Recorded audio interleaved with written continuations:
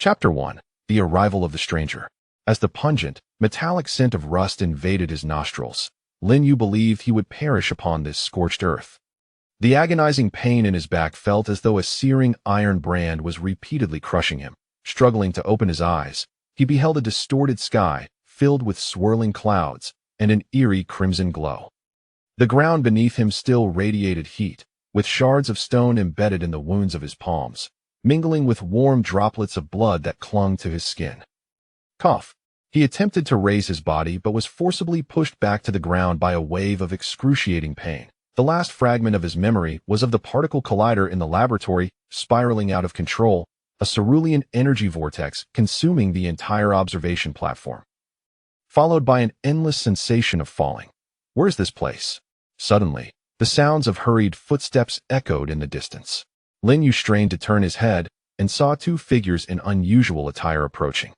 The first was a bald youth, his orange martial arts uniform caked in dust, his face etched with urgency. Behind him trailed a tall man with golden hair, his left arm hanging awkwardly, dark crimson stains saturating his purple battle attire. Goku. Hold on. The bald youth called back, clutching a small box glowing with green light, the elder's last senzu bean. The golden-haired man, known as Goku, waved his hand dismissively. His voice was weak yet resolute. Let's first check on that person. He still has life in him. It was then that Lin Yue discerned the finely chiseled jawline of Goku, taut with tension, a wound at his forehead still oozing blood, yet his striking black eyes were astonishingly bright, fixed unwaveringly upon him. Krillin, pass me the detector. Goku extended his hand towards the bald youth. Krillin promptly unfastened a silver device from his waist and handed it over. Goku pressed a button, and a blood-red number flashed onto the screen, accompanied by a piercing alarm. Power level 500? Krillin exclaimed, wide-eyed. Did the battle with Raditz affect such a vast area? Did even passers-by get swept into it? Goku frowned, slowly crouching down, his palm hovering a few centimeters above Lin Yue. A gentle energy flowed from his fingertips, like a spring stream caressing Lin Yue's skin. His energy is very pure. Goku's voice deepened. He doesn't seem like a villain. Only then did Lin Yue belatedly register the names Goku, Krillin, Raditz. These names detonated like thunder in his mind that he suddenly glanced at the furry brown tail of the golden-haired man, which hung limply against the ground, its tip still smeared with dirt. Dragon Ball. He had inexplicably traversed into the world of Dragon Ball, and judging by the scene, it was evidently after Goku had defeated Raditz. Pain and shock intertwined, and Lin Yue's vision darkened, a metallic sweetness rising in his throat. Goku extended a hand, and Lin Yue felt a round object touch his fingertips, which he instinctively popped into his mouth. Swallowing it whole, it slid down his throat, instantly transforming into a warm current coursing through his entire being. The wound on his back healed at a visibly rapid pace, the tearing sensation dissipating entirely, and his energy surged like a battery suddenly recharged. Wait, that's... Krillin pointed at Lin Yue's mouth, suddenly exclaiming, that was the last senzu bean. Only then did Lin Yue realize what he had consumed. He propped himself up and looked at the faint green powder left in his palm, scratching his head in embarrassment. I'm sorry, I thought it was an edible wild fruit. Goku chuckled, rising to his feet, seemingly relieved as the pain in his wounds lessened. No worries, senzu beans are meant for healing. Who are you? How did you end up here? Lin Yue quickly calculated in his mind. Revealing his identity as a traveler might lead to being perceived as a monster, so he surveyed the battlefield around him, fractured mountains, charred trees, and the remnants of a spacecraft half buried in the earth, taking a deep breath.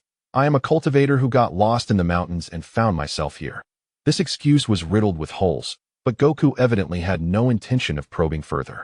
He patted Lin Yue on the shoulder. It's dangerous here. Let's return to Kame House. You can recuperate there. Krillin nodded in agreement. Yes, yes. Grandpa Rashi is very kind, and Bulma is there. She will surely find a way to help you contact your family. Just as Lin Yue was about to acquiesce, a sudden roar of engines pierced the air. A bright pink hovercar burst through the smoke, screeching to a halt before them. The door swung open, and a blue-haired girl clad in a white researcher's uniform leaped out, brandishing a detector more exquisite than Goku's. Goku, Krillin, are you all right? Bulma's gaze first settled on the two, then was drawn to the unexpectedly present Lin Yue. Who is this? He's Lin Yue, another cultivator, Krillin explained. Bulma immediately aimed the detector at Lin Yue, and the numbers on the screen began to dance wildly, skyrocketing from 500 to an unmeasurable extent. The blaring alarm intensified, culminating in a loud bang as the detector emitted black smoke and exploded. The force of the blast knocked Bulma back a step, her eyes wide with disbelief as she stared at Lin Yue. What kind of monster are you? Lin Yue gazed at the still warm remnants of the detector in his hands, letting out a resigned sigh. That it seemed that maintaining a low profile in this world would prove exceedingly challenging. Chapter 2. Mastering Under Wukong Kame House on Turtle Island was far smaller than Lin Yue had envisioned. A crooked house stood on the beach, with a wooden sign reading Kame House hanging at the entrance, beside which a few bleached martial arts uniforms were hung out to dry. The waves crashed against the rocks. The sun warmed the sandy shore, and a few seagulls circled overhead. This was our place of residence. Krillin led Lin Yue through the courtyard, pointing towards Goku, who was diligently performing push-ups as part of his training routine, a daily ritual for him. Following Krillin's gesture, Lin Yue observed Goku, whose hands were firmly planted on the ground, his body rising and falling at such a rapid pace that it seemed to leave afterimages. The sand beneath him was pockmarked with countless shallow depressions, surely numbering in the thousands. Goku continued to count aloud, sweat dripping from his chin and instantly absorbed by the dry sand below. Lin Yue felt a jolt of realization. Was this the foundation of combat prowess in the Dragon Ball world? Such intensity from mere daily training. No wonder they could unleash world-shattering power later on. Goku, take a break. Krillin called out. Goku ceased his exercise, stood up, and casually wiped his face with a towel. How are you feeling, Lin Yue? Is your body any better? Thanks to you, I'm completely recovered, Lin Yue replied sincerely. In fact, I have an unspoken request. Go ahead. I wish to become your disciple, Lin Yue said, taking a deep breath and bowing respectfully. I know I am weak at present, but I yearn to grow stronger and learn to control my power. At the very least to protect myself. He spoke truthfully. In this perilous world, lacking sufficient strength rendered one a mere lamb awaiting slaughter. Goku was undoubtedly the finest teacher, not only for his formidable strength, but also for his pure-hearted dedication to martial arts. Goku was taken aback, scratching his head, a shy smile appearing on his face. There's no need for formalities. We can train together. If you want to learn how to control your ki, I can teach you the basics. Really? Lin Yue's eyes sparkled with hope. Yes. Goku walked to the seaside, pointing towards the distant rocks. Ki is the energy that resides within everyone. Try to feel it as you would sense the flow of the wind. Following Goku's guidance, Lin Yue closed his eyes and focused, striving to perceive the energy within him by clearing his mind of distractions. Initially, he felt nothing but the steady beat of his heart and the circulation of blood. Yet, he did not relent, recalling the warm sensation the Senzu being had bestowed upon him, attempting to grasp that feeling. As time passed, Krillin, observing nearby, yawned. Gohan took an entire day to learn this. Lin Yue, don't rush. Before he could finish, a faint white aura began to emanate around Lin Yue's body. I felt it. Lin Yue suddenly opened his eyes, unable to contain his excitement. It feels like a warm current swirling in my belly. Goku's eyes widened in astonishment. So fast. Faster than Gohan. You possess great talent. At that moment, Bulma emerged from the house, holding a stack of instruments. Upon seeing the aura surrounding Lin Yue, she raised an eyebrow. Well, our little prodigy is starting to learn how to use ki, is he? She set down the instrument and retrieved a notebook to begin documenting her findings, murmuring to herself about the energy fluctuation frequency of 12 Hz and a stability of 98. This individual's energy waves were perplexing. They were neither as gentle as Goku's nor as aggressive as Vegeta's. Lin Yue approached her side, observing the oscillating waveform on her notebook. Is it truly strange? He inquired. Of course, it is, Bulma replied, her pen pausing. Normal energy should manifest as a singular frequency sine wave. Yet yours appears as a blend of 3 different waveforms. It's as if Goku's, Vegeta's, and Frieza's energies have been intertwined. A sudden realization struck Lin Yue. Could it be the influence of the time particle collider from his previous world? Enough research for now. Take a break, he suggested. Retrieving a chilled can of cola from the nearby refrigerator, pulling the tab, and handing it to her while his gaze remained fixed on the screen. You must be developing dark circles under your eyes. Bulma accepted the cola, momentarily taken aback by its icy touch. She looked up at Lin Yue, who stood bathed in sunlight, a faint smile gracing his lips, his eyes as clear as a freshly washed sky. Although he was a stranger who had only appeared the day before, he emanated an inexplicable sense of familiarity. Why do you care? She averted her gaze. Taking a hefty sip of the cola, her ears subtly flushed. I'm merely curious. After all, you are the first human to cause my detector to explode. Lin Yue chuckled lightly, refraining from further inquiries. He turned to Goku. What shall we learn next? Try to concentrate your energy in your hand, Goku instructed. He extended his palm, gradually forming a white energy sphere within it. Like this, control its size with your mind. Lin Yue mimicked the action, attempting to gather his internal energy into his palm. Initially, the energy flickered erratically, resembling a candle's flame in the wind, but he soon grasped the technique. In less than 10 minutes, a stable white energy sphere glowed brightly in his palm, even outshining Goku's. Impressive. Krillin applauded enthusiastically. Goku nodded in approval. Starting tomorrow, we shall train in the gravity chamber. Lin Yue clenched his palm around the energy sphere, feeling the continuous surge of power within, his heart brimming with anticipation. In this world, he finally saw the possibility of becoming stronger. Chapter 3. The midnight in the laboratory. The nights on Kame House were remarkably tranquil. The sound of waves crashing against the shore resembled a soothing lullaby, occasionally accompanied by a gentle breeze that wafted through the window, carrying a faint, briny scent. Lin Yue lay in bed, yet slumber eluded him. The scenes from the day's training replayed vividly in his mind, Goku demonstrating how to infuse energy into punches and kicks, Krillin cheering from the sidelines, and Bulma scurrying about with her instruments. Everything felt far too real to be a mere dream. He rose and approached the window, gazing at the moonlight shimmering upon the distant sea. It had been 2 days since he arrived in the Dragon Ball world, and he was gradually coming to terms with this reality. Yet, new questions emerged. How long could he remain here? Would he ever return? A soft click broke the stillness as a door opened in the adjacent room. Lin Yue peeked out, noticing Bulma stealthily carrying a laptop. Tiptoeing towards the laboratory, a small annex beside Kame House, reputed to be her secret base. Lin Yue hesitated for a moment before deciding to follow her.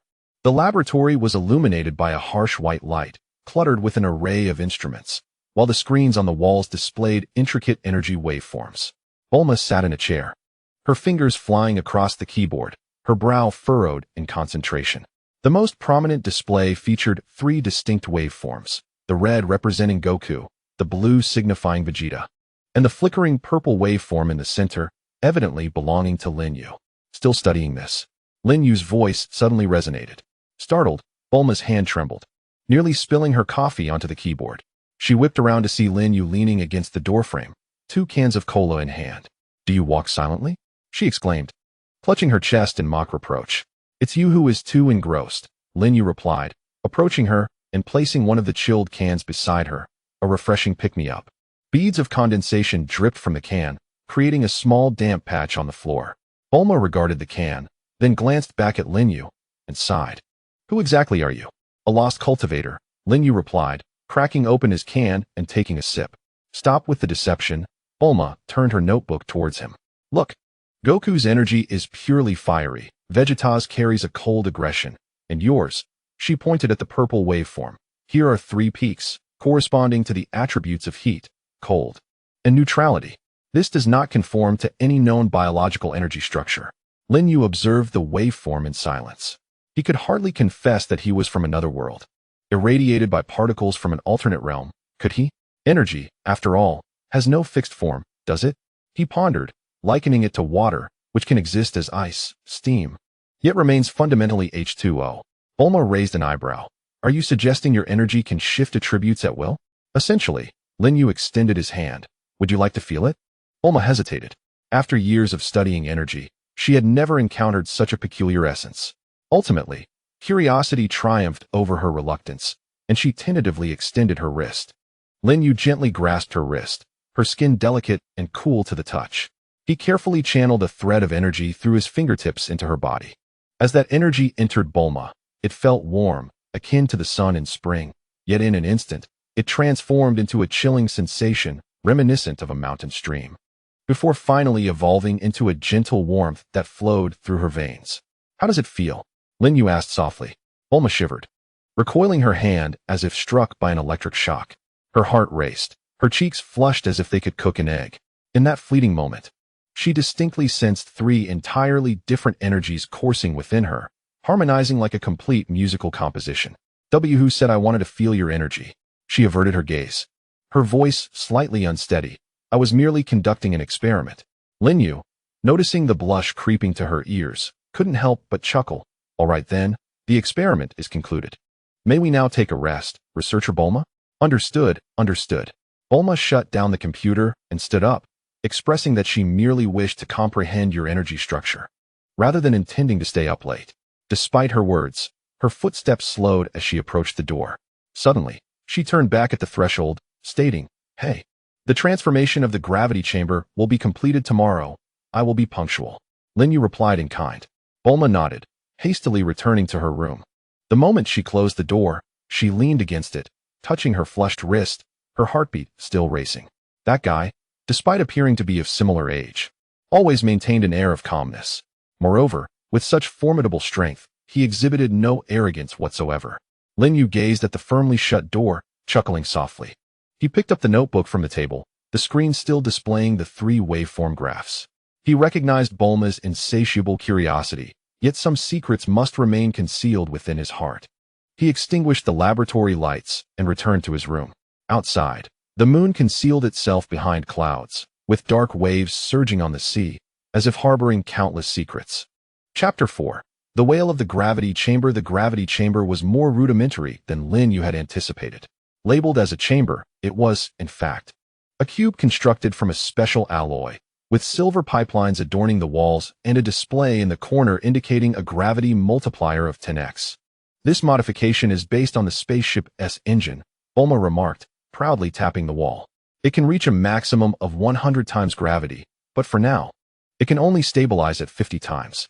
Goku had already donned a black training suit, stretching his limbs. Lin Yue, let us begin with 10 times for your first experience in the gravity chamber. Lin Yue nodded, taking a deep breath as he pushed the chamber door open. As the door opened just a crack, a tremendous pressure surged forth, as if an invisible mountain bore down upon his shoulders. Lin Yue staggered momentarily, barely managing to steady himself as he stepped into the gravity chamber. With a resounding thud, the door sealed behind him, and the 10 times gravity took immediate effect. Lin Yue felt his bones groan beneath the weight. His knees buckled uncontrollably, nearly bringing him to his knees. He attempted to lift his arm, but found it as heavy as if encased in lead, each movement requiring immense effort. Coughing twice, he felt the air in his lungs compressed, making it exceedingly difficult to breathe. Concentrate your energy in your dantian, like a tree taking root. Goku's voice echoed from across the chamber. Standing on the opposite side, although beads of sweat adorned his forehead, Goku maintained steady breathing and an upright posture, seemingly unaffected by the gravity. Lin Yue gritted his teeth, trying to follow Goku's advice, attempting to press his energy downward. However, the energy behaved like a mischievous child, darting about within him, refusing to coalesce. His body began to tremble uncontrollably, and his vision gradually blurred. Come on. Krillin's voice resonated from the observation window. When Goku first used 5 times gravity, he could barely stand.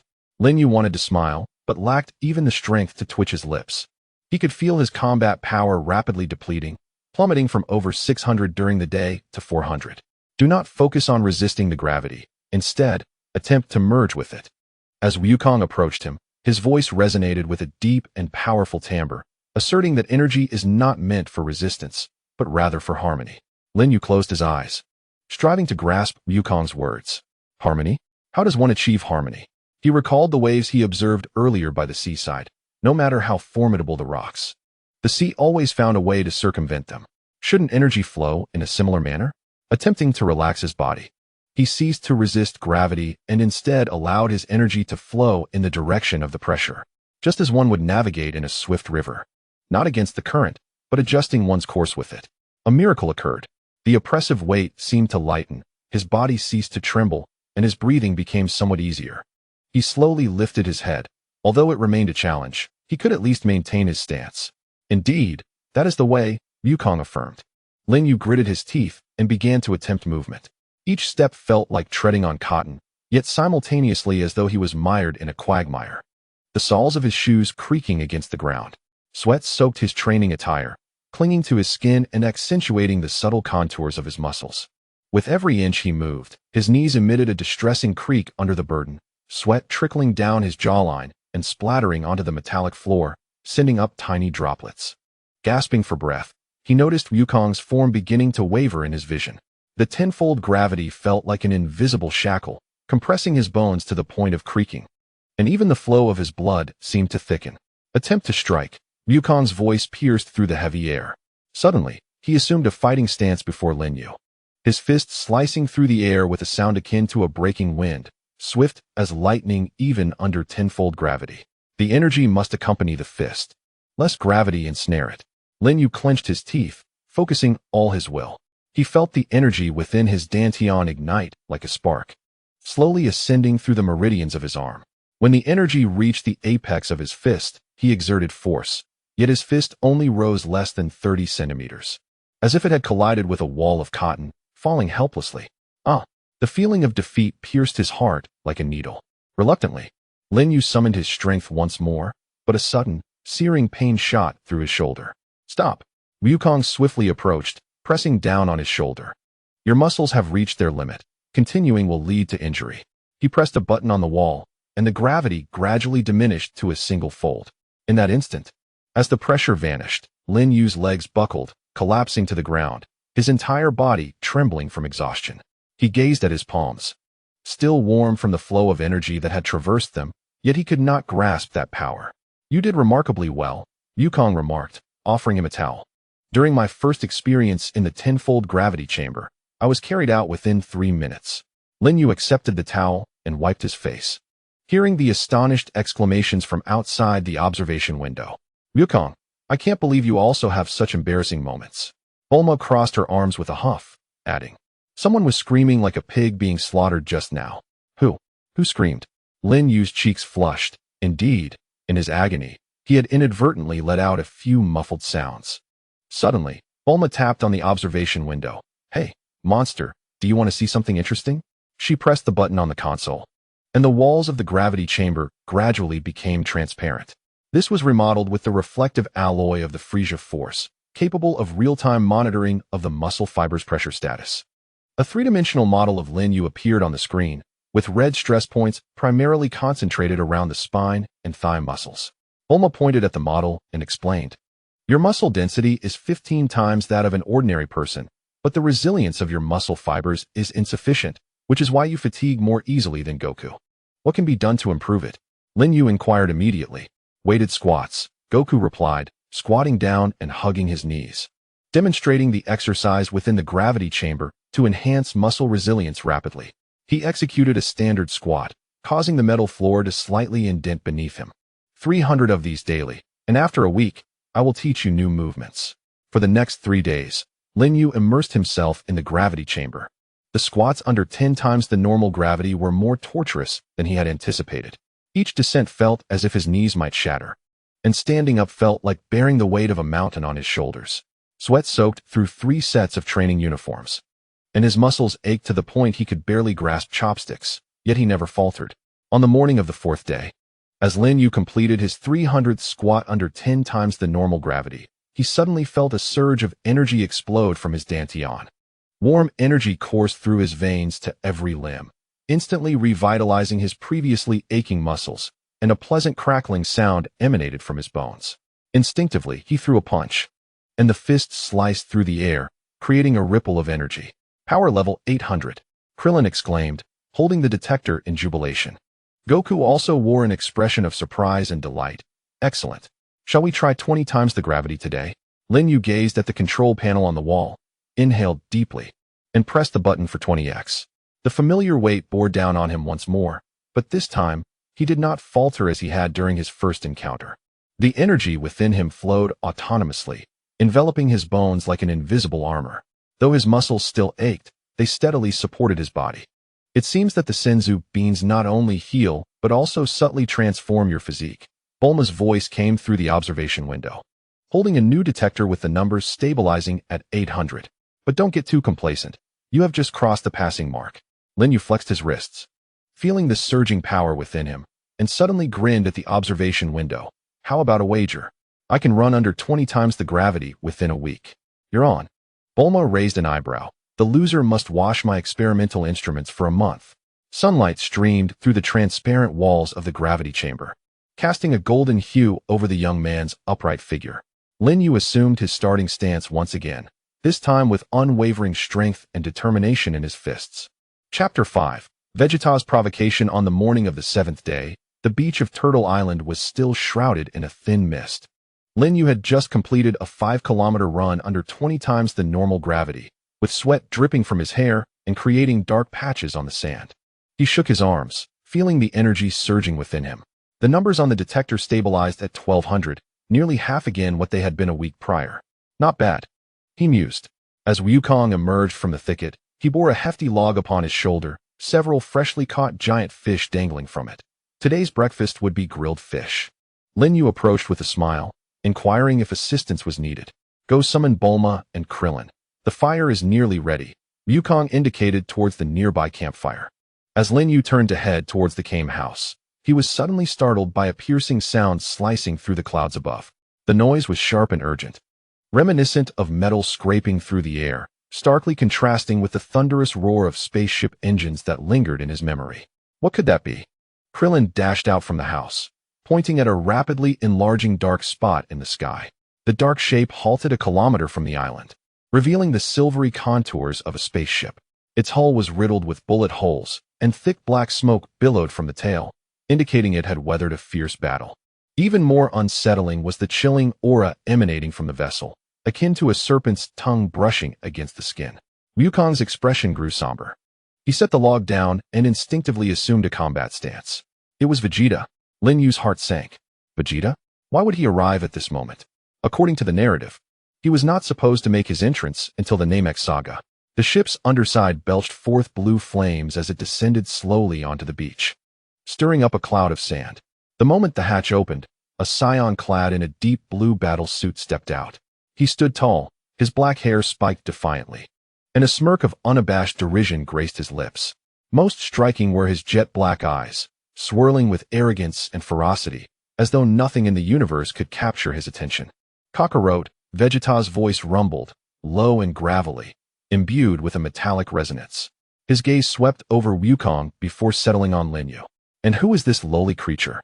His wrist-mounted scouter emitted a series of beeps, and crimson numbers flashed on the screen. Battle power 1,200? Huh, how dare such a weakling associate with you? Lin Yue clenched his fists, sensing Vegeta's energy like a drawn blade, imbued with a murderous intent far purer than that of Frisia's minions. He is my friend, Lin Yue. Wukong interjected, positioning himself protectively in front of Lin Yue, his tone calm, yet resolute. Vegeta, what brings you here? What brings me here? Vegeta laughed coldly, directing the scouter back at Wukong. Your battle power has surged to 8,000? It seems your skirmish with Raditz has indeed strengthened you. However, his gaze returned to Lin Yue. This suddenly appearing lowly being dares to practice the Scion arts? Lin Yue stepped forward, locking eyes with Vegeta. Whether I am worthy is not for you to decide. Oh. Vegeta raised an eyebrow, his derision intensifying. With a mere 1,200 battle power, you presume to speak to me? Suddenly, he lifted his hand, a sphere of purple energy coalescing in his palm. Allow me to demonstrate what true power is. Vegeta, stop! Wukong shouted, charging forward as golden energy erupted around him. But it was too late. Vegeta's energy sphere shot towards Lin Yue with a whistling rush, moving so swiftly that it seemed to leave an afterimage in its wake. Lin Yue's pupils constricted sharply as he instinctively summoned the energy within him, a white energy wall materializing before him like a translucent shield. Bang!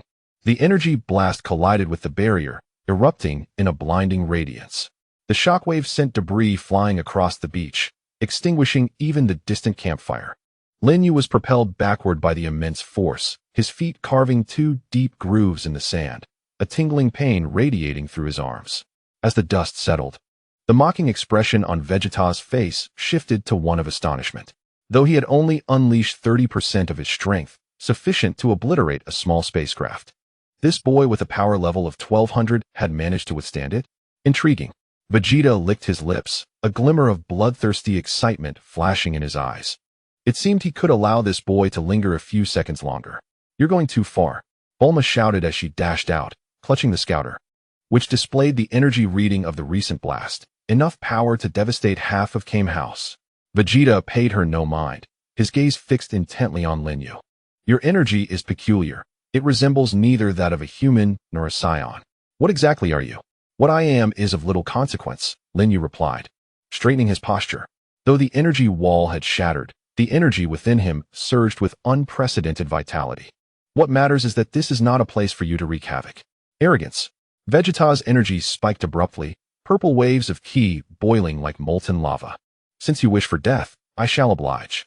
He lunged at Lin Yue, moving so swiftly that he left only an afterimage in his wake. Goku attempted to intervene once more, but was repelled by a casual wave of Vegeta's energy. Kakarot, do not interfere. Vegeta's voice bore an unyielding command. This is my battle with him. Lin Yue took a deep breath, concentrating all his energy into his legs. Aware that his speed could not match Vegeta's, he decided to take a gamble. At the moment Vegeta closed in, he rolled sharply to the left, narrowly evading a kick that sliced through the air with a fierce wind. Boom! Vegeta's foot struck the very spot Lin Yue had occupied, causing the sand to collapse into a crater 5 meters wide. Fragments of stone and sand sprayed forth, grazing Lin Yue's cheek and leaving a crimson trail. Quick reflexes, Vegeta remarked, turning with a cruel smirk. Unfortunately, you're too slow. He launched another onslaught, fists and feet raining down like a tempest. Lin Yue relied solely on his perception of energy to dodge, soon accruing multiple wounds. Each evasion drained his stamina rapidly, and the numbers on the scouter began to plummet. Lin Yue! Krillin shouted in desperation, but Goku held him back. Do not interfere, he said seriously. This was a fight Lin Yue must endure. Lin Yue was kicked in the chest by Vegeta, his body soaring backward like a kite severed from its string, crashing into the wall of Kame House. The excruciating pain forced him to cough up blood, and his vision began to blur. Give up, Vegeta approached, each step crunching on the sand beneath him. A lowly creature like you does not deserve to stand before me. Struggling, Lin Yue rose to his feet, wiping the blood from the corner of his mouth. He could sense the energy within him rapidly dissipating, yet something deep within burned fiercely, an embodiment of all the unfulfilled desires and unwavering will to survive in this world. I have not yet lost, he murmured, his voice hoarse yet remarkably resolute. Stubborn fool. Vegeta had completely lost his patience. He raised his hand high, a violet sphere of energy swelling rapidly in his palm. This time, I will utterly crush you. Enough. Goku's voice thundered like a storm. A terrifying wave of energy erupted around him, turning the entire beach into a golden hue. In an instant, he appeared before Lin Yue, his formidable aura swirling without any breeze, his black pupils transforming into a striking emerald. Super Saiyan. Vegeta's pupils constricted sharply. Disbelief etched across his face for the first time. Impossible. How could you? He is my disciple. Goku's voice turned frigid, his energy pulsating as if it were a tangible force. If you dare to move against him again, I shall end you. Vegeta met Goku's gaze, which was devoid of any pretense of mercy, and then glanced at the overwhelming energy radiating from him. Gradually, his clenched fists relaxed. He understood that he was no match for Goku in his Super Saiyan form. Humph. Vegeta scoffed, turning towards the spaceship. Kakarot, you shall pay for this. And you? He cast a chilling glance back at Lin Yue. When we meet again, I will personally shatter you. The spaceship ascended once more, quickly vanishing into the clouds. Lin Yue sank to the ground, feeling as if every ounce of strength had been drained from him. He watched the direction Vegeta had departed, his heart still racing. In that fleeting moment, he had truly felt the specter of death looming over him. Are you all right? Goku approached, offering him a senzu bean. Lin Yue accepted the bean and swallowed it, a familiar warmth flooding through his body as the pain from his wounds swiftly receded. He shook his head. I'm fine, thank you. That's just how Vegeta is, Goku said, sitting beside him, his golden hair gradually reverting to black. But he is right. Your strength is still insufficient. I know. Lin Yue gazed at his palm, still tingling from the heat of the energy explosion. I will grow stronger. Bulma approached, holding a scouter that displayed Vegeta's battle power reading of 18,000. She looked at Lin Yue, her expression mixed. Why didn't you dodge earlier? With your speed, you could have easily evaded. Lin Yue interrupted her, his tone unusually earnest. If I cannot withstand even his attacks, how can I speak of protecting others? Bulma was momentarily taken aback, and as she observed the determination on the young man's face, the number on the scouter seemed to lose all significance. Krillin ran over, holding a grilled fish. Stop thinking about it. Let us eat first. Goku's grilled fish is delicious. Lin Yue took the fish, taking a hearty bite. The savory aroma of the fish enveloped his senses, dispelling the earlier gloom. He watched the sun rise above the horizon, golden rays illuminating the beach. And a singular thought resonated in his heart: strength. To become stronger than anyone else. Chapter 6. Breakthroughs and surprises. Under 20 times gravity, the mornings on Turtle Island are invariably awakened by the sound of crashing waves. However, for Lin Yue, the recent dawns have been heralded by the blaring alarms of the gravity chamber. Beep, beep, warning, abnormal cabin pressure, gravity stability at 78. Lin Yue sprang up abruptly from the floor, his back drenched with cold sweat, instantly soaking through his training attire. He had dozed off under the weight of 20 times gravity, his body frozen in a half squat, with his knees rendered numb and devoid of sensation. Another night spent in the gravity chamber? Bulma's voice floated in through the observation window, where she held a coffee cup, dark circles under her eyes betraying her fatigue. If you keep this up, my gravity generator will be rendered useless ahead of schedule. Lin Yue flexed his stiff neck, leaving a series of sweat marks on the metal floor. Following Vegeta's provocation, he had immersed himself in the gravity chamber, progressing from barely standing under the intense pressure to managing rudimentary training in punches and kicks. Today, let us attempt to condense a spirit bomb, Goku announced as he entered. His loose martial arts uniform allowing for ease of movement, 2 hefty sandbags in his hands. He concentrated, envisioning the energy coalescing in his palms, transforming into a solid stone. Lin Yue complied, standing firm and inhaling deeply. The 20-fold gravity bore down upon him like an invisible hand pressing on his shoulders, the energy within him flowing sluggishly. He endeavored to gather his energy into his palms, but as the white halo began to materialize, it was swiftly torn apart by the gravitational force, dissipating into shimmering motes of light. Do not rely on brute force, Goku advised, fastening the sandbags to Lin Yue's wrists. Feel the energy flow under pressure, akin to swimming beneath water, following the resistance. Closing his eyes, Lin Yue envisioned a stream meandering around rocks. He ceased to forcibly compress his energy, allowing it to gradually ascend in tandem with the gravitational pull, much like vines entwining a tree trunk. This time, the white halo stabilized in his palms. Although it was merely the size of a fist, it felt remarkably dense. Excellent, Goku nodded. Now try to push it out. Lin Yue aimed for the distant target and forcefully propelled the energy bomb from his palms.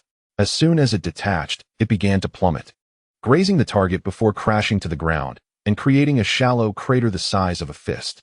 Off target, Krillin remarked, leaning against the observation window, documenting data. Gravity will influence the trajectory of the energy bomb. You need to calculate for lead time. For the next 3 hours. The gravity chamber echoed with the muffled sounds of energy explosions. Lin Yue's arms throbbed from the recoil, blisters forming on his palms. Yet his gaze grew increasingly bright. Each failure deepened his understanding of the interplay between gravity and energy, steadily enhancing the precision of his energy bombs. Let us take a break, Bulma interjected, entering with a nutrient supplement. Your glycogen reserves are nearly depleted. If you continue, you may risk fainting. Lin Yue accepted the supplement, downing it in one go. The icy liquid coursed down his throat, transforming into a warming flow that nourished his taut muscles. He noticed the stray strands of hair at Bulma's temple and suddenly observed the dark circles beneath her eyes. Have you been staying up late again? Not without cause. Bulma replied, flipping open her notebook filled with wave patterns of energy.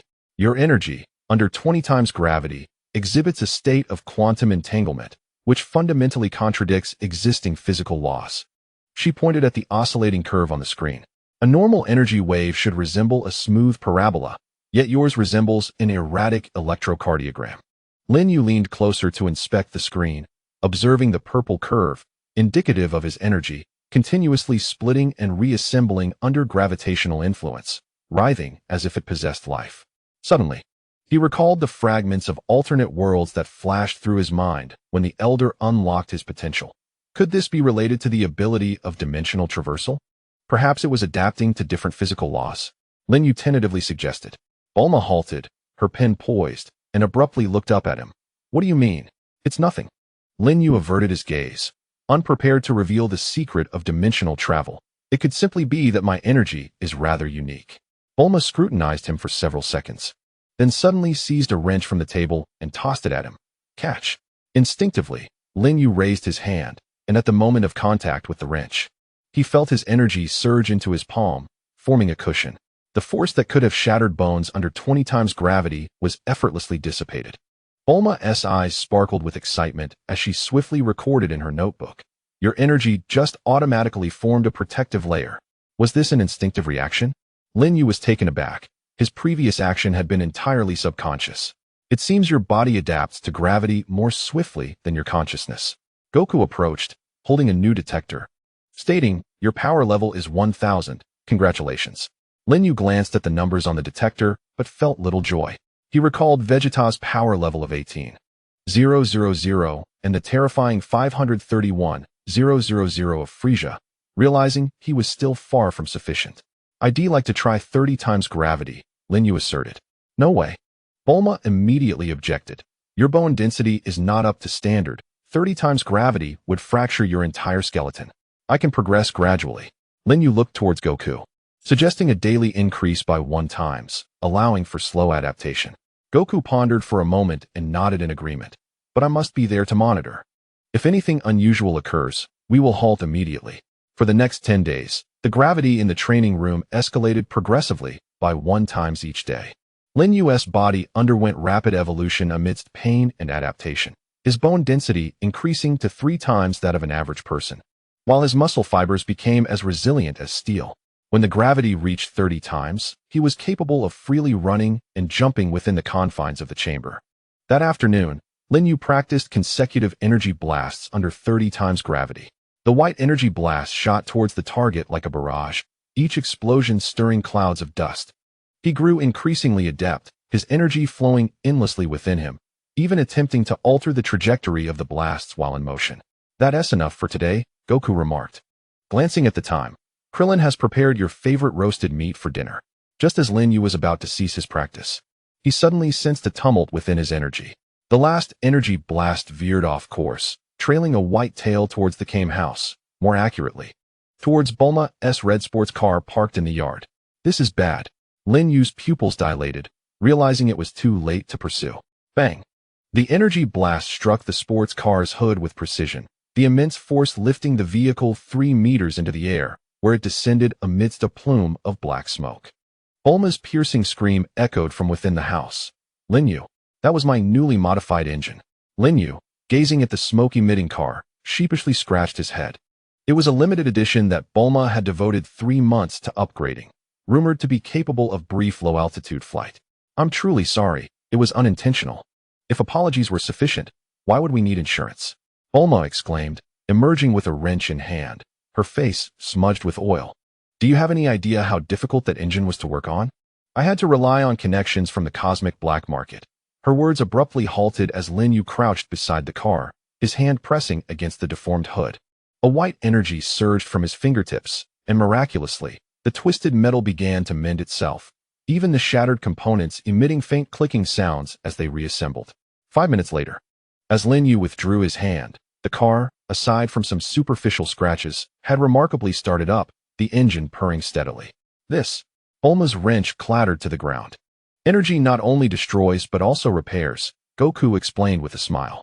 Lin Yue's energy is unique. It can be as searing as fire yet as gentle as flowing water.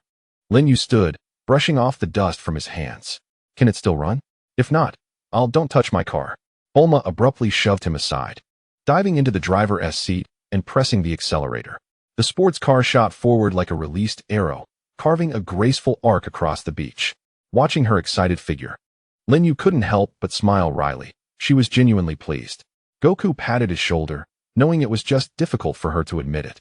The setting sun elongated their shadows as the waves caressed the rocky shore, producing a soothing sound. Lin Yue gazed at the distant horizon. A surge of impulsiveness welled within him. He yearned to discover the full extent of his energy. Goku, he suddenly said, are you familiar with the hyperbolic time chamber? Goku paused for a moment, then nodded. I've heard of it. It's a unique space atop Korin Tower where the flow of time differs from the outside world. What is on your mind? I want to give it a try. Lin Yue's eyes sparkled with anticipation. If I train in there, will I improve faster? Goku, reminded of his younger self by the fire in Lin Yue's gaze, recognized that familiar thirst for strength. I'll take you to see Master Roshi tomorrow, Goku said. But the pressure in the hyperbolic time chamber is unlike anything you've experienced in the gravity room. You must be mentally prepared. Lin Yue nodded vigorously, watching the sky darken, the warmth of the energy he had used to mend the car still lingering in his palms. He could sense he was drawing ever closer to his goal of becoming sufficiently strong. Chapter 7. 3 days and nights in the hyperbolic time chamber. Korin Tower was steeper than one could imagine. The spiraling tower pierced the clouds, each brick imbued with the marks of time. Lin Yue followed closely behind Wukong, utilizing both hands and feet to climb. The stamina he developed under 20-fold gravity training proved invaluable here, yet the loose stones on the tower wall caused him to nearly slip several times. We're almost there. Wukong's voice echoed from above, as he leaped between the rock faces with the grace of a monkey, seemingly strolling on level ground. After half an hour of arduous climbing, they finally reached the summit. Contrary to his expectations of a grand palace, the top of the tower housed only a modest wooden cabin, a bell hanging from the eaves, chiming softly in the wind. Wukong, you're here again? A white cat wearing sunglasses sat regally in front of the cabin, cradling a teacup. It was the cat sage. Cat sage, we seek to borrow the spirit time room, Wukong said respectfully as he bowed. The cat sage squinted, his gaze settling on Lin Yue, his tail swaying gently. This young man possesses a unique energy, he remarked, setting down his teacup and gesturing towards a door beside the cabin. Only 2 individuals may enter the spirit time room at a time. A single day inside equates to 1 hour in the outside world, and the maximum stay is 2 days. Why only 2 days? Lin Yue inquired, curiosity piqued. The mental strain within is overwhelming. Ordinary individuals risk madness if they remain longer than 48 hours, the cat sage replied, licking his paw. Moreover, the space measures merely 10 cubic meters. It will be quite cramped for the 2 of you. Approaching the door, Lin Yue noticed strange runes carved into the wood, chilling to the touch, as if connecting to another realm. Are you prepared? Wukong stood beside him, holding 2 compressed rice balls, devoid of food and water. We must ration our provisions. Lin Yue nodded, inhaling deeply. He could sense an intangible pressure emanating from behind the door, more unsettling than 30-fold gravity. It was an oppressive force that seemed to penetrate his very soul. Step inside, but do not overexert yourself, the cat sage waved a paw. If it becomes too much, exit immediately. Wukong pushed open the door, and a chaotic gust of energy rushed toward them. Following him, Lin Yue crossed the threshold, the door clicking shut behind them, instantly severing the light and sound of the outside world. Before them lay a dim, gray expanse, the ground beneath their feet hard and unyielding, with nothing surrounding them except an endless void of gray and white. Time appeared to lose its significance here. The passage was imperceptible, devoid of any reference points. This is the spirit time room, Wukong's voice echoed in the vastness. Your perception of energy will be magnified tenfold, and any stray thoughts will be amplified infinitely. Lin Yue endeavored to sense the energy within him, but it surged like a startled wild horse. The surrounding gray-white currents battered his mind, and images began to flash through his consciousness. The laboratory before the incident, the smiling faces of his parents, Frisia's icy gaze, Vegeta's mocking grin. Focus your mind. Wukong's voice thundered like a clap of thunder. Do not let distractions take control. Startled, Lin Yue snapped back to reality, beads of cold sweat forming on his forehead. He hastily closed his eyes, following Wukong's instructions to channel his energy into his dantian, constructing a mental barrier. The chaotic images gradually receded, yet the pressure around him intensified, as if it sought to crush his very soul. On the first day, we shall acclimate to the mental strain here.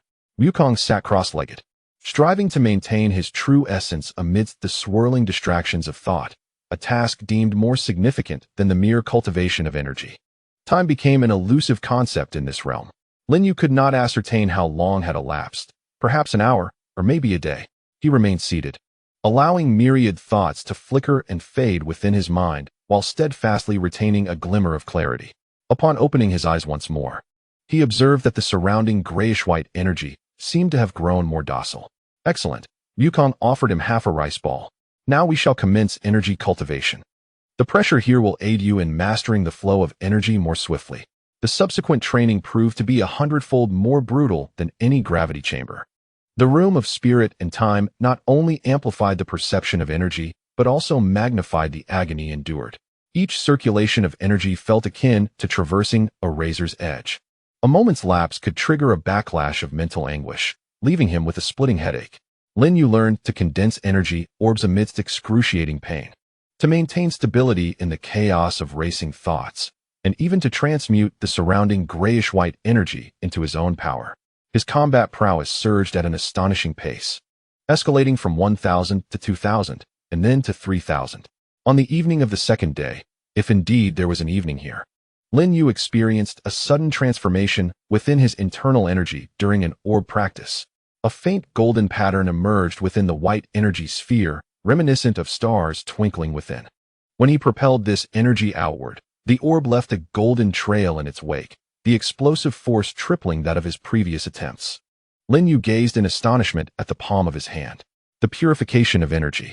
A flicker of surprise danced in Wukong's eyes. Your energy has become purer than before.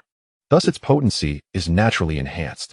At that moment, a vivid image flashed through Lin Yue's mind, a world filled with thunder and lightning, where a man clad in black battle garb wielded a sword against a colossal phantom. The vision vanished as swiftly as it had appeared, fleeting like an illusion. What is it? Wukong noted his unusual demeanor. Nothing, Lin Yue replied, shaking his head. He recognized this as yet another influence of dimensional fragments. The pressure of the room of spirit and time seemed to have awakened dormant memories within him. Perhaps he was simply fatigued. On the third day, they commenced practical sparring. In the confined space of 10 cubic meters, the sound of their fists and feet colliding echoed dully. Wukong refrained from exerting his full strength, effortlessly deflecting Lin Yue's strikes just as he was about to succeed, as if guiding him to uncover his own vulnerabilities. Your attacks are too straightforward. Wukong grasped Lin Yue's wrist and gently twisted it. Energy must flow as water, learning to navigate around obstacles. Lin Yue leveraged the momentum to pivot, elbowing toward Wukong's chest, only to be thwarted by his palm. The energy flowed along Wukong's arm, unexpectedly ensnaring Lin Yue's shoulder. To his astonishment, Lin Yue found himself immobilized. This is energy binding. Wukong released his grip, ensnaring Lin Yue's energy with his own, rendering him unable to exert force. Instantly, Lin Yue imitated this technique and launched another attack against Wukong. This time, he did not rush.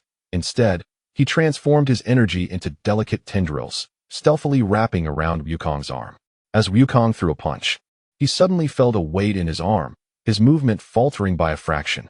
I did it, Lin Yue exclaimed with excitement. Wukong smiled in response. You are progressing swiftly. However, he suddenly flickered and appeared behind Lin Yue, his speed even more astonishing. As Lin Yue turned to counterattack, he discovered that Wukong had already maneuvered to his side. This back-and-forth drill continued for an indeterminate amount of time, until both combatants collapsed to the ground, utterly exhausted. It was nearly time to exit. Wukong glanced at the invisible sky, noting that nearly 48 hours had elapsed. Lin Yue nodded, feeling his combat power stabilize around 5,000, with his internal energy pure and condensed, akin to a tranquil deep pool.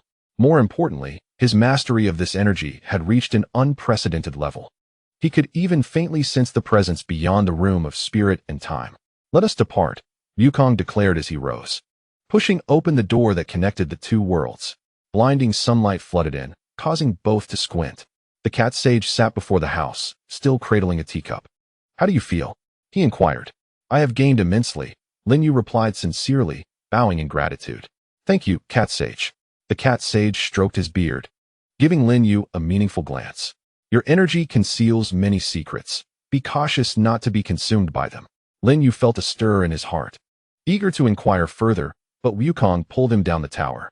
We should return. Bulma and Krillin must be worried. The descent was infinitely easier than the ascent, and Lin Yue found himself soaring down the steep cliffs with remarkable agility. He could distinctly sense the power surging within him, each step feeling like it was taken on cotton, yet brimming with explosive potential. Upon their return to Kame House, the sunset cast a crimson hue upon the sea. Krillin rushed over, holding a detector, and upon seeing the displayed numbers, exclaimed, 5,000. Lin Yue, you are incredibly strong. Bulma also peeked out from the laboratory, momentarily taken aback upon seeing Lin Yue before raising an eyebrow. The room of spirit and time didn't drive you mad? She asked, holding a new device. Here. Your energy detector has been upgraded. It can now display more precise fluctuations in combat power. Lin Yue donned the detector, watching as the screen stabilized at a remarkable 5,000. A five-fold increase from before. Gazing at the smiling faces of his companions in the sunset, he felt that the agonies of those 3 days and nights in the room of spirit and time had transformed into a warm current within his heart. Yet, he did not forget the cat sage's warning, nor the haunting visions of the world of death that had flashed through his mind. He touched his chest, where his energy flowed calmly, seemingly harboring endless secrets. What shall I learn next? Lin Yue asked Ryujin, his eyes sparkling with anticipation. Ryujin pointed toward the distant sea, where towering waves crashed against the rocks. Tomorrow, I will teach you the energy wall. Lin Yue gazed at the white spray of the waves, clenching his fists. A combat power of 5,000 was still woefully insufficient. He yearned to grow stronger, strong enough to protect those dear to him, strong enough to confront all the impending dangers. As night deepened, the lights of Kame House twinkled like stars. Lin Yue stood by the shore, feeling the purity of his energy within, filled with newfound confidence about the future. Chapter 8. The Energy Wall and the Great Ape Gohan. The morning sea breeze carried a briny scent, causing the training mats on the beach to flutter. Lin Yue stood at the center of the mat, evenly distributing his energy around his body as per Ryujin's guidance. A white aura enveloped him like a gossamer veil, shimmering softly in the sunlight. The energy barrier was not meant for brute resistance. It was to absorb force like a sponge. Ryujin stood opposite him, wielding a wooden stick, declaring, "I will strike you with varying intensity. Attempt to diffuse the force with your energy barrier." Lin Yue took a deep breath and nodded, signaling his readiness. Ryujin swung the stick, the rush of wind accompanying its descent as it struck toward Lin Yue's shoulder. Instinctively, Lin Yue directed his energy towards his shoulder, and the barrier thickened instantaneously. The stick collided with the energy wall, producing a dull thud, yet the force was deftly redirected into the ground. "Well done," Ryujin praised, then intensified his strike, the stick sweeping toward Lin Yue's side with a whoosh. This time, Lin Yue's energy barrier rippled. Although it blocked the attack, he was jolted back half a step, feeling a soreness in his waist akin to being struck by a heavy hammer. "Let the energy flow," Ryujin's encouraging voice resonated. "Envision it as a living stream, capable of dispersing impact." Lin Yue adjusted his breathing, allowing the energy to circulate within him. When Ryujin's stick came at him once more, his energy rippled like water, redirecting the force to the sides, allowing him to maintain his stance firmly. Thus, Ryujin transitioned from the wooden stick to a stone, and then to a hefty log.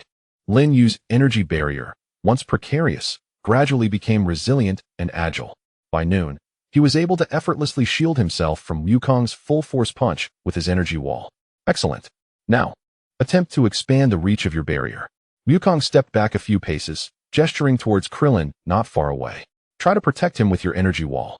Lin Yue concentrated, extending the barrier to either side. The white halo expanded like a soap bubble, slowly enveloping Krillin, who curiously reached out to touch the barrier, feeling a resilient resistance at his fingertips. "Are you ready?" Ryujin lifted a boulder as tall as a man and hurled it towards the energy wall. The boulder, accompanied by a howling wind, crashed into the barrier, causing the white aura to tremble violently, resembling a deflated balloon. Lin Yue sensed his energy rapidly depleting, cold sweat beading on his forehead. "Hold firm," Krillin shouted from within the protective barrier. Lin Yue gritted his teeth, pouring all his energy into the wall. Just as it seemed on the verge of shattering, he suddenly recalled the grayish-white energy flow from the hyperbolic time chamber, which could not only defend but also guide. He abruptly altered the direction of his energy. The barrier billowed like a sail in the wind, redirecting the boulder's trajectory to the side. The boulder grazed past the energy wall, crashing onto the beach and sending clouds of sand into the air. "We did it," Krillin exclaimed, jumping in excitement. Lin Yue withdrew his energy and collapsed onto the ground, gasping for breath as the reading on the detector dropped to 3,000. Yet, a smile adorned his face. The sensation of mastering power was far more gratifying than merely enhancing combat strength. "Let us take a break. In the afternoon, we will spar with Gohan," Ryujin offered, handing him a towel. The mention of Gohan reminded Lin Yue of the little boy who was always clutching a dinosaur toy. He knew that Gohan harbored immense potential within, despite his typically gentle demeanor. At 3 in the afternoon, Gohan returned from school with his backpack slung over his shoulder. Upon spotting the training ground on the beach, His eyes immediately sparkled with excitement. Dad, Lin Yue, what are you practicing? Would you like to give it a try? Lin Yue beckoned him. Can I? Gohan exclaimed, eagerly setting down his backpack and assuming a trembling stance, a technique he had learned from Goku. Don't use your full strength. Just go easy, Goku advised. With a smile, Lin Yue nodded and suppressed his energy to 2,000, slowly approaching Gohan. Although young, Gohan moved with remarkable agility, deftly evading Lin Yue's attacks while occasionally launching counterpunches. His energy was pure, akin to morning dew, imbued with gentle strength. How impressive, Gohan! Lin Yue deliberately left an opening, allowing Gohan to land a punch on his abdomen, feigning pain as he bent over. I'm sorry. Gohan immediately retracted his fist, concern etched on his face. No worries. I was careless, Lin Yue replied, straightening up and rubbing his stomach. Let us go again. The second round of sparring commenced, and Gohan noticeably loosened up. His punches, imbued with the unique agility of youth, came from unexpected angles. As Lin Yue dodged, he guided Gohan in better utilizing his energy, occasionally deflecting his punches with a gentle push of energy, as if engaged in a delightful game. Suddenly, the sky darkened. The once clear afternoon was shrouded in ominous clouds, and a full moon peeked through the gaps. Oh no! Goku's expression changed dramatically. Gohan hasn't learned to control the great ape transformation yet. Before Lin Yue could react, he witnessed Gohan's body undergoing a startling transformation. His bones cracked ominously as he rapidly expanded. Brown fur erupted from beneath his skin, and his eyes turned a menacing crimson. In mere seconds, the adorable little boy had transformed into a towering 10-meter great ape, roaring and pounding his chest in a display of primal ferocity. Gohan, calm down, Goku shouted, rushing forward, only to be sent flying by a swing of the great ape's arm, crashing against the wall of Kame House. Goku! Krillin gasped, his face pale with fear. The great ape Gohan locked his blood-red gaze on Lin Yue, devoid of reason, consumed solely by a desire for destruction. He lumbered forward, his massive footfalls eclipsing the sun. Lin Yue's pupils dilated as he instantly elevated his energy to 5,000. Thrusting his hands forward to conjure a colossal wall of energy that rose like a transparent shield before him. With a thunderous crash, the great ape's foot collided with the energy wall, producing a deafening sound. Lin Yue felt as though his arms might shatter under the force, the energy wall twisting violently. On the verge of collapse, the ground beneath them sank under the weight of the great ape, forming a vast pit. With an enraged roar, the great ape lifted its foot to strike again. This time, cracks appeared in the energy wall. Blood trickled from Lin Yue's mouth, and his vision began to blur. Yet he gritted his teeth, pouring every ounce of energy into the wall. He could sense Gohan's energy raging within the great ape, like a beast trapped in a cage. Gohan, it's me, Lin Yue shouted with all his might, surveying his surroundings. This was Kame House. We are playing with you. The giant ape paused momentarily, a flicker of confusion passing through its crimson eyes. Yet, soon, rage regained dominance. It seized a nearby rock and hurled it violently against the energy barrier. With a resounding crack, the barrier shattered, sending Lin Yue hurtling into the distant rocks, where he spat out a mouthful of blood. The numbers on the detector plummeted to 1,000. Brother Lin Yue. The giant ape seemed to recognize him, its movements wavering. At that moment, Goku, clutching his abdomen, rose to his feet, inhaling deeply as golden energy erupted around him. He instantaneously teleported behind the giant ape, grasping its thick tail and yanking it with all his strength.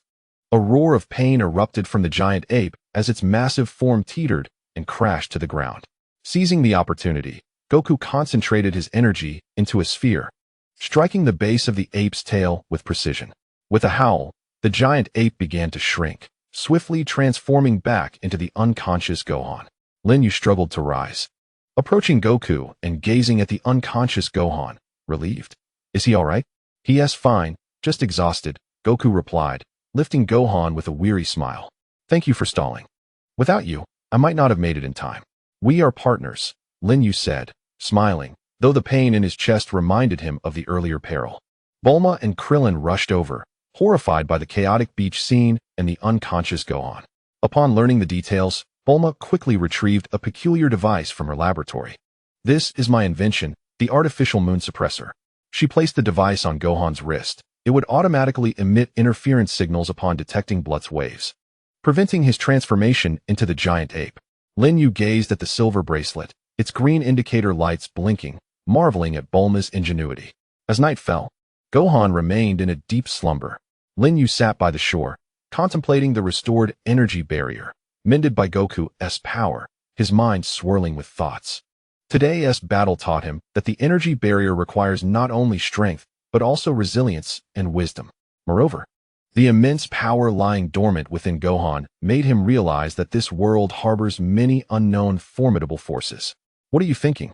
Goku approached, offering her a can of cola. I'm wondering when I can become as strong as you, Lin Yue confessed. Goku chuckled. Everyone has their own reasons for becoming stronger. The key is to discover your own. My reason is to protect everyone. What about you?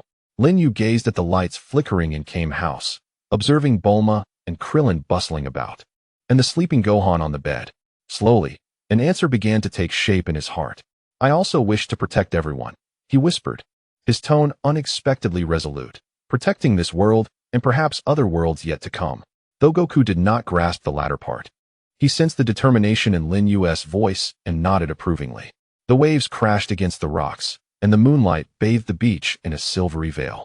Lin Yue clenched his fist, the warmth of his energy radiating with unwavering conviction.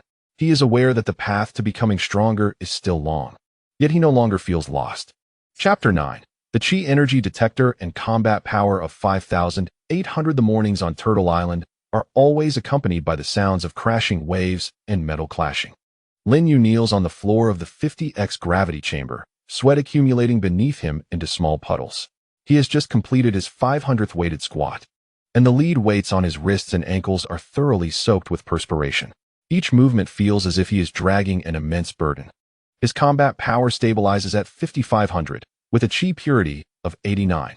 The speaker on the wall crackles to life with Bulma's voice, laced with a hint of mechanical coldness. Since emerging from the hyperbolic time chamber, she has equipped the gravity chamber with a real-time monitoring system, ostensibly to collect data, but in reality, to comprehensively document Lin Yue's growth trajectory. Breathing heavily, Lin Yue wipes the sweat from his brow. The 50x gravity feels like an invisible net, firmly ensnaring his body, making even breathing a strenuous task. Yet he does not pause. Instead, he slowly rises and assumes the starting posture of the Turtle School's Kamehameha, a technique taught by Goku. Concentrate the chi, focus the intention, he murmurs softly, bringing his hands together before his chest. A white orb of energy begins to gather in his palms, initially flickering like a candle in the wind. As he continuously channels his strength, the orb gradually solidifies, emitting a gentle hum. Kamehameha. With a powerful thrust of his hands forward, the white energy wave, trailing flames, shoots toward the distant target, creating a basketball-sized crater in the metallic wall. The shockwave rebounds, numbing his already aching arms further. The energy conversion rate has risen to 37. Bulma's voice sounds again, indicating a 2 improvement from yesterday, yet still falling short of Goku's 50. Lin Yue cannot help but smile wryly. He understands the gap between himself and Goku. It is not merely a difference in combat power, but also a disparity in their comprehension of chi. Goku's chi flows like an untainted stream, while Lin Yue's resembles an artificially constructed canal. Though capable of rushing forward, it lacks the natural fluidity. Rest for 10 minutes. Goku's voice calls from the observation window, where he holds a thermos containing the nutritious soup Bulma prepared to replenish energy. Lin Yue presses a button on the wall, and the gravity multiplier gradually decreases to 10 times. The sudden relief in pressure nearly causes him to collapse, and he hastily grasps the railing for support. As he opens the gravity chamber door, a rich aroma wafts toward him. Drink slowly, it's hot. Bulma hands him a thermos filled with a pale yellow broth, floating with unknown meat chunks and vegetables. This is made from the specialty ingredients of Namek, boasting a protein content 20 times that of beef. Lin Yue takes the thermos and sips heartily. The warm broth glides down his throat, transforming into a soothing flow that nourishes his tense muscles, alleviating much of his fatigue. He notices the dark circles under Bulma's eyes and cannot resist asking, "Have you been staying up late again? Isn't it because your chi is so peculiar?" Bulma opened the tablet in her hands, which was filled with dense data and charts. Ordinarily, when one's combat power exceeds 5,000, the fluctuations of energy would exhibit a periodic decay. However, your energy oscillations are nonlinear, as if existing simultaneously in 2 dimensions. Lin Yue felt a flicker of realization. Could it be the influence of dimensional traversal? He dared not inquire further and tactfully shifted the conversation. Is my new detector ready? Indeed. It is, Bulma replied, retrieving a silver bracelet from her pocket, adorned with a blue crystal. This was the energy detector 2 Malawian kwaches, capable not only of displaying combat power, but also analyzing the properties and fluctuation frequencies of energy. It was waterproof, shock-resistant, and boasted a month-long battery life. Lin Yue accepted the bracelet and donned it. The crystal immediately illuminated, revealing a numerical display, 5521.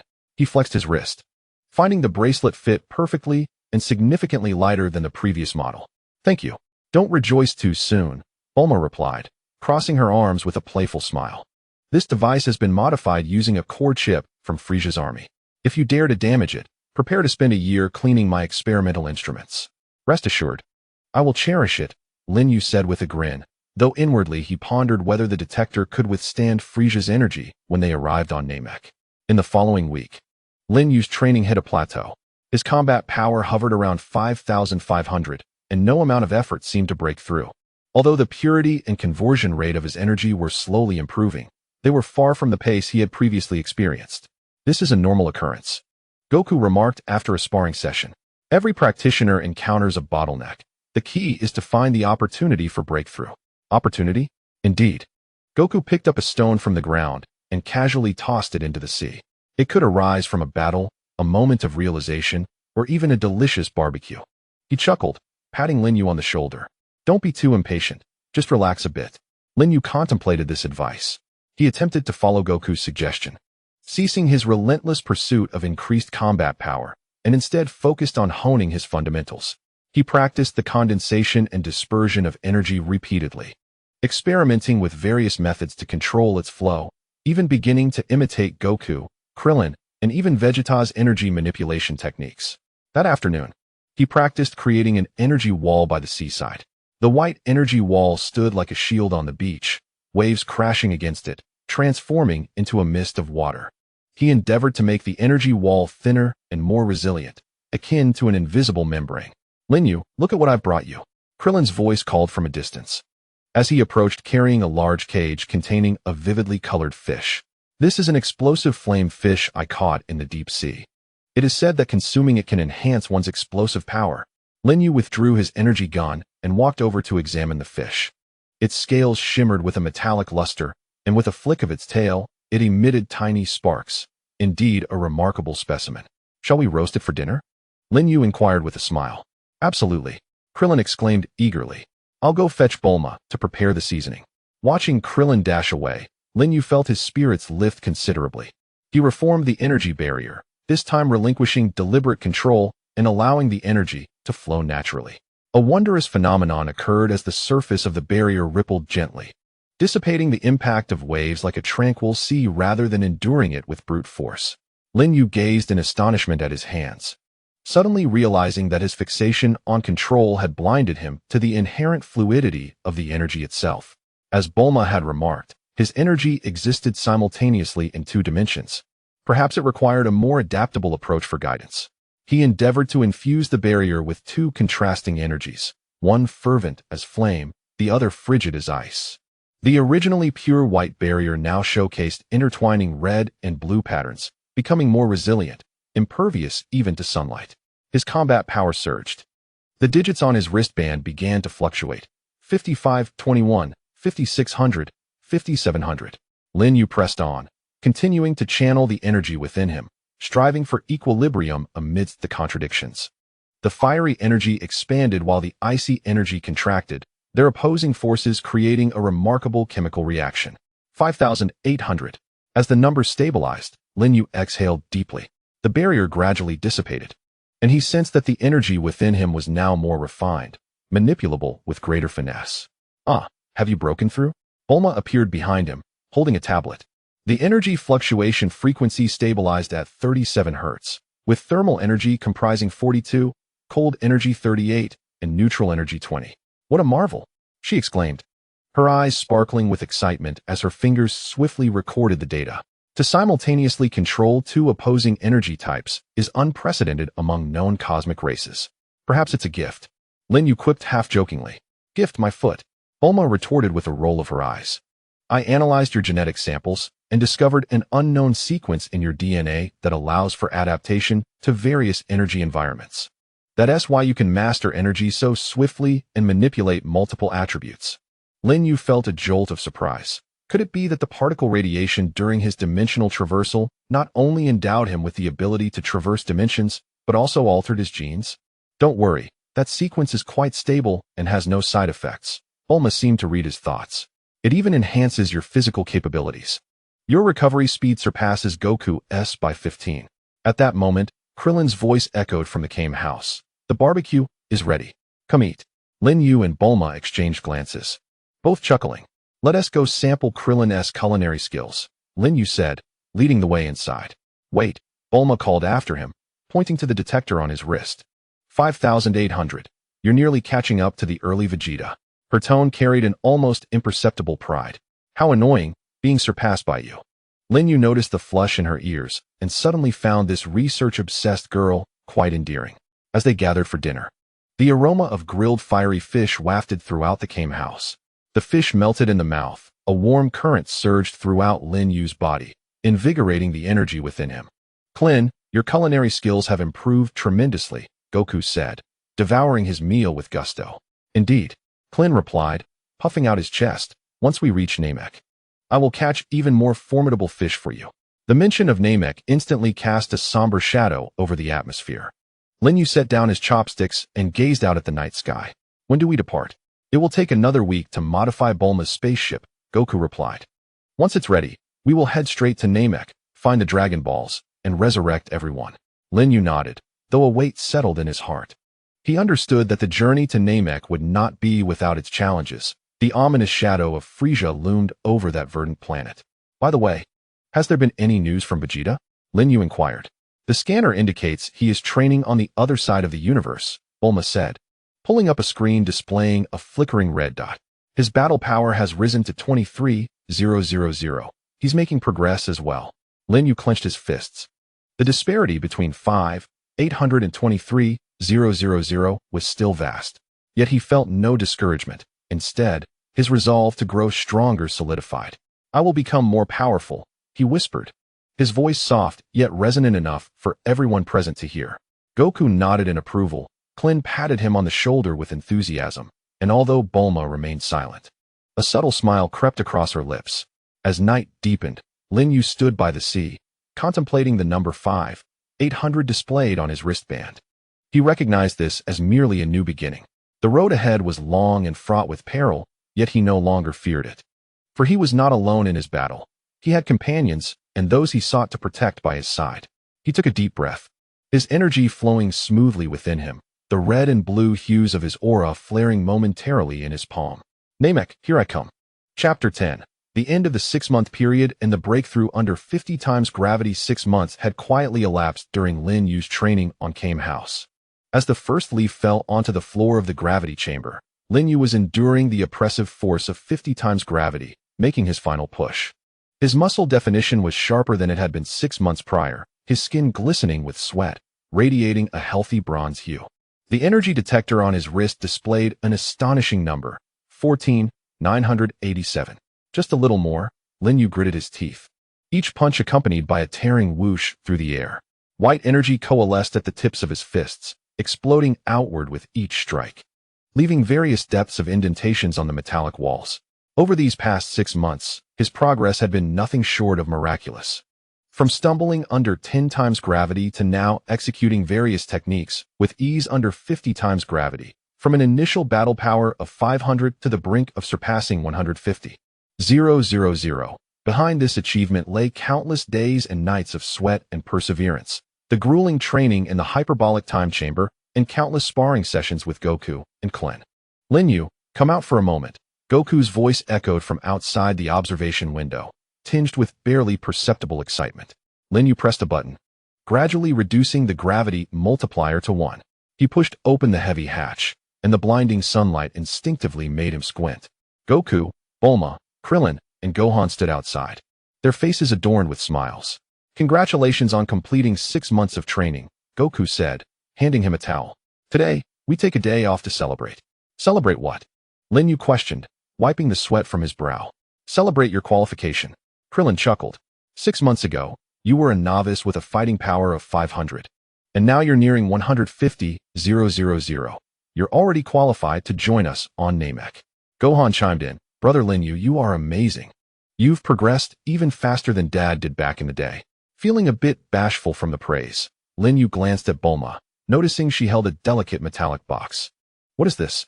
A reward for you, Bulma replied, opening the box to reveal a sleek black battle suit. The material appeared unique. It had been crafted from Scion battle suit fabric, lightweight, durable, and capable of self-regulating temperature. Most importantly, she paused, a playful smile tugging at her lips. It's also stain-resistant. So you won't look like a mud monkey after every training session. Lin Yue picked up the battle suit, the fabric light, yet remarkably resilient. With a cool sensation against his skin, he could feel faint energy fluctuations emanating from the suit, clearly a result of Bulma's special enhancements. Thank you, he said sincerely. Don't celebrate too soon, Bulma cautioned, closing the box. This is merely the basic version. When you return from Namek, I'll craft you an upgraded one, provided you make it back alive. Though her tone was teasing, Lin Yue discerned the concern woven into her words. He nodded, I will. The celebratory lunch was exceptionally lavish. Krillin grilled a massive explosion fish. Goku contributed wild game from the mountains, while Bulma prepared an array of exquisite snacks. Gohan excitedly recounted amusing tales from school, and the atmosphere was warm and vibrant. By the way, the spaceship is ready, Bulma said, sipping her juice. The super lightspeed engine has been successfully tested, and the navigation system has been upgraded. It can accommodate up to 5 people. When do we depart? Lin Yue inquired. 3 days from now, Goku replied. This gives everyone some time to prepare. Lin Yue nodded, yet felt a tangle of emotions within. He was both eager for the journey to Namek and apprehensive about encountering Frieza. Although his fighting power had reached 150,000, it paled in comparison to Frieza's 530,000. Don't worry, Goku seemed to read his thoughts. When we get to Namek, we'll face it together. He added with a mysterious smile. And my strength has increased significantly as well. In the afternoon, Lin Yue donned his new battle suit and re-entered the gravity chamber. He aimed to fully break through the 150,000 barrier before their departure, as the 50 times gravity bore down upon him once more. This time Lin Yue felt no discomfort. His energy flowed smoothly within him, like a rushing river. He assumed his starting stance and commenced his final sprint. 1 punch, 2 punches, 3 punches. His movements quickened, and the fluctuations of his energy intensified. The numbers on the wristband fluctuated rapidly. 14990, 14995, 14999. Just as he delivered his final punch, an eruption of energy surged through him like a volcano. Waves of white energy radiated from him, impacting the walls of the gravity chamber with a resonant hum. He felt an unprecedented strength coursing through his body, sweeping away the previous fatigue and constraints. The wristband's display froze at 15,000. A breakthrough. Lin Yue excitedly clenched his fist, enveloped by the white energy that surrounded him like an invisible armor. Exiting the gravity chamber, he found Goku and the others waiting outside. Congratulations. Goku beamed with genuine joy. A battle power of 150,000, surpassing my own level during my first participation in the World Martial Arts Tournament. Brother Lin Yue is amazing. Gohan cheered, jumping with enthusiasm. Bulma approached, scanning him with her device, nodding at the data displayed on the screen. Energy purity at 92, conversion rate at 45, and all physical indicators are stable. It seems the hard work of the past 6 months has not been in vain. She paused, adding, though you still can't quite compare to my Goku. You can barely be considered a competent warrior. Lin Yue smiled, knowing Bulma's words belied her true feelings. As the sun began to set, golden rays bathed Turtle Island, enveloping everything in a warm glow. Standing by the sea, Lin Yue gazed at the distant horizon, filled with anticipation. The 6 months of training had not only led to a qualitative leap in his strength, but also helped him find meaning in this world. He was no longer a bewildered traveler, but a true warrior, with companions, goals, and things to protect. He softly muttered the names of Frieza and planet Namek, his gaze firming with resolve. I am ready. He tightened his grip on the energy detector on his wrist, the number 15,000 shimmering under the sunset. This was not the end, but rather a new beginning. The path ahead might be fraught with thorns, yet he would brave onward with the trust, and expectations of his comrades. 3 days later, as the engines of the faster-than-light spacecraft roared to life and slowly ascended, Lin Yue cast a final glance at the diminishing Turtle Island, silently vowing, "We will return." The spacecraft broke through the atmosphere, entering the vastness of space. Outside the window, the brilliant starry river stretched across the sky, distant planets sparkling like colorful gemstones. Lin Yue sat by the window, feeling the subtle vibrations of the ship, a smile gracing his lips. The saga of planet Namek was officially set in motion. Chapter 11. The faster-than-light spaceship and the compression of energy in the cockpit of the faster-than-light spaceship. The ethereal blue glow of the dashboard illuminated Bulma's focused profile. Her slender fingers danced deftly across the control panel, the energy shield of the ship rippling as it effortlessly evaded a floating piece of space debris. 72 hours until we reach planet Namek, Bulma announced, pulling up the star map. The green planet icon flickered on the screen. The faster-than-light engine is operating normally, and energy reserves are at 85, sufficient for 3 round trips. Lin Yue sat in the passenger seat, gazing out at the stars that whizzed by outside the viewport. The celestial bodies, which usually required light years to measure their distance, now appeared as vibrant streaks of color, their extraordinary speed evoking yet another admiration for Bulma's brilliance. "Are Goku and Gohan in the training room?" Lin Yue inquired. "Where else would they be?" Bulma replied with a slight smirk. Pressing a button that transformed the wall of the cockpit into a transparent pane, revealing the adjacent room. Goku and Gohan were engaged in a sparring match, the force of their fist collisions sending ripples through the protective layer of the training room. "Your master and little disciple have maintained this state for 12 hours now." Lin Yue chuckled softly. Goku's dedication to training far surpassed that of ordinary individuals, and under his father's influence, Gohan was gradually revealing the innate combat instincts of a scion.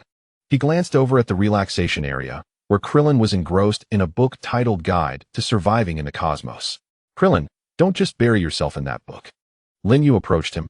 "Let me teach you a technique for compressing energy. It might enhance your fighting prowess." Krillin immediately closed the book, his eyes sparkling with enthusiasm. "Really? Teach me quickly." Lin Yue led him to the vacant storage chamber of the spacecraft, which had been temporarily transformed into a small training arena. He gestured for Krillin to take his position, adopting a preparatory stance. The technique for compressing energy, in essence, involves condensing the dispersed energy into a singular point to amplify its explosive power. Just like, he pointed to a fire extinguisher in the corner. When an entire canister of foam is compressed to the size of a needle's tip, its impact would be dramatically different. He slowly raised his hand, gathering a sphere of white energy in his palm. Initially, the energy orb was the size of a fist, but as he continued to compress it, it gradually shrank to the size of a thumb while becoming extraordinarily radiant, causing the air around it to distort. "Watch closely," Lin Yue said, flicking his finger. The compressed energy sphere shot toward the distant target with the velocity of a bullet. There was no earth-shattering explosion. Instead, a small, precise hole appeared in the target, revealing that the energy projectile had penetrated 3 layers of alloy shielding. "Wow!" Krillin exclaimed, his eyes wide with astonishment. "This is far more powerful than my energy blasts." "The principle is straightforward, yet it requires precise control over the flow of energy," Lin Yue explained patiently.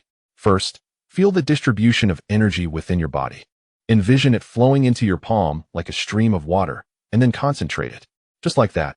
Don't exert too much force, you might lose control." Following Lin Yue's guidance, Krillin attempted the technique, but the energy in his palm behaved like a mischievous ball, either exploding halfway through the compression or failing to coalesce altogether. Frustrated and sweating profusely, he clutched his hair and complained, "This is too difficult. My energy just won't listen." "Don't rush. Take your time," Lin Yue reassured him, patting his shoulder. "When I first practiced this, I accidentally destroyed 3 of Bulma's detectors." Speaking of detectors, Krillin suddenly recalled something. "By the way, do you think Vegeta will head to Namek as well? His combat power is 23,000. We may not even be able to match him together." Lin Yue's expression grew serious. He was well aware that Vegeta was also after the Dragon Balls, and a 3-way conflict on Namek was nearly unavoidable. However, he refrained from voicing this concern and simply patted Krillin's shoulder. "Don't worry, we have Goku."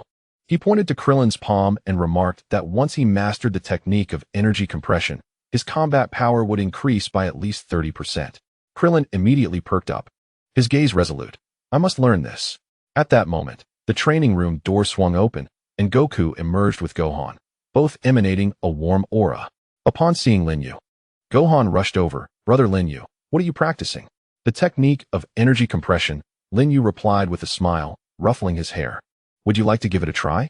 Gohan nodded vigorously, his small hands clumsily mimicking Lin Yue's movements.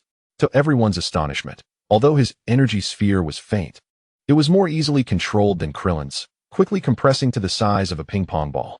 Gohan is amazing, Krillin exclaimed. Goku beamed with pride. This child's sensitivity to energy is growing stronger. He turned to Lin Yue. Your method is quite unique. It significantly enhances the efficiency of energy utilization. Just a small technique, Lin Yue humbly replied. I shall give it a try too. Goku stepped into the center of the training area and closed his eyes. He did not deliberately concentrate energy, yet a soft golden halo naturally enveloped him. Moments later, a grain-sized energy sphere appeared in his palm, seemingly inconspicuous, yet it rendered the air in the chamber still. Lin Yue's pupils constricted. He could sense the immense energy contained within that tiny sphere, enough to obliterate half a spaceship upon detonation. Goku flicked his finger, sending the energy sphere towards the target, leaving a small hole. However, unlike Lin Yue's, the area around the hole showed no damage, as if it had merely been pricked by a needle. Perfect compression and control. Lin Yue marveled sincerely. This exemplified the essence of a Super Saiyan. Even without exerting full strength, their comprehension of energy far surpassed that of ordinary beings. Bulma entered, clutching a pile of snacks, and raised an eyebrow at the scene in the training area. Oh, have we commenced our cosmic training session? She tossed a bag of chips to Lin Yue. I just received a radar signal. There's an asteroid belt ahead that requires manual navigation. No need to navigate around it. Lin Yue caught the chips, a smile gracing his lips. This is the perfect opportunity to test everyone's progress. 10 minutes later, the spaceship approached the asteroid belt. Thousands of asteroids floated in space, the largest exceeding 100 meters in diameter, while the smallest were the size of a fist, densely obstructing the path. Are you ready? Lin Yue stood before the weapon control console on the bridge, glancing back at Goku and the others. Goku and Gohan nodded, their energy aura flaring. Krillin took a deep breath, condensing his compressed energy sphere in his palm. Bulma gripped the control stick tightly, prepared for any unexpected circumstances. Target: eliminate asteroids with a diameter of over 10 meters. Lin Yue pressed the button, temporarily shutting down the spaceship's defensive shield. Commence. As soon as he finished speaking, Goku was the first to act. Golden energy spheres shot forth like a meteor shower, each one striking the core of an asteroid with precision, reducing the massive rocks to dust. Although Gohan's energy spheres were less powerful, their abundance created an invisible net that cleared away the medium-sized asteroids. Krillin, his face flushed, launched the energy sphere he had been gathering for quite some time at a boulder-sized asteroid. The gas projectile penetrated the meteorite, leaving a smooth, circular hole, yet failed to obliterate it. So close, Krillin exclaimed, stamping his foot in frustration. Use finesse, echoed Lin Yue's voice from the hatch at the top of the spacecraft, which was designed to open briefly in a vacuum. A white mist enveloped him, forming a protective barrier. He flicked his fingers, unleashing dozens of compressed gas projectiles that soared forth like guided missiles, each striking the meteorite's weak points and dismantling it into harmless fragments with precision. Impressive, Lin Yue. Krillin gazed in awe. Half an hour later, the meteorite belt was cleared, creating a safe passage. The spacecraft reactivated its shields and glided smoothly through. Exhausted, Krillin collapsed onto the floor, panting, I'm almost out of gas. Gohan leaned against the wall, his cheeks flushed, yet his eyes sparkling with excitement. That was exhilarating. Bulma, observing the reappearing coordinates of planet Namek on the screen, scoffed. I didn't expect you to be somewhat useful. Lin Yue approached, shaking a bag of chips playfully. If I'm so useful, how about you treat me to dinner in space tonight? On what grounds? Bulma glared at him. On the basis that I saved you fuel by avoiding a detour. Lin Yue leaned closer, lowering his voice. And I know you've been hiding those Namekian fruit delicacies in the lab.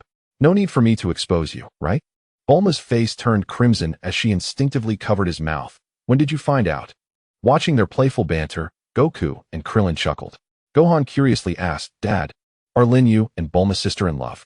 Goku scratched his head, pondering seriously for a moment. Perhaps? Just like Chi-Chi is towards me, always caring for one another.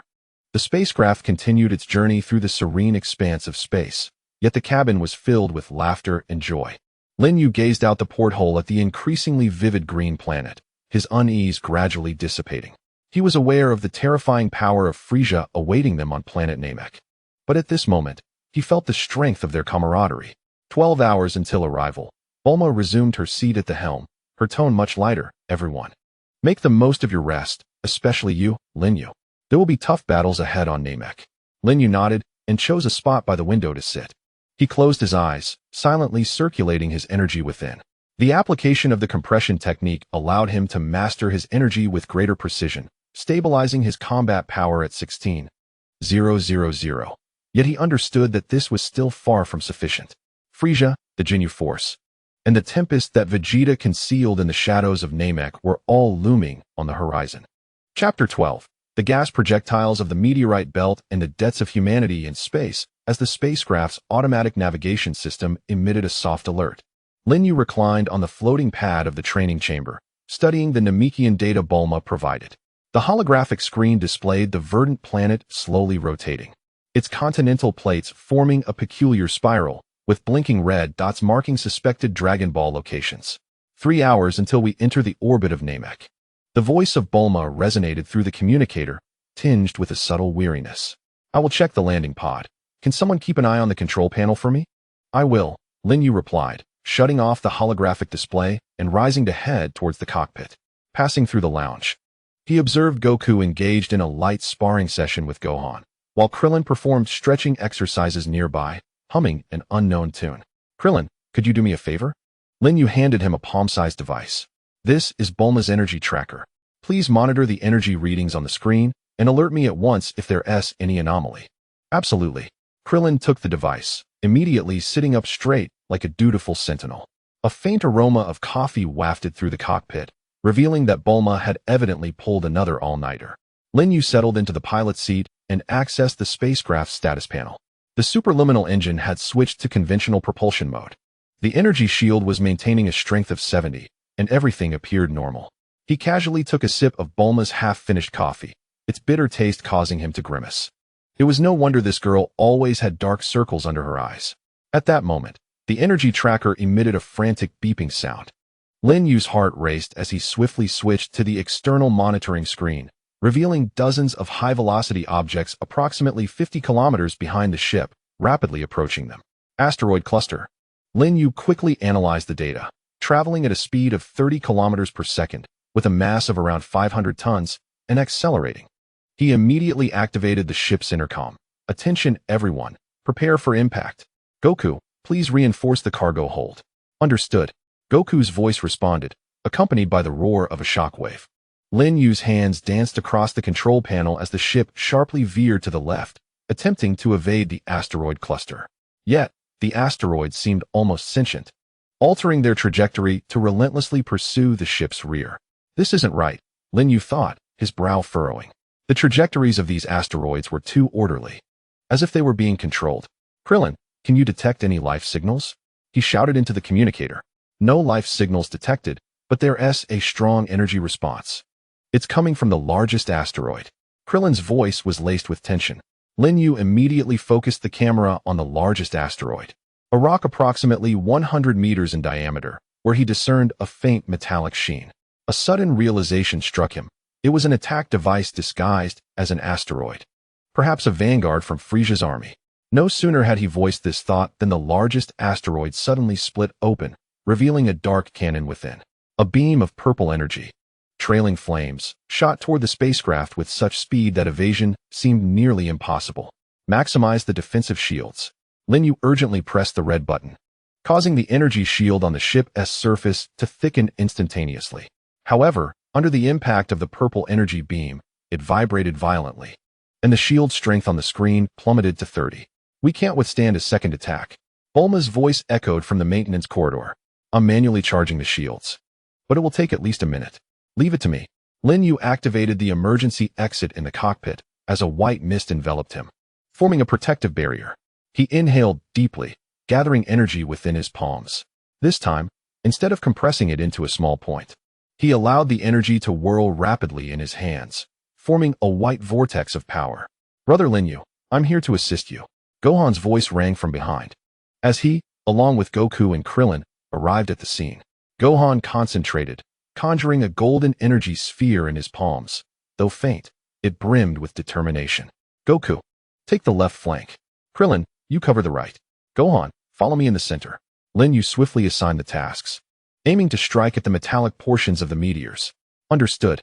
The four of them unleashed their attacks in unison, their energy spheres bursting forth like fireworks towards the cluster of meteors. Lin Yue's white vortex energy sphere held the greatest power upon impact with a meteor. It did not explode immediately but instead drilled into its interior like a drill bit, triggering a chain reaction moments later that shattered the entire meteor into fragments. Goku's golden spheres were precise and efficient, each strike igniting a meteor, although Krillin's energy spheres were slightly weaker. Their sheer quantity cleared out the stragglers like a machine gun. Gohan focused on safeguarding the spacecraft, ensuring that whenever a small meteor breached their defenses, his energy spheres would shatter it in time. 10 seconds until full charge. Bulma shouted. Just then, the largest meteor suddenly split into dozens of smaller fragments, converging from various directions to attack, as the cannon once more emitted a violet glow. This is bad. It's a dispersive attack. Lin Yue's pupils narrowed. Their energy had already been significantly depleted, making it challenging to defend against so many simultaneous assaults. Watch this. Goku suddenly leaped into the air, golden energy erupting around him. He crossed his arms before his chest, then dramatically spread them apart. Kamehameha. A colossal wave of golden energy surged forth like a torrent, instantly engulfing the incoming meteors. The explosion's brilliant light flooded the cockpit through the screen, causing everyone to instinctively squint. Shield charge complete. Bulma's voice brimmed with excitement. Seizing the moment, Lin Yue maneuvered the spacecraft to accelerate, escaping the meteor barrage. Once they were entirely out of danger, everyone sighed in relief, collapsing onto the floor. That was terrifying. Krillin exclaimed, patting his chest. Frieza's minions are cunning, using meteors as a ruse. Gohan leaned against his father's embrace, whispering, Dad, do you think those villains have already reached Namek? It's quite possible, Goku replied, ruffling his hair, his expression turning serious. We must locate the Dragon Balls swiftly. Lin Yue approached the control panel, replaying the battle footage. The playback revealed that just before Goku's Kamehameha struck the largest meteor, a tiny escape pod had ejected, vanishing into the cosmic dust. They managed to escape. Lin Yue pointed at the screen. They might inform Frieza. What should we do? Krillin panicked. Our position has been compromised. Do not worry. Bulma entered the cockpit, her face smeared with grease and a wrench in hand. The atmospheric composition of Namek is unique and can interfere with energy signals. They may know we are here, but they won't be able to pinpoint our exact location. She proudly lifted her chin. I was prepared for this long ago. Lin Yue gazed at her oil-slicked little face and couldn't help but chuckle. It seems I truly owe you my gratitude this time, Engineer Bulma. That's good to know. Bulma replied with a sidelong glance, but refrained from further retorts. As a reward for your valiant efforts earlier, I have decided to share with you some delightful fruit candies native to Namek. The small candies emitted a subtle fragrance upon tasting. A burst of sweet juice exploded on the tongue, instantly dispelling the fatigue from their recent battle. Delicious, Gohan exclaimed, his eyes lighting up. Krillin savored the treat with equal delight. These are far tastier than Earth's fruit candies. With a candy in his mouth, Lin Yue turned his gaze towards the increasingly close green planet outside the porthole. The outline of Namek was now distinctly visible, its atmosphere shimmering in a beautiful emerald hue. He sensed a gentle and pure energy pervading the planet, yet lurking in a corner was a chilling and murderous intent. They had half an hour until landing. Bulma fastened her seatbelt, having set the target coordinates near the largest Namekian village, where they were likely to find clues about the Dragon Balls. Lin Yue nodded and secured his own seatbelt. He checked the energy detector on his wrist, which displayed a combat power of 16,000. Following the recent battle, he had become more adept at manipulating energy rotation. Perhaps he could develop new techniques. By the way, Lin Yue, Bulma suddenly spoke. What was the principle behind that rotating energy sphere you used? Its energy trajectory appeared quite unique, almost like a tornado. Lin Yue took over the conversation. It essentially generates centrifugal force through high-speed rotation, enhancing its penetrating power. I've named it the Cyclone Sphere. Bulma jotted down notes thoughtfully. If this could be integrated into the ship's weaponry, its power would surely be greatly amplified. Watching her immerse herself once again in her research, Lin Yue smiled helplessly. This girl never ceased to be consumed by her inventions. The spaceship gradually traversed Namek's atmosphere, the verdant sky drawing nearer. Below lay rolling hills, peculiar plants swaying in the breeze, while distant lakes sparkled like sapphires embedded in the earth. Prepare for landing. Bulma's voice brimmed with excitement. The landing gear extended slowly, and the ship descended smoothly onto an expansive plain. As the engines powered down, silence enveloped the surroundings, broken only by the whispering of the wind through the plants. We've arrived, Lin Yue announced, opening the hatch to let in the fresh air, rich with the scent of earth and foliage. Goku, Krillin, and Gohan followed him out of the spaceship, curiously surveying this unfamiliar planet. Will the Namekians be here? Gohan asked softly. They should be nearby, Lin Yue replied, closing his eyes to sense the energy around them. Not far off, he detected several faint, yet gentle energies approaching. Indeed, before long, a few green-skinned aliens with antennae came into view. They were short in stature and clad in simple robes. Observing the spaceship and the Earthlings who emerged from it with a mix of curiosity and caution. Greetings, they said. Ryujin greeted with a friendly smile, introducing us as beings from Earth.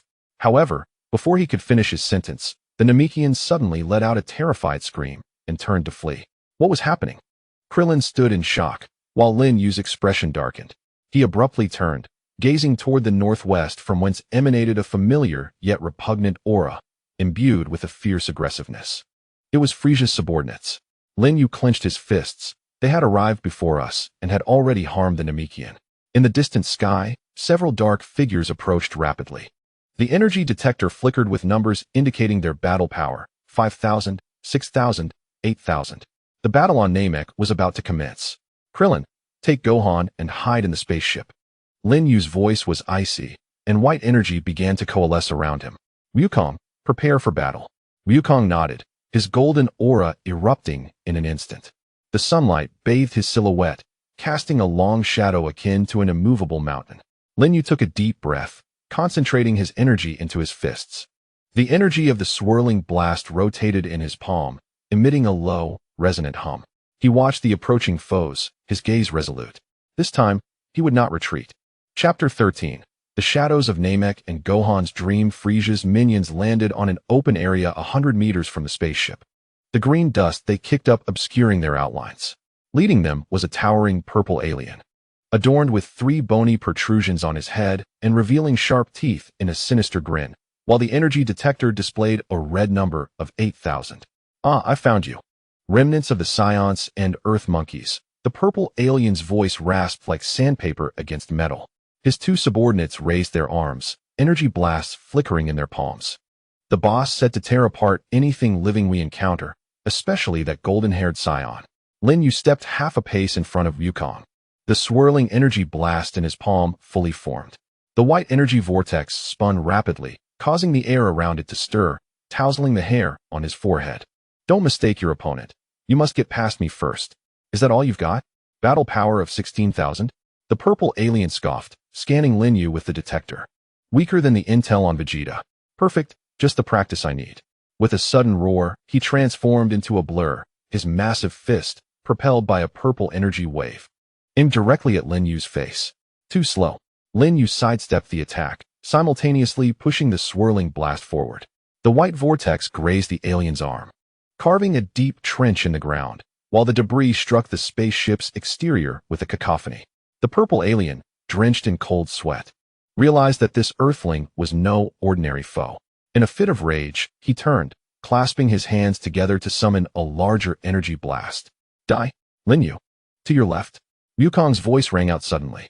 Unbeknownst to them, he had circled to the side, sending a golden energy blast like a shooting star toward another minion, interrupting the attack. The minion screamed as the energy blast struck, his body disintegrating into ashes amidst the explosion. Taking advantage of the moment, Lin Yue swiftly approached, his left hand gripping the purple alien's wrist while his right hand gathered energy, delivering a powerful strike to its chest. With a dull thud, the purple extraterrestrial spewed forth green blood, its body careening like a severed kite until it crashed against a massive boulder, unconscious. The last henchman, sensing impending doom, turned to flee but was pierced through the chest by a golden beam. Gohan, having emerged from the spaceship, maintained the pose of launching energy blasts. His small face pale yet resolute. "You shall not harm brother Lin Yue or dad." "Gohan, who allowed you to come out?" Krillin rushed over, pulling him behind himself. His frustration palpable as he stamped his foot. "I told you to stay on the ship." But Gohan bit his lip, gesturing towards the unconscious purple alien. "I saw him trying to ambush brother Lin Yue." Lin Yue approached, ruffling Gohan's hair, the energy in his palm gradually dissipating. "Well done, but next time. Listen to Krillin. You must protect yourself in order to be of help." He glanced at Goku. "Did you take care of it?" Goku nodded. Effortlessly gathering energy to obliterate 2 corpses, Frieza's henchmen are growing weaker, but this indicates that their main forces are not far off. Lin Yue continued, his gaze shifting to the northwest. Though faint, the energy there emanated a disquieting pressure, akin to a colossal beast lurking in the shadows. And it was not the only power present. Bulma emerged from the spaceship, clutching her laptop, the screen displaying 3 moving red dots. Just detected 3 energy signatures. Apart from the ones we dispatched, there's a battle power of 20,000 approaching from the northwest, and another. She furrowed her brow. It's peculiar. Flickering in and out, as if deliberately concealed. "It's Vegeta," Lin Yue asserted confidently. He recognized that proud yet sinister energy, sharp as a poisoned blade. Waiting for an opportunity. Goku's expression grew serious. "We need to locate the Dragon Balls swiftly." "Krillin, do you remember the Grand Elder's location?" "Yes. I've studied the map of Namek. The Grand Elder should be in a village to the east." Krillin produced the holographic map crafted by Bulma. The green 3D model marked with several bright points. "However, we must traverse this canyon. There might be Frieza's patrols there." "I'll scout ahead," Lin Yue volunteered. "My energy is more concealed than yours, and I can evade danger swiftly." "I'll go with you." Gohan immediately raised his hand, his eyes sparkling. "I can conceal my energy too." Lin Yue turned to Goku, who nodded in agreement. "Gohan has strong perception. Just be cautious and keep in touch." Bulma retrieved 2 small communicators from her backpack. "Put these on for encrypted communication. Frieza's detectors won't be able to eavesdrop." She handed Lin Yue a metallic vial. "The atmosphere of Namek can interfere with energy concentration. This is an energy stabilizer. It can enhance your output by 30 in critical moments, so use it wisely." Lin Yue accepted the communicator and vial, warmth flooding his heart. This girl, often sharp-tongued, was more thoughtful than anyone else. "Let's go." He and Gohan ventured into the shadows of the canyon, their energies instantly converging to an exquisite stillness, akin to droplets seamlessly merging with their surroundings.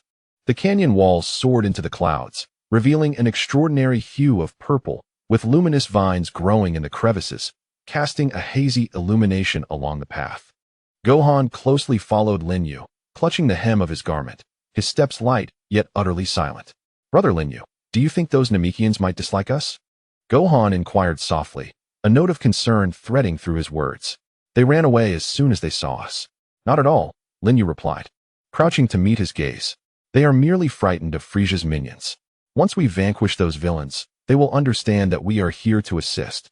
He recalled the terror etched in the Namekians' eyes moments ago, a bittersweet pang settling in his heart. These benevolent aliens should not endure such fear. Gohan, though somewhat perplexed, nodded and suddenly pointed ahead, there's light. At the end of the canyon, a gentle radiance emerged, accompanied by intermittent melodies. The 2 cautiously approached, hiding behind a rock to peek. Before them lay a clearing adorned with blue blossoms, where several Namekian children gathered around an elder, listening intently to his tales.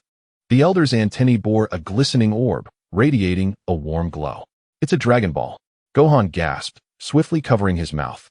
Lin Yue recognized it as the 2-star ball. A surge of joy swelling within him. Yet, he soon noticed the elder's energy was faint, as though he had suffered grievous wounds. And the children's essence was imbued with sorrow. They spoke of Frieza. Gohan's acute hearing enabled him to vaguely comprehend their Namekian tongue. It seemed their families had been captured, coerced to force the Grand Elder to reveal the Dragon Ball's whereabouts. Lin Yue's fists clenched quietly. Frieza was indeed ruthless in his pursuit of the Dragon Balls. Just as he contemplated intervening, his communicator crackled to life with Krillin's voice. "Lin Yue, this is bad. Goku has been ambushed at the canyon entrance by Saibaman and Dodoria." A wave of dread washed over Lin Yue. Saibaman and Dodoria, Frisia's formidable subordinates, boasted battle powers exceeding 20,000. We must return at once. He grasped Gohan's hand to turn back, only to be halted by the boy's grip on his clothing. Brother Lin Yue, look. Gohan pointed skyward, where the once clear green expanse had become shrouded in ominous clouds, flickering with golden lightning, as if a storm were imminent. Lin Yue glanced up, suddenly struck by the peculiar shape of the clouds, resembling a colossal face, coldly surveying the earth below. A chill crept up his spine as he recalled Gohan's earlier dream, where the Namekian planet was cloaked in darkness, and countless souls wept. What's wrong? Gohan noticed his unease, concern etched across his face. Nothing, Lin Yue replied, suppressing his apprehension as he tousled Gohan's hair. Let us assist Goku first. We can discuss the Dragon Balls later. He urged Gohan to turn, his pace involuntarily quickening. For reasons unknown, that clearing, filled with blue flowers, persistently evoked memories of the graveyard on Earth, while the crystalline two-star ball resembled a frozen tear. As they emerged from the canyon, a golden wave of energy surged skyward, colliding with hues of purple and gray, producing a deafening explosion. Within the tempest of energy, Goku's silhouette darted about, his golden hair blazing like fire, each strike imbued with cataclysmic force. Dad! Gohan could no longer contain his exclamation. Sabo, noticing them, let out a cold laugh. Here come two more to meet their demise. Dodoria, deal with the little brat. This scion is mine. The corpulent Dodoria grinned grotesquely, turning to gather gray energy in his palms. Little one, your battle power may be a mere 5,000, but you should roast up tenderly. Not a chance. Lin Yue declared, shielding Gohan behind him, his energy sphere reforming, enhanced with the stabilizer Bulma had provided. A faint silver light shimmered within the white vortex as he proclaimed, your opponent is me. Oh, you dare to provoke me with a battle power of 16,000? Dodoria's fat face contorted into a sinister grin. I'll crush you first, then devour the little brat. He lunged forward, the gray energy surging like a tide, reeking with a nauseating stench. Lin Yue stood firm, pushing the energy sphere forward while channeling both scorching and frigid attributes within him. The intense heat accelerated the vortex's rotation, while the icy energy sharpened its edges like a blade. The white, silver-threaded sphere collided with the gray wave, slicing through it as if it were butter, aiming directly for Dodoria's face. What? Dodoria was taken aback, hastily attempting to dodge, yet the energy sphere grazed his shoulder, leaving a trail of mangled flesh. You seek death. He clutched his bleeding shoulder, a frenzied glint of murderous intent flashing in his eyes. Since you wish to die quickly, I shall oblige. He inhaled deeply, his belly swelling like a balloon as gray mist began to seep from him. Be careful. It's poison. Goku's voice rang out, entangled with Sabo and unable to assist. His poison can corrode energy shields. Lin Yue quickly condensed his energy into a protective barrier around himself and Gohan. However, Dodoria's toxic gas spread swiftly, the green smoke coiling around them like a living entity, causing the surface of the barrier to bubble and hiss with corrosive sounds. Brother Lin Yue. Gohan's face flushed with urgency, his golden energy flickering in his palms, yet Lin Yue restrained him. Don't act impulsively. Fixating on Dodoria's swollen abdomen, Lin Yue suddenly recalled the villain's weakness from the storyline. His poison required charging, an opening. With determination, he infused the remaining energy into the barrier while rolling to the side. Just as Dodoria expelled a torrent of toxic gas, Lin Yue surged through the gap in the smoke, his fist charged with searing energy, striking forcefully against Dodoria's inflated belly. With a pop, Dodoria collapsed like a deflated balloon, gray poison mingling with green blood splattering everywhere, his body slumping lifelessly to the ground. Having dispatched Dodoria, Lin Yue swiftly turned to support Goku. Sabo was in his transformed state, his blue skin covered in scales, his battle power soaring to 23,000. Though Goku held the advantage, victory remained elusive. Scion, your opponent is me. Lin Yue declared sharply as the cyclone blast coalesced once more, targeting Zabo's vulnerable back.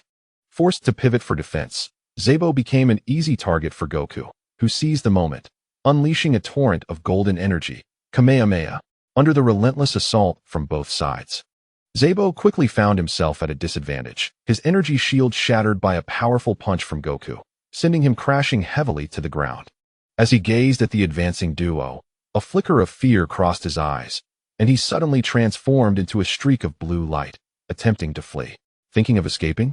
Lin Yue scoffed, flicking his fingers to unleash 3 small energy blasts that accurately struck Zebo's engine apparatus.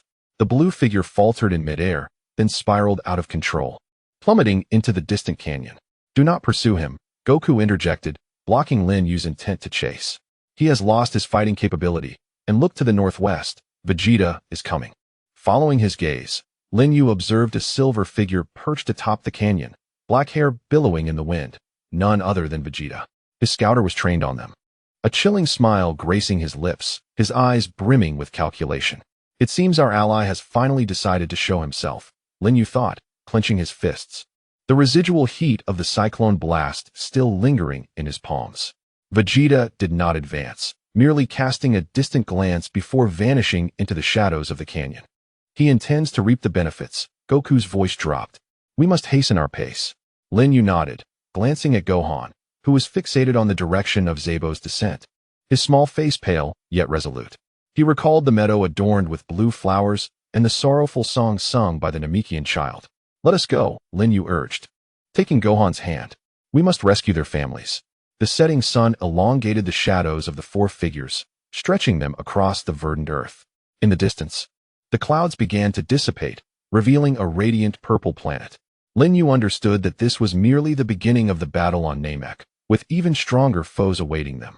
Yet, as he held Gohan's small hand, feeling the warmth radiating from it, a surge of strength filled his heart. No matter how much darkness lay ahead, he vowed to protect this warmth. Chapter 14. Vegeta's Pursuit. In the tremor of 15,000, Vegeta's spaceship hovered in the synchronous orbit of Namek, its windows reflecting the arc of the green planet. He sat before the control panel, his fingers gliding over the fluctuating battle power readings on the screen, a cold smirk curling at the corners of his mouth. 16,000. Has Kakarot already reached 25,000?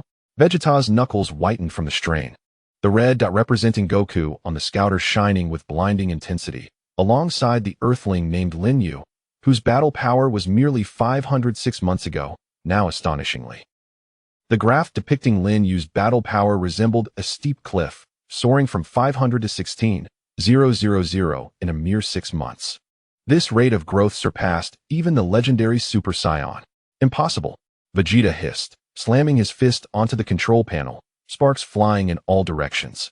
He would never permit an inferior earthling to surpass him, nor would he allow anyone to threaten his ambition of becoming the most powerful being in the universe. Suddenly, the detector emitted a frantic alert, revealing a new red dot on the screen, with a combat power reading of 530,000. Vegeta's pupils constricted sharply, his body instinctively tensing. This figure pierced through all his pride like a cold dagger. It was Frieza. The cosmic tyrant who instilled fear in the hearts of the Saiyan race had already arrived on Namek. Stay calm, Vegeta. He took a deep breath, forcing himself to analyze the situation rationally. Frieza's objective was the Dragon Balls. If he could locate them first and wish for immortality, he could gradually enhance his strength. And one day, he would be capable of defeating this purple monstrosity. However, before that, he needed to eliminate the potential threats posed by Lin Yue and Kakarot. Particularly Lin Yue, whose energy was exceedingly enigmatic. Lacking the ferocity of a Saiyan and the gentleness of an Earthling, it resembled an elusive mist. Let us start with you, Earthling. Vegeta activated Lin Yue's tracking data. They were heading towards the Eastern Village, the location of the Grand Elder, and the area where the Dragon Balls were most concentrated. Let us see how much substance lies within that combat power of 16,000. He engaged the ship's cloaking mode, its engines emitting a pale blue flame as it silently descended towards the surface of Namek. At that moment, Lin Yue and his companions were traversing the eastern jungle. The flora of Namek grew exceptionally tall, with trunks as stout as barrels and leaves displaying a semi-transparent green hue. Sunlight filtered through the foliage, casting dappled shadows, and the air was thick with the sweet fragrance of blossoms. According to the map, crossing this jungle would lead them to the Grand Elder's village. Krillin consulted the holographic map, pushing aside the obstructive vines. The Namekian child had mentioned that the Grand Elder could sense the locations of all the Dragon Balls and unlock human potential. Unlock potential? Gohan inquired with curiosity. Like my father? Pretty much, but in a gentler manner, Lin Yue explained, recalling the scene in which the Grand Elder unlocked Gohan and Krillin's potential, allowing them to unleash their hidden powers without injury. Goku nodded and added, I too had my potential unlocked by Master Roshi when I was young. My combat power increased several-fold afterward. At the rear of the group, Bulma fiddled with her device as they walked. It's strange. Why has my Dragon Ball radar malfunctioned? The screen was filled with garbled characters. She tapped the device's casing, wondering if the magnetic field of Namek was interfering. It's not interference. Lin Yue suddenly halted, closing his eyes to sense the surrounding energy. Someone is using an energy suppression device, the range precisely covering this jungle. His brow furrowed. Realizing there was more than one source of energy, besides Frieza's men, there was also Vegeta. Goku and Lin spoke in unison. Almost simultaneously, a silver figure descended from the sky, landing in the clearing before them, the dust it stirred obscuring its face. As the dust settled, Vegeta's haughty visage was unveiled, his black pupils glinting with a chilling murderous intent. Long time no see, Kakarot. Vegeta's gaze swept over Goku, finally settling on Lin Yue. And you, lowly earthling. I never expected that in just 6 months, you would manage to increase your combat power to 16,000. It truly astonishes me. What do you intend to do, Vegeta? Goku stepped forward, golden energy beginning to coalesce around him. This is not a place for you to act recklessly. I have no intentions, Vegeta replied, his tone laced with mockery. I merely wish to see what kind of trash dares to call itself a warrior in my presence. His scouter pointed at Lin Yue, emitting a series of beeps. 16,000, barely enough for me to warm up. Lin Yue stepped forward, standing shoulder to shoulder with Goku, white energy swirling in his palms. Enough talk. Come at me if you wish to fight. He understood that reasoning with Vegeta was futile. This individual only recognized strength. How refreshing, Vegeta chuckled, his smile devoid of warmth. Let me see if your combat power of 16,000 can withstand a single blow from me. In an instant, he vanished from sight, reappearing before Lin Yue, his fist enveloped in a violet energy wave, striking toward his face with such speed that it left an afterimage in the air. Be careful. Goku attempted to intervene, but Vegeta's peripheral vision locked onto him. Should he dare to move, the next punch would immediately redirect towards Gohan and Krillin. Lin Yue's pupils constricted as he concentrated all his energy into his fists, forming a blazing shield. Icy energy morphing into sharp spikes. He did not evade. Instead, he met Vegeta's fist head-on. Bang! The two fists collided, producing a deafening roar. The intertwining violet and red-white energy erupted, uprooting trees and creating a 10-meter-wide crater in the ground. Lin Yue felt as though his arm had been struck by an iron rod, bones creaking in protest, his body uncontrollably retreating 5 steps before he steadied himself. He gazed down at his fist, skin split open, crimson blood seeping forth. Only 16,000. Indeed, it is worthless. Vegeta withdrew his fist, flexing his wrist, his voice dripping with disdain. That punch, I used merely 50% of my strength. Lin Yue wiped the blood from the corner of his mouth, and rather than retreating, a fighting spirit ignited in his eyes. 50%? Quite intriguing. He took a deep breath, elevating his energy once more. Now, it is my turn. He charged at Vegeta. His speed increased by 30%.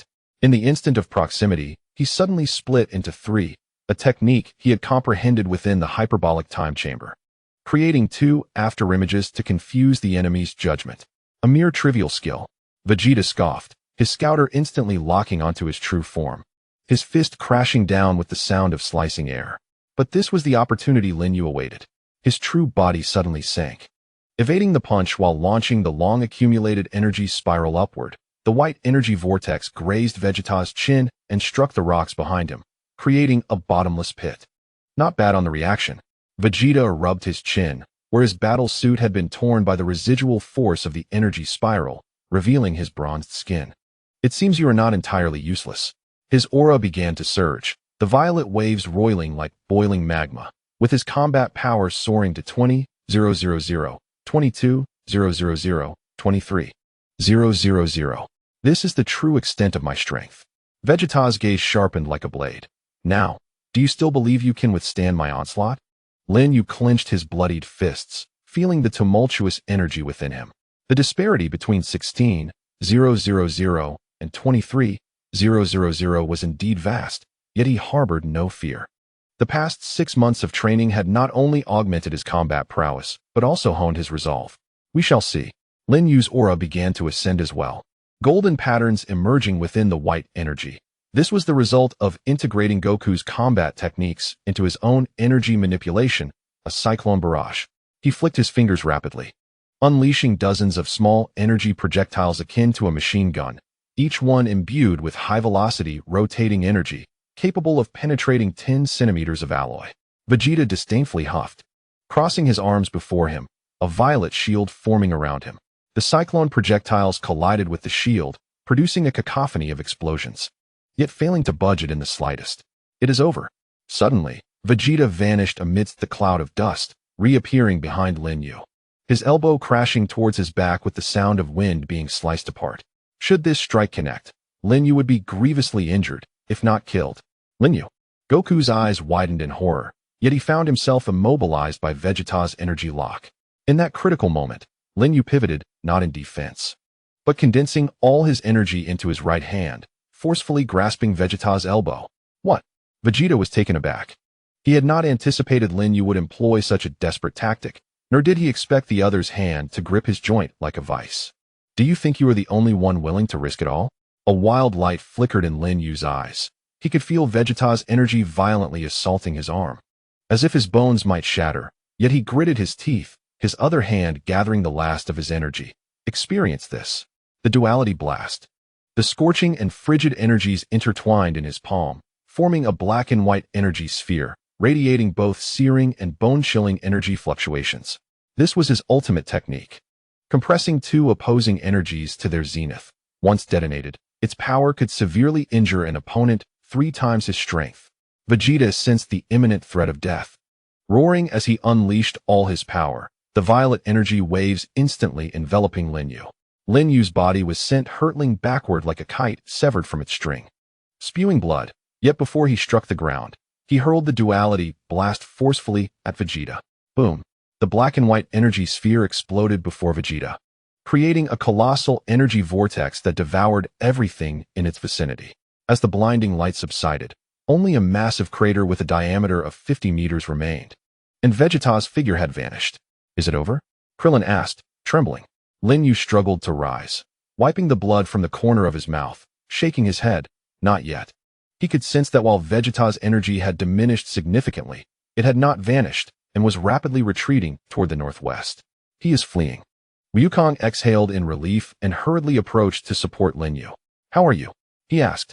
I'm fine, not dead yet, Lin Yue replied with a bitter smile, his arm unable to lift, his combat power plummeting to 8,000. Indeed, this fellow was formidable. A combat power of 23,000 was no trifling matter. Bulma rushed over, producing a first aid spray to tend to his wounds. What are you trying to prove? Knowing you couldn't win, yet fighting stubbornly. Her hands trembled, and her eyes reddened. If you die, who will pay me back for that kind of energy stabilizer? Lin Yue couldn't help but chuckle at her contradictory demeanor, only to wince in pain. Gohan offered him a senzu bean, saying, Brother Lin Yue, please eat this. Dad said it can heal your wounds. Lin Yue accepted the bean and swallowed it. A familiar warmth coursed through him, visibly healing his wounds as his combat power restored to 16,000. He stood up, gazing towards the direction where Vegeta had retreated with a serious expression. He would not let this matter rest. Moreover, he just mentioned Frieza.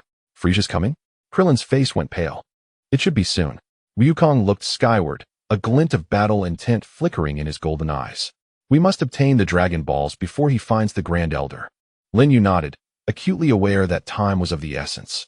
Vegeta's appearance indicated that Frieza's main force was not far off, and the tranquility of Namek was about to be utterly shattered. Let us go, he said, brushing off the dust from his clothes as they headed to meet the Grand Elder. The four continued deeper into the jungle, sunlight filtering through the leaves, casting rays upon them, yet failing to dissipate the tension in the air. Lin Yue glanced back towards the direction Vegeta had vanished, fully aware that this battle was far from over. Vegeta's spacecraft landed in the shadow of the canyon, clutching his bleeding shoulder, his expression dark enough to drip water. Though that last blow hadn't struck a vital point, it had reduced his combat power to 18,000. More importantly, he felt humiliated. A lowly earthling had managed to injure him. Lin Yue, Vegeta muttered the name, his eyes glinting with malice. You will pay for this. Once I acquire the Dragon Balls and attain immortality, you will be the first to be torn apart. He initiated the repair program for his spacecraft while retrieving Frisia's coordinates. A calculating smile creeping upon his lips. Since facing them alone bore no chance of victory, he would let Frisia exhaust their strength first and then reap the benefits himself. Outside the canyon, the wind whispered through the purple rocks, producing a sound reminiscent of a lament, heralding the impending bloodshed. Chapter 15. Arrival at Namek and Neil's challenge. As they traversed the dense jungle, a vast valley unfolded before them.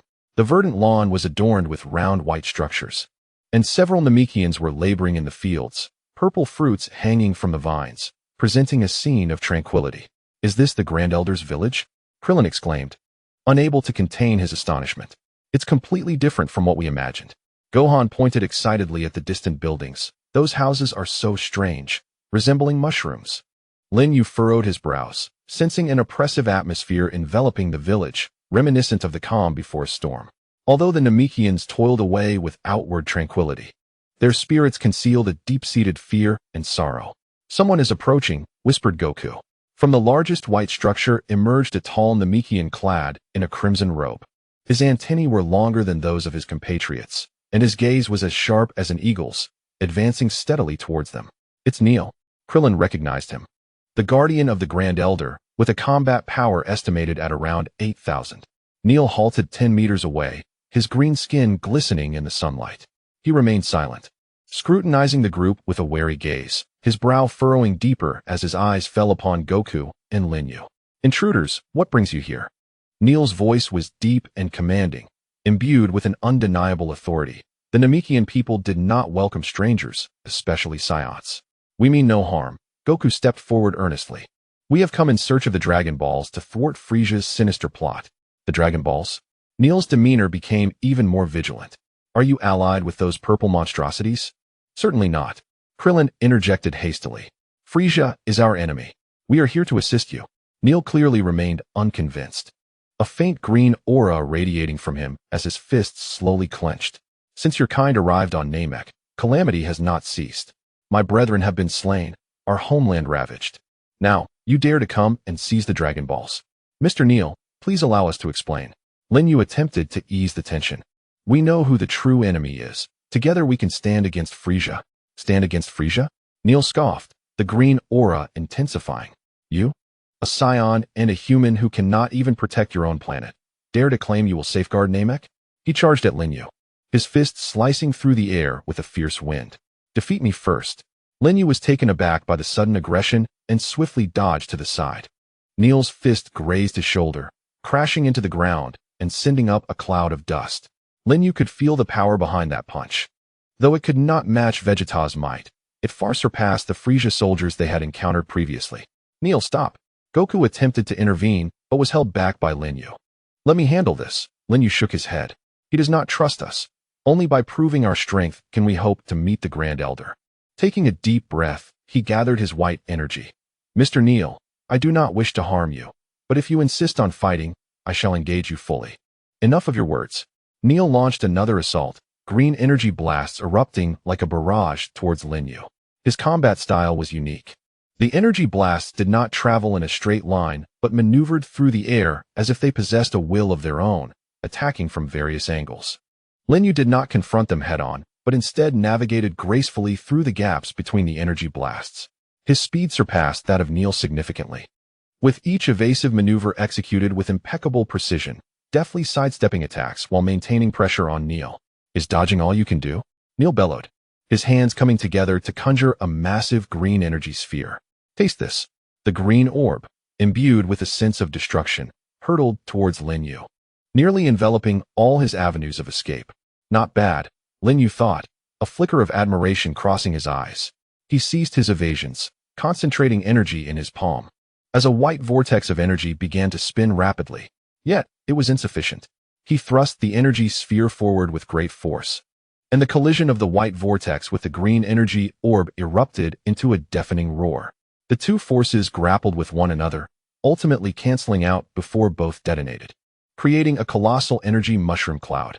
As the dust settled, Lin Yue and Neil stood their ground, breath slightly ragged. Neil regarded Lin Yue, his hostility diminished, replaced by surprise and confusion.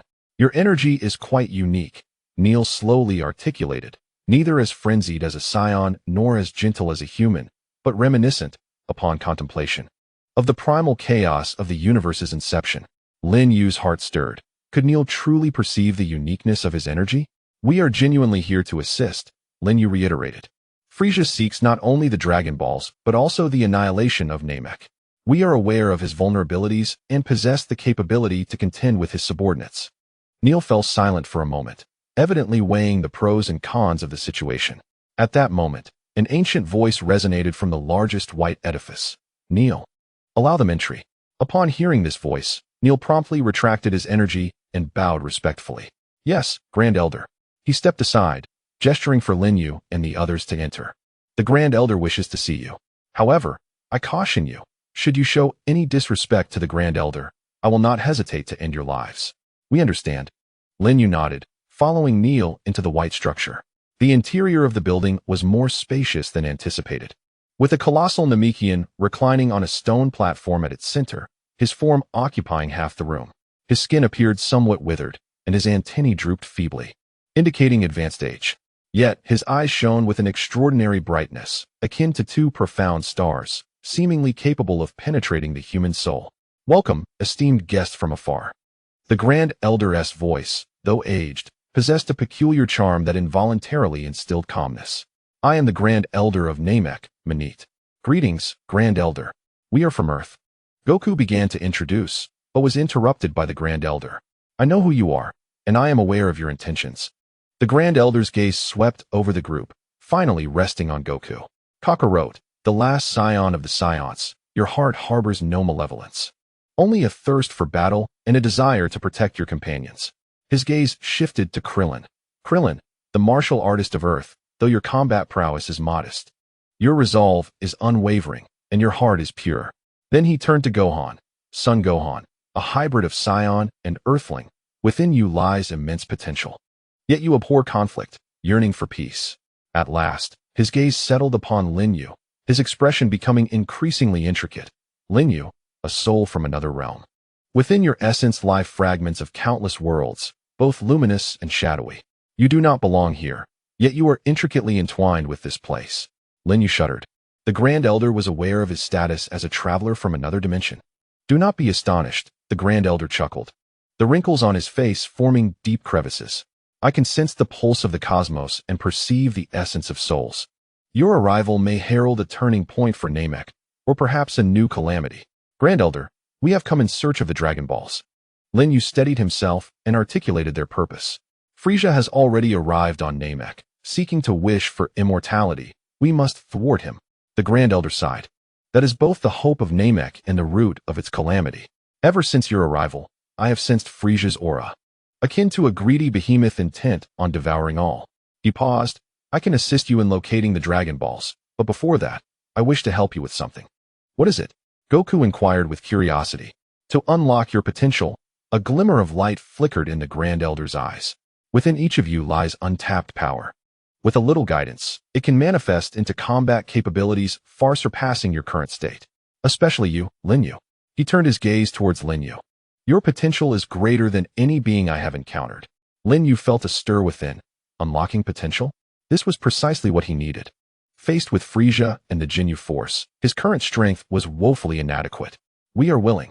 Goku declared first. Please assist us in unlocking our potential. The Grand Elder nodded and instructed Neil. Take them to the potential development chamber. Let us begin with Gohan. His spirit is the purest and easiest to guide. Neil complied, leading Gohan into the adjacent room. Shortly thereafter, a golden radiance erupted from within, and Gohan's energy soared at an astonishing rate. Remarkable, Krillin exclaimed. Observing the figures on the scouter, Gohan's power level has already surpassed 10,000, and it continues to rise. Lin Yue silently marveled. The Grand Elder's prowess was indeed legendary. Next was Krillin, whose power level surged from 5,000 to 13,000. When it was Goku's turn, the golden light nearly breached the ceiling. As Goku's energy became more refined and pure, stabilizing at 30,000. It is now your turn, Lin Yue. The Grand Elder's voice held a note of anticipation. Taking a deep breath, Lin Yue entered the potential development chamber.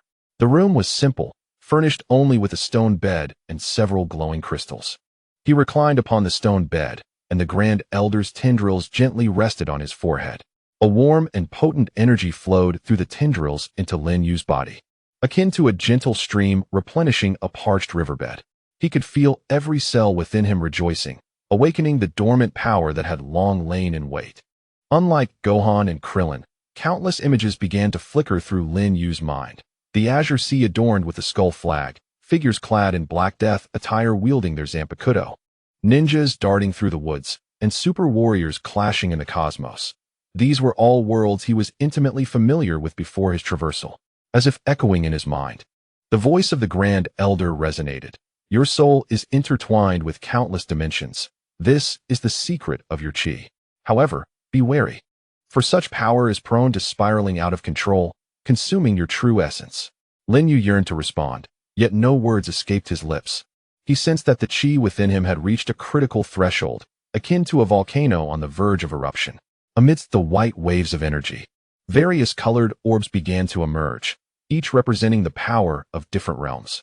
With a thunderous roar, the energy erupted, enveloping Lin Yue's form in a golden radiance. A force so potent it resonated throughout the entirety of Namek. His battle power surged wildly on the detector, leaping from 18,000 to 19,000, and then to 20,000. As the brilliance subsided, Lin Yue slowly opened his eyes, perceiving the world anew. He could distinctly sense the essence of every life around him, witnessed the energy flowing through the air, and even faintly touched the barriers of space itself. It is done, the Grand Elder retracted his antennae, a satisfied smile gracing his features. Your battle power has surpassed 20,000, and more importantly, you have awakened the latent ability of dimensional traversal. But remember, do not wield this power lightly, as it may incite cosmic upheaval. Lin Yue rose to his feet, stretching his body, feeling a strength unlike any he had ever known. He bowed deeply to the Grand Elder, expressing his gratitude. Thank you, Grand Elder. No need for thanks. The Grand Elder waved his hand dismissively. Now, I shall reveal the locations of the Dragon Balls. Neil will guide you. I hope you can thwart Frieza and save Namek. Exiting the chamber, Lin Yue was greeted by Goku, Krillin, and Gohan, their faces alight with excitement. Lin Yue, your battle power has truly surpassed 20,000. Krillin exclaimed, holding the detector aloft, brimming with enthusiasm. Goku nodded with a grin. How do you feel? Do you feel an inexhaustible energy coursing through you? Lin Yue smiled in return. Indeed. I feel extraordinarily powerful. Yet we must remain vigilant. The Grand Elder warned that Frieza's main forces will soon arrive. No sooner had he spoken than Neil approached, brandishing the map marking the locations of the 7 Dragon Balls. I have marked all the locations. We shall depart at once. The group followed Neil out of the white edifice, sunlight cascading upon them in a warm embrace.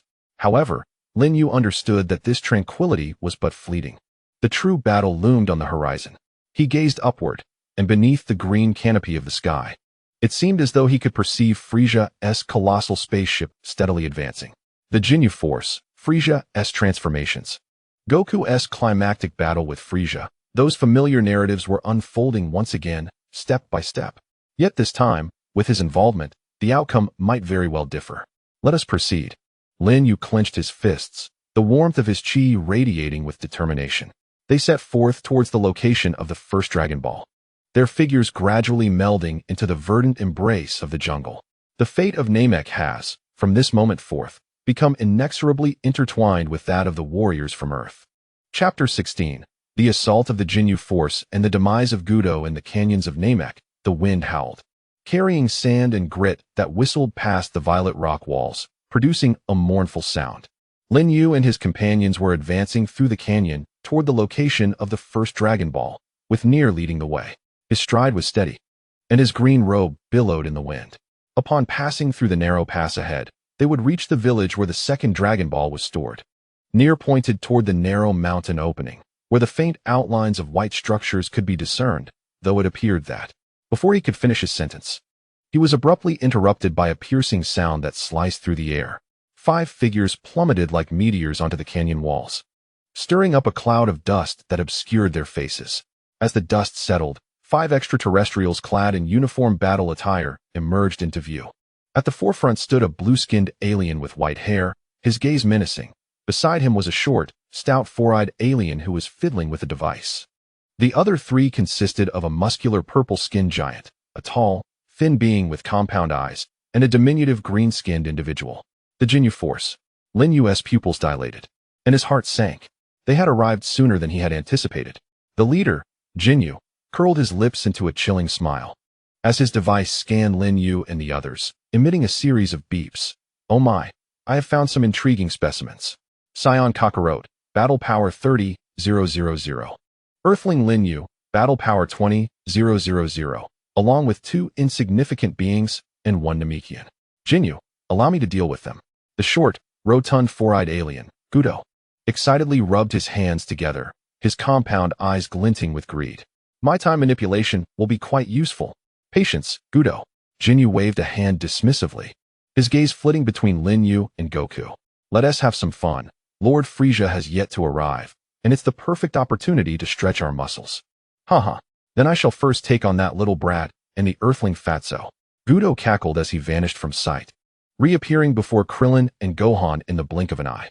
With a sudden motion, he pressed his hands to the ground, invoking his time-stopping ability.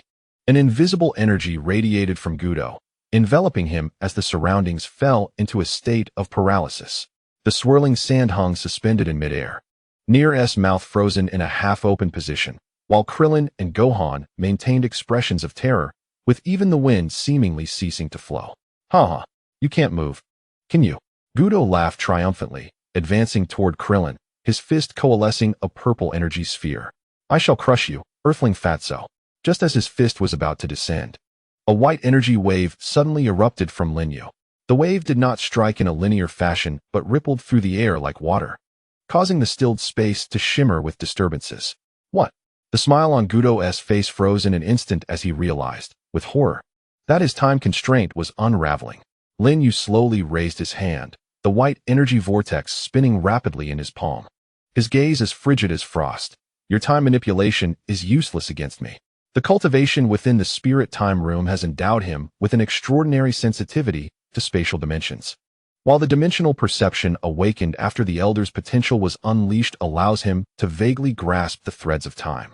Although Gudu's time stasis is enigmatic, its essence lies in the energy blockade of a localized space, which Lin Yue's aura can shatter.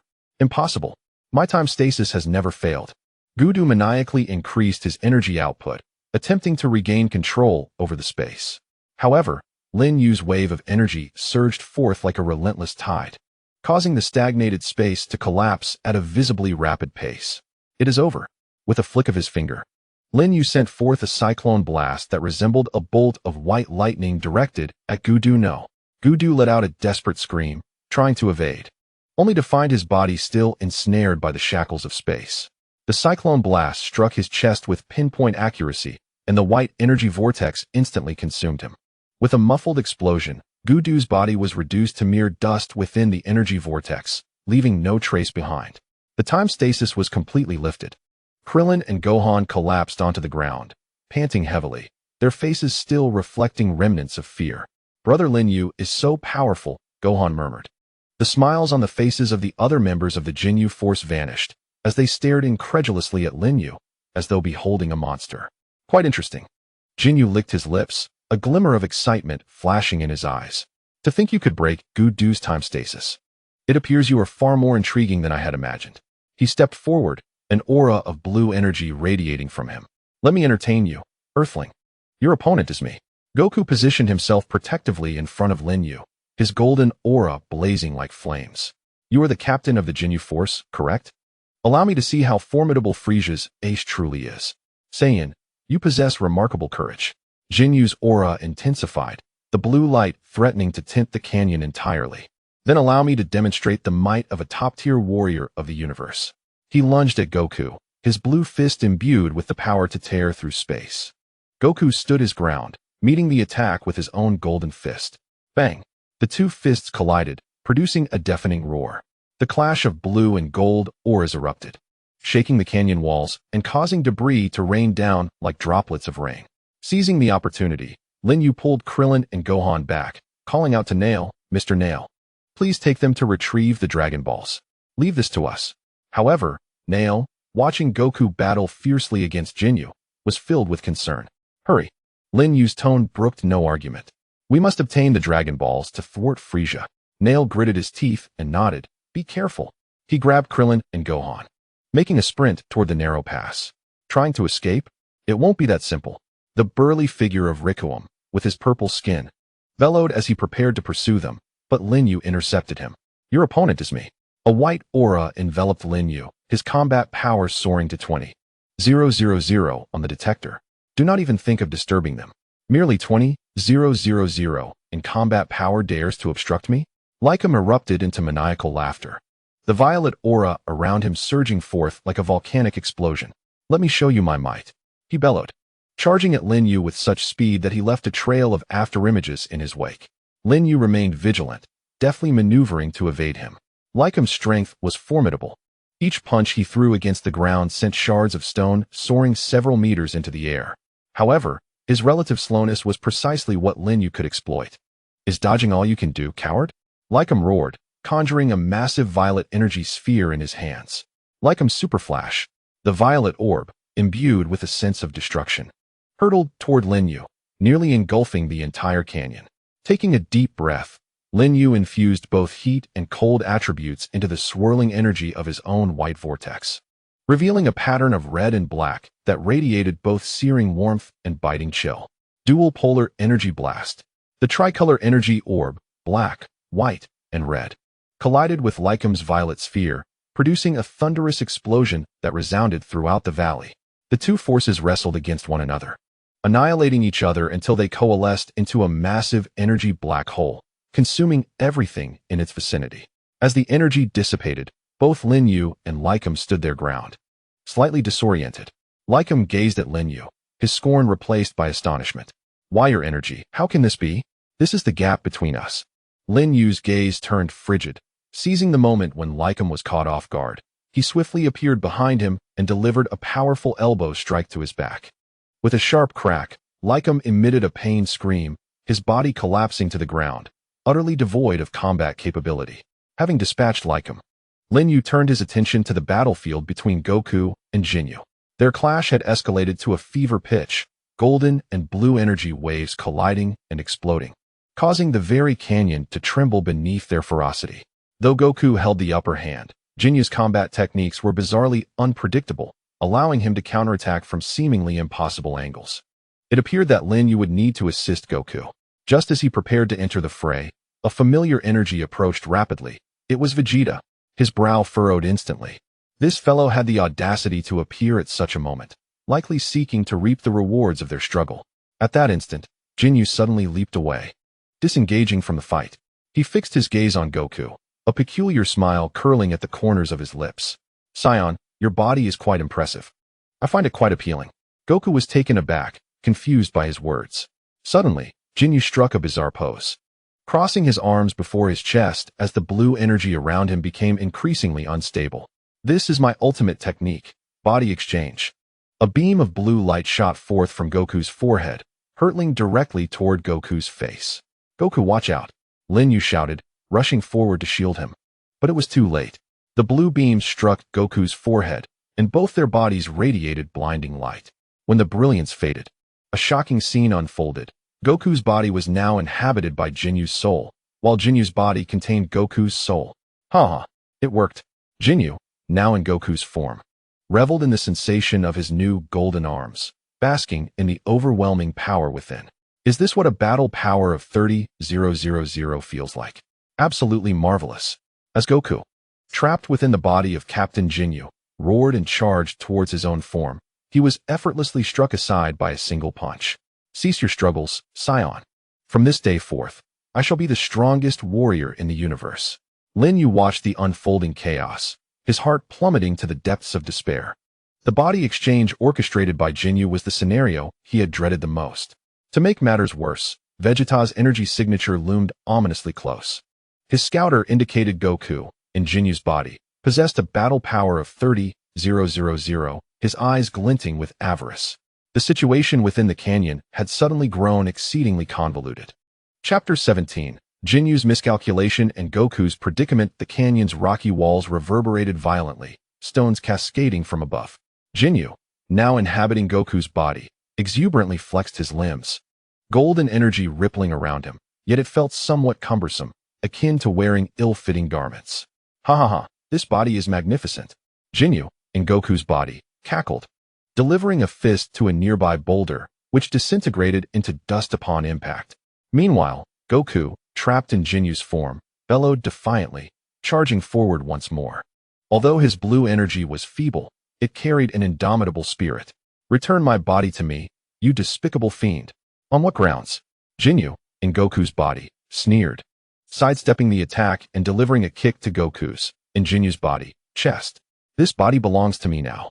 You shall remain in that wretched form and watch as I rule the universe. Goku, in Jinyu's body, was sent sprawling, crashing against the rocky wall and spitting blood. He pounded the ground in fury, yet he could only helplessly witness his own body being manipulated by his adversary. This sense of powerlessness was more agonizing than any physical pain. Lin Yue clenched his fists, his mind racing. The current situation was exceedingly dire. Goku was ensnared within Jinyu's body, his battle power diminished to under 10,000, although Jinyu had assumed control of Goku's form. He appeared yet to fully grasp the power of a Super Saiyan. Meanwhile, Vegeta had arrived at the canyon's entrance, intrigued by the spectacle, evidently biding his time to seize the advantage. Where were the remaining members of the Jinyu force? Lin Yue suddenly realized that, aside from Jinyu and the defeated Guldo and Jis, 2 other team members were conspicuously absent. No sooner had he voiced this thought than 2 figures sprang forth from the canyon's rocky walls, Guldo and Buddha, the remaining members of the Jinyu force. Captain Jinyu, we are here to assist you. Buddha, moving with lightning speed, appeared instantaneously before Goku, in Jinyu's body, his fist poised to strike. Watch out. Lin Yue attempted to intervene, but it was too late. He could only watch in horror as Goku, in Jinyu's body, was knocked unconscious by a single punch. Meanwhile, Jis raised his hands, a purple energy sphere coalescing in his palms. Captain Jinyu, shall I utterly annihilate this Saiyan spirit? No, Jinyu, in Goku's body, waved dismissively, a glint of calculation flickering in his eyes. He may yet prove useful. Once I fully master this body, I can take my time to torment him. He cast his gaze upon Lin Yue, his golden pupils shimmering with murderous intent. Now, it is your turn, Earthling. Lin Yue took a deep breath, a white aura coalescing around him. Even if you have seized Goku's body, it does not change the fact that you are a despicable wretch. What a stubborn fellow. Jinyu, in Goku's body, scoffed, the golden aura intensifying. Allow me to show you the might of a battle power of 30,000. He charged towards Lin Yue, his speed exponentially faster than that of the previous opponent, Ryujin. Lin Yue attempted to evade, only to find Jinyu's speed far exceeded his expectations, narrowly dodging several strikes. How is this possible? Lin Yue was taken aback. Jinyu had not yet fully mastered Goku's body. Why was he so swift? It soon became evident to Lin Yue that, although Jinyu, in Goku's body, moved quickly, his attacks lacked coherence, as if he were merely imitating Goku's fighting style without grasping its essence. His advantage lay solely in the formidable physique of Goku, not in the mastery of power. Ah, I see. Lin Yue rejoiced inwardly, having identified his opponent's weakness. A mere imitator. Even with a powerful body, he was but a fool. No longer content with mere evasion, Lin Yue initiated a counterattack. Whenever Jinyu, in Goku's body, unleashed Goku's signature moves, Lin Yue could anticipate them, striking at the openings. Damn it! Jinyu, in Goku's body, found himself in dire straits under Lin Yue's cunning attacks, roaring as he conjured a golden energy sphere. Kamehameha, the massive wave of golden energy, imbued with a sense of destruction, surged towards Lin Yue, nearly engulfing the entire canyon. Now, a glimmer of determination flickered in Lin Yue's eyes. He did not brace for impact. Instead, he concentrated all his energy into his legs and lunged sideways. Just as the energy wave was about to strike him, his body executed an incredible maneuver in midair, narrowly evading the onslaught. Boom! The golden energy sphere collided with the canyon's rocky wall, unleashing a cataclysmic explosion. Enormous boulders plummeted from above, causing the entire canyon to tremble as if it would collapse at any moment. Amidst the swirling dust, Lin Yue swiftly circled behind Jesus, launching a white energy sphere that struck the back of his head with tremendous force. Jesus fell without a sound, collapsing lifelessly to the ground. Jesus! Buddha roared as he charged towards Lin Yue, his speed leaving a trail of afterimages. Lin Yue was prepared. He infused the ground with icy energy, and the purple rock walls were instantly coated in a thin layer of ice.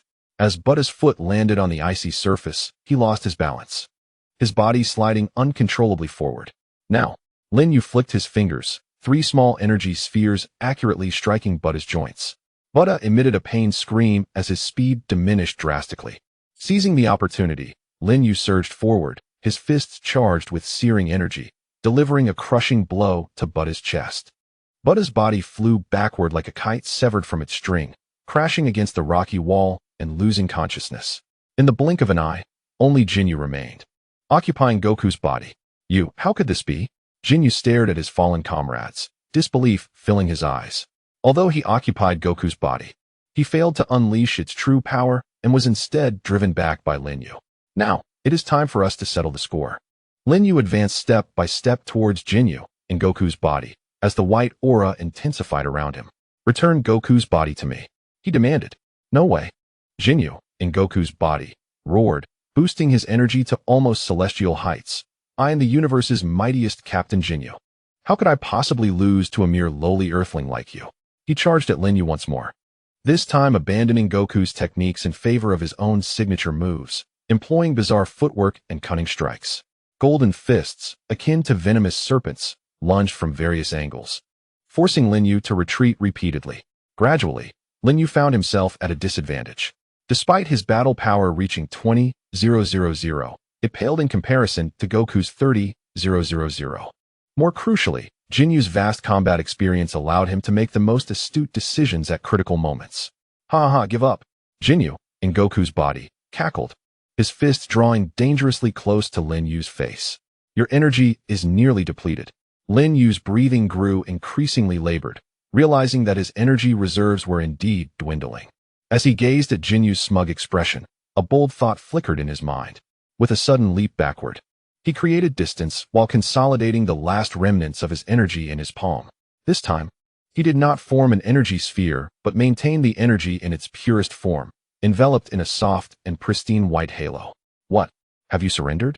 Jinyu, in Goku's body, sneered, closing the gap. Lin Yue remained silent, focusing on his breathing, waiting for the opportune moment. Just as Jinyu's fist was about to strike, Lin Yue moved abruptly.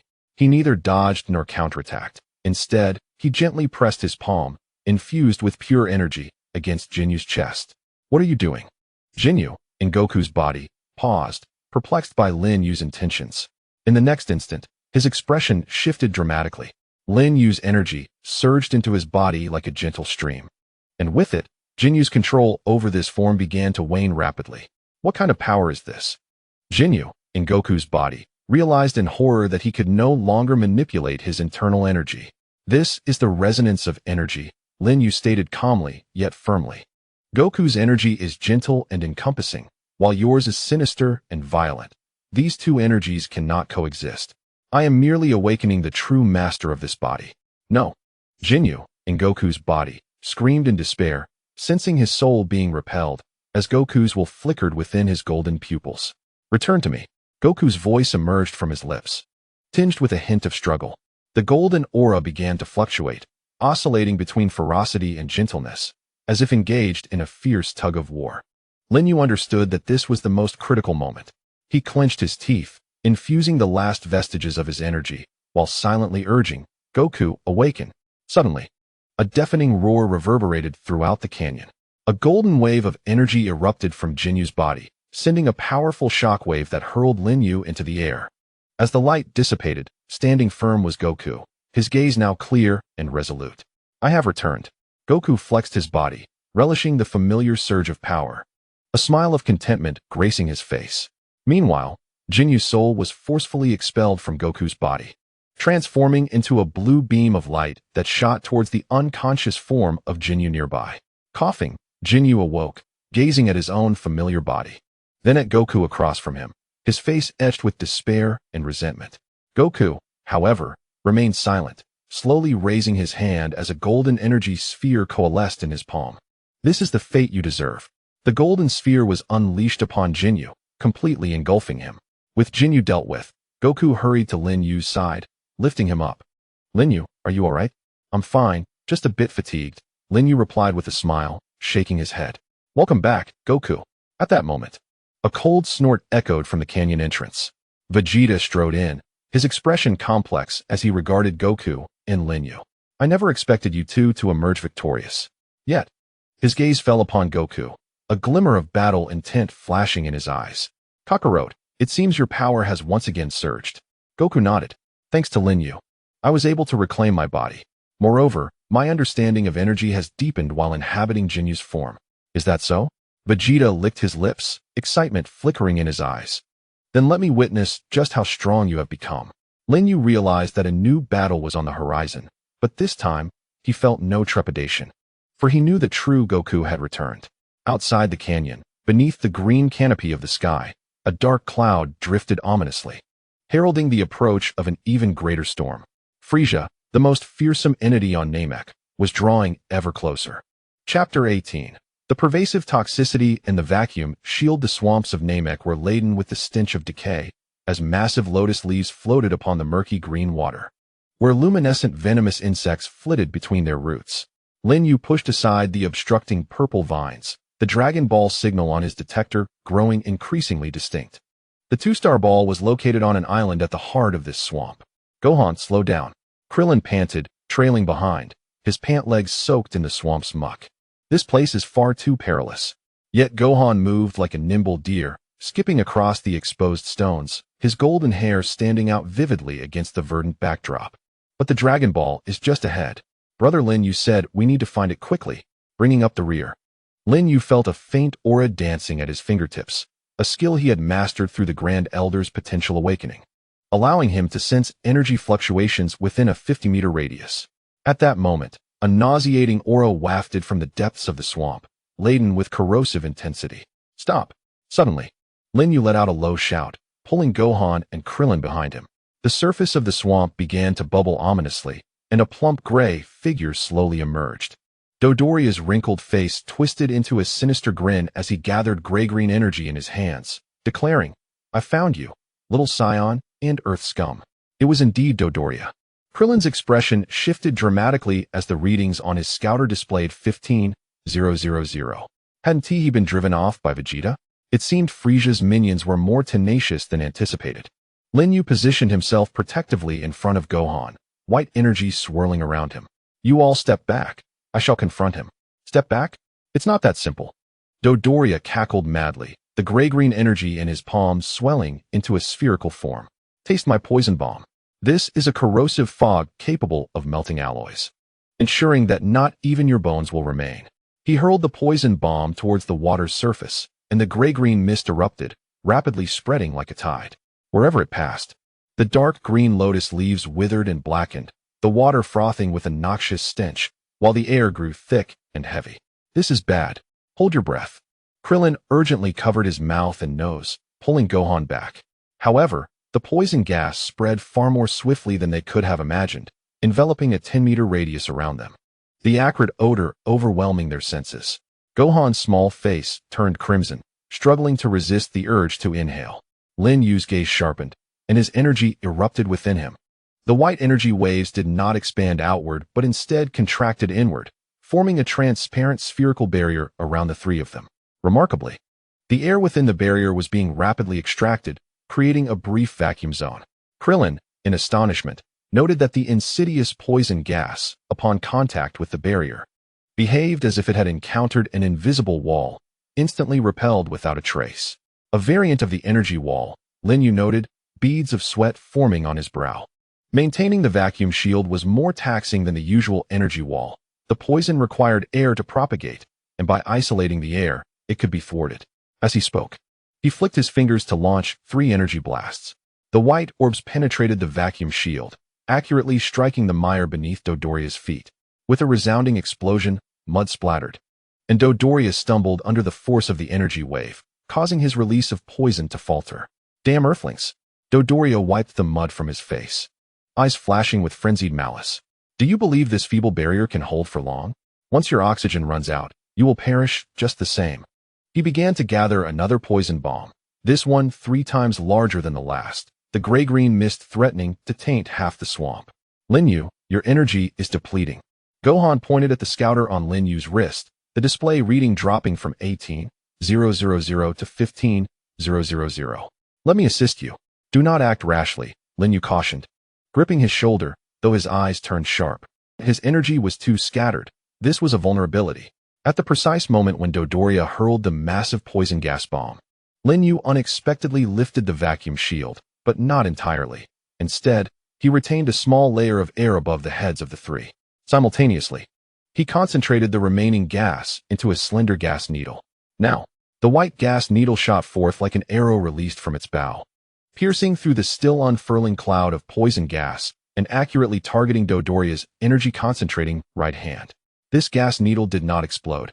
Rather, it forcefully penetrated his energy core with a spiraling momentum.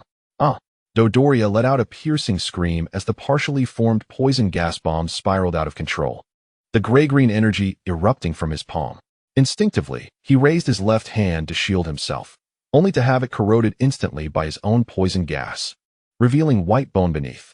Seizing the moment of his agony and distraction, Lin Yue swiftly picked up Gohan and pulled Krillin toward the island in the center of the swamp. The vacuum shield reformed behind them, completely isolating the encroaching poison gas from their vicinity. Krillin, exhausted, collapsed onto the grassy ground of the island, gasping for breath.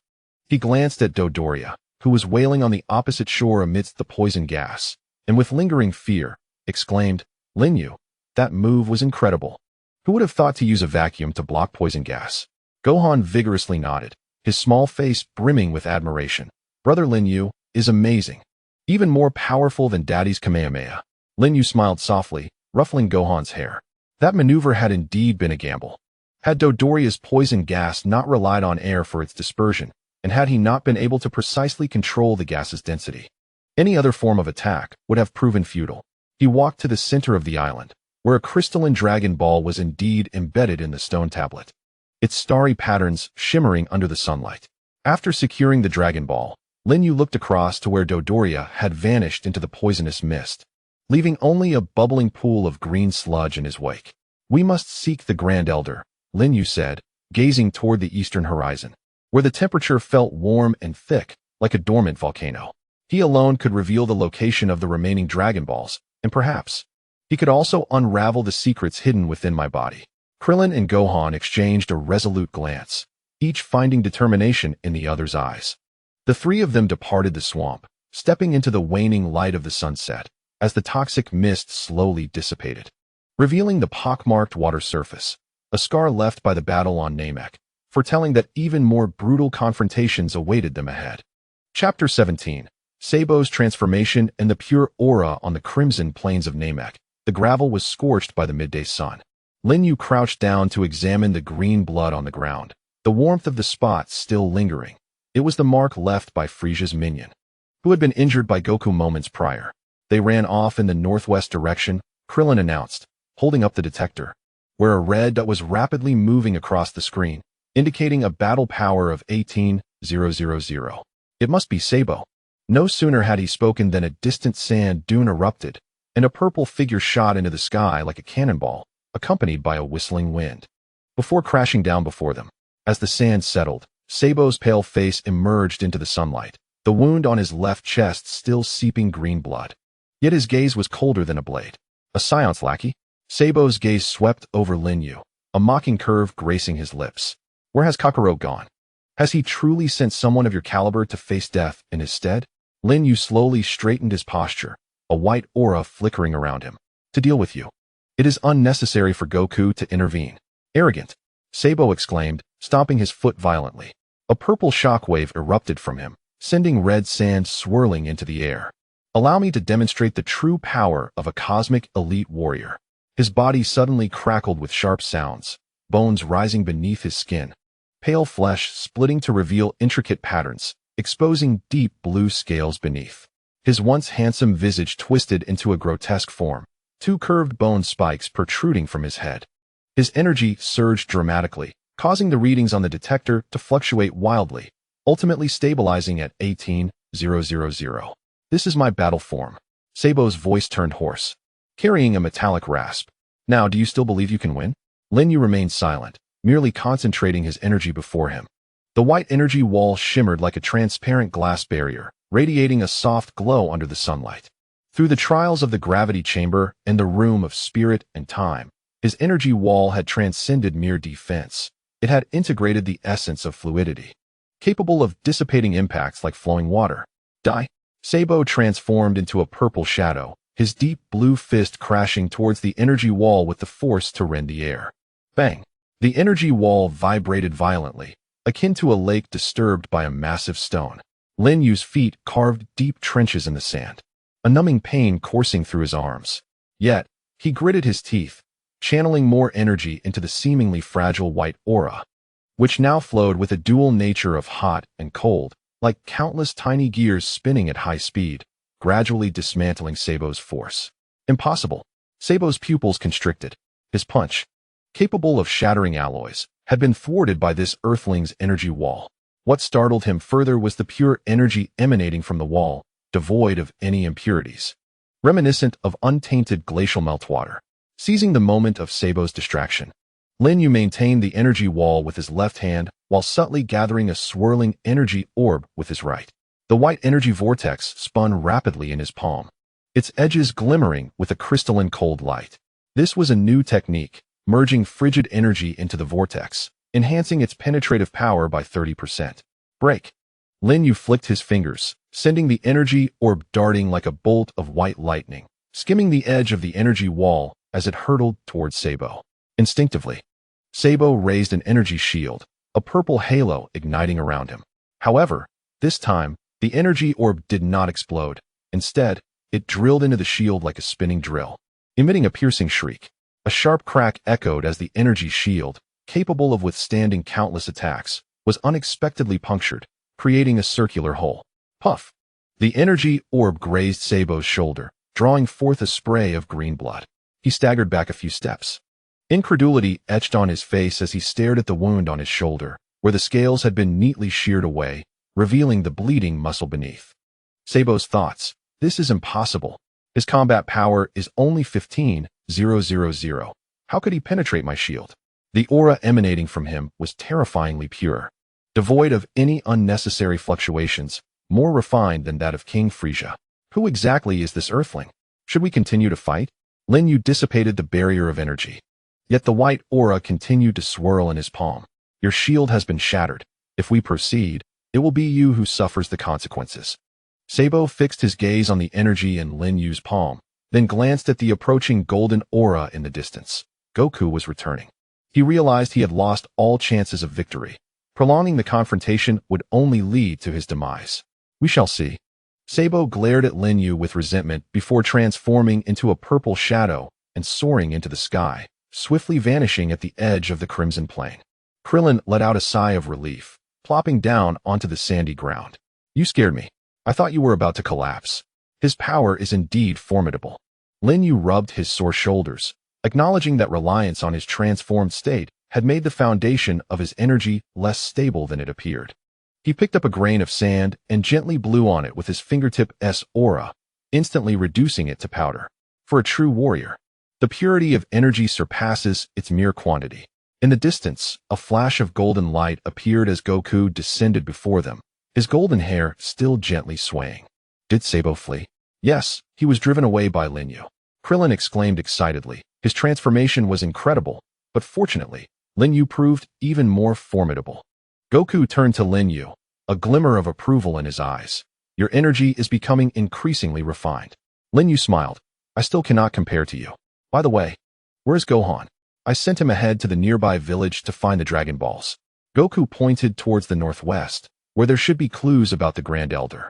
Let us hurry and catch up. The three of them walked across the crimson sand, the sunlight stretching their shadows long. Lin Yue glanced back towards the direction where Sabo had vanished. The tremors from the energy sphere still lingered in his palm. That battle had instilled in him a newfound confidence in his understanding of energy, reaching a new level of comprehension. Meanwhile, Sabo, soaring high in the sky, was gasping for breath. He clutched his bleeding shoulder, replaying in his mind the moment Lin Yue's energy sphere pierced through his shield, a chill creeping up his spine. That aura, terrifyingly pure, felt like a thorn embedded in his heart, causing him to waver for the first time in his belief in King Frisia's absolute power. This earthling must be eliminated swiftly.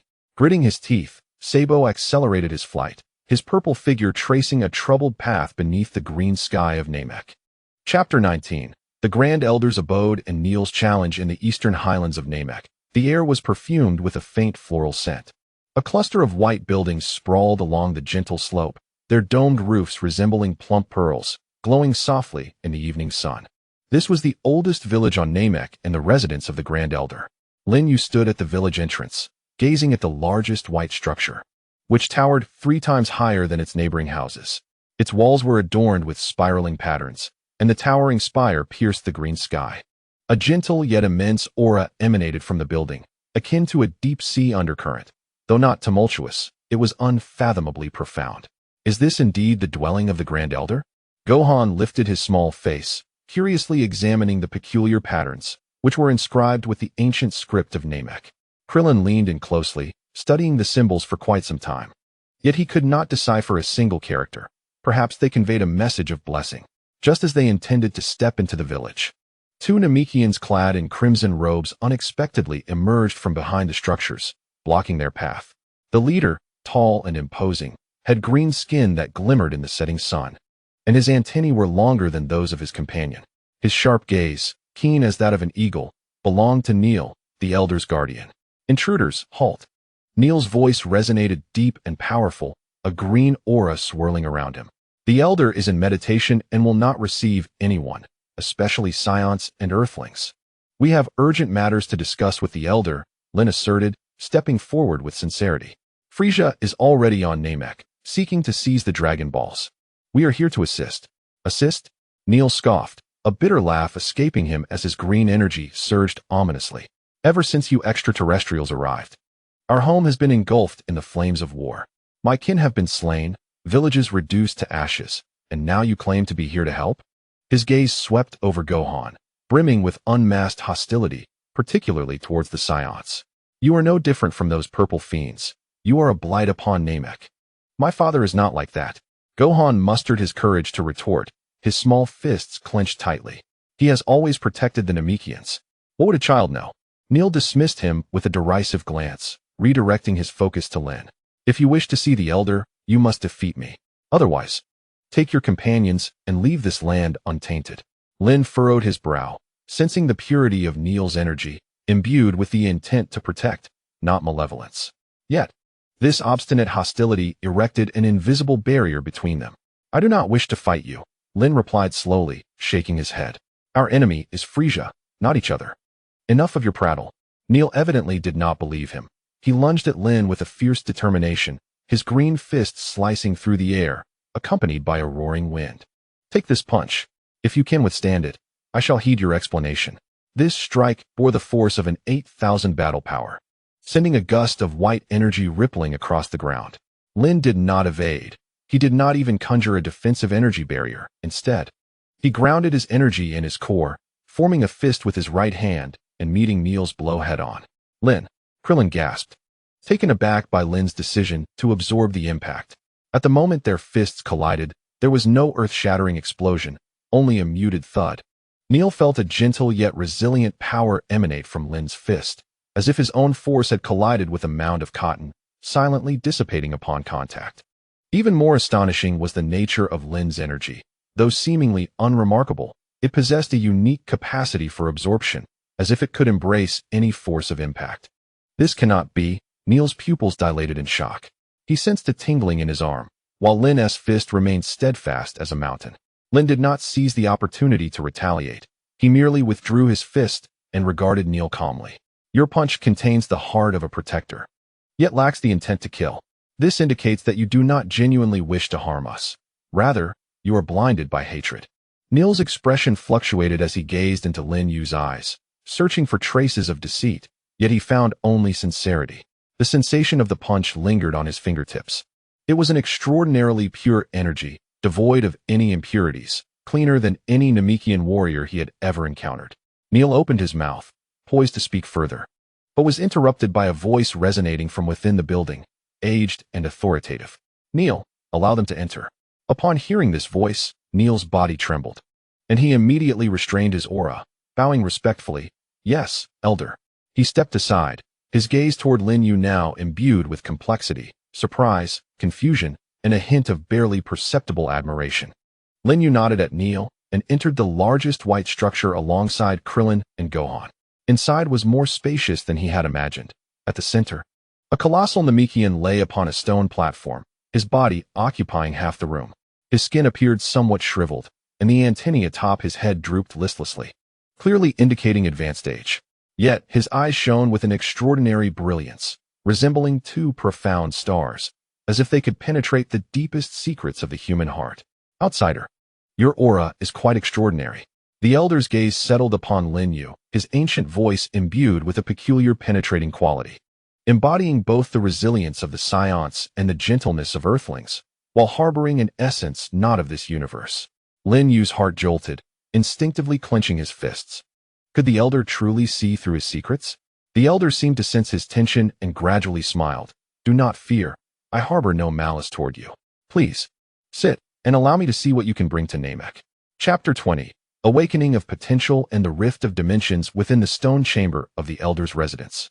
The walls adorned with luminescent crystals exuded a gentle green glow. Lin Yue sat cross-legged upon the stone bed, acutely aware of a soothing energy emanating from beneath him, akin to a spring stream gradually permeating his limbs. "Relax," echoed the elder's voice within the chamber, his antennae lightly resting on Lin Yue's forehead. "The development of potential is not a forceful enhancement of strength. It is the unshackling of the restraints within your body, allowing the inherent power to flow naturally."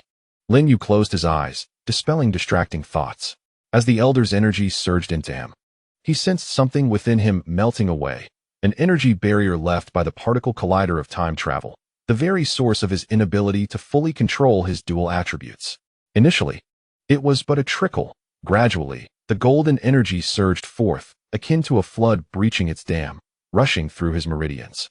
Every muscle, every bone, every cell rejoiced, as if a slumbering giant, dormant for millennia, was awakening. "Ah!"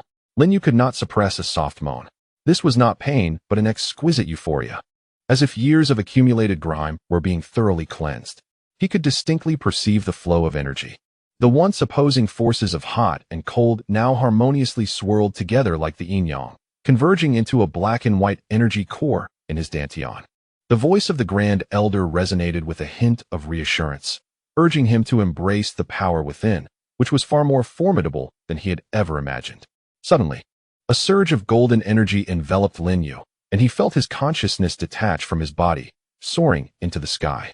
He beheld the entirety of planet Namek, its verdant lands glistening like emeralds amidst the azure ocean, while Friesia's spaceship loomed like a dark cloud, casting ominous shadows. He saw Goku training on a crimson plain, golden energy blazing like flames around him. He even glimpsed Turtle Island far away on Earth, where Bulma furrowed her brow at the dimensional coordinates displayed on her screen. At that moment, a more astonishing sight unfolded before him, a ship adorned with a skull flag bravely sailing across a cerulean sea. The laughter of a straw-hatted boy echoing through the fabric of space. In the eerie Soul Society, a Shinigami clad in black wielded his Zanpakuto, engaged in fierce combat with a colossal hollow. Atop the rooftops of a ninja village, a golden-haired youth formed peculiar hand seals, a blue Rasengan swirling in his palm. These images flickered in Lin Yue's mind like shattered reflections, too swift to grasp, yet strikingly vivid. Each realm exuded a distinctly different aura, some fervent, others chilling, and some filled with the clash of wills. Lin Yue's consciousness trembled. These were not mere illusions, but realms that truly existed. The voice of the Grand Elder, tinged with amazement, declared that his soul was intertwined with countless universes. This was the essence of his energy. The golden energy suddenly contracted, drawn by an invisible force, swiftly converging into Lin Yue's dantian. He felt the core of black and white energy within him erupt, countless tiny specks of light bursting forth, forming a new cycle within his meridians, a circulation composed of fragments of energy from myriad worlds, both independent and unified. Boom! Lin Yue abruptly opened his eyes. A wave of white energy radiating from him, causing the fluorescent crystals in the stone chamber to flicker in unison. He glanced at his palm, where the energy was no longer merely white but now shimmered with a soft, prismatic glow, both as fervent as a star and as frigid as a nebula, as tumultuous as a tsunami and as serene as an ancient well. The detector on his wrist emitted a sharp alarm, the numbers on the screen dancing wildly before finally stabilizing at a shocking figure, 20,000. He had succeeded. The Grand Elder retracted his tendrils, a weary yet satisfied smile gracing his aged face. Your potential has been fully awakened. Not only has your combat power exceeded 20,000, but more importantly, you have awakened the nascent form of dimensional traversal. Dimensional traversal? Lin Yue clenched his fist, feeling a peculiar force surging within him. As if with a mere thought he could rend the veil of space and visit the worlds he had seen. Theoretically, yes, the Grand Elder nodded, a shadow of seriousness crossing his eyes. But you must exercise caution. The barriers between dimensions harbor terrifying energies, and with your current strength, forcing a passage could very well result in being torn apart by spatial storms. Moreover, he paused, each traversal may have unpredictable effects on the target world. Lin Yue fell into silence. Those realms were once mere memories of his existence in an alternate time and space, yet now they have transformed into a tangible reality. The fervor of One Piece, the bonds of Bleach, and the growth depicted in Naruto surged through his mind, igniting a tempest of emotions within him. It is time for you to fulfill your destiny, intoned the Elder in a grave tone. Frieza has already acquired 5 Dragon Balls, and the Genryusai force is nearly upon us. The fate of Namek lies in your hands. Lin Yue rose, bowing deeply to the Elder, expressing his gratitude. Thank you, Elder. Regardless of the circumstances, we shall thwart Frieza's ambitions. As he exited the stone chamber, Krillin and Gohan immediately rushed to his side. Lin Yue, your energy is incredible, Krillin exclaimed, brandishing his scouter, his eyes wide with astonishment. 20,000. You've actually surpassed 20,000. Gohan chimed in excitedly, Brother Lin Yue. Your energy feels so peculiar, like a rainbow. Lin Yue smiled, about to respond when the scouter emitted a frantic beeping. The screen revealed 5 rapidly approaching red dots. The lowest power level registered at 12,000, while the highest displayed as... It is the Genryusai force. Lin Yue's gaze sharpened instantly. They have arrived. In the distant sky, 5 figures pierced through the clouds, descending with an earth-shattering presence. Leading them was a blue-skinned alien with a cold smirk, none other than Genryusai, the captain of the Genryusai force. The true storm of Namek has finally arrived. Lin Yue clenched his fists, feeling the dimensional power coursing through him, devoid of fear, filled only with unprecedented determination. Regardless of the terrifying might of Frieza or the bizarre techniques of the Genryusai force, he would not falter. For he must not only protect Namek but also safeguard the luminous worlds that reside within his memories. This is the mission of a traveler, the path he must tread. Chapter 21. The Genryusai force strikes, and the rift in space suddenly. The sky over Namek darkened. It was not clouds that obscured the light, but rather 5 chilling energies that descended like ominous storm clouds, thickening the very air around them. Lin Yue stood resolute in the plaza before the Elder's dwelling, his fists clenched as the 5 red dots on the scouter approached with alarming speed. They are here. Krillin's voice trembled as he instinctively shielded Gohan. Their battle power exceeds 10,000. The highest reading is off the charts. Before he could finish, 5 figures crashed down around the plaza, sending shockwaves that lifted the stone slabs from the ground. The leader, a blue-skinned alien toying with a scouter, had striking white hair that stood out against the green sky. It was Genryusai, captain of the Genryusai force. Flanking him were the stout Gerdo, the purple-skinned Rikum, the tall and slender Berta, and the armored Jis. Their combined energies weaving an oppressive web of power. Ah, found you. Genryu's gaze swept over Lin Yue before settling on the distant Dragon Balls, a cruel smile curling his lips. Where's the Elder? Hand over the Dragon Balls, and perhaps I shall grant you a swift demise. You shall not. Neil roared as he charged forward, a surge of green energy erupting around him. I will never allow you to harm the Elder, he declared, confronting the oblivious natives. Lycum, grinning wickedly, delivered a side kick, sending a purple wave of energy crashing into Neil's chest. With a pained scream, Neil was sent flying, colliding with the stone wall and losing consciousness. Neil, Gohan cried, his eyes reddening with urgency as golden energy began to coalesce in his palms. Gohan, don't move. Lin Yue urged, firmly gripping his shoulder, his gaze icy as he regarded the Genyu force. There is no need for a child to intervene with them. Quite the bold statement, Gudo replied, waddling forward, his compound eyes glinting with a strange light. Allow me to teach you the meaning of respect for the strong. Suddenly, he pressed his hands to the ground and shouted, time cease. An invisible force radiated from Gudo, enveloping the surroundings. Lin Yue watched in disbelief as Lycom's fist froze midair. Witnessing the energy sphere conjured by Guise suspended in his palm, and noticing Krillin's terrified expression, forever frozen in time, the world felt as though it had been paused, leaving only him and Gudo capable of movement.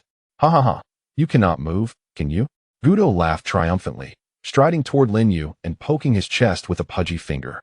You are now the lamb awaiting slaughter. I shall first twist off your arms, and then, his words were abruptly cut short. For Lin Yue's eyes held no fear, only an icy resolve.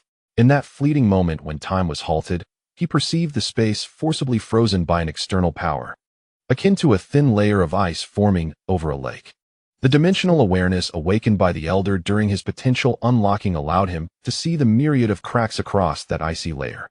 To claim such a degree of spatial confinement as time ceasing, Lin Yue murmured, his voice low yet imbued with penetrating strength. He slowly raised his hand, his energy beginning to tremor at an unusual frequency. This was not a linear impact.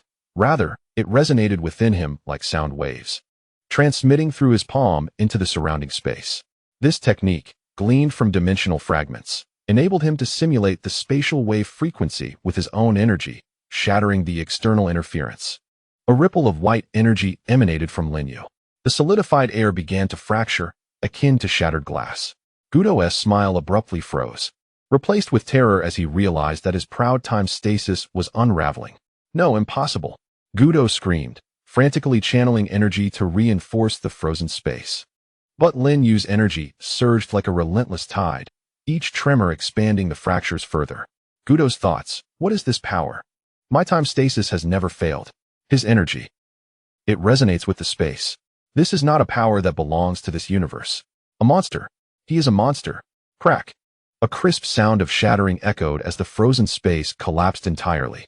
Lycom's fist struck empty air, Gaize's energy sphere detonated uncontrollably, and Krillin and Gohan stumbled back into motion, confusion etched on their faces. And Lin Yue had already materialized before Gudo. Your tricks are over, he proclaimed, his fist charged with white energy, devoid of any unnecessary flourish, as it hurtled toward Gudo's face with a resounding whoosh. Ah! Gudo emitted a desperate scream, attempting to teleport away, only to discover that the space remained chaotic from the previous tremor, rendering it impossible to lock onto a coordinate. The punch struck him squarely in the face, sending his corpulent body flying like a severed kite, crashing against the wall of the Elder's residence and falling to the ground devoid of life. The expressions of the remaining 4 members of the Genyu force changed dramatically. They had never anticipated that the so-called invincible Gudo would be annihilated in a single blow, and in such an unfathomable manner. Jinyu's gaze turned grave as he reassessed Lin Yue, observing that the numbers on the scanner stabilized at 20,000. However, he recognized that this figure could not possibly reflect the true strength of the Earthling before him. Intriguing indeed. Jinyu licked his lips, a glimmer of excitement flashing in his eyes. It appeared that King Frisia's intelligence was flawed, for you are far more interesting than anticipated. He stepped forward, and a blue energy wave erupted like a tsunami. Now, allow me to engage you, Captain Jinyu. Chapter 22, Body Exchange and Uncontrolled Energy. The blue energy wave stirred a tempest in the square, forming a visible barrier of energy around Jinyu's body, pulverizing the stone slabs beneath. He flexed his fingers, each joint's movement accompanied by the sharp crack of tearing air, his gaze predatory, fixated upon Lin Yue. Earthling, you are fortunate. Jinyu's voice resonated with a metallic timbre. It is your honor to have me. Jinyu, take action personally. Lin Yue refrained from unnecessary words, gathering white energy into a swirling orb in his palm. Having honed his mastery over spatial tremors during his previous battle with Gudo, he now created a swirling blast that not only spun at high velocity, but also emitted subtle spatial fluctuations, producing a resonant hum. Taste this. Lin Yue flicked his fingers, and the swirling orb shot forth like a bolt of white lightning towards Jinyu. A mere trick, Jinyu declared, unmoving as a blue energy wall swiftly materialized. Yet, just as the swirling orb was about to collide with the barrier, Genryusai suddenly vanished, leaving behind only an afterimage. Too slow. Genryusai's voice echoed from behind Lin Yue, laced with a chilling mirth. Startled, Lin Yue swiftly turned to block, but Genryusai's fist grazed his shoulder, the force ripping through his battle attire and leaving a trail of blood. Lin Yue could sense the power behind that punch far exceeded that of Ryujin and Gura, at least above 25,000. Your speed is commendable, but insufficient, Genryusai taunted, his figure flickering across the square, leaving a series of afterimages, each appearance accompanied by a fierce attack. Give up, you cannot triumph over me. Lin Yue remained silent, instead elevating his energy to its utmost potential. He navigated through the afterimages, white energy clashing against blue, producing deafening roars. The stone slabs of the square were uprooted by their energies, revealing the scarlet soil beneath, resembling gaping wounds. This approach is futile. As Lin Yue evaded, he quickly contemplated. His speed and strength eclipsed his own, compelling him to seek out Genryusai's weakness. At that moment, Genryusai abruptly ceased his assault, retreating 10 meters away. He gazed at Lin Yue, a peculiar smile curling at the corners of his lips. Enough playing. Now, allow me to showcase my true mastery, body exchange. Suddenly, Genryusai struck an odd pose, crossing his arms over his chest, as the blue aura surrounding him became exceedingly unstable, even shimmering with a twisted red glow. A blinding blue beam shot from his forehead, darting towards Lin Yue like a venomous serpent. This is bad. Lin Yue recognized the technique as the most bizarre skill of the Genryusai force, the ability to exchange bodies through a beam of light. He attempted to evade, only to find himself ensnared by an invisible force, utterly immobilized.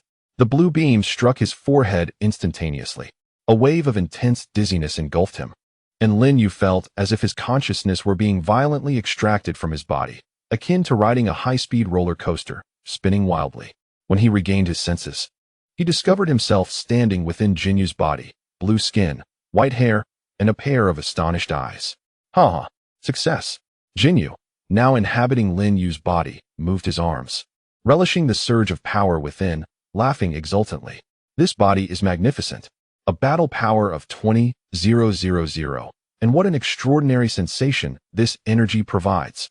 Lin Yue, in Genryusai's body, roared as he charged towards his own body. Return my body to me, you despicable fiend. Do not struggle, Genryusai, in Lin Yue's body, sneered, sidestepping the attack and delivering a punch to Lin Yue, in Genryusai's body, stating, now, I am the true master of this body. Lin Yue, in Genryusai's body, was sent flying, crashing against the stone wall and spitting out a spray of blue blood. He pounded the ground in frustration, helplessly watching as his own body was manipulated by the enemy. However, Genryusai, in Lin Yue's body, triumph was short-lived. Suddenly, his expression changed drastically as he clutched his head and screamed in agony. Ah? What is this? It hurts. The surface of Lin Yue's body shimmered with a blend of red and blue light, as two entirely opposing energies clashed violently within, reminiscent of two feral beasts battling. Although Genryusai had exchanged bodies, he could not control the intricate energy within Lin Yue that was infused with fragments of dimensions. The scorching and frigid energies coursed chaotically through his veins, each collision inflicting excruciating pain. Genryusai's thoughts. This energy is too ferocious. How can two completely opposing forces coexist? My consciousness, it's being torn apart. No, I cannot simply surrender. Genryusai, in Lin Yue's body, gritted his teeth, attempting to suppress the chaos within with sheer willpower. But it was a futile endeavor. Lin Yue's energy seemed alive, continuously repelling his consciousness, and even beginning to erode his very soul. I will return it to you. I will return it. Genryusai, in Lin Yue's body, could no longer endure the torment and once again assumed the pose for body exchange, firing the blue beam that struck Lin Yue, in Genryusai's body. A powerful wave of dizziness surged once more, and Lin Yue's consciousness returned to his own body. As he took command, he promptly channeled the energy within, establishing a cycle that thoroughly eradicated Genryusai's lingering consciousness fragments. Meanwhile, Genryusai's consciousness, back in his own body, trembled from the remnants of the earlier pain. He gazed at Lin Yue in terror, his eyes filled with disbelief and a hint of barely perceptible dread. What manner of monster is your aura? Lin Yue offered no reply, instead slowly raising his hand. Through the recent exchange of bodies, He had gained a profound understanding of his own energy. It was not merely a duality of hot and cold, but a confluence of energies from countless worlds, far beyond the control of any beings within this universe. It was over. Lin Yue's aura coalesced once more, and this time, he held nothing back. The white energy projectile, infused with the force of spatial tremors, shot forth like a beam of judgment, striking the still trembling Genyu. Genyu attempted to evade, only to find that his body had yet to recover from the earlier onslaught of energy. Helplessly, he watched as the projectile collided with him, his blue form completely engulfed in the swirling white energy.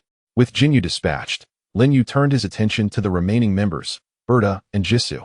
They were already pale with fear, having transformed into two streaks of light, fleeing in terror at the moment they witnessed Genyu's swift demise. Lin Yue made no effort to pursue them. He sensed a more potent aura approaching, Goku's energy, radiating familiar warmth and formidable power, rapidly advancing from the east. The square finally settled into silence, leaving only the debris of battle and the unconscious Neil. Krillin and Gohan rushed over, their faces reflecting profound relief at having survived. "Lin Yue, are you all right?" Krillin inquired, casting a wary glance over him, fearful of another body swap. Lin Yue smiled, stretching his shoulders. "Rest assured, I am well." He glanced at his palm, noting that his aura had become even more refined. "It seems I have grown stronger." Chapter 23. The arrival of Goku and the warning of 530,000. The winds of Namek, carrying the scent of earth, swept across the battlefield recently ravaged by conflict. Lin Yue crouched down, administering a senzu bean to the unconscious Neil. A green glow enveloped him, and his wounds healed at a visibly rapid pace until he soon opened his eyes. "Am I still alive?" Neil murmured, bewildered by the surrounding chaos. Upon spotting Lin Yue, his expression turned complex. "Did you save me?" Lin Yue nodded. "The Genyu force has been defeated. You are safe now." After a brief silence, Neil abruptly rose and bowed deeply to Lin Yue. "I am sorry, I misunderstood you before. Thank you for protecting the elder." "We are comrades," Lin Yue replied, helping him to his feet. "Now, our priority is to locate the remaining Dragon Balls and thwart Frieza." Just then, a flash of golden light streaked across the distant sky, plummeting like a meteor into the center of the square. As the dust settled, Goku's figure emerged before them, clad in his familiar orange gi. His golden hair shimmered in the sunlight, and his once black eyes now gleamed emerald, radiating overwhelming energy, magnitude stronger than when he had departed from Earth. "Goku!" Krillin and Gohan exclaimed excitedly as they rushed forward. "Dad!" Gohan leaped into Goku's embrace, his small face pressed tightly against his father's chest. Goku chuckled, ruffling Gohan's hair before turning to Lin Yue, a flicker of surprise crossing his gaze. "Lin Yue, your aura has significantly strengthened, thanks to Elder Tuwa Da's blessings. Potential has been unlocked." Lin Yue handed him a celestial bean, urging, "You've just arrived. Restore your strength first." Wukong accepted the bean and swallowed it, stretching comfortably. "Indeed, celestial beans are the best," he exclaimed. "By the way, where is Frieza?" "I sensed his energy on the way. It's incredibly powerful."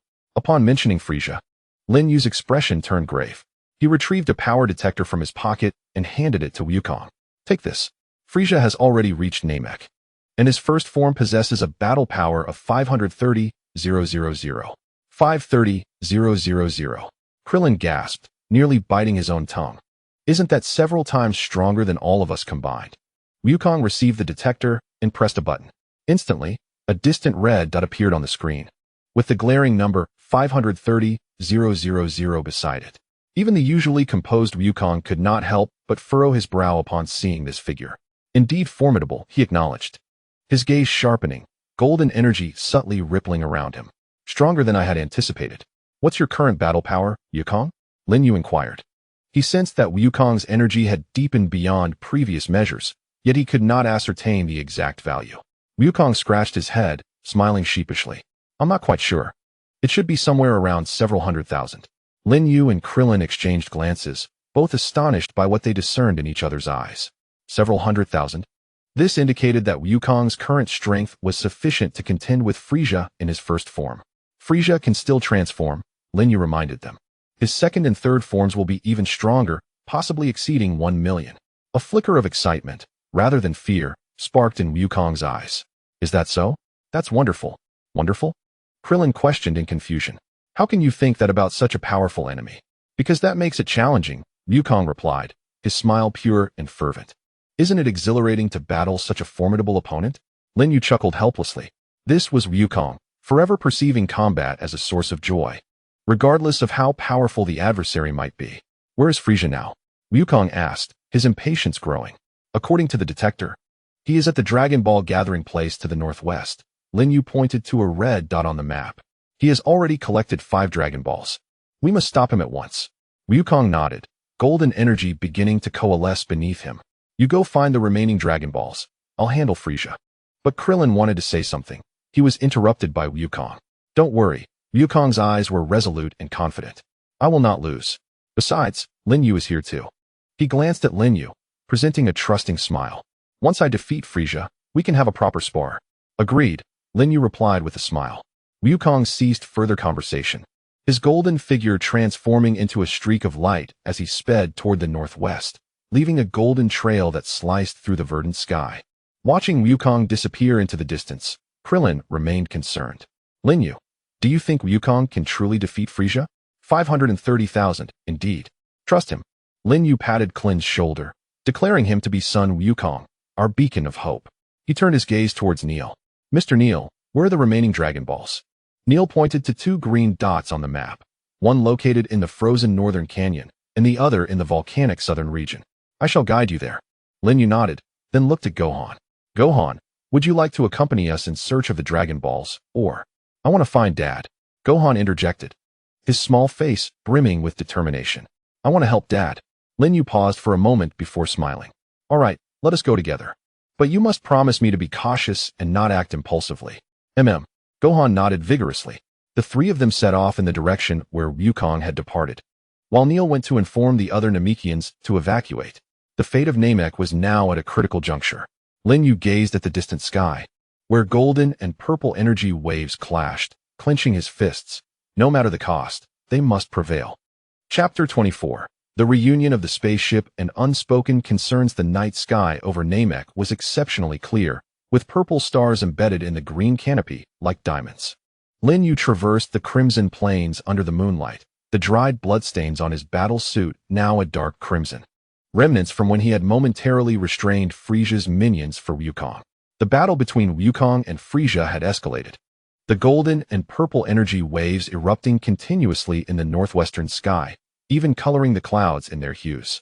Lin Yue understood that his presence would be futile. With a battle power of merely 20,000, his reckless involvement would only burden Wukong. It is time to return, Lin Yue murmured to himself as he turned towards the spaceship. Bulma awaited their return. He needed to convey the situation to her, to ease her worries. The spaceship was nestled in a concealed valley within the eastern highlands, its silver exterior gleaming coldly under the moonlight. Just as Lin Yue landed at the entrance, the hatch opened with a hiss. Bulma, clad in a white research uniform, her hair somewhat disheveled, bore faint dark circles under her eyes, a clear indication of her prolonged anxiety. Upon seeing Lin Yue, her tense form relaxed instantly, her eyes glistening with unshed tears. Lin Yue. Bulma could no longer contain herself, rushing to him and wrapping her arms tightly around his waist, burying her face in his chest. Her voice trembled as she spoke. You're safe? Thank goodness. I saw the energy readings from your direction on the scanner, and I feared. The unspoken words lingered in the air, but Lin Yue could sense her body quaking. He gently raised his hand, tenderly caressing her back, feeling the softness of her form and the rapid beat of her heart. I promised I would return, Lin Yue spoke softly, his voice imbued with a soothing essence. I am sorry for causing you worry. Bulma said nothing, only tightening her embrace. Lin Yue felt his shirt dampen with her tears, a wave of bittersweet emotion swelling within him. This girl, who always projected strength and wielded sharp words, cared for them more deeply than anyone else. After a considerable interval, Bulma gradually released her grip, her eyes red as she shot him a glare. If you ever scare me like that again, I shall transform your energy detector into a bomb, she declared, yet her hand instinctively moved to straighten Lin Yue's disheveled collar, a gesture surprisingly tender for her. Yes, my fault, Lin Yue chuckled, accepting her ministrations. What about Goku? Is he all right? Bulma inquired, her gaze filled with concern. He is engaged in combat with Frisia.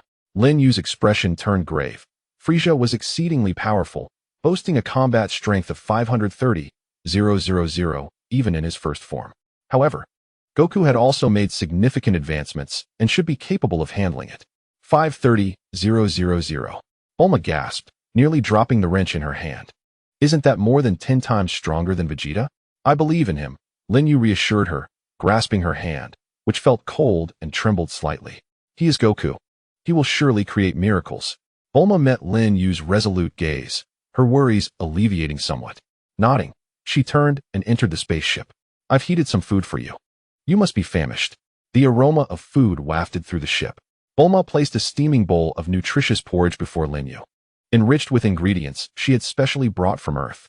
Lin Yue, indeed ravenous, eagerly scooped up spoonfuls of it. Eat slowly. No one is competing with you, Bulma said, resting her chin on her hand as she observed him. You seem to have grown stronger since your last return. Were the Jinyu force formidable? Indeed, particularly their leader, Jinyu, who possesses a rather peculiar body-swapping ability. Lin Yue briefly recounted the Battle-S events, omitting the more gruesome details, yet concluding with, but I ultimately defeated him. Body-swapping? Bulma furrowed her brow, immediately jotting down notes. What is the principle behind such a skill? Is it based on a soul exchange or an energy exchange? If we can decipher it, perhaps we could develop. Watching her delve back into her research, Lin Yue couldn't help but chuckle. This was Bulma, forever engrossed in her inventions. By the way, here, take this. Bulma suddenly recalled something, retrieving a silver bracelet from her pocket. This is my newly crafted dimensional anchor device. It will help stabilize your spatial coordinates. Now that you have awakened your dimensional travel ability, this should prevent you from landing in perilous realms. Lin Yue accepted the bracelet, which still radiated Bulma's warmth. It was exquisitely crafted, featuring a blue crystal embedded with a miniature chip, a testament to Bulma's recent endeavors. Thank you, Bulma, Lin Yue expressed earnestly. Less chatter, try it on quickly. Bulma averted her gaze, her ears subtly reddening. Just don't end up dying in some other world. I can't afford to reimburse my experimental costs. With a smile, Lin Yue donned the bracelet, which fit perfectly. He could sense a faint energy emanating from it, resonating with the dimensional power within him and calming the previously restless energy. Fits perfectly, Lin Yue remarked. At that moment, the spaceship's alarm blared unexpectedly. The screen displayed a violent fluctuation of energy in the northwest direction. The golden aura was rapidly diminishing while the purple aura soared uncontrollably. It's Goku. Bulma's expression changed dramatically. His energy was waning. Lin Yue's heart raced to his throat. He dashed to the screen, observing the red dot representing Goku dimming, while Frieza's red dot shone like the blazing sun. How could this be? Lin Yue murmured, clenching his fists. Is it possible that Goku has lost? No way. Lin Yue, where are you going? Seeing him about to leave, Bulma hastily inquired. I'm going to help Goku. Lin Yue's voice was laced with urgency. But you stand no chance against Frieza. Bulma blocked his path, her eyes reddening once more. It would be tantamount to suicide. I am aware. Lin Yue gazed at her with unwavering determination, yet I cannot bear to watch him fight alone. Bulma opened her mouth to protest further, but Lin Yue gently embraced her.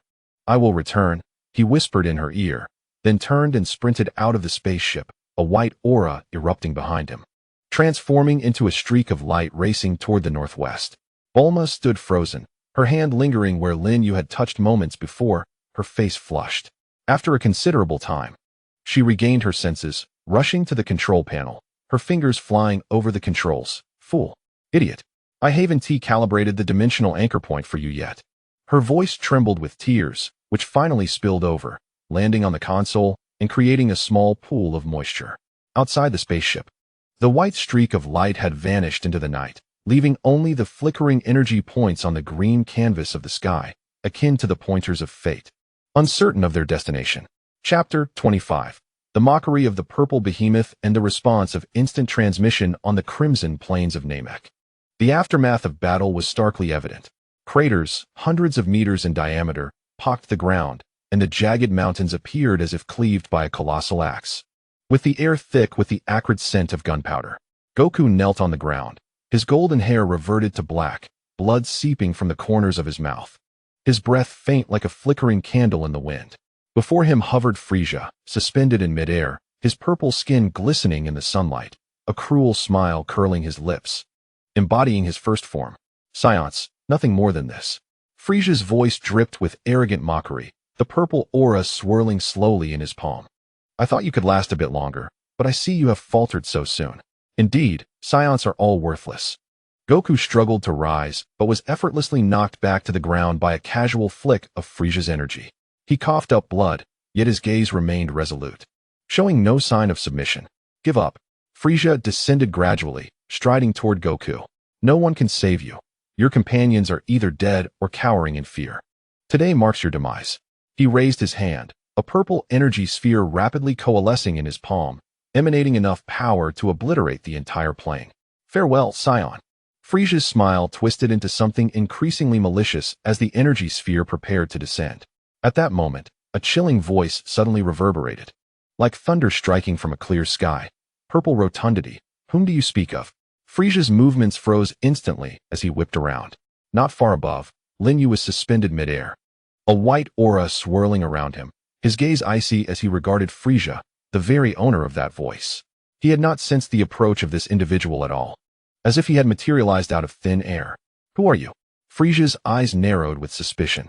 This unexpected earthling evoked a sense of inexplicable threat within him. Was this yet another oblivious scion lackey? Lin Yue offered no reply. Instead, he flickered and instantly appeared beside Goku. He helped Goku to his feet, placing a senzu bean into his mouth, while simultaneously erecting a wall of white energy around them, shielding them from Frisia's perplexed gaze. As Goku swallowed the senzu bean, he felt his strength rapidly returning, staring at Lin Yue in astonishment. How did you come here? If I hadn't come, you would be collecting your corpse, Lin Yue replied, his tone teasing, yet his eyes serious. First, regain your strength. I will handle things here. But he is very strong. Goku protested. I know, Lin Yue interrupted, but I am not the same as before. Upon witnessing the resolute glint in Lin Yue's eyes, Goku ceased his objections and closed his eyes to focus on restoring his energy. The power of the senzu bean began to take effect, as golden energy started to coalesce within him once more. Frisia observed this scene, his mocking expression morphing into one of rage. This audacious earthling had the gall to disregard him and even rescue Goku in his presence. Truly an affront to his authority. You have successfully incited my wrath, earthling. Frisia's purple aura surged violently. What had initially been a desire for a swift end now transformed into a resolve to torment Lin Yue slowly, making him aware of the consequences of ridiculing the Cosmic Emperor. He charged toward Lin Yue, unleashing a barrage of purple energy blasts akin to a torrential downpour, each carrying an aura of annihilation. Lin Yue's gaze sharpened as the wall of white energy thickened. Simultaneously, his figure began to flicker behind the energy barrier, appearing at various positions, a teleportation technique he had mastered after grasping the art of dimensional travel, more elusive and rapid than Goku's instant transmission. Is evasion all you can do? Frisia taunted, his attacks intensifying, enveloping the entire plane in a deluge of purple blasts. If you have the skill, come forth and face me directly. Lin Yue paid no heed to his derision. He was biding his time, waiting for Goku to regain his strength, awaiting an opportunity for counterattack. He understood he was no match for Frisia. However, he needed to stall for time to create openings for Goku. Since you refuse to emerge, I shall shatter your shell. Frisia bellowed, consolidating all his energy into a massive purple orb above his head, blotting out the sky and radiating an oppressive power. This move will send you, and that scion to hell. Frisia cackled maniacally as he hurled the enormous energy orb toward Lin Yue's barrier. Lin Yue took a deep breath, channeling all his energy into the barrier while simultaneously harnessing the power of the dimensions. The surface of the white energy wall shimmered with a faint, iridescent glow, resonating with the fragments of energy from countless worlds. Suddenly, a colossal purple energy sphere collided with the white wall, producing a deafening explosion. The entire Namek trembled as the crimson plains were reduced to rubble, forming a vast crater. Purple shockwaves spread outward like a tsunami, obliterating everything in their path. As the dust settled, Frisia gazed triumphantly at the center of the crater, believing that Lin Yue and Goku had been utterly annihilated. However, when he beheld the scene at the bottom of the pit, the smile on his face froze instantly. Lin Yue's energy wall, though riddled with cracks, remained resilient, shielding Goku behind it. Blood trickled from Lin Yue's lips, his complexion pale as a specter, yet his gaze remained icy, betraying no hint of retreat. This is impossible, Frisia exclaimed in disbelief. unable to fathom that a mere earthling with a power level of 20,000 could withstand his full force strike of 530,000. Lin Yue did not afford him the luxury of astonishment. With the last of his strength, he thrust the energy wall forward and called out to Goku behind him. Now is the moment. A golden radiance erupted from behind the energy wall, more brilliant than ever before. Goku, like a flash of golden lightning, broke through the wall and appeared before Frieza, his fist imbued with world-shattering power, striking fiercely at Frieza's face. Frieza let out a pained scream, his purple form flying backward like a marionette with severed strings, crashing into the distant mountains and stirring a cloud of dust. Lin Yue watched as Goku's golden figure finally allowed himself to breathe a sigh of relief, his vision darkening as he collapsed backward. Before losing consciousness, he seemed to hear Goku's roar, Frieza's bellow, and Bulma's anxious calls from the spaceship. The battle on Namek was only just beginning. Chapter 26. The pure white energy of the tornado. The crimson plains of Namek trembled violently under the force of Frieza's energy waves, as purple energy surged like boiling magma, spreading along the cracks in the earth, instantly reducing rocks to dust. Lin Yue knelt at the bottom of the crater, the white energy wall now adorned with a spiderweb of fissures, yet the cyclone in his palm continued to coalesce, its pure white brilliance standing out starkly against the purple energy. Give up, Earthling. Frieza hovered 100 meters above, his purple skin glowing with rage. Your energy wall cannot endure much longer. That last attack was merely a warm-up. Now you shall witness the true power of the Cosmic Emperor. He spread his arms wide, and the surrounding purple energy surged violently, forming an energy storm with a diameter of a kilometer. The air pressure at the storm's center was suffocating, as stones from the crimson plains were forcibly lifted into the sky, disintegrating into dust under the strain of the purple energy. Even more terrifying were the countless sharp energy blades swirling within the storm, each capable of effortlessly slicing through alloys. This technique, the Death Storm, could even tear apart planet Vegeta. Frieza's laughter echoed like metal scraping against metal, relishing the sensation of being torn asunder. The energy storm surged forth with an earth-shattering momentum, bearing down upon Lin Yue at the bottom of the pit. From a distance, Klin and Gohan watched in horror, their faces drained of color. While even the recently re-energized Goku could not help but clench his fists, the power of this tempest far exceeded his expectations. Lin Yue slowly raised his head, a white aura swirling fiercely within him. The dimensional perception awakened during the Elder's potential development allowed him to clearly observe the flow of energy within the storm. The seemingly violent purple energy contained subtle fissures. At that moment, the cyclone sphere in his palm had already integrated the technique of spatial tremors, each rotation simulating the oscillation frequency of dimensional barriers. Your storm has too many vulnerabilities. Lin Yue's voice was chillingly calm, as though the cataclysmic tempest before him was merely a gentle breeze. He abruptly hurled the cyclone sphere. Unlike before, this energy orb did not travel in a straight line. Instead, it traced an uncanny arc through the air, precisely penetrating the gaps within the energy storm. Initially, the purple tempest faltered slightly, as if a stone had been cast into a still lake. But in the next moment, a pure white radiance erupted from the heart of the storm. Buzz! A piercing resonance filled the air.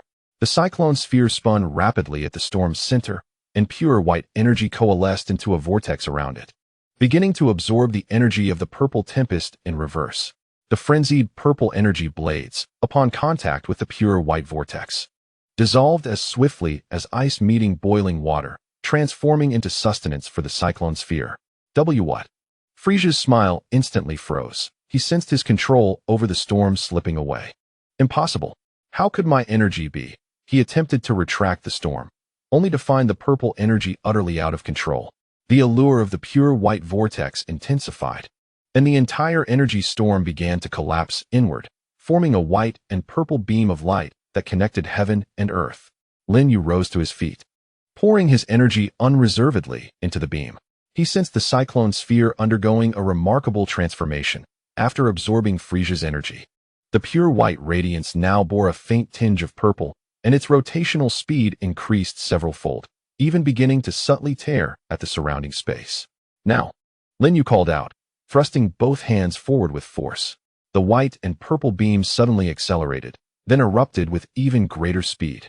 This time, It was no longer a vortex, but a beam of energy condensed to perfection, akin to a divine spear, aimed at the skybound Frisia. The purple tempest was utterly torn asunder, revealing a pristine white passage. Frisia's pupils constricted in terror. The power contained within this energy beam surpassed his comprehension, even transcending that of his father. Instinctively, he conjured his mightiest energy shield, a purple halo thick as a city wall. Bang! The moment the white and purple energy beam collided with the shield, it was as if the entire Namekian planet had been muted. Then, a deafening explosion reverberated throughout every corner of the planet. Frisia's energy shield shattered like glass, and he himself was sent hurtling backward like a kite severed from its string. Purple blood tracing a tragic arc through the air. The energy beam surged forth with unrelenting might, piercing through the three mountains behind Frisia before finally dissipating into the horizon. On the Crimson Plain, the tempest had completely subsided. Lin Yue stood at the bottom of the crater, his white aura gradually retracting. A trickle of blood oozing from the corner of his mouth as he forcibly controlled the energy sphere infused with Frisia's power, a tremendous burden on his body. Yet, his gaze remained exceptionally bright, fixed upon the fallen Frisia in the distance, devoid of any relaxation. Frisia's thoughts, how is this power possible? It is even purer than my father's energy. Who exactly is this earthling? His energy is merely 20,000, yet he can unleash such a level of attack? No, this cannot be. I am the Cosmic Emperor. How could I be defeated by a lowly earthling? Frisia struggled to emerge from the rubble. A gaping wound the size of a bowl appearing on his left chest, green blood gushing forth incessantly. He had never sustained such severe injuries, nor had he ever been so disheveled. The gaze he cast upon Lin Yue was filled not only with fury, but also with an incredulous fear. Who are you? Frisia's voice trembled, marking the first time he felt such emotions towards a lesser being. Lin Yue remained silent, merely wiping the blood from his lips. He understood that this was not the end. If Frisia's first form possessed such strength, the subsequent transformations would undoubtedly be even more terrifying. In the distance, Goku had fully recovered, golden energy blazing around him. He observed Lin Yue's silhouette, a glimmer of surprise and excitement flickering in his eyes. That last move was something even he had not dared to attempt. Lin Yue, are you all right? Goku called out. Lin Yue shook his head and turned to face him. I can still hold on. But he may transform next. No sooner had the words left his lips than Frisia erupted into a maniacal laughter from afar, a cacophony filled with madness and rage. His body began to undergo a bizarre transformation, bones cracking ominously as purple skin split to reveal dark red muscles beneath. Veins bulged, and his aura surged at a visible pace. Very well, Earthling, Frisia's voice turned hoarse and sharp. You have successfully provoked me. I had intended to save my final form for that scion, but it seems you must witness it sooner than anticipated. The atmosphere on the Crimson Plain grew dense once more. Lin Yue clenched his fists, white energy coalescing in his palms. The true battle was just beginning. Chapter 27. The infuriating instant transmission and the banter of buying water. Frisia's transformation was even more peculiar than anticipated.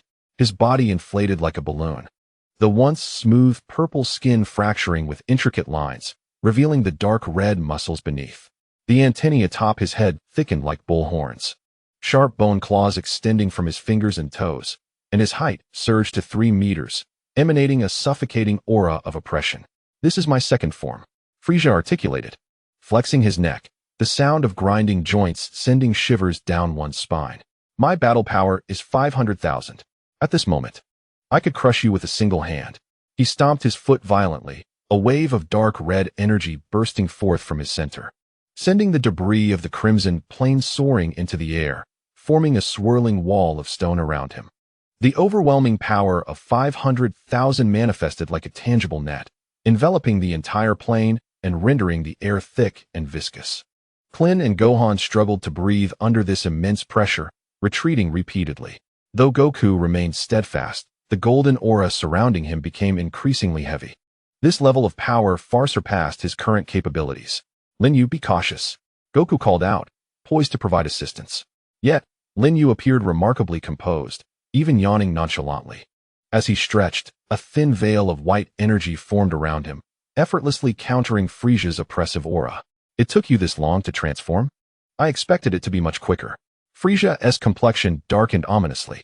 He had exerted tremendous effort to change forms, anticipating it would intimidate his opponent, only to find this earthling yawning in response, an overt display of contempt for his imperial stature. "You seek death," Frisia roared, lunging at Lin Yue, his crimson claws slicing through the air with a sound that seemed to tear the very fabric of space. "I will rend you to pieces." His speed was several times greater than in his first form, creating afterimages in his wake. As his claws slashed through the air, it was torn apart, leaving behind trails of darkness. However, just as his claws were about to make contact with Lin Yue, the latter's figure suddenly became indistinct, vanishing into thin air. "What?" Frisia's claws grasped at nothing but embedded themselves into the ground, sending dust swirling into the air. He abruptly looked up, searching desperately for Lin Yue, only to find him already vanished. "Hey, are you looking for me?" A leisurely voice called from 100 meters away.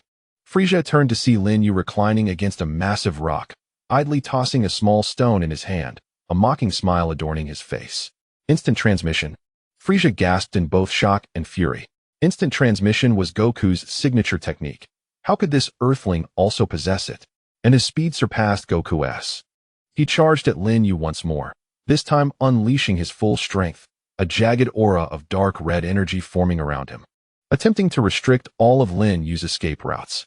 Yet, Lin Yue's figure vanished again. Right here, the voice came from behind Frisia. He spun around to attack, only to strike at an afterimage. "Too slow," the voice taunted from the left. Over here," came the jibes from the right. Frisia spun around like a fool, unleashing a furious torrent of energy, yet he could not even graze the hem of Lin Yue's garment. His face transformed from ashen to a deep purple, the flames of rage nearly erupting from his eyes. "Stop dodging. Face me head on," Frisia bellowed, his energy surging violently, carving deep furrows into the crimson plain. Lin Yue reappeared 10 meters in front of him, still wearing a relaxed grin. "You can hit me, but I suddenly feel a bit parched. Your transformation is too slow. It's delaying my drink." He gestured toward the distant spaceship. "I'll fetch a bottle of water. You can take your time transforming. I'll be back to fight once I'm refreshed." As Lin Yue finished speaking, his figure once again became indistinct, transforming into a beam of white light that vanished into the horizon, leaving behind a fleeting remark that echoed in the air. "Oh, and do not run away secretly." Frisia stood frozen in place, his muscles quivering violently with rage. He could sense the atmosphere around him mocking him, a cosmic emperor being toyed with by a mere earthling, who even had the audacity to claim he was going to fetch water. A deafening roar reverberated through the skies of Namek. The energy surrounding Frisia surged dramatically, a crimson aura coalescing into a towering beam of light that shattered the clouds above. His body underwent yet another transformation, bones cracking with greater intensity, muscles bulging, his height increasing by another meter, and his power surpassing 1 million. "Earthling, I shall kill you. I will tear your body to shreds." Frisia's reason had been consumed by fury, resembling a wild beast unleashed, wreaking havoc upon the crimson plains. Dark red energy blasts obliterating the surrounding mountains. In the distance, Goku observed this scene, shaking his head in resignation. Lin Yue's tactics are quite ruthless. He has driven Frisia to this extent. Krillin wiped the cold sweat from his forehead. Is this really okay? By provoking Frisia, could he become even more terrifying? "Do not worry," Goku replied, his gaze sharpening. "Lin Yue must have his reasons for this. Moreover, it provides me the opportunity to gauge Frisia's true strength." His golden aura ignited, preparing for battle. Although Lin Yue had temporarily departed, he needed to hold the line and prevent Frisia from disturbing the Grand Elder and the other Namekians. At that moment, Lin Yue had already appeared in the ship's storage room. Bulma was seated at the control panel, watching the screen displaying Frisia's rampage, laughing uncontrollably. "You are too wicked," she exclaimed, handing him a chilled bottle of soda. "Did you see Frisia's face?" He asked, practically turning into a purple tomato. Lin Yue twisted open the soda and took a large swig, the icy liquid sliding down his throat, instantly dispelling the heat brought on by the battle. He gazed at the furious Frisia on the screen, a knowing smile curving his lips. How can we provoke him to unleash his full power? Our time is limited. Bulma's smile faded slightly. Are you saying Frisia has an even stronger form? Yes. Lin Yue nodded, his expression turning grave. The second form is merely the beginning. His final form is the most terrifying. I must identify his weaknesses before that. He took another sip of soda, glancing at Goku, who was confronting Frisia. Moreover, Goku needs time to adapt to his newfound strength. Ultimately, this battle will rely on him. Bulma observed Lin Yue's profile, suddenly realizing that this boy, who always wore a smile, understood the gravity of the situation better than anyone else. She gently grasped his hand, the warmth of her palm conveying her concern. Be careful. Lin Yue turned back and smiled at her. Rest assured, I promised you I would return. He drained the remaining cola in one gulp and casually tossed the empty bottle into the recycling bin, a white mist swirling around him. Well, I've had my drink. It's time to return to work. His figure vanished once more into the spacecraft, leaving Bulma staring at the screen, her fists clenched in silence. The dark crimson waves in the sky of Namek continued to surge, heralding an impending and more brutal battle. Chapter 28. Goku's grueling struggle and the taunts of his cola-bearing companion Frisia's third form was even more fearsome than the second. His body had shed its bulk, transforming into a lean and powerful figure, his dark red skin adorned with fine scales. 2 pairs of membranous wings unfurled from his back like those of a bat, exuding an ominous aura.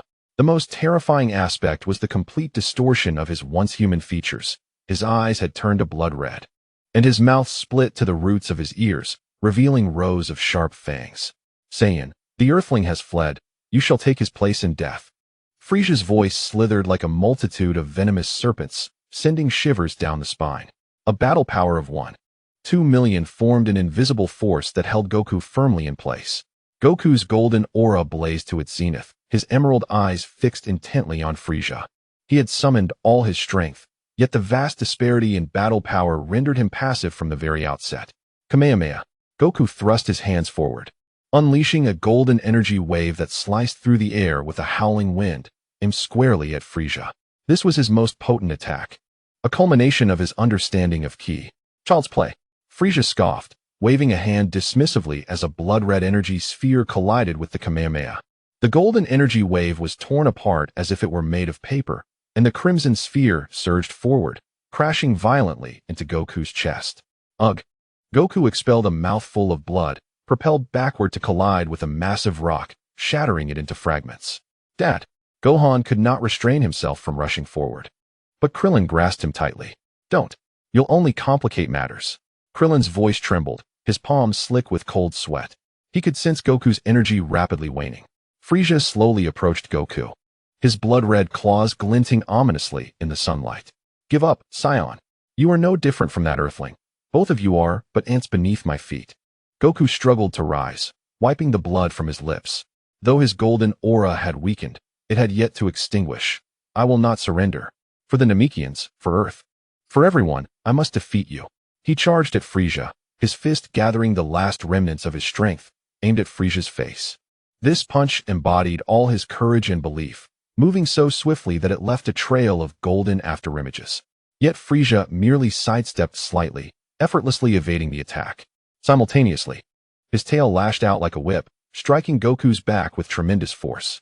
With a sharp crack, it seemed as if Goku's spine had been shattered, and he let out a muffled groan of agony, his body hurtling backward like a kite severed from its string, his golden hair instantaneously reverting to black. Dad! Gohan's tears finally spilled over, unable to hold back any longer. Frisia gazed at the motionless Goku on the ground, erupting into a piercing, maniacal laughter. Ha ha! The Scions are nothing but a farce. What a joke for a so-called warrior race. He lifted his foot, poised to crush Goku's head. At that moment, a leisurely voice suddenly chimed in. Oh, this looks rather lively. Do you need assistance? Frisia's foot froze mid-air as he whipped around. There stood Lin Yue atop a nearby rock, casually holding an unopened bottle of cola, a relaxed smile gracing his face as if he had just returned from a stroll. It's you. Frisia's eyes blazed crimson, a torrent of blood-red energy surging forth. You dare to return. Lin Yue shrugged, twisting open the cola and taking a sip. I promised to come back and fight you, so naturally, I must keep my word. It seems I've arrived just in time. He glanced at Goku on the ground and tossed him a senzu bean. Get up, the ground is chilly. The senzu bean landed precisely by Goku's mouth, and he instinctively swallowed it. A vibrant green glow enveloped him as his injuries healed at a visible pace, his black hair transforming back to gold, and his emerald eyes reigniting with brilliance. Goku rose, golden energy igniting anew around him. Though still inferior to Frisia, it was now more refined than before. Do you need my assistance? Lin Yue inquired again, idly toying with the cola bottle. Goku shook his head, the golden energy swirling around him with increased velocity. No, this is my battle. He fixed his gaze on Frieza, determination radiating from him. I must defeat him with my own hands. Lin Yue smiled, moving to sit beside Krillin and Gohan on a comfortable rock, offering the cola to Gohan. Would you like to try? A specialty from Earth. Gohan paused momentarily, accepting the cola and murmuring a soft, "Thank you, brother Lin Yue." Frieza observed this scene, his body trembling with rage. He felt reduced to a mere spectacle, as this earthling not only dared to leisurely sip cola before him, but also treated his battle as an amusement. You shall all perish. Frieza roared, the blood-red energy coalescing into a towering beam that shook the entire crimson plain beneath his fury. I will tear you apart one by one, teaching you the consequences of mocking the Cosmic Emperor. He lunged at Goku, his speed multiplied several times over, his blood-red claws imbued with the power to rend space itself. This time, he unleashed all his might, vowing to annihilate Goku completely. Goku inhaled deeply, the golden energy within him swirling into a vortex. The recent defeat had illuminated the chasm between him and Frieza, yet it ignited a fiercer fighting spirit within him. No longer would he rely solely on brute force. He began to weave through the gaps in Frieza's relentless assault, seeking opportunities to counterattack. Is that all you can do, Scion? Just evade? Frieza's strikes grew increasingly dense, blood-red energy blasts raining down like a torrential storm, forcing Goku to retreat. Yet, Goku's eyes sparkled with growing intensity. Under the immense pressure, his control over energy was escalating rapidly. Each dodge became more precise, even allowing him to anticipate Frieza's attack trajectories.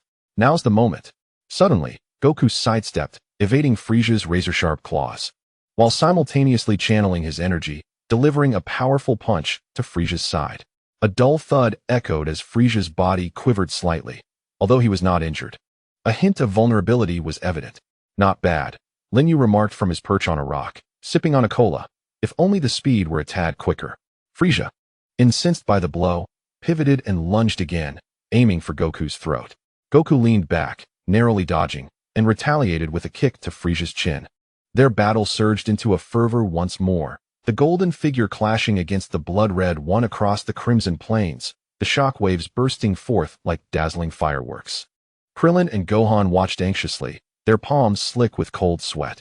Meanwhile, Lin Yue observed with keen interest, occasionally offering critiques. That move was impressive, but the power fell short. Oh, so close. If only the reflexes were a touch quicker. His leisurely demeanor contrasted starkly with the tension in the arena, further aggravating Frieza, whose attacks grew increasingly frantic and riddled with openings. Seizing the moment, Goku unleashed a flurry of punches upon Frieza, though they failed to inflict significant damage, causing Frieza to stagger backwards repeatedly. Damn it! Frieza roared, his membranous wings unfurling menacingly behind him, a blood-red aura enveloping him like a protective barrier. Since you wish to fight, then let us engage fully. His power soared uncontrollably, swiftly surpassing 1.5 million. The air over the crimson plains thickened to a viscous state, warping the very light around them. Goku's expression turned grave. He sensed that Frieza was still concealing his true strength, that this was not his limit. Lin Yue set down the cola bottle, his gaze turning serious. He understood that the true spectacle was about to commence. Frieza, pushed to the brink of fury, would soon unveil his final form, an entity of terrifying power reaching 1.2 billion. The question remained, could Goku elevate himself sufficiently to withstand such might? Lin Yue regarded the golden figure in the arena, a smile of anticipation gracing his lips. This battle was becoming increasingly intriguing. Chapter 29. The pressing weight of the final form and the guardian of the energy barrier. The air above the crimson plains seemed to solidify. Frieza hovered midair, the blood-red energy waves now eerily calm, reminiscent of the stillness before a storm. Yet this tranquility was far more suffocating than the previous chaos. His aura was retracting at a terrifying velocity, coalescing, each passing second growing more profound and perilous. Clearly, it was essential to unleash his true prowess. Frieza's voice was disturbingly calm, his blood-red eyes fixated on Goku. Scion, you should feel honored that I will reveal my final form. Goku clenched his fists, his golden aura igniting to its fullest potential. He could sense an unprecedented, terrifying energy awakening within Frieza, an essence potent enough to make the universe tremble. Lin Yue also rose, a white aura gently swirling around him. He knew that the forthcoming battle would determine the fate of Namek. Frisia's body began to undergo a peculiar transformation. The scales and membranous wings that cloaked his surface began to shed, and his blood-red skin gradually reverted to a deep purple. His distorted features slowly regained their former semblance, appearing even more slender and handsome than in his initial form. His height returned to that of an average human, with muscles that flowed with power and grace. Yet his gaze was as frigid as eternal ice. When the metamorphosis concluded, a seemingly ordinary purple extraterrestrial stood before the onlookers. Gone was the grotesque visage, the exaggerated physique, and even his breath had become faint, resembling an ordinary individual devoid of any strength. Yet Lin Yue, Goku, and the others felt an unprecedented dread. It was a chilling sensation that penetrated to the very marrow of their bones, as if they were not confronting a mere being, but rather the malevolence of the cosmos itself. Is this Frisia's final form? Krillin's voice trembled. The scanner had long since malfunctioned due to its exceeded capacity, and he felt an overwhelming terror. 2 billion. Lin Yue's tone was grave. His current combat power was indeed 2 billion. 2 billion. Krillin and Gohan exclaimed in unison, their faces etched with disbelief. This figure surpassed their comprehension, a power only a deity could possess. Goku's expression also turned grave, the golden aura around him pulsing violently. He sensed that the Frisia before him was an entirely different entity, an unfathomable strength that rendered him utterly powerless. What do you think, Scion? Frisia's voice carried a hint of amusement. Do you still believe you can defeat me? Goku took a deep breath, his golden aura surging once more. No matter how formidable your power may be, I shall not surrender. Excellent. A cruel smile curled at the corners of Frisia's mouth. Then allow me to show you the true power of 2 billion. He did not even move his body. He merely raised a finger nonchalantly, pointing at Goku. A slender red beam shot forth from his fingertip, its speed surpassing light itself, reaching Goku almost instantaneously. Death Beam. This seemingly minuscule beam harbored terrifying energy wherever it passed. The air ignited, leaving a crimson trail in its wake. Goku's pupils constricted. He had no time to react, left only to watch as the beam hurtled toward his chest. Be careful, Lin Yue's voice rang out. Just as the beam was about to strike Goku, a wall of white energy suddenly materialized before him. The red beam collided with the white energy wall, emitting a shrill screech as the red energy violently assaulted the barrier, attempting to penetrate it. The energy wall trembled fiercely, its white light flickering ominously, as if it might shatter at any moment. Lin Yue, positioned behind the barrier, appeared pale, his hands bracing against the wall, beads of cold sweat forming on his forehead. The power of this death beam far exceeded his expectations, nearly exhausting the energy within him. Oh, Frisia raised an eyebrow, his surprise evident as he regarded Lin Yue. You are actually capable of blocking my death beam? It seems you are more useful than I had anticipated. He intensified the energy output, causing the crimson beam to grow thicker, while the fluctuations on the energy wall became more violent, resulting in spiderweb-like cracks. Lin Yue. Goku rushed forward, golden energy surging into the wall in an attempt to lend support. No need. Lin Yue gritted his teeth, forcibly activating the dimensional power within him. A faint rainbow aura shimmered across the surface of the white energy wall. Conserve your strength. This is your battle. The moment the rainbow aura manifested, the fluctuations of the energy wall stabilized instantly, firmly blocking the impact of the crimson beam. Lin Yue's thoughts, such formidable penetrating power. Could this be the strength of 2 billion combat power? The dimensional energy indeed counters his energy, but the consumption is immense. Frisia's expression soured. He had not anticipated that a mere earthling could withstand his death beam, especially after revealing his final form.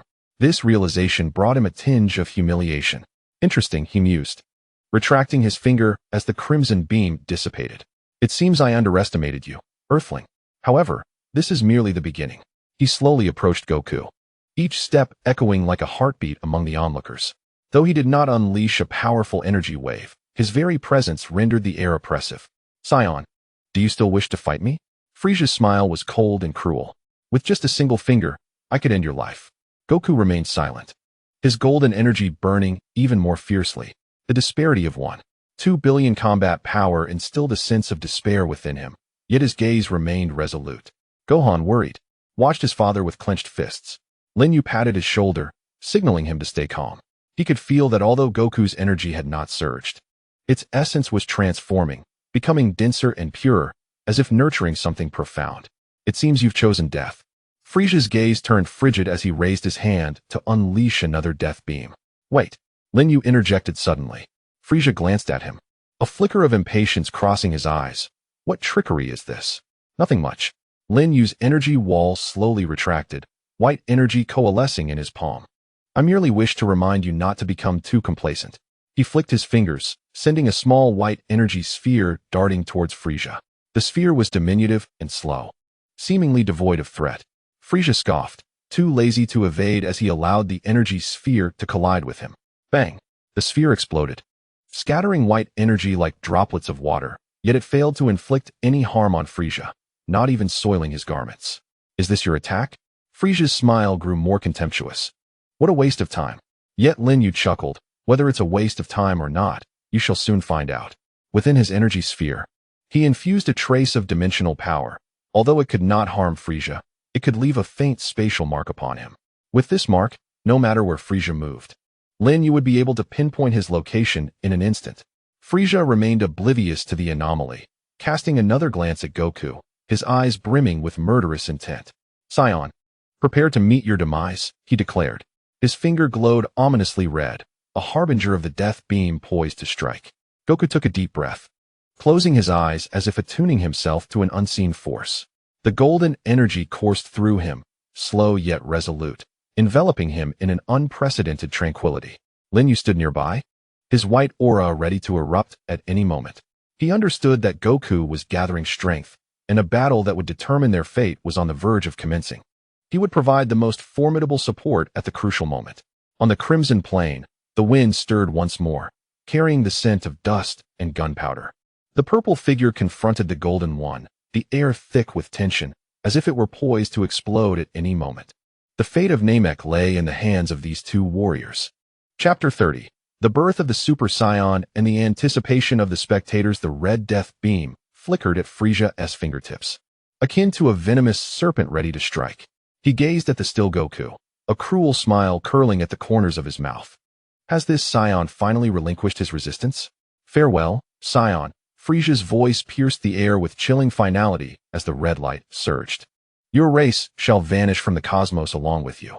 The death beam shot forth like a crimson lightning bolt, aimed directly at Goku's heart. This time, Frisia exerted his full power, determined to obliterate Goku completely. Krillin and Gohan shut their eyes in terror, unwilling to witness the impending catastrophe. Yet, at the very moment the beam was about to strike Goku, he suddenly opened his eyes. No longer were they the vibrant emerald green, but rather a blinding gold. His golden hair flowed without wind, resembling flames ablaze, and the aura surrounding him transformed from a gentle golden hue to a ferocious conflagration, rising with cataclysmic intensity. Frisia's smile froze in place as the death beam was halted a mere meter from Goku, stymied by the golden energy radiating around him. Super Saiyan Lin Yue stood to the side, a flicker of excitement and relief glimmering in his eyes. At last, under the utmost pressure, Goku had transcended his limits, awakening the legendary form of the Saiyans. The golden aura continued to swell uncontrollably, its power palpable across the entire Namek. The rocks of the Crimson Plain were lifted by the energy waves, the clouds in the sky shattered, and even the fabric of space rippled. Goku's battle power surged at an alarming rate, swiftly surpassing 1 million, racing towards 10 million. Impossible. Frisia's confidence was replaced by sheer terror as he gazed in disbelief at Goku before him. The Super Saiyan was merely a myth. How could it truly exist? He frantically increased his energy output, the death beam growing thicker, yet it still failed to penetrate the golden aura surrounding Goku. Goku slowly raised his hand, the golden energy coalescing in his palm. His gaze was colder than ever before, his presence filled with an overwhelming pressure that starkly contrasted with the gentle warrior he had been. Frisia. Goku's voice resonated with a deep, powerful timbre, tinged with a hint of hoarseness. Did you just say you want us to disappear? With a gentle wave of his hand, a golden wave of energy erupted, shattering the lethal beam of light into oblivion. Fragments of red energy scattered like fireworks, dissolving amidst the golden surge. Frisia, taken aback by the force, staggered backward. Fear etching its way onto his face for the first time. How could your power be so immense? This is all thanks to you. Goku advanced steadily toward Frieza, the golden energy rippling with each step. You killed Krillin, you destroyed Namek, and you forced me into this transformation. Lin Yue quietly retreated a few steps, yielding the stage to Goku. He could sense that Goku no longer required assistance. The might of a Super Saiyan was more than sufficient to overpower Frieza. The show is about to begin, Lin Yue murmured, his gaze fixed intently upon the two combatants. Bulma had somehow appeared by his side, her small hand clutching his tightly, her palm slick with cold sweat. Can Goku win? Lin Yue turned to her, his eyes brimming with confidence. Rest assured, he is a Super Saiyan. The battle had commenced. Goku's speed and strength had reached unprecedented heights, his golden form flickering around Frieza, each strike imbued with cataclysmic force. Despite Frieza's desperate attempts to resist, his battle power of 1.2 billion seemed utterly inadequate against the Super Saiyan, forcing him to evade and defend in a state of utter disarray. Damn it! Damn it! Frieza howled in a frenzy, unleashing powerful energy blasts that Goku effortlessly neutralized. He had never felt so helpless, so beleaguered. Golden fists struck Frieza repeatedly, purple blood splattering through the air. The once untouchable Cosmic Emperor was now battered and bruised, reduced to a rag doll under Goku's relentless onslaught.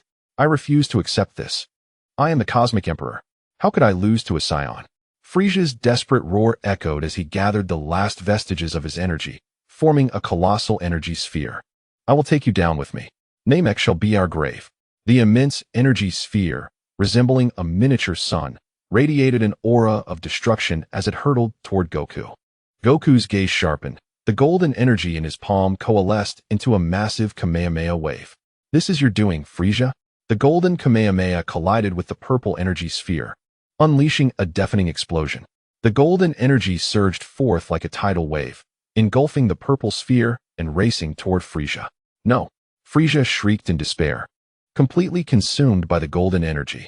As the brilliance faded, Frieza had vanished, leaving behind a desolate crimson plain. Goku stood motionless, his golden hair gradually reverting to black, his body weakening as he began to fall backward. Goku! Lin Yue and Bulma rushed forward, catching him. Goku managed a feeble smile. Did I win? You won. You did it. Lin Yue exclaimed, feeding him a senzu bean. You accomplished it, Goku. Wukong swallowed the magical bean and wearily closed his eyes. Lin Yue glanced up at the sky, where the atmosphere of Namek was marred by cracks, remnants of Frieza's final energy blast hastening the planet's demise. We must depart swiftly. Lin Yue's expression grew grave. Namek was on the brink of explosion. Chapter 31. Frieza's downfall and the escaping vessel. The surface of Namek began to tremble violently. Red magma gushing forth from the fissures in the crust, akin to the blood of the earth. The cracks in the sky widened, revealing the depths of the cosmos. As countless meteor fragments plummeted from the rifts, crashing to the ground with thunderous roars. Hurry! To the spaceship! Lin Yue hoisted the weakened Wukong onto his back and shouted to Krillin and Gohan. Without hesitation, Krillin lifted Gohan and followed Lin Yue towards the vessel. Bulma had already activated the spaceship. Its silver hull stood out vividly against the backdrop of the crimson magma. Get aboard! Bulma called anxiously as she opened the hatch. Just as they were about to board, a faint energy emanated from behind them. Lin Yue turned to see Frieza's battered body sprawled on a nearby rock. Reduced to a mere upper half, his breath faint as a flickering candle in the wind. Save me! Frieza extended his hand, his eyes filled with a desperate will to survive. I can offer you wealth, power. Just save me. Lin Yue regarded him with cold detachment. This once invincible cosmic tyrant now begged for mercy like a stray dog, a bitter irony. Do you think it possible? Lin Yue's voice was devoid of warmth. You have slaughtered countless Namekians and ravaged their homeland. Now you seek to live? A flicker of despair crossed Frieza's eyes, swiftly replaced by madness. If I cannot live, neither shall you. He summoned his remaining strength, conjuring a feeble energy sphere and hurled it towards Lin Yue. Lin Yue sidestepped effortlessly, the energy sphere striking a nearby rock, resulting in a faint explosion. Unrepentant, Lin Yue dismissed him and boarded the spaceship with Wukong. Bulma promptly sealed the hatch and initiated the engine. The vessel ascended slowly, heading towards the ruptured sky. Through the viewport, they witnessed Frieza's body being engulfed by the surging magma. The once dominant ruler of the universe ultimately meeting his end on the very planet he had hastened to destroy. Gohan gazed down at the green land gradually being covered by lava, his eyes filled with sorrow. Do not worry. The Namekians have been relocated to safety by the dragon. Lin Yue reassured him. After Frisia's defeat, they had summoned the dragon with the last Dragon Ball, transferring the surviving Namekians to a new world. The spaceship broke free from Namek's atmosphere, entering the profound expanse of the universe. Behind them, the once beautiful green planet erupted in a violent explosion, casting a brilliant light that illuminated the surrounding starry sky. At last, we are safe. Krillin sighed in relief, collapsing into a chair. Lin Yue placed Wukong in the medical pod, observing the screen as his vital signs gradually stabilized, feeling a sense of relief wash over him. He approached the cockpit, gazing at the swiftly retreating stars outside, his expression a complex tapestry of emotions. They had triumphed in this battle, yet it came at a grievous cost. The devastation of Namek and the countless lives lost were indelibly etched upon his heart. What was he contemplating? Bulma handed him a cup of warm beverage, her voice a gentle inquiry. Lin Yue accepted the drink, warmth radiating from his fingertips. I was pondering our next destination. Naturally, we must return to Earth. Bulma smiled. Everyone is awaiting our return. Lin Yue nodded, affirming, yes, to Earth. At that moment, the spaceship suddenly jolted violently. The screen displayed a powerful gravitational force tugging at the vessel. What is happening? Bulma swiftly examined the dashboard. It was the gravitational waves generated by the explosion of Namek. We've been caught in it. The ship's engines emitted a piercing alarm. The hull began to contort, as if it were on the brink of disintegration. Hold on tight. Lin Yue's gaze sharpened. A surge of white energy erupted from within him, manifesting through the ship's body to form a colossal energy support. This ethereal force, akin to an invisible hand, lifted the entire spacecraft, staunchly resisting the pull of the gravitational waves. The ship's tremors immediately subsided, and the alarms on the dashboard gradually quieted. Remarkable. Krillin marveled at Lin Yue. You can actually sustain the entire ship with your energy. Lin Yue remained silent, focusing intently on maintaining the energy support. He could sense the waning strength of the gravitational waves. They would soon extricate themselves from peril. Minutes later, the ship finally broke free from the gravitational influence. Returning to a state of stability, Lin Yue retracted his energy, leaning wearily against his seat. Thank you, Lin Yue. Bulma's eyes shimmered with gratitude. Lin Yue smiled. We are companions, are we not? The spaceship glided slowly towards Earth. Outside, the brilliance of Namek's explosion had faded, leaving only the profound cosmos and twinkling stars. Lin Yue looked out of the window, silently vowing, no matter the dangers that the future may hold, he would safeguard those around him and protect this universe he had come to cherish as his home. Chapter 32. The Secrets of Dimensions and the Promise of Snacks. The spaceship navigated through the serene starry sky, the autopilot system charting a course for Earth. Krillin and Gohan had succumbed to slumber, while Goku remained in the medical bay recuperating. The entire vessel was enveloped in tranquility, save for the low hum of the engines. Lin Yue and Bulma sat in the lounge, the window framing a dazzling river of stars, countless celestial bodies embedded like diamonds upon a canvas of black velvet. Beautiful and enigmatic. Lin Yue, Bulma suddenly broke the silence. During your interception of Frisia's death beam today, your energy was peculiar, filled with myriad colors. Lin Yue understood that it was time to reveal the truth. He inhaled deeply, his demeanor turning earnest. Bulma, there is something I must disclose to you, something quite extraordinary. Bulma perceived his seriousness and nodded. Please, go ahead, I am listening. I am not of this universe. Lin Yue slowly began to speak. I hail from another world. A realm devoid of science, Frisia, and inhabited solely by ordinary humans. Bulma's eyes widened in astonishment, clearly taken aback by this revelation, yet she refrained from interrupting Lin Yue, gesturing for him to continue. I traversed into this world through a device known as a particle collider. Lin Yue briefly elucidated his journey across dimensions, stating, while the Elder was unlocking my potential, I awakened an ability for dimensional travel. Dimensional travel? Bulma murmured, a glimmer of curiosity flitting across her gaze. Quite literally. Lin Yue replied, extending his hand, where white energy coalesced in his palm, radiating a faint, iridescent glow. I can journey to other worlds. Realms that exist only in legends or imagination. He paused, meeting Bulma's eyes earnestly. During my battle with Frisia, fleeting images flashed in my mind. pirates sailing on the high seas, Shinigami fighting in the Soul Society, and ninjas training in hidden villages. These are the visions of other worlds. Bulma fell silent, overwhelmed by the astounding news, requiring time to digest this information. The notion that Lin Yue originated from another world and could traverse to others was, in fact, more incredible than the existence of Dragon Balls.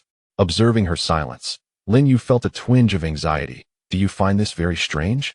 Bulma lifted her gaze to the radiant glow in Lin Yue's palm, a smile breaking across her face. Strange, yes, but also quite cool. Lin Yue was taken aback. He had not anticipated such a response from her. The idea of traversing to other worlds sounded like an adventure. Excitement sparkled in Bulma's eyes. What are those worlds like? Are they similar to ours? Are there delightful things to explore? Seeing her curiosity, Lin Yue's apprehension dissipated, and he couldn't help but chuckle. Each world is unique. Some are technologically advanced, others are steeped in magic, and some remain as primitive as ancient times. There should be plenty of fascinating things to discover. That's wonderful. Bulma clapped her hands. Next time you visit another world, make sure to bring back some snacks. Snacks? Lin Yue responded with a bemused expression. Is that all you can think of? What else? Bulma blinked. You aren't planning to bring back an alien, are you? I certainly don't wish to deal with someone like Frieza again. She paused, her gaze softening. However, you must promise me not to venture into perilous worlds indiscriminately, nor stay for too long. I understand. Lin Yue nodded, warmth swelling in his heart. I will be cautious. By the way, Bulma suddenly recalled something. Does your dimensional travel require any specific conditions? Are there any side effects? Currently, it remains somewhat unclear, Lin Yue replied candidly. I only know that it consumes a significant amount of energy, and the destination can be challenging to control. The elder warned that forcing a passage could result in being torn apart by a spatial storm. That sounds perilous. Bulma frowned. I need to devise a positioning device to help you, at the very least, ensure that you can return to Earth accurately. Observing her deep contemplation, Lin Yue's heart brimmed with gratitude. He understood that although Bulma expressed a desire for snacks, she was genuinely concerned for his well-being. Thank you, Bulma, he said softly. For what? She replied with a smile. We are friends after all. Suddenly recalling something, she asked, by the way, in those worlds you mentioned, is there any remarkable technology? Something even more impressive than my capsule corporation? Lin Yue pondered for a moment. There should be. In some worlds, spaceships can be compressed to the size of a wristwatch, and others can create sentient robots. Really? Bulma's eyes sparkled with excitement. Next time you go, could you bring back some information? I would love to study it. Witnessing her sudden enthusiasm for research, Lin Yue chuckled helplessly. All right, as long as I have the chance. The atmosphere in the lounge lightened, dissipating the previous tension and anxiety. Gazing out at the starry expanse, Lin Yue felt a surge of anticipation. He was uncertain about which world he would traverse next or what adventures awaited him. But he knew that no matter where he went, there would always be someone on Earth waiting for him, eager for the snacks and stories he would bring back. This sentiment was profoundly comforting. Chapter 33. Returning to Earth and complex gazes. After several days of travel, the spaceship finally entered Earth's atmosphere. Through the porthole, the azure ocean and verdant land came into view, evoking a sense of familiarity and warmth in everyone aboard. We're finally home, Krillin exclaimed, his eyes shimmering with tears. Having been away from Earth for so long, and having faced numerous life and death trials, the sight of their homeland stirred a whirlwind of emotions within him. Gohan, equally exhilarated, pressed his face against the window, exclaiming, Mom, I'm back. The spaceship gently descended onto the landing pad of Capsule Corporation. As the hatch opened, a wave of familiar air rushed in, imbued with the sense of fresh grass and earth. Welcome back. A familiar voice rang out.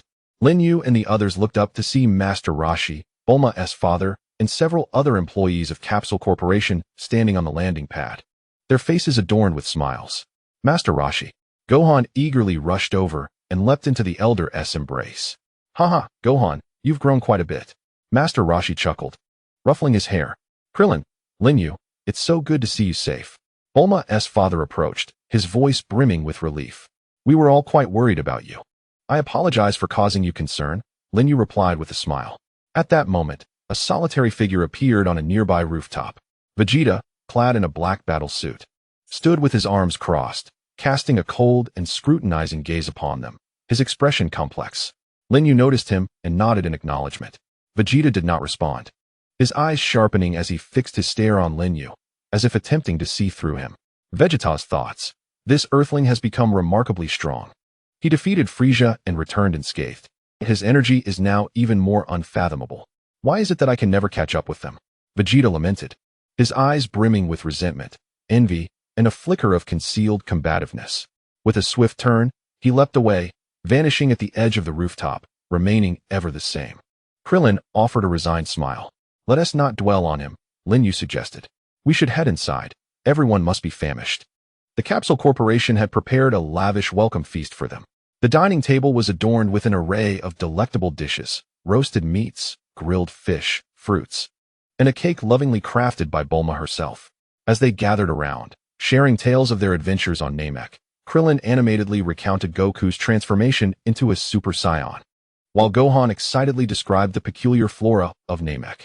Master Roshi listened intently, occasionally gasping in astonishment. Lin Yue sat quietly to the side, absorbing the joyous atmosphere and feeling an overwhelming warmth in his heart. This restored tranquility was far more fulfilling than any gourmet meal. Bulma, seated beside him, occasionally served him food, her eyes betraying her concern. Suddenly, Bulma recalled something. We used the Dragon Balls to resurrect Krillin and the others who perished at Frisia's hands. The Namekians have promised to create more Dragon Balls for us once their new home is stable. That's wonderful, Krillin exclaimed, clapping his hands in excitement. Now, if we encounter danger again, we'll have the Dragon Balls to rely on. Goku had emerged from the medical chamber, a large roasted leg in hand, devouring it with gusto. Hearing about the Dragon Balls, he mumbled, they're truly remarkable. Laughter erupted around the table, further elevating the festive atmosphere. After the meal, Lin Yue retreated to the rooftop of the Capsule Corporation, where the evening breeze caressed him, carrying the coolness of a summer night. The distant city lights twinkled like a myriad of stars. He extended his hand, white energy swirling gently in his palm, radiating a faint rainbow glow. The power of dimensional travel stirred within him, seemingly beckoning him to explore uncharted realms. What are you thinking about? Bulma's voice called from behind. Turning, he saw her approaching with a bottle of drink, her face lit with a smile. I was contemplating the future, Lin Yue replied, accepting the drink and taking a sip. Pondering other worlds. When do you think we'll set off? Bulma walked beside him, gazing at the nightscape. I'm not certain yet, Lin Yue said. I wish to rest for a while and also see the dimensional anchor device you're working on. Don't worry, I assure you it will be flawless. Bulma declared confidently. Give me a few days, and I will create the most perfect device. Lin Yue smiled, turning to look at her. The moonlight bathed her face, illuminating her bright eyes and confident smile, stirring something deep within him. Thank you, Bulma, he whispered softly. Why are you thanking me? Bulma playfully chided, shooting him a teasing glance. We are friends, after all. Lin Yue remained silent, simply gazing at her. Some emotions require no verbal expression. On a distant rooftop, Vegeta stood silently, observing the two figures above with increasingly complex feelings. He clenched his fists and vanished into the night, determined to train and become powerful enough to surpass everyone. The night on Earth remained tranquil, yet within each heart lay distinct aspirations and goals. For Lin Yue, his adventure was only just beginning. Chapter 34. Dimensional Anchor Points and a Kiss on the Forehead in the ensuing days. Lin Yue rested to regain his strength while assisting Bulma in preparing materials for the construction of the dimensional anchor device. The Capsule Corporation's laboratory was filled with an array of intricate instruments and components as Bulma, clad in a white lab coat, diligently adjusted data. Beads of sweat forming on her forehead without a thought to wipe them away. The frequency of this energy converter is still incorrect.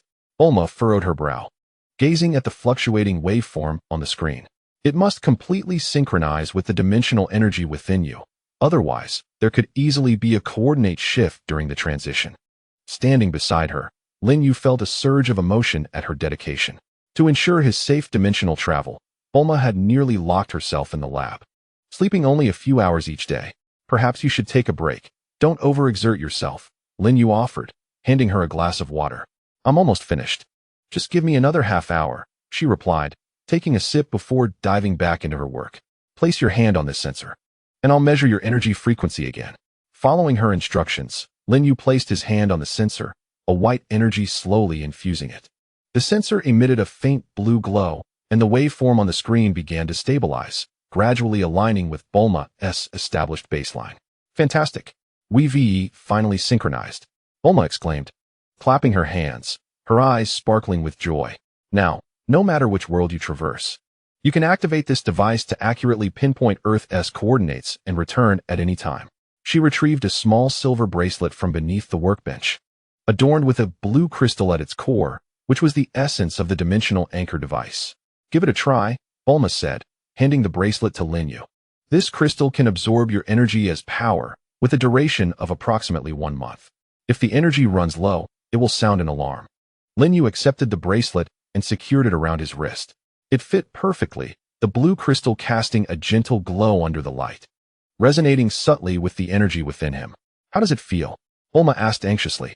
Very comfortable. With no sense of rejection, Lin Yue replied, moving his wrist as if it were a part of him. That's great. Bulma sighed in relief, her face displaying a weary yet satisfied smile. But you must promise me not to venture into overly dangerous worlds or linger too long. I will worry. Her voice was soft, laced with an imperceptible sense of reluctance.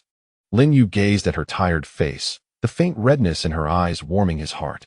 He extended his hand, gently brushing aside a stray lock of hair from her cheek, then leaned down to bestow a soft kiss upon her forehead. Rest assured.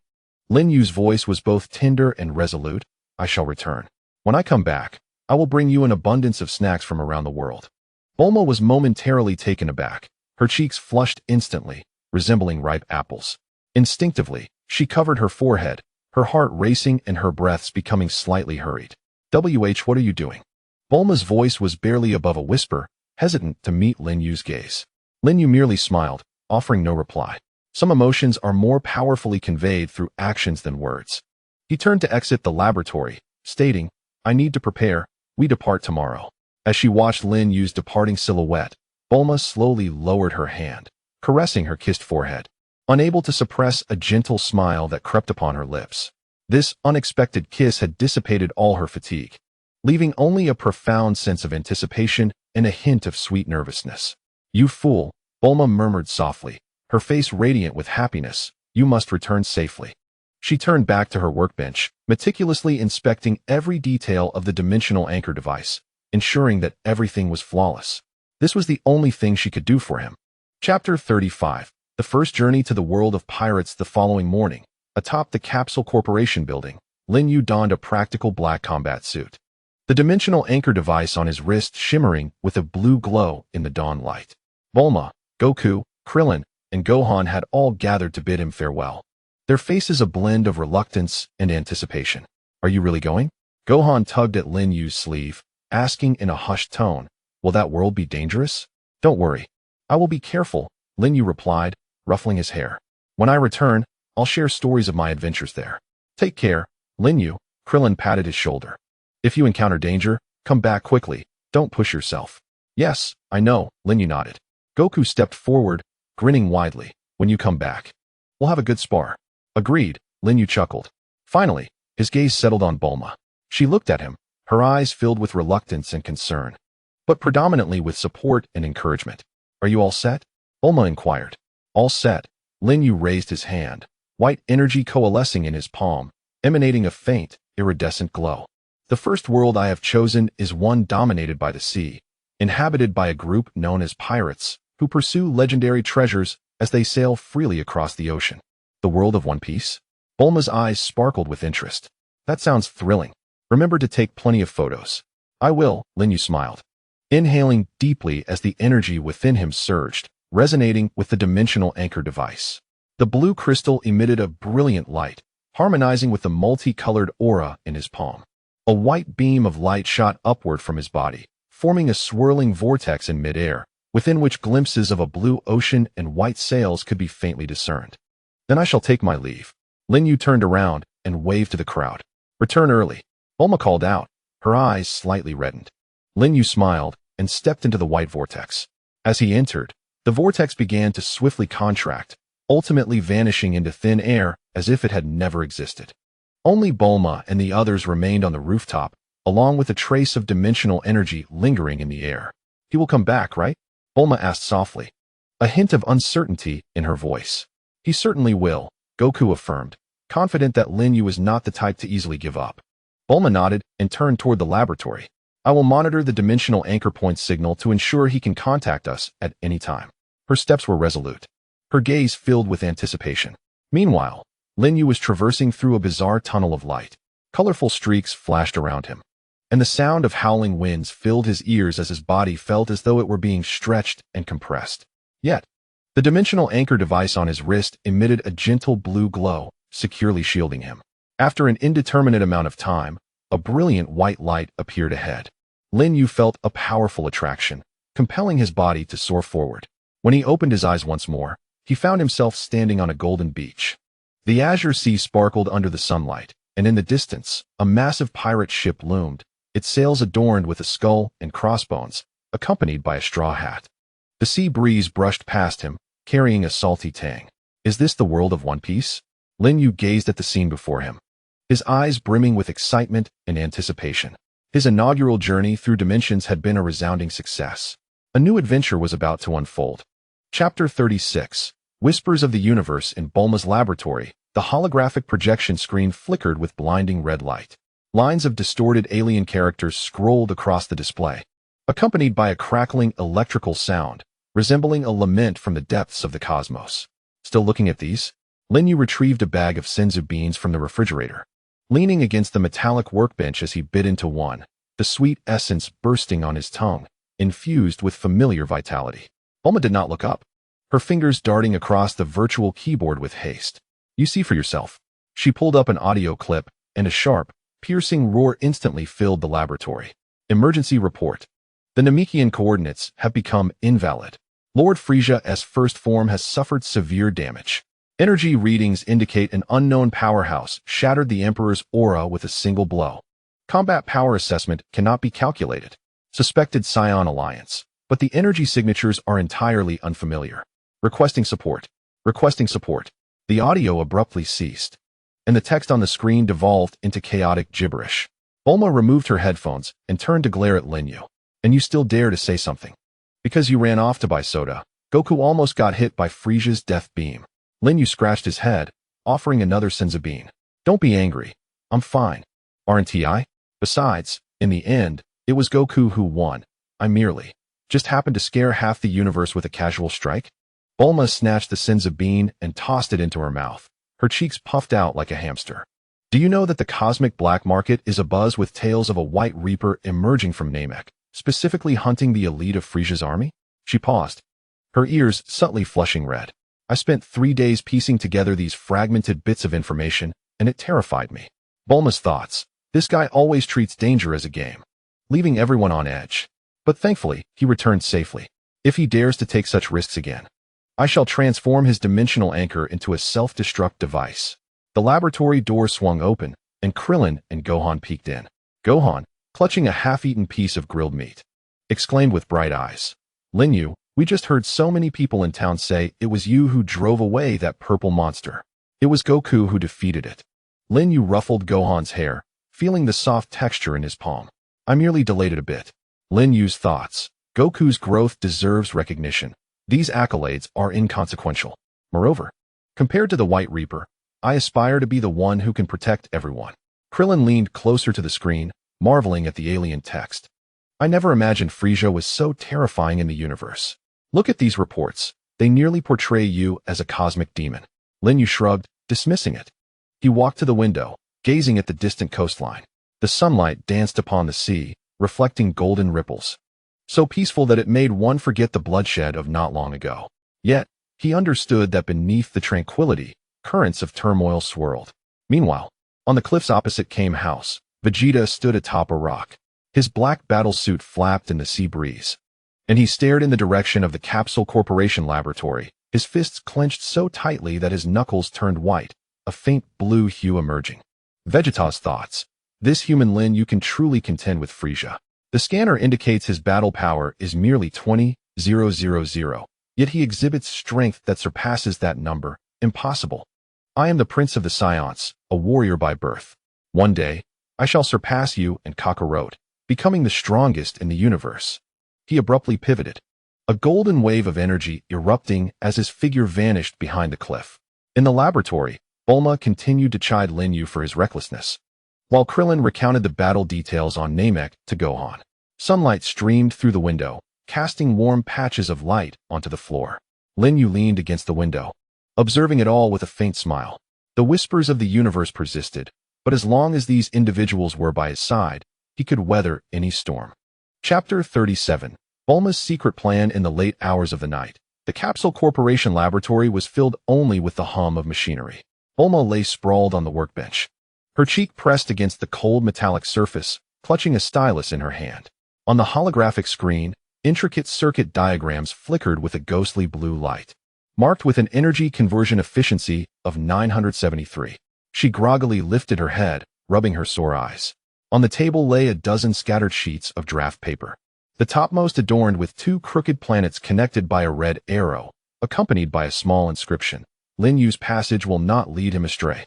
A faint sound of footsteps approached from behind, causing Bulma to hastily gather the papers into a crumpled ball and shove them into a drawer, akin to a cat startled by its tail being stepped on. Another late night? Lin Yue's voice was laced with amusement as he entered, cradling a cup of warm milk. And no.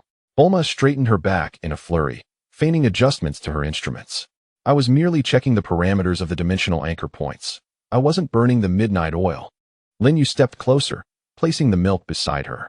Under the soft light, the dark circles beneath her eyes resembled delicate ink stains, and her usually voluminous blue hair lay flat against her cheeks. Let me have a look, he said, reaching for the screen. Instinctively, Bulma attempted to block him, but he gently held her wrist. No fuss. Lin Yue's fingertips radiated warmth. I need to see where the issue lies. The screen displayed the stability parameters for dimensional travel, with a red warning light flickering. Space coordinate deviation rate at 12, energy core unstable. You're using electricity to power the stabilizer? Lin Yue raised an eyebrow, realizing the cause of the overload. Dimensional travel requires gas, not electric current. He seized the energy conductor from the table, infusing it with a wisp of white gas. Instantly, the conductor glowed softly, and the red warning light on the screen gradually dimmed as the green numbers began to rise. Space coordinate deviation rate at 03. Energy core stability at 909,599. Is it successful? Bulma's eyes widened in disbelief as she snatched the conductor from him. Was it really that simple? I tried over 100 different energy sources and never thought to use gas. Bulma thought. This guy always manages to effortlessly resolve problems that have plagued me for days. It seems that as long as he is around, there are no insurmountable challenges. But how did he know I was working on the stabilizer? Did he catch sight of that drawing? She furtively glanced up, only to find Lin Yue smiling at the direction of the drawer. Her cheeks flushed crimson as she quickly shifted the conversation. Why are you still awake? I heard some commotion in the lab and came to check, Lin Yue replied, picking up the crumpled draft paper that had somehow fallen to the floor. He unfolded it, studying the two interconnected planets, a gentle light flickering in his eyes. Afraid I'd get lost? Bulma's ears turned a shade of crimson that seemed almost painful as she snatched the paper back, crumpling it into a ball once more. Who's afraid you'll get lost? I'm just worried you'd perish on some desolate planet, and there'd be no one to clean my experimental equipment. Despite her words, her voice dwindled into a whisper. A sudden wave of fatigue washed over her, and she stifled a yawn, her body involuntarily leaning back. Lin Yue reached out to steady her, allowing her to rest against his shoulder. The soft strands of her hair brushed against his neck, carrying the faint scent of shampoo. Sleep now, he murmured softly. When you awaken, the stabilizer will be fully calibrated. Bulma mumbled something indistinct before succumbing to a steady rhythm of breath. Lin Yue gazed down at her sleeping profile, her long eyelashes resembling delicate fans casting gentle shadows upon her eyelids. He picked up the stylus and supplemented a line of parameters on the screen, then gently cradled Bulma and walked towards the bed in the lounge. Moonlight streamed through the window, casting a silvery sheen over the laboratory. On the screen of the dimensional anchor stabilizer, green numbers stabilized at 100. Accompanied by an automatically generated line of text, Lin Yue's exclusive Bulma manufacturing. Chapter 38. Goku's special training invitation. The training ground on Turtle Island was gilded by the morning sun. Waves crashed against the rocks, producing a cacophony that mingled with the muffled thuds of fists striking sandbags. Goku's figure suddenly transformed into a streak of golden light, his fist striking the sandbag with the force that tore through the air. The canvas sandbag erupted, sending yellow sand swirling through the air. He landed gracefully, his golden hair dancing as if stirred by an unseen wind, and excitement sparkled in his emerald eyes. Lin Yue, you finally arrived. Goku turned, waving his hand, his aura of golden energy blazing like flames. Come on and spar with me. As Lin Yue stepped onto the beach, he was enveloped by this familiar wave of energy. Goku, in his Super Saiyan form with a combat power of 3 million, had grown significantly stronger since their encounter on Namek. I'm open to a spar. But let's keep it light, Lin Yue said, flexing his wrist as white energy swirled in his palm. No problem. Goku grinned, suddenly vanishing from sight. Lin Yue's pupils contracted as he sidestepped the incoming punch. The golden fist whizzed past his nose, crashing into the rocks behind him and sending debris flying. His speed has increased, but his energy is too dispersed. Lin Yue flicked his fingers, a small energy orb striking Goku's fist. Goku stumbled back 3 steps, astonished as he examined the back of his hand. Your energy is so solid, much stronger than the last time we met. You are the same. Lin Yue's figure suddenly appeared at Goku's left side, his elbow gently nudging Goku's ribs. Goku reacted swiftly, rolling away just as a sweeping kick launched towards him. The two figures danced across the beach, golden and white waves of energy clashing, sending ripples of energy swirling. Krillin stood at a distance with a telescope, muttering incessantly, "Wow. So fast. I can barely see." Goten sat on a rock, his little fists clenched, eyes sparkling with admiration. Daddy and brother Lin Yue are amazing. Turtle School's Kamehameha. Goku suddenly retreated, thrusting both hands forward to unleash a massive wave of golden energy. The wave surged with the force of a tsunami, carving a deep trench in the sand as it passed. Lin Yue did not flinch. Instead, he crossed his hands before him. A wall of white energy materialized like transparent glass, violently pulsating under the onslaught of the energy wave, yet remaining unbroken. "Dissipate," he uttered softly. The energy wall suddenly transformed into countless white specks of light, merging into the golden energy wave like droplets blending into the ocean. The once ferocious wave instantly became docile, bursting in midair and showering down like golden rain. Goku stared at this spectacle, his eyes wide with awe. "That technique is incredible. Teach me." Lin Yue retracted his energy, smiling as he offered a senzu bean. "The potential of Super Saiyan is vast. You just haven't fully mastered it yet. Try compressing your energy to your dantian instead of dispersing it throughout your body." Ryujin felt an unusual aura emanating from Lin Yue. It was not the ferocity he was accustomed to, but rather a boundless, oceanic embrace. It dawned on him that there was much to learn about harnessing such energy. With that thought, Ryujin consumed a senzu bean and immediately assumed a meditative posture. The golden waves of energy gradually coalesced, forming a delicate halo around him, and his presence became even more profound than before. Indeed, just like that, Lin Yue nodded in approval. From a distant cliff, Vegeta observed the scene through his scouter. The screen displayed Lin Yue's battle power as a steadfast 20,000, yet the density of that energy left even him astounded. Foolish Kakarot, seeking counsel from a mere human.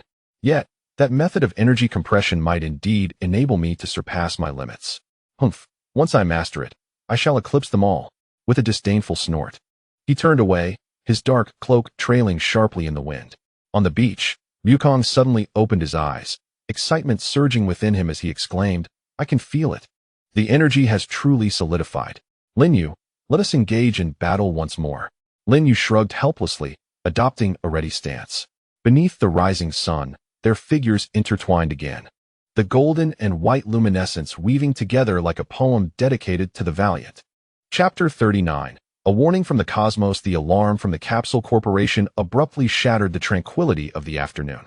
In Bulma's laboratory, the holographic communicator flashed erratically with red light, and a glaring message appeared on the screen. "Warning. High-threat cosmic signal detected. Who is it this time?" Bulma pressed the answer button with irritation. Instantly, an unsightly visage materialized on the screen, a grotesque face with green skin, riddled with wrinkles, and eyes resembling murky yellow gemstones. It was Frisia's father, King Cold. Insignificant earthling. King Cold's thunderous roar reverberated through the speakers. "How dare you harm my son? Frisia, I shall reduce you and this filthy planet to cosmic dust." Just then, Lin Yue entered the laboratory and raised an eyebrow upon hearing the proclamation. Approaching the screen, his gaze was as frigid as the Siberian winds. "Frisia was defeated by me.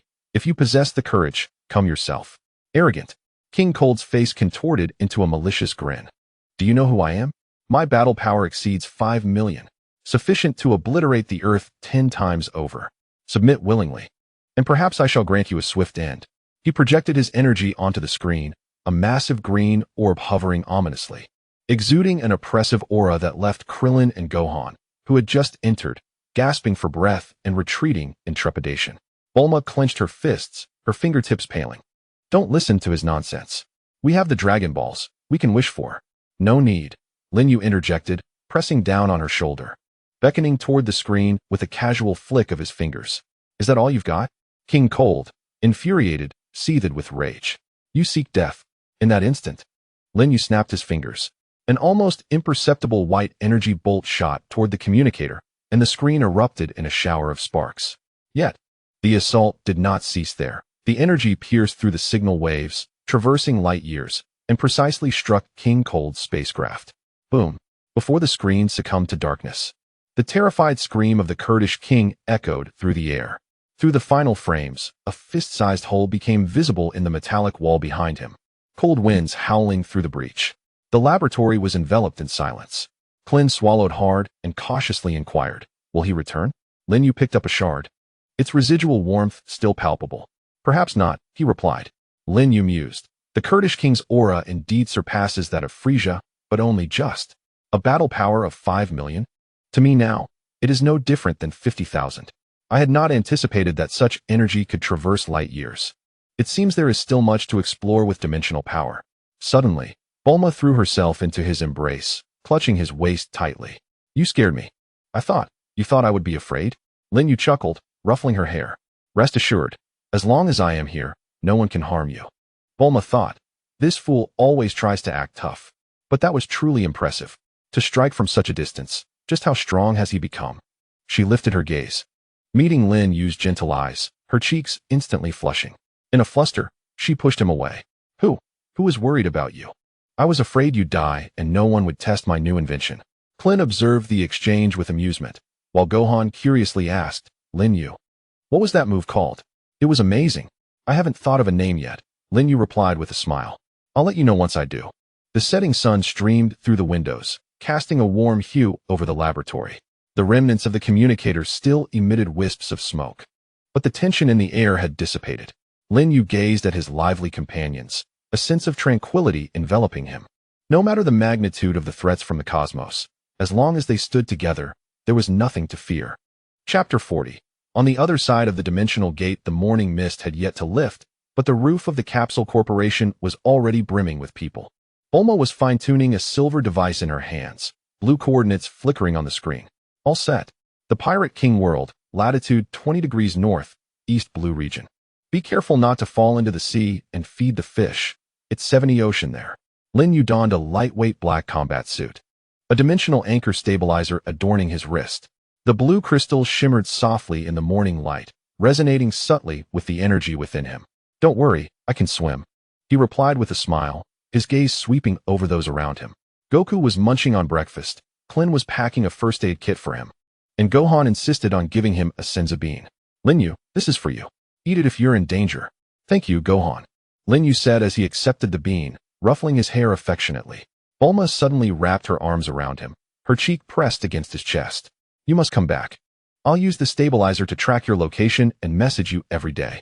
If you dare not return, I'll set my anchor to self-destruct. I understand, Lin Yue replied with a smile, returning her embrace, feeling the softness of her body and the rapid beat of her heart.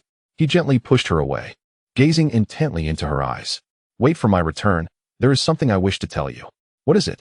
Bulma's heart skipped a beat, her cheeks flushing like ripe apples. Lin Yue smiled silently, lowering his head to place a gentle kiss upon her forehead. I will tell you when I return. Lin Yue's thoughts. This time, I must tell you. Bulma, I have feelings for you. Bulma covered her forehead, feeling as though it were ablaze. She opened her mouth. Yet no words escaped. She could only nod emphatically. Lin Yue turned and walked to the center of the rooftop. Taking a deep breath, he felt the energy within him begin to flow, resonating with the dimensional anchor stabilizer. A hum filled the air as a brilliant blue crystal emitted radiant light, and a swirling portal slowly unfolded before him. Within the portal, Glimpses of a cerulean ocean and white sails could be seen, accompanied by the distant sound of crashing waves.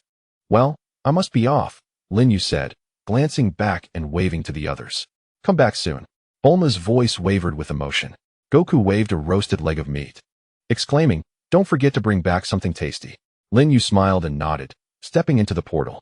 The swirling gateway began to contract, as if being drawn into an unknown dimension.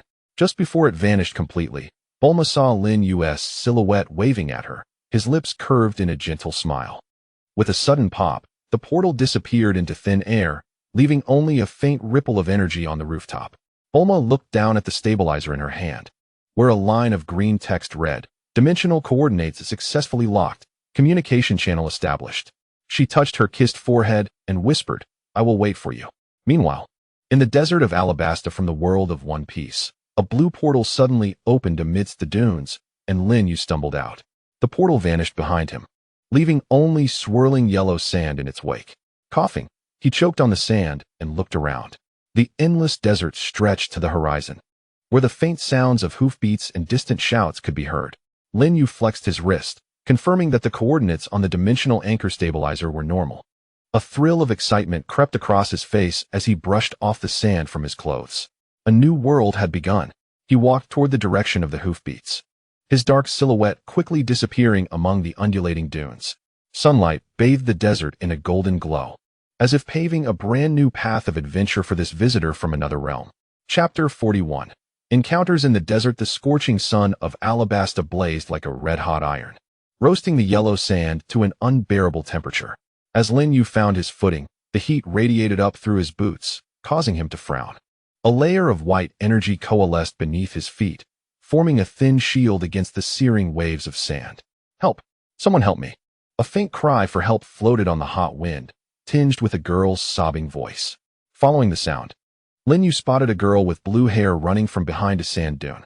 She wore a tattered white robe, and the wind had lifted a corner of her veil, revealing a delicate yet dust-covered face. The young maiden clutched a scroll tightly to her chest, pursued by 5 burly men wielding curved blades, their black cloaks emblazoned with the emblem of a crocodile skull. "Princess, do not run," the leader snarled, brandishing his weapon. "Lord Crocodile has decreed that if you surrender the list of the rebels, you may yet retain your dignity." The girl was none other than Princess Vivi of Alabasta. Her teeth clenched as she desperately fled, the sand beneath her feet pulling at her ankles as if alive. Just as the blade was about to cleave her head, she shut her eyes in despair. A sudden thud interrupted her anticipated pain. Upon opening her eyes, she beheld a white figure standing before her, clad in black attire, his dark hair billowing in the wind. It was Lin Yue, who had just landed. The man who had swung the blade was now sent sprawling like a kite severed from its string, crashing into a sand dune and losing consciousness. "Who are you?" Vivi gasped, retreating a step, nearly dropping the scroll in her arms. Lin Yue did not turn, merely flicking his fingers, for white energy spheres shot forth, precisely striking the wrists of the remaining henchmen. Their blades clattered to the ground as they clutched their dislocated joints, howling in pain. Lin Yue glanced at them, conjuring a fist-sized orb of water in his palm, extending it toward Vivi. "Do not be afraid." His voice was steady, akin to a rare spring in the desert. "First, take a sip of water." Vivi stood frozen. In this arid expanse where even camels could perish from thirst, someone had conjured fresh water from thin air.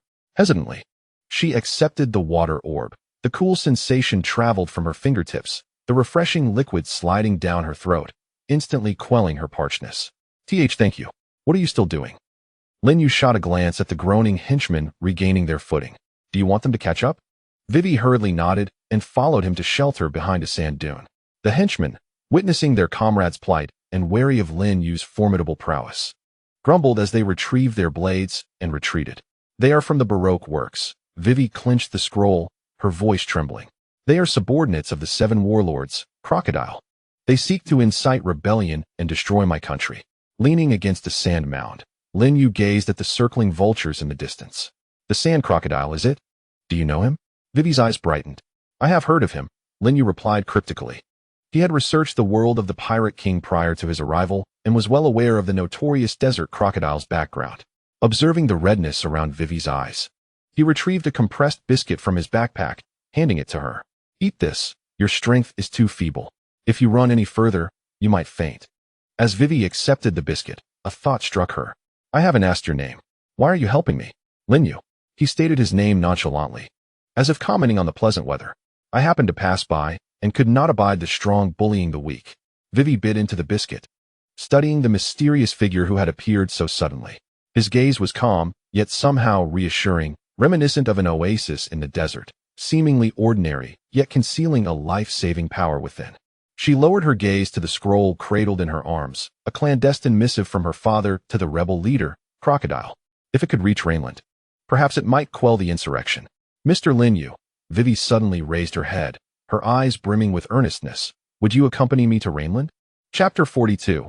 The disruptor of Rainland. The casino in Rainland perpetually exudes the intoxicating aromas of cigars and alcohol.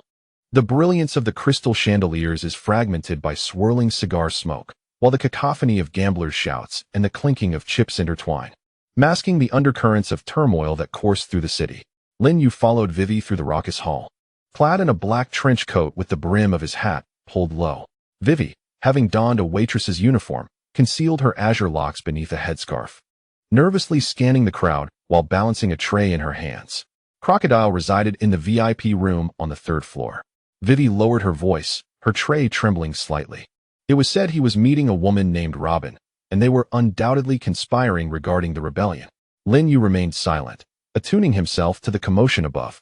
Two distinctly contrasting presences emanated from the 3rd floor, one akin to arid sands, radiating a domineering pressure, the other, a chilling and profound undercurrent reminiscent of the deep sea. Stay close to me, he instructed, leading the way to the staircase, an ethereal mist swirling at his fingertips. The door to the VIP room was crafted from thick oak. Lin Yue did not knock, but merely tapped lightly on the door. With a click, the lock yielded. Inside, both occupants turned to face him. Crocodile, lounging on the sofa with a cigar between his fingers, his golden hook glinting ominously. Robin, standing by the window in a black gown, her violet hair cascading over her shoulders, her eyes momentarily widening in surprise. Who permitted your entry? Crocodile exhaled a cloud of smoke, his sandy-hued eyes glinting with malice. Are the minions of the Baroque works truly this incompetent? Do not be angry, Sand Alligator. Lin Yue leaned against the doorframe, his tone laced with mockery. What skill is there in bullying a young lady? If you possess any prowess, direct it towards me. Vivi, following closely behind, clenched her fists upon seeing Crocodile, her voice trembling. Crocodile, why do you do this? What grievance do you hold against Alabasta? Crocodile scoffed, disregarding Vivi, his hook crashing down onto the table with force. It appears we have yet another fool who does not know their place. Robin, dispose of him. Robin remained motionless, her gaze fixed on Lin Yue. Suddenly, 6 arms materialized from the void, slicing through the air toward Lin Yue's throat with fierce velocity. Paper drawing? Lin Yue raised an eyebrow, his body bending like a willow, effortlessly evading the assault. The abilities of the flower fruit are commendable, but alas, the speed is lacking. He propelled a burst of energy from his fingertips, striking Robin's wrist with precision. Robin gasped, the ethereal arms vanishing in an instant. She stepped back, her expression grave. You are not from this country. Correct. Yet there is no reward for you, Lin Yue replied, turning his attention to Crocodile. Do not hide behind a woman. I am eager to witness your sand fruit in action. Crocodile abruptly rose, the air around him growing arid, the wooden floor beginning to disintegrate into sand. If you seek death, I shall oblige. With arms outstretched, he was suddenly engulfed by a torrent of yellow sand from all directions, forming a swirling sandstorm within the confines of the room. This tempest, wielding the force capable of tearing steel asunder, surged toward Lin Yue, carving deep gorges into the walls as fragments of the crystal chandelier mingled with the grains of sand, glinting with a lethal sheen. Be careful, Vivi exclaimed, instinctively moving forward, only to be halted by Lin Yue's protective wall of air. Standing at the eye of the storm, a barrier of white energy enveloped him. The sand grains collided with this ethereal wall, producing a series of sharp cracks, yet they could not breach his defenses even by an inch. Is this all you can muster? He scoffed, a hint of derision in his tone as he abruptly gestured. The white energy erupted like a tempest, forcefully dispersing the swirling sandstorm. The yellow sand, now bereft of control, cascaded to the ground, revealing the astonished visage of Crocodile. Your fruit ability is commendable, Lin Yue remarked. striding toward him with an air of calm authority. But alas, your energy is too dispersed. You haven't even grazed my defenses. Crocodile's expression darkened, a storm of fury brewing in his sand-colored eyes. Having traversed the desert for years, it was the first time someone dared to critique his powers so boldly. With a sudden transformation, he melded into grains of sand, merging seamlessly with the ground. Desert blades. A blade of compressed sand surged forth, slicing through the earth with the might to cleave mountains, aimed directly at Lin Yue's head. The shrill whistle of the blade cutting through the air pierced the eardrums. Vivi gasped, covering her mouth in terror, while Robin instinctively retreated a step. This attack, the desert blade, harnessed 70% of Crocodile's strength, potent enough to split even the hardest rock in twain. Yet Lin Yue remained unmoved, rooted in place. In his heightened senses, he discerned Crocodile's form concealed 3 meters beneath the sandy surface, a faint energy fluctuation emanating from his left shoulder, his core for maintaining the fruit's form. Did you think hiding in the sand would render you invisible? Lin Yue chuckled softly, suddenly crouching down and pressing his palm against the ground. The white energy flowed from his hand into the sand, spreading like water beneath the surface. Just as Crocodile prepared for a second strike, he felt a surge of pure energy collide with his left shoulder. Alarmed, he attempted to evade, only to find himself immobilized, as if pinned in place. Do not hide. Your weakness lies in your left shoulder, Lin Yue's voice echoed ominously beside him. Before Crocodile could react, he felt an excruciating pain as a white energy projectile pierced through the sand, striking his corporeal form with unerring precision. With a cough, blood erupted from beneath the sand, and his form swiftly reverted to human shape. Clutching his left shoulder, Crocodile staggered backward, disbelief etched across his features. How could you possibly perceive my true form? The user of the sand fruit could transform their body into sand, making them impervious to ordinary attacks unless countered by seawater or haki. Yet this man before him, having wielded neither, had discerned his weakness solely through perception. Energy can sense all, Lin Yue declared, standing tall as the white energy gradually withdrew. Your fruit ability is indeed unique, but as long as energy flows, it cannot escape my awareness. Robin, standing nearby, was taken aback, her violet eyes reflecting shock. She had followed Crocodile for many years, well aware of the peculiarities of his sand transformation, which even a vice admiral of the Navy would find challenging to decipher. Who is this sudden appearance of a man? Who exactly are you? Robin could not help but inquire. Your power does not belong to this world. Lin Mei offered no response, merely directing his gaze towards Crocodile. Shall we continue fighting? If we do, I shall not hold back. Lin Mei's inner thoughts. This Robin possesses an extraordinary aura, a chilling presence intertwined with an unshakable solitude, reminiscent of one who has lingered too long in darkness. Her essence is entirely distinct from Crocodile's. Why does she accompany the sand crocodile? Crocodile leaned against the wall, struggling to stand as blood continued to seep from his left shoulder. He recognized that he was no match for this man, whose strength surpassed his comprehension. Yet his pride as one of the 7 warlords prevented him from bowing down. The members of Baroque Works would arrive shortly. Crocodile retrieved a golden whistle, declaring, "Even if you manage to defeat me, do not expect to leave the rain base alive." He abruptly blew the whistle, its piercing sound shattering the cacophony of the casino. Soon, the clamor of hurried footsteps echoed from below, as hundreds of armed members surged upstairs, surrounding the VIP room completely. "Seize them," commanded the leading member, brandishing a long knife. Lord Crocodile's orders are absolute, no mercy.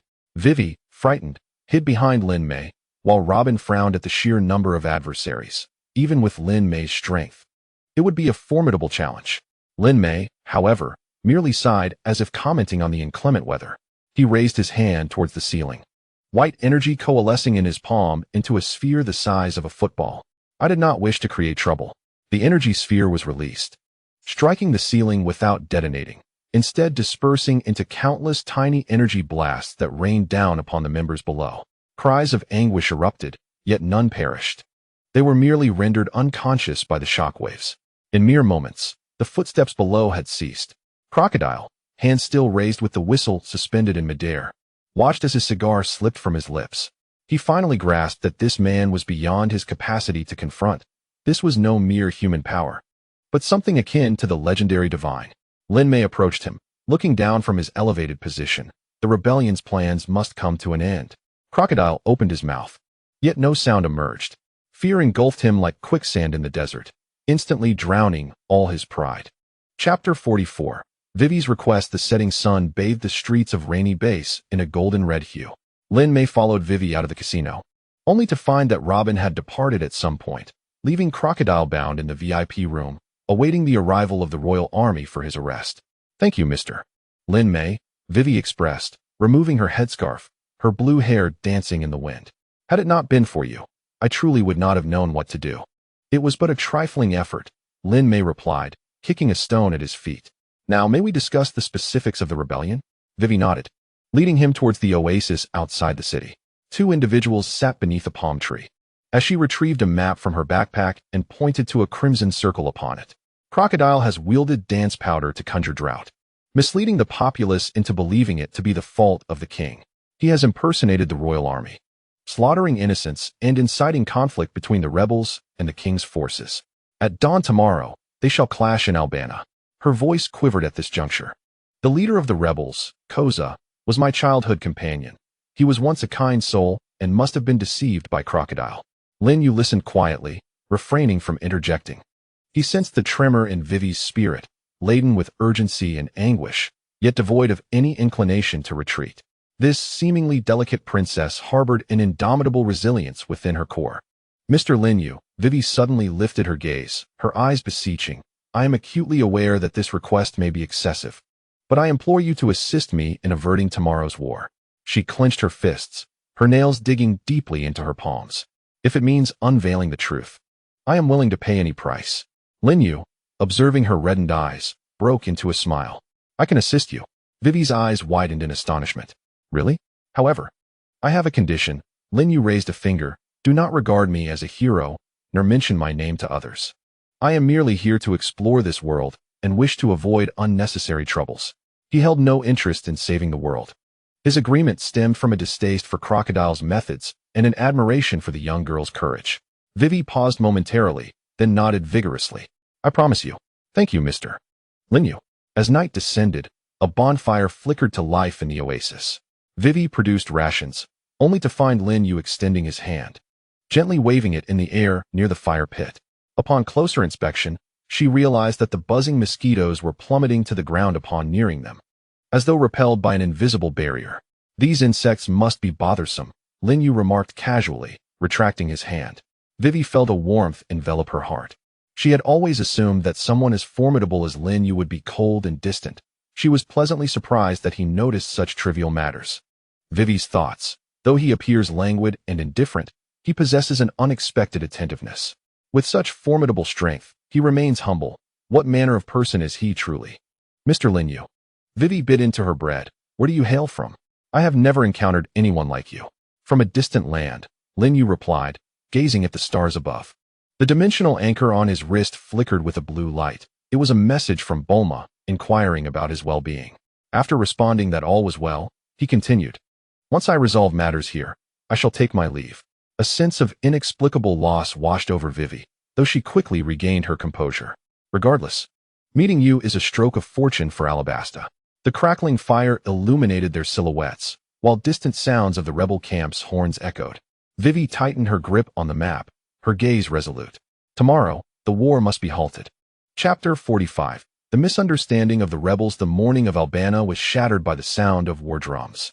The armor of the king's army gleamed with silver under the morning sun, neatly aligned at the foot of the castle, on the opposite hillside. The rebels brandished their banners and shouted, their rusty swords reflecting fragmented glimmers of light. The open ground between the two factions was thick with a tension akin to the smoke of gunpowder. "Kosha, attack!" Someone among the rebels cried out.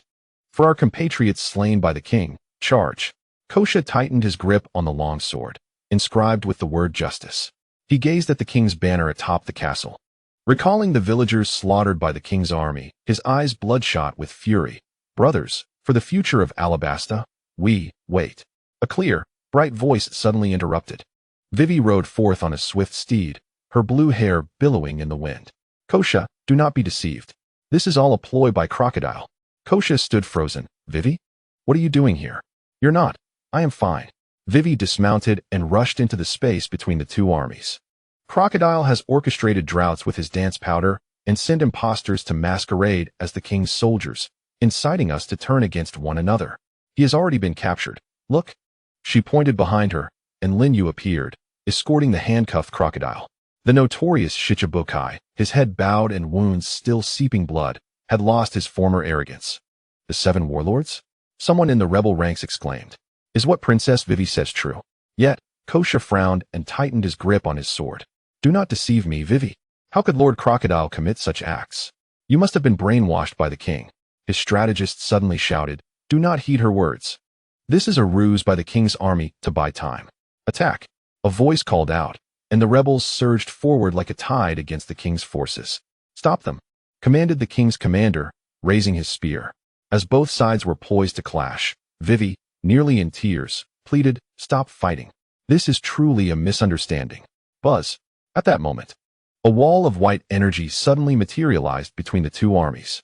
The wall was as thin as a layer of glass, yet unbreakable. The forefront of the rebels crashed against it, instantly rebounding and falling in disarray. Who? Kosha bellowed in anger. Lin Yue slowly emerged from behind the energy wall, his black coat flapping in the wind. I told you it's a conspiracy. Can you not comprehend human speech? Again, it's you, the outsider. Kosha recognized him as the one who had been with Vivi the previous day. You must have incited Vivi. Brothers, break this wall and slay them. The rebel archers fired arrows, only for them to disintegrate upon contact with the energy barrier. The king's army raised their shields, mistaking Lin Yue for an ally of the rebels. See, no one believes you. Crocodile suddenly let out a hoarse laugh. Even if you capture me, what does it matter? The seeds of hatred have already been sown. This war cannot be stopped. Lin Yue ignored him and turned to Kosha. You claim the king's army massacres villagers? Indeed. Kosha pointed to the wounded behind him. These are survivors. They witnessed the king's forces pillaging and burning. Are those the armors they wore? Lin Yue suddenly flicked his fingers, and a white mist coalesced in midair, forming a phantom armor. The breastplate was inscribed with a crocodile skull, and the wrist bore the emblem of the Baroque workshop. A wounded soldier from the rebel forces gasped in recognition. Yes, that armor. We thought it was new equipment from the king's army. It's the private army of Crocodile. Lin Yue's voice resonated across the battlefield through the mist, declaring that he had donned this armor to impersonate the king's army, all to incite their hatred. Kosha's expression shifted, yet he stubbornly retorted, You have no proof. What evidence do you possess? Evidence. Lin Yue chuckled, suddenly turning to point at the valley to the west of the city. Do you see that patch of black rock? Crocodile has hidden 30 carts of munitions there, waiting for you to weaken each other before he seizes Alabasta. Kosha's pupils constricted. You lie? That is our granary. Whether it is a lie or not, you shall see for yourself. Lin Yue raised his hand, and an energy sphere shot forth, trailing a white tail as it soared toward the western valley. Moments later, a thunderous explosion reverberated through the air. Thick smoke billowed from the valley, and flames painted the sky red, an unmistakable sign that the munitions had been detonated. Both the rebel forces and the king's army were taken aback. Do you believe it now? Lin Yue dissipated the mist, as white energy flowed around him. Crocodile wants you to annihilate each other while he reaps the benefits. The drought is a ruse, the slaughter is a deception, and even your sense of justice is a meticulously crafted trap. Kosha gazed towards the valley, his long knife clattering to the ground. Memories of the villagers slain by the king's army flooded back to him, along with Crocodile's impeccably timed intelligence, and cold sweat drenched his back. A trembling voice emerged from among the ranks of the rebel leaders. Have we made a grave mistake?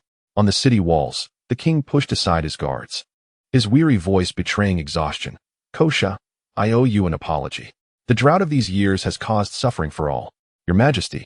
Kosha looked at the figure atop the walls and suddenly knelt. It was my folly. I was deceived by treacherous men, nearly leading us to disaster. Rise, the king sighed. The fault lies not with you, but with the schemer lurking in the shadows. The rebel forces gradually lowered their weapons, and the king's army sheathed their pikes. Sunlight pierced through the smoke, illuminating the faces of the soldiers from both sides, as hatred slowly melted away in the presence of truth. Vivi watched the scene unfold, tears finally streaming down her face, yet accompanied by a relieved smile. Lin Yue, escorting Crocodile, approached Vivi's side. It's done. Thank you, Mr. Lin Yue. Vivi wiped her tears. I truly do not know what I would have done without you. Do not thank me. Lin Yue glanced at the subdued crocodile. You should thank yourself for not giving up. He turned and walked towards the city outskirts, his black coat billowing in the wind.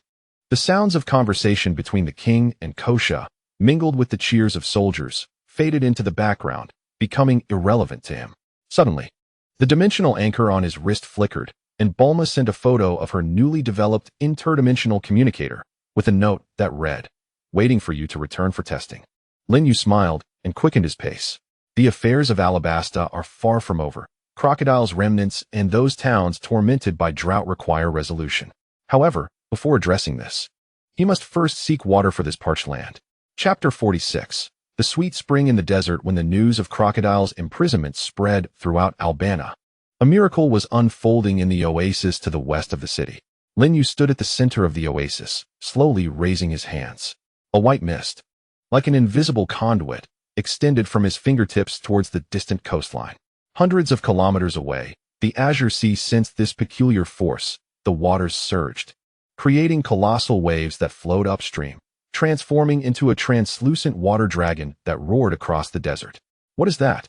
exclaimed the villagers, who were repairing their homes.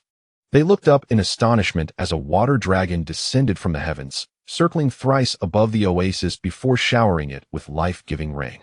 The cracked earth hissed. The withered palm trees sprouted new shoots, and the dried reservoirs filled at a visible rate. Children ran barefoot in the rain, while elders knelt in the mud, cradling the rainwater and weeping for the land that had suffered under drought for 3 long years, finally awakened to vitality. Vivi stood atop the city tower, gazing at the curtain of rain in the distance, her eyes glistening. She understood the hand behind this miracle. The mysterious figure who always claimed to be merely passing through was healing the wounds of Alabasta in his own manner. "Your Highness, it's terrible." A guard rushed in, panic evident in his expression. Crocodile has escaped from his cell. He vowed to drain the moisture from all of Albania, bringing everyone to their doom. Vivi's countenance shifted dramatically. How is that possible? Was he not shackled with sea-stone handcuffs? It was his subordinates. They shattered the handcuffs during the prison break. The guard stammered. He's currently at the city center, siphoning the town's water. Without hesitation, Vivi mounted her horse and galloped towards the city center. In the distance, she spotted a sand-colored figure suspended in midair. It was Crocodile. He spread his arms wide, the air around him turning dry and pale. The cobblestones on the street cracked rapidly, and moisture was forcibly extracted from the walls, transforming into a white mist that was drawn into his body. "Ha! What does it matter if you catch me?" Crocodile's laughter grated like sandpaper. "I will turn all of Alabasta into a desolate city. You shall forever remember the fate of those who offend the Emperor of the universe." The citizens fled in terror, only to realize the moisture within their bodies was rapidly depleting, their skin becoming shriveled, and their lips cracking with blood. "Crocodile, stop!" Vivi shouted as she rushed forward, but was repelled by a wave of dry air. "Futile, little princess," Crocodile sneered, his gaze fixed on her. "Even if that mysterious figure arrives, he cannot save you. I have absorbed enough moisture. I can drain the entire oasis of the desert." He clenched his fist, and suddenly, the water well in the city center exploded, the last remnants of groundwater drawn away. Just then, a white wave of air sliced through the arid atmosphere like a blade, and Lin Yue appeared before Crocodile. "Apparently, last time I did not inflict sufficient pain upon you." Lin Yue's gaze was frigid, and a humid aura enveloped him, emanating from the seawater energy he had drawn from the shore. "You again." Crocodile's visage twisted into a grotesque snarl. "This time, I shall not be defeated. I will drain your moisture and reduce you to a desiccated corpse." With arms outstretched, a yellowish sand energy surged towards Lin Yue, its potent suction rendering even stones to dust. Yet, Lin Yue remained unmoved. A white aura formed a protective membrane of water around him, rendering Crocodile's efforts as futile as a stone sinking into the ocean.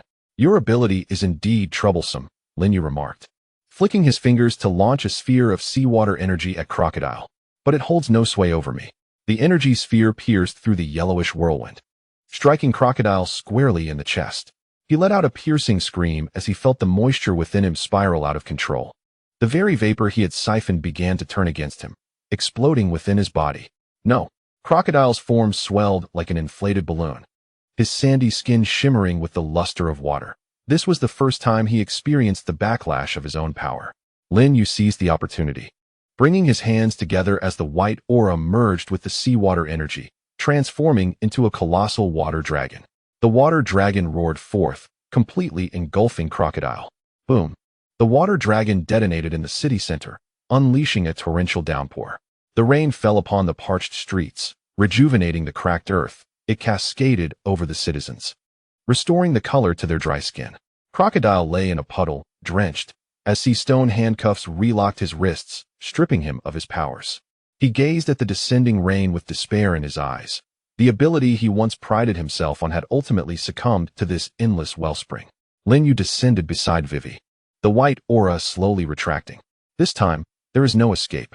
Vivi observed the revitalized town and the jubilant citizens in the distance, softly uttering, "Thank you, Mr. Lin Yue." He smiled in response, remaining silent. He turned his gaze towards the desert beyond the city, where more parched towns awaited salvation. The white aura ascended once more, bridging the blue sea and the desert. This time, it was not a water dragon but countless tiny streams, seeping into every crevice of the desert like capillaries. In the distance, the sand dunes began to turn green, dried riverbeds flowed anew, and even the ancient wells buried deep underground began to spout clear spring water. The desert of Alabasta was quietly transforming. Meanwhile, the orchestrator of this change had already packed his belongings, ready to embark on his next journey. Chapter 47.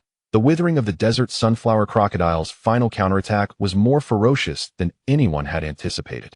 While Lin Yue was busy restoring the ancient reservoir in the south, the sky above Alabasta was suddenly shrouded in yellow sand. The sands of the entire city began to flow in reverse, coalescing into a towering sand column, 1,000 meters in diameter, reaching for the heavens. This was Crocodile's ultimate technique, the desert sunflower. What is this? In the square? The citizens celebrating were filled with terror as they looked up, witnessing the space around the sand column begin to distort, the ground forcefully torn apart, revealing the rocky layers beneath. Even more horrifying was the immense gravitational pull at the center of the column, which forcibly drew in houses, trees, and even carriages, reducing them to mere dust under the friction of the sand. In the prison, Crocodile's silhouette emerged atop the sand column, having freed himself from the sea prism stone handcuffs.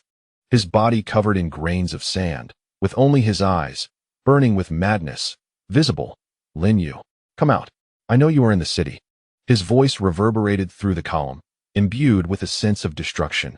This technique, the desert sunflower, can transform the entire Albania into a part of the desert. If you do not wish for these people to meet their doom, come to the tower and fight me to the death.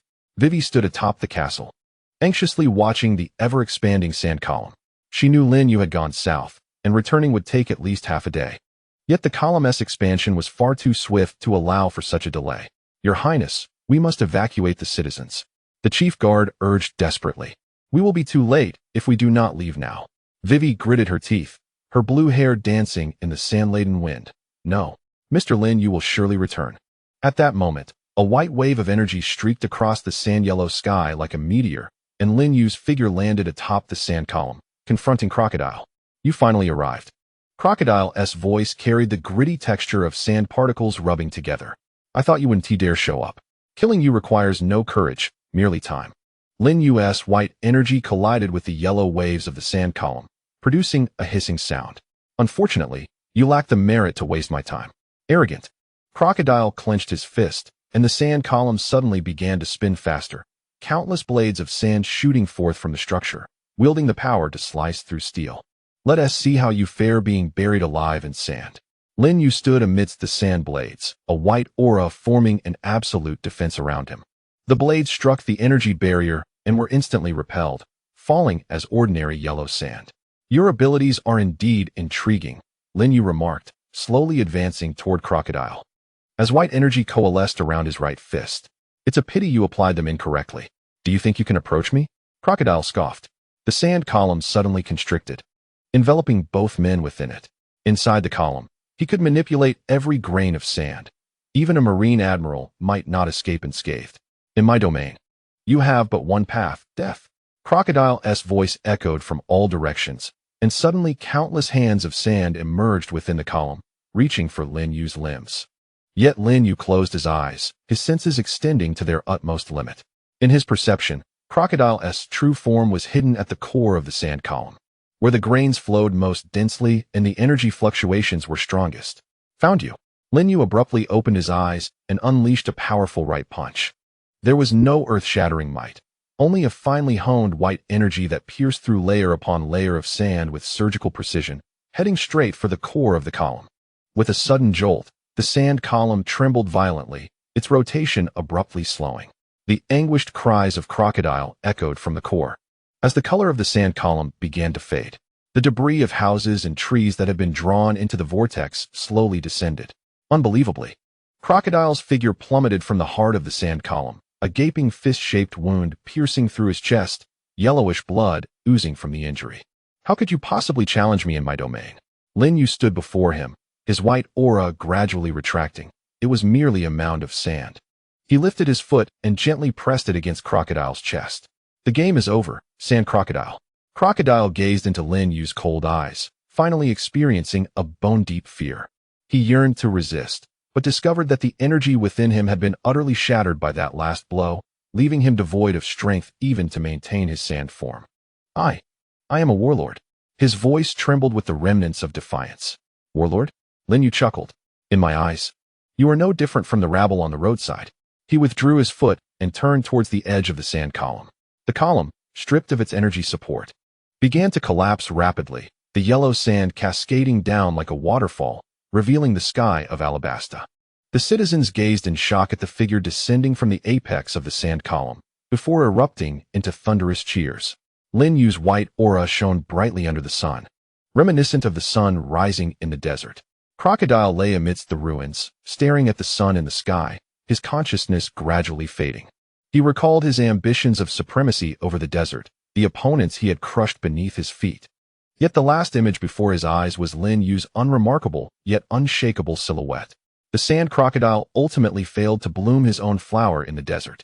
Chapter 48. Farewell from the bell tower. The chimes of Alabasta rang particularly clear on the rainy morning. Vivi stood atop the bell tower, clad in a white gown symbolizing royalty, her blue hair tied in a ponytail, fluttering gently in the breeze. She surveyed the crowd below, where the king and crocodile stood together, announcing the reconstruction plans, their smiles reflecting a sense of relief after calamity. It is your turn, princess, came the voice of the captain of the guards from behind, filled with reassurance. Vivi took a deep breath and approached the edge of the bell tower. The sounds from the square gradually quieted, all eyes focused on her. People of Alabasta, her voice resonated through the loudspeaker, clear and youthful, yet imbued with an unwavering resolve beyond her years. In the past 3 years, we have endured drought, faced war, and even nearly turned against each other due to conspiracy. Her voice faltered momentarily, but she quickly regained composure. Yet we did not give up, for we are Alabastans, children of this desert. Drought cannot extinguish our hope. War cannot fracture our unity, and conspiracy cannot shake our desire for peace. The square erupted in fervent applause, and someone could not help but shout, "Long live the princess." Now, the conspiracy has been shattered, and the much-awaited rain has arrived. Vivi's gaze swept across the square, ultimately resting on the edge of the desert beyond the city, where a dark figure was gradually receding into the distance.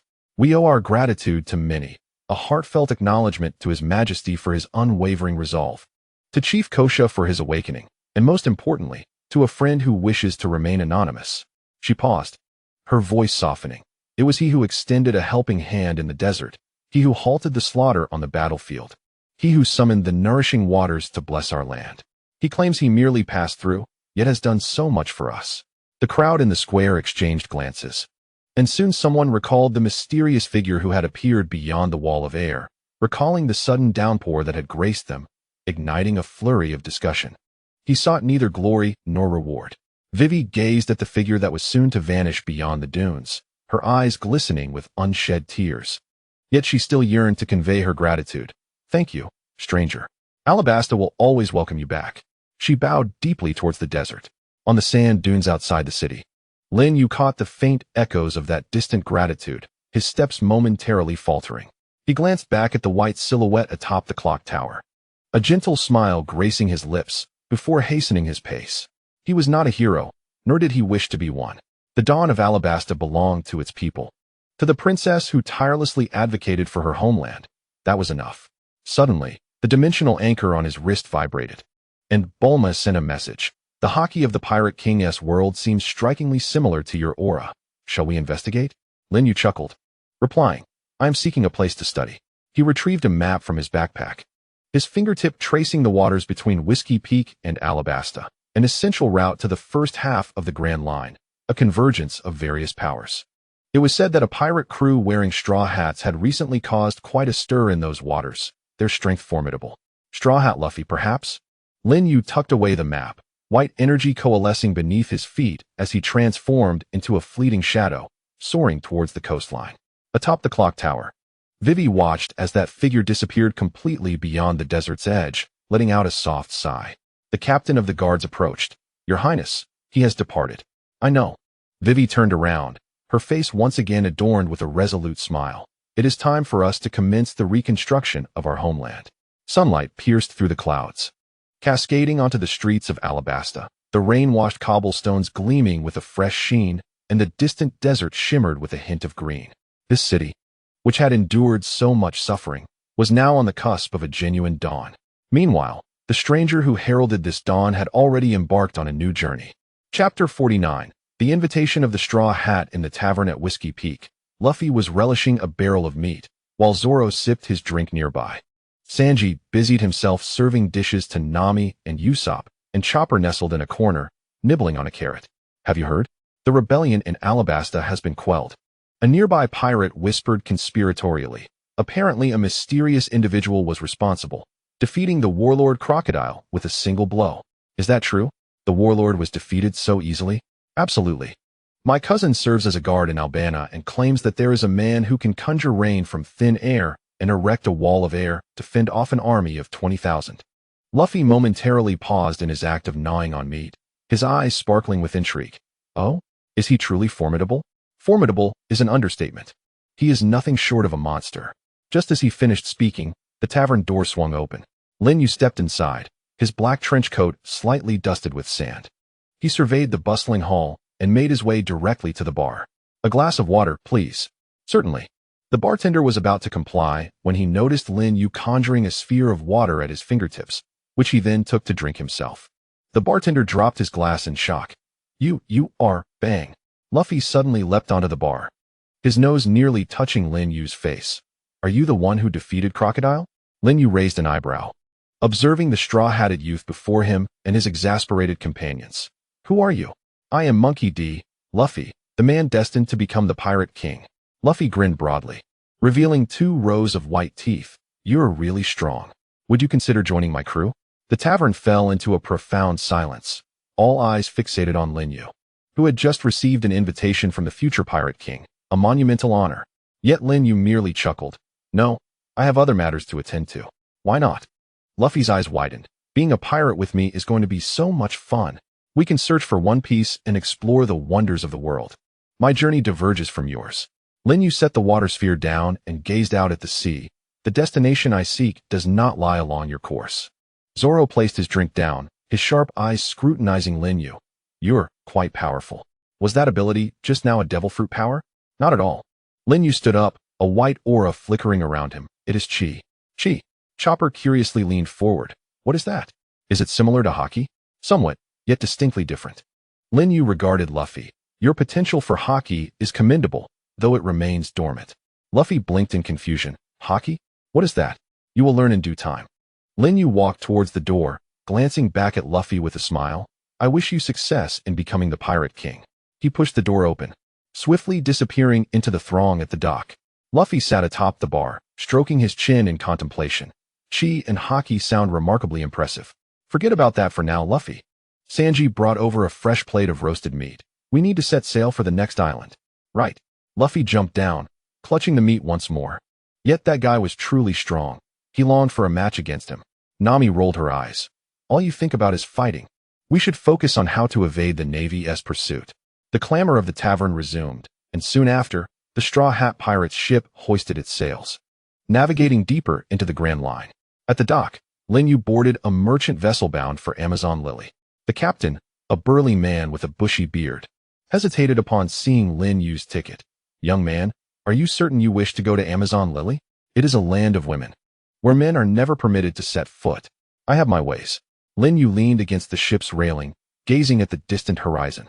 News from the crew once again reached him. The Empress Boa Hancock of Amazon Lily is a wielder of the Conqueror's Haki. You might want to learn from her. Do remember to bring back a photograph. I am quite curious to see what the legendary beauty looks like. Lin Yue chuckled to himself, responding, be careful not to be petrified by her Mero no Mi. The merchant ship gradually departed from the harbor, slicing through the azure waters, leaving a white wake in its path. Standing at the stern, Lin Yue watched as the Thousand Sunnies sailed further away, a hint of anticipation curling at the corners of his lips. Their next destination, Amazon Lily. Not only was it home to a user of the Conqueror's Haki, but it also held secrets of ancient weaponry, perhaps granting him a deeper understanding of the world's power dynamics. The sea breeze brushed against him, laden with salty moisture, as if beckoning him towards new adventures. Chapter 50. The voyage to the land of women. The merchant ship sailed through the windless zone for 3 days and nights. This region, known as the Pirates' Graveyard, was eerily calm, devoid of even the slightest ripple, save for the occasional shadow cast by colossal sea kings swimming beneath the vessel. The other passengers cowered in the cabin, frightened, while Lin Yue stood daily on the deck, staring at the unnaturally tranquil sea. Young man, are you not afraid? Inquired the bearded captain, offering a bottle of rum. One flip from those sea kings could capsize our ship. Lin Yue accepted the drink, but did not indulge. He merely set it on the railing. They dare not. The captain paused, then burst into laughter. You certainly have a way with words. Amazon Lily is a place even the world government dares not provoke easily. What exactly are you hoping to achieve there? To find someone, Lin Yue replied, his gaze fixed on the green silhouette emerging on the distant horizon, a user of Haki. Are you referring to Her Majesty the Empress? The captain's expression shifted, a hint of concern crossing his features. I advise you to reconsider your intentions. They say she is the most beautiful woman in the world, yet also the most fearsome. A mere glance from her can turn a man to stone. Lin Yue smiled, offering no explanation. His energy could withstand energy attacks, and he was immune to the petrifying abilities of the Mero no Mi, a significant reason for his journey to Amazon Lily. As the merchant ship drew closer to the harbor of Amazon Lily, a magnificent waterfall appeared before them, with the outlines of the town of Amazon Lily faintly visible atop the cascade. The harbor was guarded by female warriors clad in battle armor, who raised their bows as soon as they spotted the ship. Who goes there? The lead warrior shouted fiercely. Are you not aware that men are forbidden entry into the land of women? The captain quickly called out, we come for trade. Only goods, no men. The female warriors cautiously boarded the ship to conduct their inspection. Upon reaching Lin Yue, their expressions changed drastically. There is a man, they exclaimed. Dozens of arrows were instantly aimed at Lin Yue, their tips glinting menacingly. Do not be alarmed, Lin Yue said slowly, rising to his feet, a white aura forming a protective barrier around him. I am here to visit the Empress, with no ill intentions. Impudence, the lead warrior bellowed. Her Majesty the Empress is not someone you can simply request to meet. Fire. Arrows fell like raindrops, yet shattered upon encountering the barrier of air. The female warriors were taken aback, retreating in alarm. I assure you, I harbor no ill intentions. Lin Yue's voice pierced through the air wall, carrying an undeniable weight of authority. Please relay a message that someone seeks to inquire about the application of Conqueror's Haki. At that moment, a languid and enchanting voice emanated from the summit of the waterfall. Oh, you dare to intrude upon the realm of women and even mention Conqueror's Haki? Quite an intriguing man you are. Lin Yue lifted his gaze, spotting a woman clad in a red qipao standing atop the cliff's edge. With lustrous black hair and a beauty marked by a distinctive birthmark at the corner of her eye, she was none other than Boa Hancock, the Empress of Amazon Lily. The female warriors behind her knelt on one knee, exclaiming, Your Majesty, the Empress. Hancock's purple eyes fell upon Lin Yue, a flicker of curiosity dancing within them. Who are you? Why are you unaffected by my allure? Ordinary men would be petrified at the sight of her visage. Yet this man stood unfazed, his eyes devoid of obsession, only exuding calmness. My aura can withstand all forms of energy attacks, including your devil fruit abilities, Lin Yue replied, gazing up at her. I have come to seek your guidance on the application of Conqueror's Haki. Hancock raised an eyebrow, a seductive smile playing upon her lips. You wish to consult me? Very well. If you can withstand a single strike from me, I shall grant you this opportunity. With a graceful flick of her hand, a wave of pink energy surged towards Lin Yue, the sweet fruit's alluring foot, capable of petrifying those struck. Lin Yue made no attempt to evade. Instead, he raised his hand, and white energy coalesced into a shield. The energy wave collided with the shield, producing a hissing sound before dissipating entirely. Interesting, Hancock remarked, a glimmer of surprise flashing in her eyes, followed by a smile. Come forth. Though the Amazon lily does not welcome men, we possess a degree of tolerance for the strong. She turned and entered the passage behind the waterfall, leaving a group of astonished female warriors in her wake. Lin Yue nodded to the captain, and with the aid of white energy, he ascended slowly towards the summit of the waterfall. Standing at the cliff's edge, Lin Yue glanced back at the distant sea. The merchant ship had commenced its return journey, and the sun on the horizon sank slowly, painting the sky in hues of gold and crimson. Hockey. Lin Yue clenched his fists, feeling a resonance between the white energy and the dimensional power within him. He stepped into the passage, a red carpet unfurling beneath his feet, leading deep into the palace. The female warriors flanking him remained vigilant, yet dared not impede his progress. The adventure on Amazon Lily had only just begun, and his journey through dimensions was about to unfold a new chapter upon these mysterious seas. Chapter 51. The uninvited guest in the land of women. The coastline of Amazon Lily was perpetually shrouded in mist, with colossal vines entwined around the rocks, forming a natural barrier. As Lin Yue stepped forth from the dimensional rift, he landed upon a stretch of soft sand, the white energy waves still not fully receded, dispersed by the fragrant sea breeze.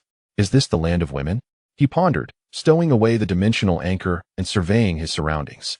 The dense jungle envelopes the island's interior, filled with an enchanting floral fragrance, yet devoid of any vessels or human presence, creating an eerily tranquil atmosphere. According to the coordinates provided by Bulma, this indeed lies within the territory of the Amazon lilies. Lin Yue meticulously organized his backpack and was about to venture into the thicket when he suddenly heard the rustling of leaves. Alert! He turned around to find dozens of female warriors clad in animal hide armor emerging from behind the trees, their bows drawn taut, arrows glinting with a sinister azure sheen, evidently coated in poison. Man! Exclaimed the foremost warrior, her sun-kissed skin and cropped hair accentuating her striking presence, a serpentine tattoo prominently displayed across her chest. How dare you trespass on Nine Snake Island? Lin Yue raised his hands in a gesture of peace. I come as a visitor, harboring no ill intentions. A visitor? The warrior scoffed. The land of women does not welcome men. You must be a naval spy, seeking to gather intelligence. Fire the arrows. At her command, a barrage of poisoned arrows rained down upon him, slicing through the air with a piercing whistle. Lin Yue's pupils constricted, and he knew he could not be careless. The archery skills of these warriors were precise and ruthless, each arrow aimed at his vital points. Instead of confronting them head-on, he concentrated his energy in his palms, manifesting a white wave that rippled outward. Energy blast. Dozens of small white energy spheres erupted from his palms, accurately colliding with the incoming poisoned arrows. There were no cataclysmic explosions, only the crisp sound of impact as the energy spheres deftly deflected the arrows, sending them soaring into the sky without damaging them in the slightest. The female warriors stood dumbfounded. They had never witnessed such mastery of control, capable of deflecting poisoned arrows without harming the projectiles. The level of command over force surpassed their understanding. Lin Yue dissipated the energy wave and spoke again, his tone remaining calm. I have stated before that I mean no harm. I merely wish to meet Empress Boa Hancock. Impudent. The leading warrior rebuked. The name of Her Majesty the Empress is not one you can utter so freely. Sisters, prepare for close combat. The warriors immediately unsheathed their curved blades, forming a battle formation. Their movements were synchronized, and the fire of battle burned in their eyes, clearly indicating their elite status forged through trials of life and death. Lin Yue sighed. He wished to avoid wasting time here and had no desire to harm the guardians of this land. Once more, white energy coalesced in his palms, but this time it transformed into a gentle barrier, separating him from the female warriors. I shall repeat myself. I am not your enemy. His voice resonated through the energy wall, carrying an undeniable pressure. If you insist on attacking, I shall defend myself, but I will not harm anyone. The female warriors exchanged glances, caught in a dilemma. The power of this man was unfathomable. The recent display of energy spheres had already attested to his strength, and engaging him directly would yield no advantage. Yet, Allowing a stranger to intrude upon their sacred ground contravened the laws of Nine Snake Island. At that moment, a melodious flute tune resonated from deep within the jungle. Upon hearing the melody, the female warriors immediately sheathed their weapons and knelt on one knee, their expressions filled with utmost reverence. Lin Yue gazed in perplexity towards the source of the voice, as a warrior adorned with a serpent-shaped headdress gracefully approached through the mist. In her hand, she wielded a scepter encrusted with gemstones, clearly indicating her esteemed status. "Captain Yue, what is the meaning of this?" The warrior's voice was cool and melodious, her scrutinizing gaze resting upon Lin Yue. "Lady Margaret," the short-haired warrior promptly reported, "this man has suddenly appeared on the coast, claiming he wishes to meet Her Majesty the Empress." The warrior known as Margaret appraised Lin Yue, her eyes flickering with curiosity upon noticing the dimensional anchor on his wrist. "You are not from this land. I hail from a distant place," Lin Yue replied, dissipating his aura. "I indeed have matters to discuss with the Empress regarding the application of haki." "Haki?" A glimmer of surprise crossed Margaret's eyes, quickly followed by a shake of her head. "Her Majesty the Empress will not grant you an audience. According to our laws, any man who trespasses upon Nine Snake Island shall face the penalty of petrification." She raised her scepter, the gemstone at its tip emanating a pink glow. "In light of your nonviolent approach, I will grant you a dignified demise." Furrowing his brows, Lin Yue was about to explain himself once more when he suddenly sensed a powerful presence emanating from the heart of the island, akin to an invisible royal pressure that compelled all the female warriors to bow their heads instinctively. Margaret's expression shifted. "It is the aura of Her Majesty the Empress." Her gaze upon Lin Yue became complex. "It seems you have caught Her Majesty's attention. Follow me. Only she can decide your fate." Chapter 52. Ineffectual charm and the Empress's fury. The pathway to Nine Snake City was flanked by exotic blooms, their pink petals swaying in the breeze, exuding an intoxicating fragrance. Following closely behind Margaret, Lin Yue sensed the presence of more concealed female warriors around him, their gazes palpable, imbued with both vigilance and curiosity. "Remember the rules. When in the presence of Her Majesty the Empress, one must kneel and may not gaze directly upon her," Margaret warned coldly, her tone holding an implicit threat, "for even the divine cannot save you otherwise." Lin Yue remained silent, merely observing this extraordinary city. The structures were constructed from massive vines and shells, while the female warriors patrolling the streets donned various styles of armor, each radiating remarkable beauty and athleticism, indicative of a martial nation. After navigating through numerous checkpoints, they arrived before a grand palace. The pillars of the palace were entwined with lifelike stone serpents, and atop the throne lounged a languid figure, none other than the Empress of Nine Snake Island, Boa Hancock.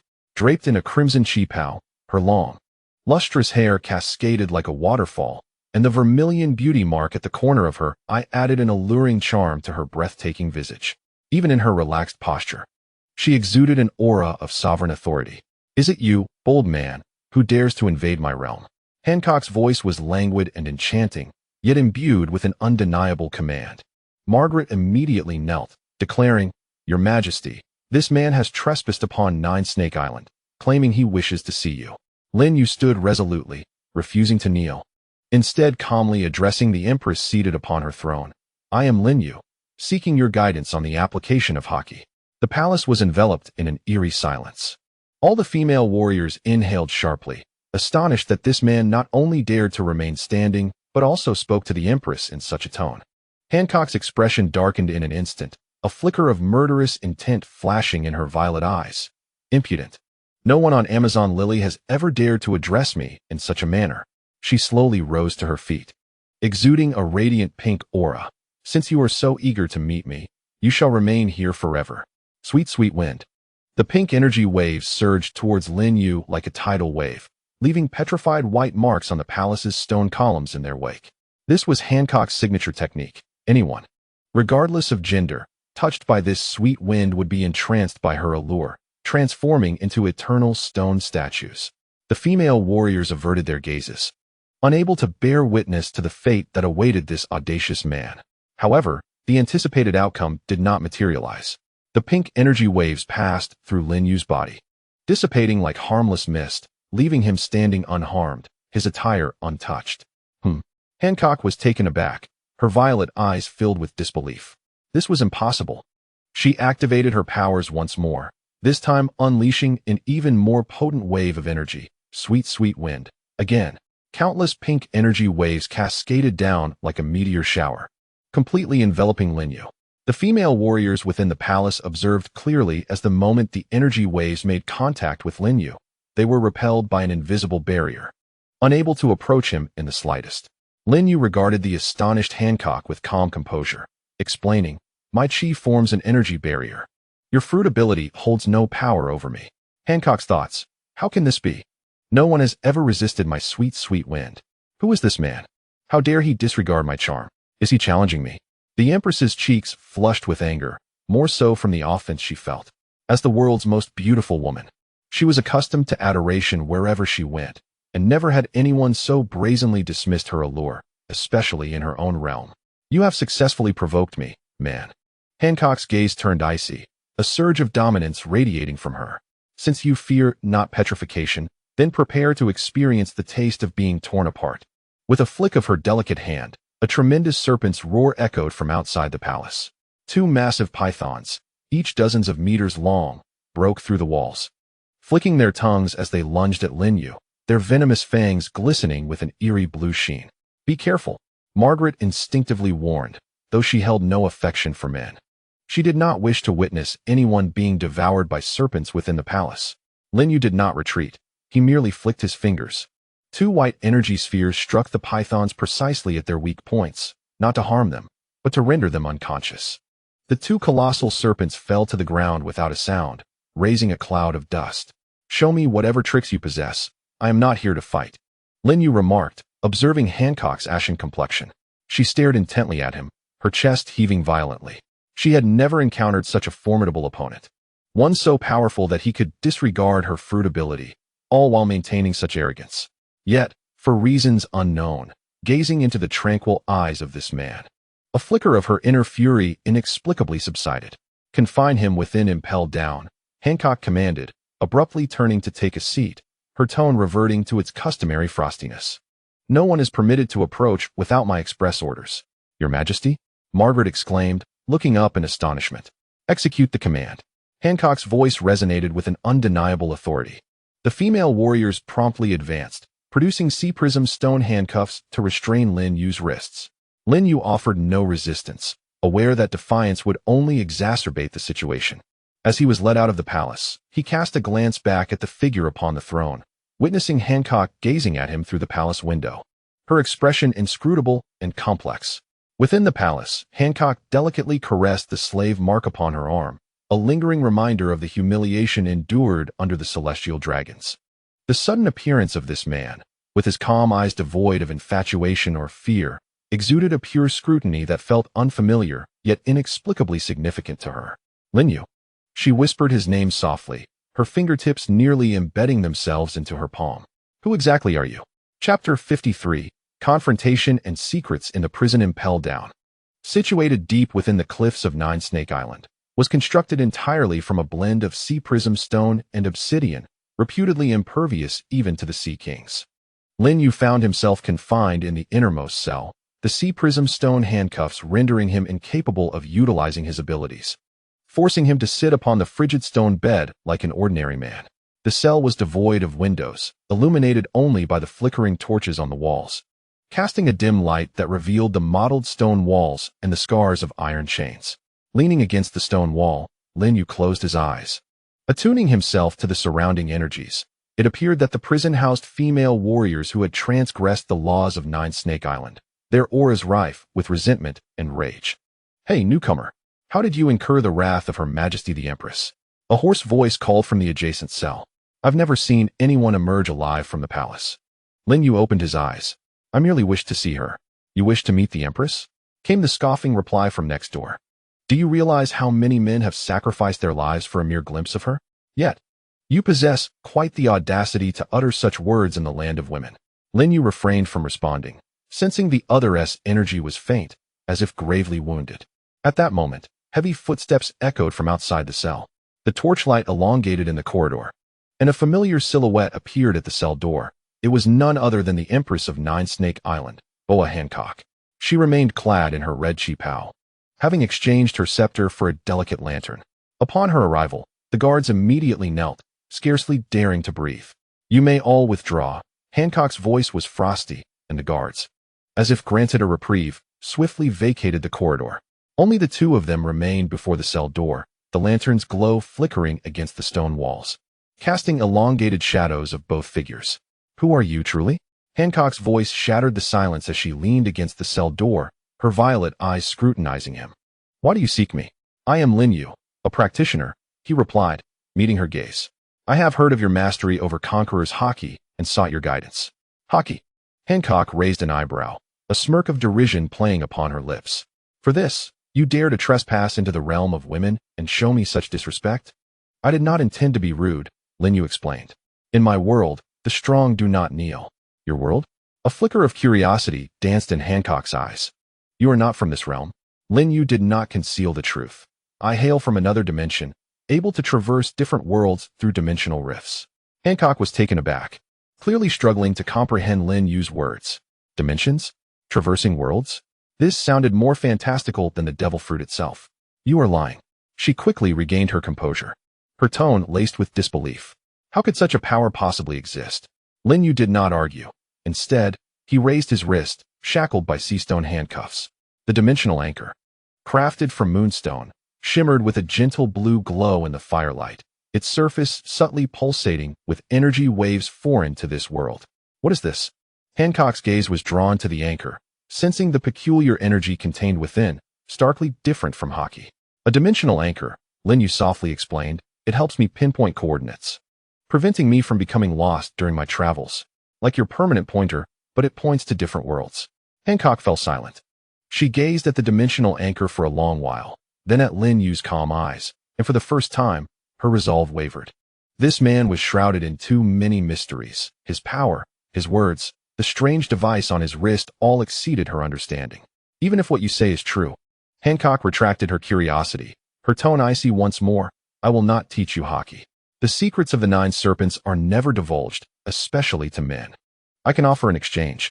Lin Yue met her gaze. "I know how to nurture the body with energy, which can refine your haki. I also know how to heal old wounds, such as the hidden scars left by the celestial dragons in your childhood."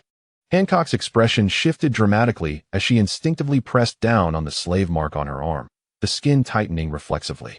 This was a secret she had never shared with anyone. Not even her 2 sisters knew of the wounds she had suffered.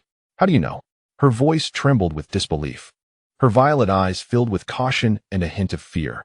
"Your aura revealed it to me," Lin Yue replied calmly. "Your haki is potent, yet its foundation is unstable. Each time it erupts, your breath becomes chaotic, a manifestation of unhealed wounds. Moreover, your aura conceals deep-seated pain, akin to a beast bound by chains." Hancock stared intently at Lin Yue, her chest rising and falling rapidly. This man could not only see through her old injuries, but also sense the turmoil within her. It was terrifying. "This does not concern you." She suddenly turned, the lantern's glow casting a long shadow behind her. "Remain in your cell and reflect.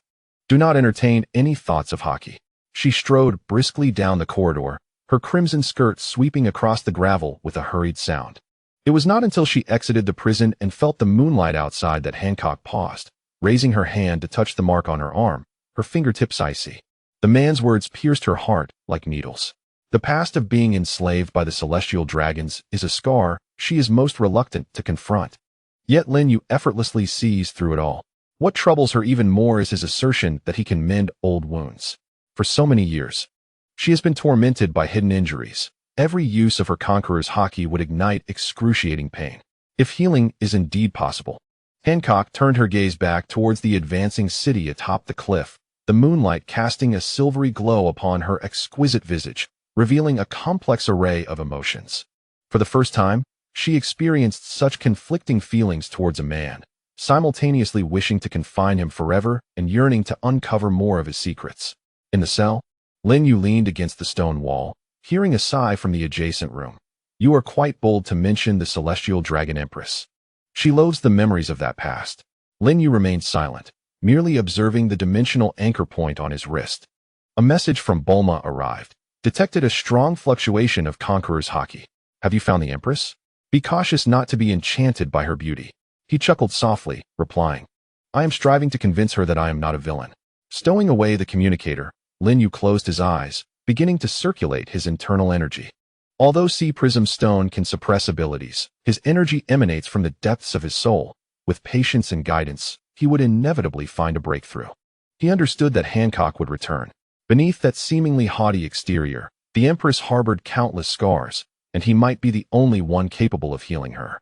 Chapter 54. The perilous escape and the bathing incident. The night in the advancing city was exceptionally tranquil, punctuated only by the crackling of burning torches and the distant sound of waves. Lin Yue sat cross-legged on the stone bed, after a night of guidance. His energy finally broke through the constraints of the Sea Prism Stone, flowing steadily through his meridians. Almost there. He opened his eyes, a flash of white energy flickering at his fingertips. Although the Sea Prism Stone handcuffs remained on his wrists, they could no longer entirely stifle his power. Lin Yue rose and approached the cell door, scrutinizing the lock. This intricate mechanism was crafted from Sea Prism Stone, yet under the perception of his energy. Every gear's movement was discernible. He flicked a strand of energy, precisely injecting it into the lock core. Click. The crisp sound resonated clearly in the silent corridor as the cell door slowly creaked open. Lin Yue slipped out, cloaking his presence with energy, gliding through the hallway like a specter. The guards in the advancing city were fast asleep, with only the patrolling jailers moving about in the distance. Lin Yue evaded their routes, heading towards the exit etched in his memory.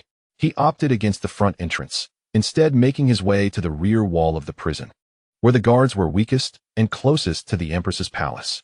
Arriving at the base of the high wall, Lin Yue took a deep breath, gathering white energy beneath his feet. He leaped, buoyed by the energy, effortlessly soaring over the towering barrier and landing gracefully on the grass beyond. The moonlight bathed the jungles of Nine Snake Island, turning the leaves a silvery hue. After orienting himself, he prepared to advance towards the palace when he suddenly heard the sound of water ahead. Curiously, he approached, parting the dense foliage, and the sight before him left him momentarily speechless. It was a natural hot spring, enveloped in moonlight, with steam rising gently from the water, reflecting the surrounding petals. In the heart of the hot spring, Boa Hancock stood with her back to him, her long, dark hair damply cascading over her shoulders, droplets glistening as they slid down her fair skin, illuminated by the moonlight. Lin Yue's heart skipped a beat. Instinctively, he attempted to retreat, but inadvertently stepped on a branch, causing it to snap. Who? Hancock spun around abruptly, her violet eyes filled with terror and fury. Upon seeing Lin Yue, her cheeks flushed crimson, and she screamed, shameless. Lin Yue's mind went blank, only coming to his senses when confronted by her wrathful gaze. He quickly turned to flee, exclaiming, I'm sorry. It was not my intention. Stop. Hancock trembled with rage, hastily grabbing a robe from the shore to wrap around herself, barefoot and in pursuit. You lecher. I will turn you to stone. A white mist propelled Lin Yue swiftly through the thicket, with Hancock's furious roars and the sound of her energy slicing through the air trailing behind him. The sweet, pink wind, akin to a homing missile, pursued relentlessly, petrifying trees along its path into white sculptures. Please stop chasing me. It was truly accidental. Lin Yue dodged her attacks while attempting to explain. I only wanted to escape to find you. I didn't expect to run into you. Silence. Hancock's voice quivered with a mix of anger and indignation. You despicable wretch. You are unworthy of my presence. She quickened her pace, unleashing her conqueror's haki without restraint. The overwhelming pressure caused the surrounding trees to tremble violently, and Lin Yue felt an invisible weight slow his speed. This is bad. Lin Yue sensed the impending danger and swiftly turned to face the approaching Hancock.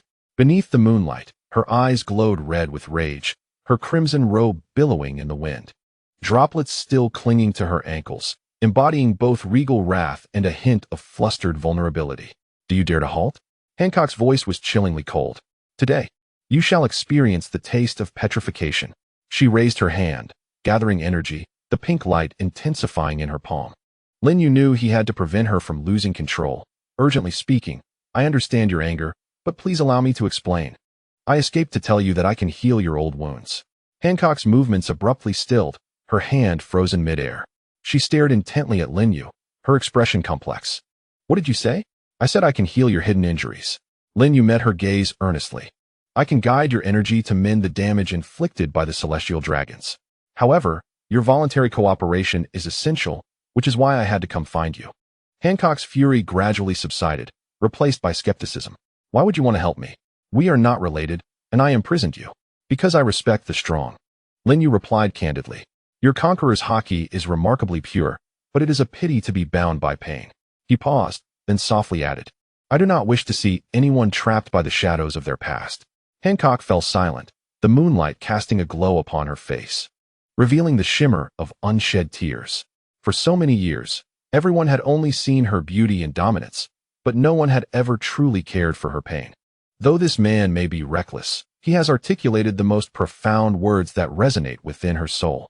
Even if what you say is true, Hancock remarked, turning her head away with a blush gracing her cheeks, it does not absolve you of the transgression of spying on me while I bathed. I apologize sincerely.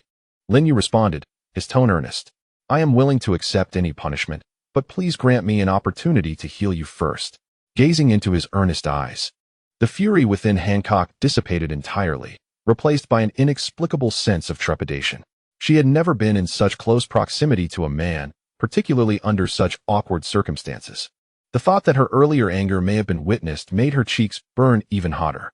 Follow me, Hancock commanded, turning towards the palace, her voice a low murmur. Do not even think of playing tricks. Otherwise, I shall make your existence a living torment. Lin Yue exhaled in relief and hurried to keep pace with her. They walked in silence through the moonlit grove, the stillness only broken by the sound of their footsteps and the occasional chirp of insects.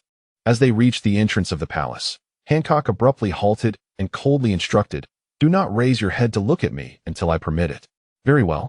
Lin Yue acquiesced, nodding with resignation. Observing him follow behind with his head bowed, Hancock's lips curled into a barely perceptible smile, only to revert to her frosty demeanor almost instantly.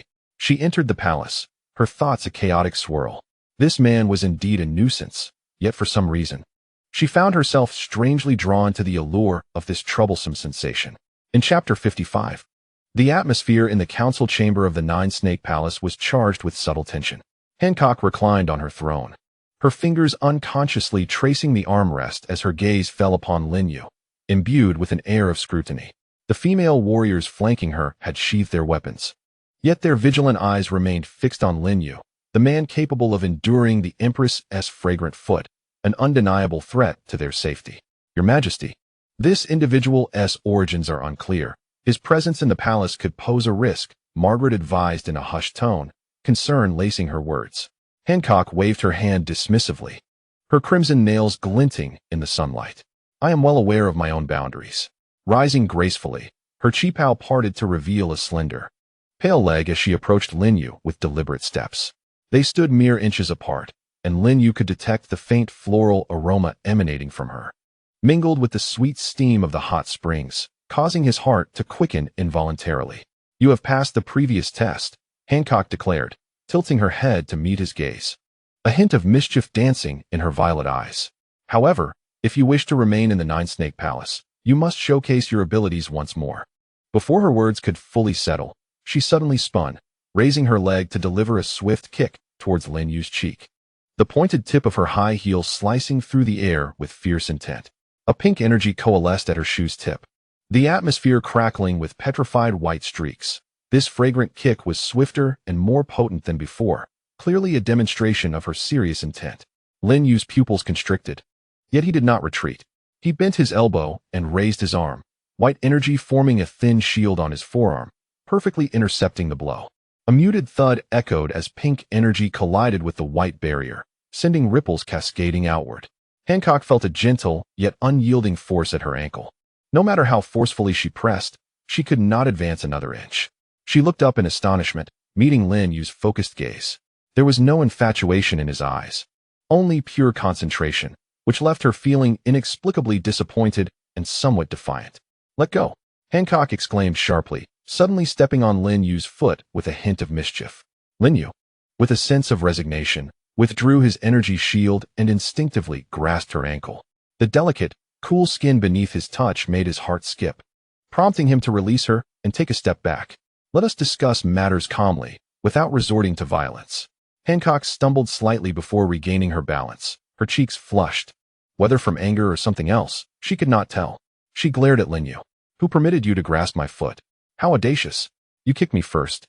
Lin Yue retorted, raising an eyebrow. Moreover, the Empress's delicate foot does indeed feel quite pleasant. As soon as those words left his lips, the air in the council chamber thickened. The warrior women stood in stunned silence, shocked that this man dared to tease the Empress. Margaret had already grasped the curved blade at her waist, ready to spring into action.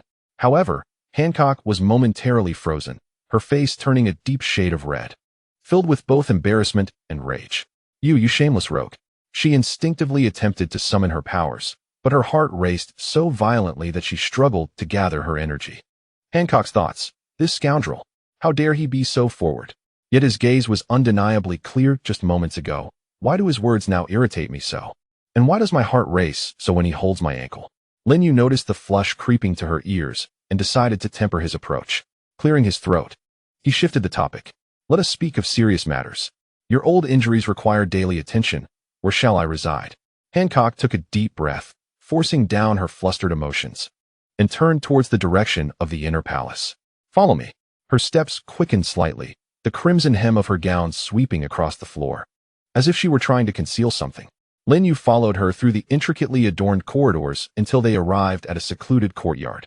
The garden was filled with pink blossoms, and at its center stood an exquisite stone house, evidently prepared for him.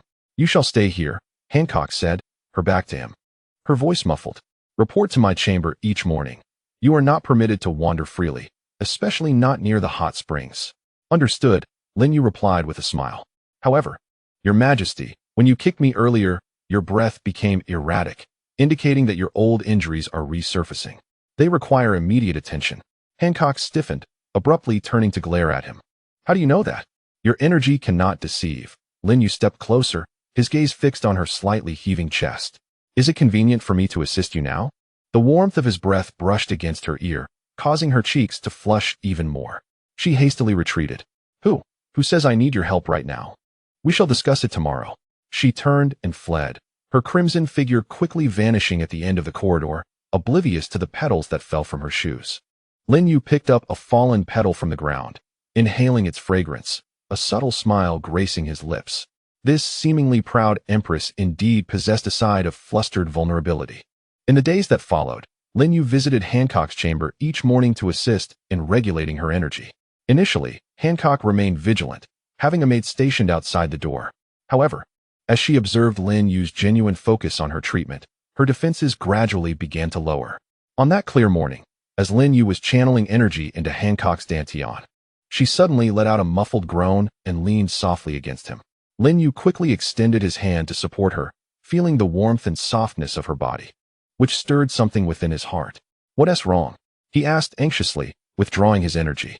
Hancock's cheeks flushed as she leaned against his chest, breathing heavily. It's nothing. Just feeling a bit fatigued.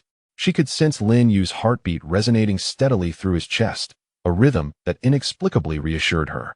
Hancock's in her thoughts, being this close. His scent is simply irresistible.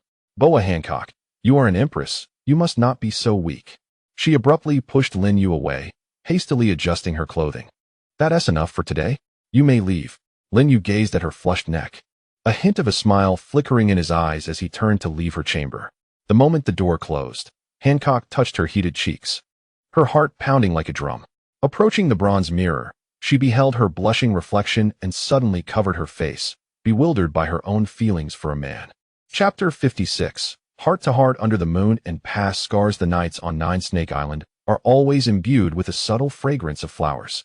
Lin Yue sat on a stone bench in the courtyard, glancing at the dimensional anchor point on his wrist as Bulma sent a message, informing him of new breakthroughs in the technology of the Dragon Ball world, urging him to return soon to test the new traversal device. Return? Lin Yue mused softly, his gaze inadvertently drifting towards Hancock's chamber in the distance. Their recent interactions had stirred unexpected emotions within him for this empress, who was both cold on the outside and warm within. At that moment, a slender figure appeared at the courtyard entrance. Hancock, clad in a white nightgown, with her long, dark hair cascading over her shoulders, exuded a softness that contrasted her usual commanding presence. Still awake? She seated herself across from Lin Yue, and on the stone table, there appeared a pot of wine and 2 cups, seemingly materialized from nowhere. I was lost in thought. Lin Yue regarded her. What wisdom does Her Majesty visit me with at this late hour? Do not address me as Your Majesty. Hancock poured herself a cup of wine, her tone surprisingly gentle, privately. Just call me Hancock. Lin Yue's heart stirred as he lifted his cup to lightly clink against hers. Hancock. The moonlight bathed them in its silvery glow, the wine shimmering in the cups. Hancock took a sip, her gaze drifting towards the distant sea, tinged with a hint of melancholy. Do you believe one can truly escape the past? Lin Yue fell silent for a moment. The past cannot be escaped, but one can choose not to be bound by it. Hancock chuckled bitterly, downing another cup of wine. You do not understand. Some scars are etched into one's very bones.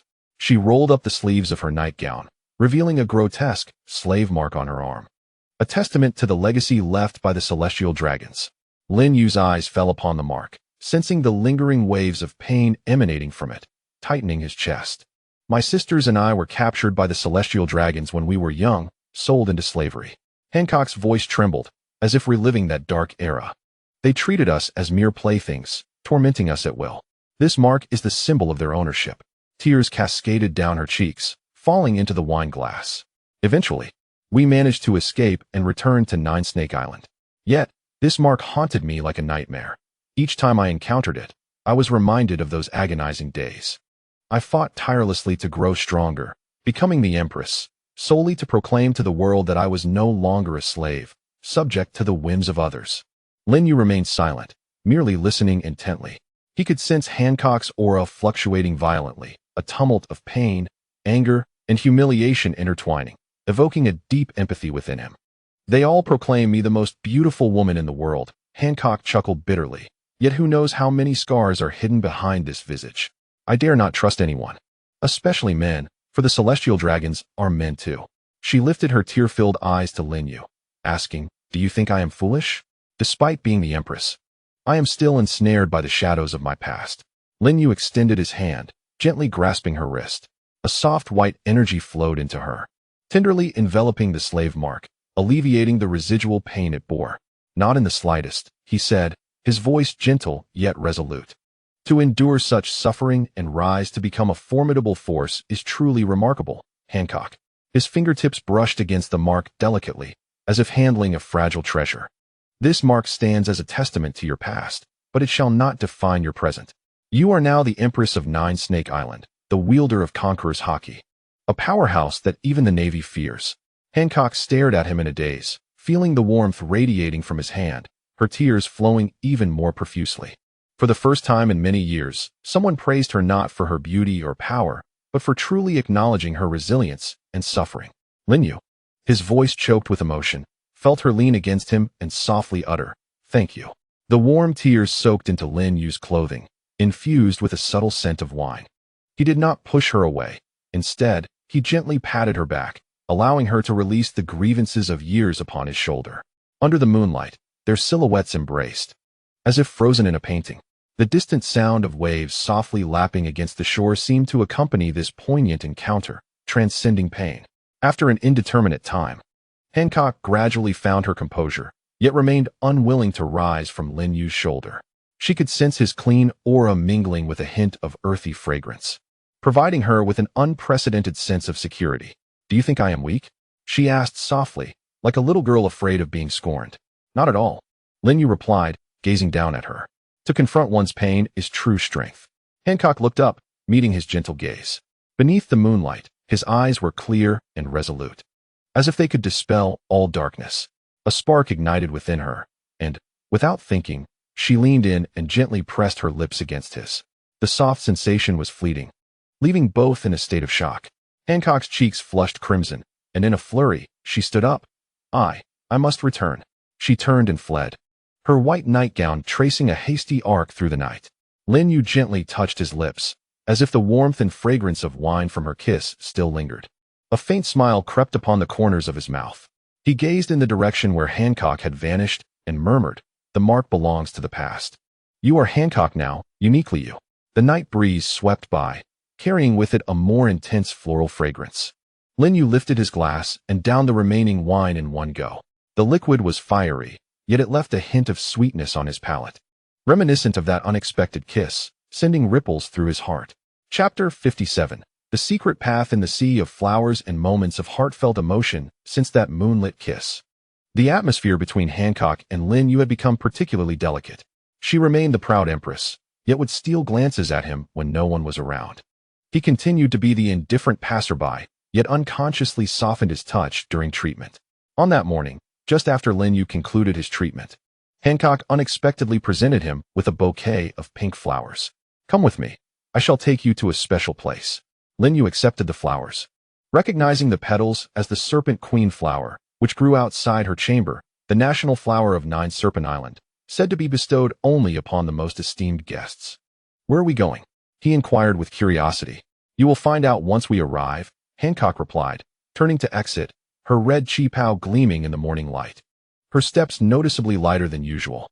They traversed the palace corridors, arriving at a concealed stone door. Hancock pressed a mechanism on the stone wall, and the door slowly creaked open, revealing a path shrouded in vines.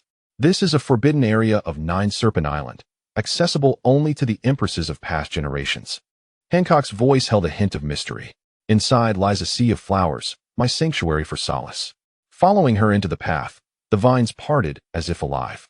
After a quarter of an hour, they emerged into a breathtaking vista of boundless flowers, pink, purple, and blue blossoms unfurling beneath the sun, butterflies dancing among the blooms, and the air saturated with an intoxicating fragrance. "How beautiful!" Lin Yue couldn't help but exclaim. "Do you like it?" Hancock observed his profile, a smile gracing her eyes. "Only those I approve of may enter here." A stir of emotion ran through Lin Yue as he turned to her. "So, I am one of those you approve of?" Hancock's cheeks flushed slightly as she turned her head away. Who said I approved of you? I merely think you deserve my gratitude for your assistance." Seeing her flustered demeanor, Lin Yue chuckled. He took her hand and sprinted deeper into the flower sea. "Then I shall explore thoroughly, lest I squander the Empress's kindness." Hancock, held by his hand, felt her heart race but did not pull away. Their laughter echoed through the floral expanse, startling a flock of colorful butterflies. They settled in a pavilion at the heart of the flower sea, and Hancock plucked a pink blossom, tucking it behind Lin Yue's ear. "This is how our guests from Nine Serpent Island should appear." Lin Yue gazed at her serious expression and couldn't resist tucking a stray lock of hair behind her ear. "You look splendid today." The warmth of his fingertips brushed her cheek, and Hancock's face instantly turned as red as a ripe apple. She lowered her head in a fluster, her fingers unconsciously twisting the hem of her garment. Smooth talking, Hancock's thoughts. "My heart races. He's south so close. What should I do?" "Calm down." Boa Hancock. Lin Yue gazed at her bashful demeanor, unable to restrain the emotions swelling within him any longer. He gently lifted her chin, compelling her to meet his gaze. "Hancock, I." At that moment, a warrior's voice echoed from afar. "Your Majesty." "An emergency." Hancock jolted awake, hastily pushing Lin Yue away. "What is it?" Margaret rushed over, momentarily pausing upon seeing the two in the gazebo, then bowed her head. "Your Majesty, the Navy's fleet has appeared offshore, and there seems to be unusual activity." Hancock's expression shifted to one of seriousness. "Understood." She cast a complex glance at Lin Yue. "You should return to the palace and await my news." With that, she turned and followed Margaret, her crimson figure swiftly disappearing into the sea of flowers. Lin Yue touched the snake princess flower by his ear, still warm from her presence. He sighed softly, having almost confessed his feelings. Upon returning to the palace, Lin Yue felt an incessant tension. He sensed the Navy's presence offshore. Though not strong, their numbers were considerable. Hancock's old wounds had yet to heal, and forcing her use of hockey could be perilous. As evening descended, Hancock finally returned. Weariness etched on her face. Yet a smile graced her lips. "It's resolved, a bunch of reckless fools." Lin Yue observed the red veins in her eyes, knowing she must have exerted considerable effort. He stepped forward, unhesitatingly grasping her hand, channeling his energy into her. "Don't push yourself. Your breath is erratic again." The warm energy flowed gently, soothing her chaotic vitality. Hancock leaned against him, savoring the comforting warmth, and softly said, "Lin Yue, it's truly wonderful to have you by my side." Lin Yue embraced her tightly, whispering in her ear, "I shall not allow anyone to harm you." The breeze from the flower fields wafted into the palace, carrying a delicate fragrance. The two held each other close, needing no further words. Their sentiments had already been silently exchanged in the air. Hancock realized that this man had entered her heart, becoming the one she wished to protect. Chapter 58. The transmission of energy and hidden aspirations. Morning sunlight bathed the training grounds of Nine Snake Island. White waves of energy swirling in the center. Lin Yue patiently guided the female warriors to sense the energy within their bodies. As gentle streams of energy flowed into them with a mere touch of his fingertips, helping to unblock their meridians. Focus on your breathing rhythm. The energy should settle in the dantian, not linger in the chest. Lin Yue's palm rested lightly on a female warrior's back, warm energy pouring through his hand, envisioning it flowing like water along her meridians. The warrior's cheeks flushed slightly, yet she dared not lose focus. Since Lin Yue began imparting the fundamentals of energy, the island's female warriors had transformed their initial hostility into admiration, even tinged with a hint of youthful shyness. This powerful yet gentle man was entirely unlike the males they had known. On the elevated platform beside the training grounds, Hancock reclined languidly on a divan, her gaze fixed upon Lin Yue, who was surrounded by female warriors. Her fingers absent-mindedly twisted around her long hair, while sunlight filtered through the parasol, casting a warm glow upon her. The crimson chi-pao accentuated her graceful curves, and her eyes reflected a myriad of complex emotions. "Your Highness, Mr. Lin Yue teaches exceptionally well," remarked her maid, Margaret, as she presented a chilled fruit juice. The other sisters chimed in, expressing how their agility had improved and even old injuries had begun to heal after practicing with him. Hancock accepted the juice, taking a sip while her eyes remained intently on Lin Yue. "His energy is indeed pure, far more suitable for nourishing the body than our own might." She paused, lowering her voice slightly. "Prepare for the evening, sisters." Margaret paused for a moment, then understood, her cheeks flushing as she bowed her head. "Yes, Your Highness." As dusk descended and training concluded, Lin Yue returned to the courtyard, only to find two female warriors clad in sheer gowns waiting at the entrance. Their delicate features were accompanied by bashful, timid glances. "Mr. Lin Yue, Her Highness requests your presence at the banquet," the warrior on the left whispered softly, her voice as gentle as a feather. Lin Yue raised an eyebrow, following them deeper into the palace. Unlike the solemnity of daytime, the nighttime court was enveloped in an alluring fragrance, with pink lanterns illuminating the corridor in a blush of crimson. The banquet hall was devoid of tables and chairs, furnished only with cushioned low couches. Hancock leaned elegantly in the main seat, adorned in a robe that revealed her shoulders, her long, dark hair cascading loosely, her gaze dreamy as it settled upon him. Surrounding her were 7 or 8 female warriors, each strikingly beautiful and dressed in light garments. "You have arrived." Hancock gestured for him to sit, her tone laced with languor. "You must be tired after a long day of teaching. Let the sisters keep you company with some wine." As soon as Lin Yue settled down, 2 female warriors approached. One poured him a drink while the other gently massaged his shoulders, their soft, fragrant fingers brushing against his skin. "Hancock, this is somewhat disconcerting for Lin Yue. The customs of Nine Snake Island dictate that we treat esteemed guests with the utmost respect." Hancock took a sip of her wine, her gaze flitting between him and the surrounding warriors, all of whom were among the island's finest sisters, capable of both alleviating his boredom and warming his bed. The cheeks of the warriors flushed crimson, yet none dared to raise their heads, silently pouring wine and massaging Lin Yue. It dawned on him that the so-called banquet was merely a pretext. Hancock evidently had other intentions. After several rounds of drinks, Hancock waved her hand, signaling the other warriors to withdraw, leaving only 2 to stand by his side. She approached Lin Yue, her fingertips gliding across his chest. "Lin Yue, do you know? The women of Nine Snake Island rarely bear children. The lineage has long been a challenge." Her expression turned serious. "Your energy is so potent, and your constitution is unique. I hope you can help Nine Snake Island preserve its bloodline." Lin Yue was taken aback. "You mean?" "Indeed," Hancock replied, settling herself upon his lap, wrapping her arms around his neck, her breath fragrant and soft. "I have already spoken with the sisters. From this night forth, they will take turns accompanying you. I wish to see children born on the soil of Nine Snake Island, children imbued with your essence." Her lips gently brushed against Lin Yue's, infused with the fragrance of wine and flowers. "Of course, the first to hold you must be me." Warm breaths caressed his ear, her soft body pressed closely against him. Lin Yue could feel Hancock's heartbeat, along with the anticipation and seriousness in her eyes. He raised his hand to embrace her, deepening the kiss. "I will heed your wishes, my empress."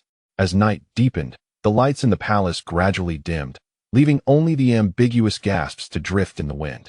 Hancock leaned into Lin Yue's embrace, her fingertips tracing his contours. From now on, you shall be the man of Nine Snake Island. You are forbidden from thinking of leaving.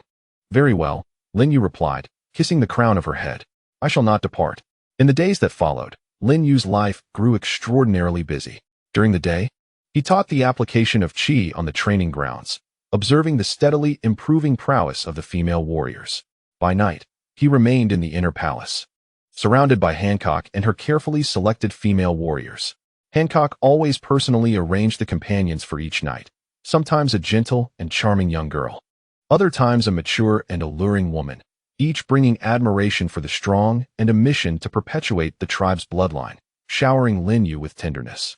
Hancock herself often stayed in his chamber, claiming his full attention with a unique blend of imperial dominance and tenderness. Today, Margaret remarked that she seemed to be feeling something. One morning, Hancock nestled in Lin Yue's arms, her tone filled with excitement. You truly are remarkable. Lin Yue chuckled, pinching her cheek. Have you considered who the father of the child is? You silver-tongued devil. Hancock playfully hit him, though her eyes sparkled with mirth. But I haven't felt anything yet. She pouted in feigned grievance. Am I not trying hard enough? Seeing her childish demeanor, Lin Yue couldn't help but laugh, rolling over to pin her beneath him. Then let's put in a little more effort today. Sunlight streamed through the window, casting a golden halo over the entwined couple. The breeze of Nine Snake Island carried the scent of flowers, quietly witnessing this love that transcended seas and the tribe's hope for the continuation of its lineage. Chapter 59. Both under the moonlight and the farewell kiss time flew by, and in the blink of an eye. Lin Yue had spent half a year on Nine Snake Island. The female warriors of the island not only grew immensely stronger, but many also bore the signs of blossoming life, their faces radiant with the joy of nurturing new beginnings. Hancock's old wounds had long since healed, her conqueror's haki becoming more refined under the nurturing of chi, and her gaze towards Lin Yue grew increasingly gentle. However, the day of parting inevitably arrived. That evening, Lin Yue's dimensional anchor suddenly emitted a brilliant light. Bulma's urgent message came through. The dimensional passage is experiencing fluctuations. You must return promptly, or you may be trapped there forever. Holding the anchor, Lin Yue walked heavily towards Hancock's chamber, knowing he must leave. Inside the chamber, Hancock was poised before a bronze mirror, grooming herself. Upon seeing Lin Yue enter, she immediately rose with a smile. Why are you here so early? The sisters are all waiting for you.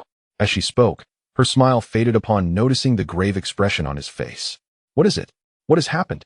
Lin Yue handed her the anchor point, its brilliance pulsating in her palm. My dimensional portal is unstable. I must return. Hancock's complexion instantly drained of color, her fingers tightly gripping the anchor point, knuckles whitening. Return? You are leaving? Yes. Lin Yue nodded laboriously. This is not a farewell. Once the portal stabilizes, I shall surely come back to you. When do you leave? Hancock's voice trembled, striving to hold back her tears. Tomorrow morning. Lin Yue grasped her hand. I am sorry. Hancock, do not say that. Hancock interrupted, taking a deep breath and forcing a smile. I know you do not belong here. Since you must go, let us bid farewell properly tonight. She turned and walked toward the inner hall. When she emerged, she wore the most exquisite red gown. The mole at the corner of her eye particularly enchanting in the candlelight. Dance with me, just as we did when we first met amidst the sea of flowers. With no music to accompany them, only the rhythm of their heartbeats echoed in the silent chamber. Lin Yue held Hancock at her waist, witnessing the glimmer of tears in her eyes, his heart aching painfully. Hancock leaned against him, their steps gradually slowing until they came to a halt, and she lifted her face to kiss his lips. This kiss was imbued with reluctance and affection, tender and profound. As the kiss deepened, Hancock's tears finally escaped, cascading onto Lin Yue's garment. You must return, she choked out. I and the children will wait for you. I will, Lin Yue promised, wiping her tears away and gazing earnestly into her eyes. Once I resolve matters on that side, I shall return immediately. From then on, we shall never part. In the late hours of the night, the two lay embraced in bed, neither feeling the weight of sleep. Hancock curled up in Lin Yue's arms, her fingertips tracing his chest. Tell me, will our children resemble you or me? Beautiful like you, brave like me, Lin Yue replied, kissing her forehead. When I return, I will teach them to cultivate their spirit and understand the world. All right. Hancock nodded with a smile, though tears streamed down her cheeks once more. I will take care of Amazon Lily, waiting for you to return as king. Agreed. They spoke softly until the first light of dawn painted the sky. Lin Yue rose to prepare his belongings, and Hancock silently helped him fasten his cloak, placing a serpent-shaped jade pendant into his hand. This is the token of Amazon Lily. Carry it with you, and wherever you are, I will feel your presence. Lin Yue clutched the pendant tightly, imprinting one last kiss on her forehead. Wait for me. He turned and walked toward the shore, unable to glance back, fearing that seeing her tears would break him. Hancock stood on the palace's high platform, watching his figure disappear into the morning light, unable to suppress her anguished cries. The sea breeze lifted her hair, carrying her call. Lin Yue, you must return. In the distance, Lin Yue stood before the dimensional rift, glancing back at the direction of Amazon Lily, pressing the pendant tightly against his chest before leaping into the radiant light. At the moment the rift closed, he thought he heard Hancock's heartbeat and her tearful promise, I will wait for you. Chapter 60. The warmth of the palm and the hopes of life in the days following Lin Yue's departure, Nine Snake Island returned to its customary tranquility.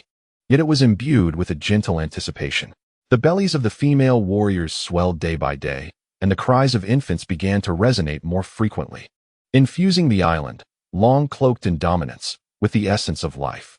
Hancock remained the resolute empress, unyielding in her authority. However, after attending to state affairs, she would often retreat to a secluded pavilion amidst the sea of flowers, tenderly caressing her abdomen and gazing blankly towards the horizon.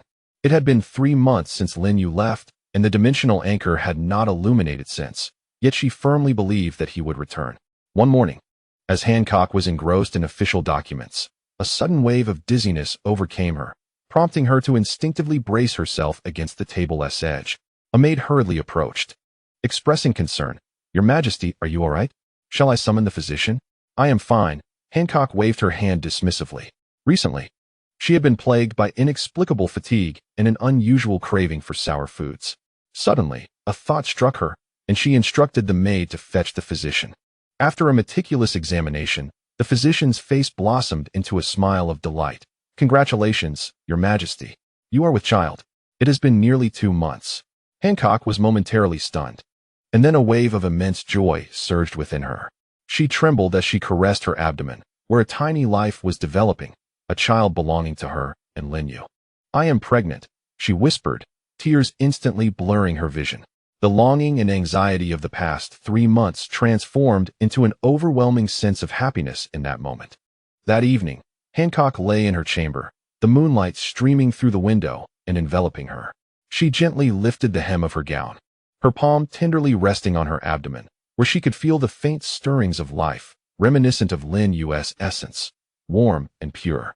Baby, she spoke softly, her voice dripping with tenderness. See, Mama did not deceive you. Daddy truly brought you into this world. Her fingertips traced gentle circles on her abdomen, as if conversing with her child. Daddy is a remarkable person. He possesses courage and will protect us. When he returns, he will surely adore you. He may be far away now, but Mama knows he is striving to come back. You must grow strong and wait patiently. When Daddy returns, we will surprise him together. All right. Bathed in moonlight, Hancock's visage radiated maternal brilliance, shedding the former aura of dominance and coldness, replaced solely by warmth and anticipation. She picked up the serpentine jade pendant from the table and pressed it against her abdomen, feeling its soothing touch, as if Lin Yue's hand were gently caressing her. Lin Yue, can you hear me? She murmured towards the sea. We have a child. You must return swiftly to see our baby. The sea breeze wafted into the chamber, carrying a briny scent as if conveying a distant response. Hancock clutched the jade pendant tightly in her palm, a determined smile gracing her face. She understood that the wait might be lengthy, yet the mere thought of the child within her and the man who would undoubtedly return filled her with strength. The Empress of Nine Snake Island had found a new purpose and a reason to protect. As the night deepened, Hancock fell into a serene slumber, a contented smile gracing her lips. In her dreams, she envisioned Lin Yue's return. He held her tenderly, kissing her forehead with gentle affection, and cautiously caressed her abdomen, his laughter reminiscent of a child's joy. In the waking world, her abdomen stirred slightly, as if responding to her mother's reverie. Their tale had only just begun. Chapter 61. The crimson dawn of Marineford, the sky over Marineford was painted an eerie shade of orange-red, foretelling an impending tempest of bloodshed. In the square of the Navy headquarters, thousands of naval soldiers stood in orderly formation, their black cloaks billowing in the sea breeze, each face etched with a grave expression. At the center of the square, the execution platform bore witness to Ace, firmly bound to the cross. The sea stone handcuffs restrained his hands, rendering him powerless. He lowered his head, his dark hair obscuring his eyes, concealing his expression, yet his clenched fists betrayed the turmoil of his indignation and rage. Admiral Sengoku stood beside the execution platform, draped in a cloak of justice, his demeanor as stern as iron. He surveyed the dense throng of Navy personnel and then glanced toward the horizon, where the Whitebeard pirates' fleet loomed ever closer. Drawing a deep breath, he prepared for the war that would reshape the world. Attention, everyone! Sengoku's voice resonated through the loudspeakers, echoing across Marineford. The Whitebeard pirates are about to strike, and we shall make the world witness the fate of traitors. We will ensure that every pirate understands the price of challenging justice. The naval soldiers erupted in a thunderous cheer. Justice will prevail. Meanwhile, a colossal tsunami began to form upon the sea, as the flagship of the Whitebeard pirates, the Moby Dick, surged forward, its bow emblazoned with the emblem of Whitebeard, shining brightly in the sunlight. Whitebeard stood at the helm, his massive frame resembling a towering mountain, the tremors of the quake fruit causing the sea to quiver beneath him. Ace! A heart-wrenching cry pierced the air. Luffy, riding on the flames of Ace, descended from the sky, his straw hat flailing violently in the wind. He gazed at his brother on the execution platform, his eyes aflame with anger and urgency. Ace. I'm here to save you.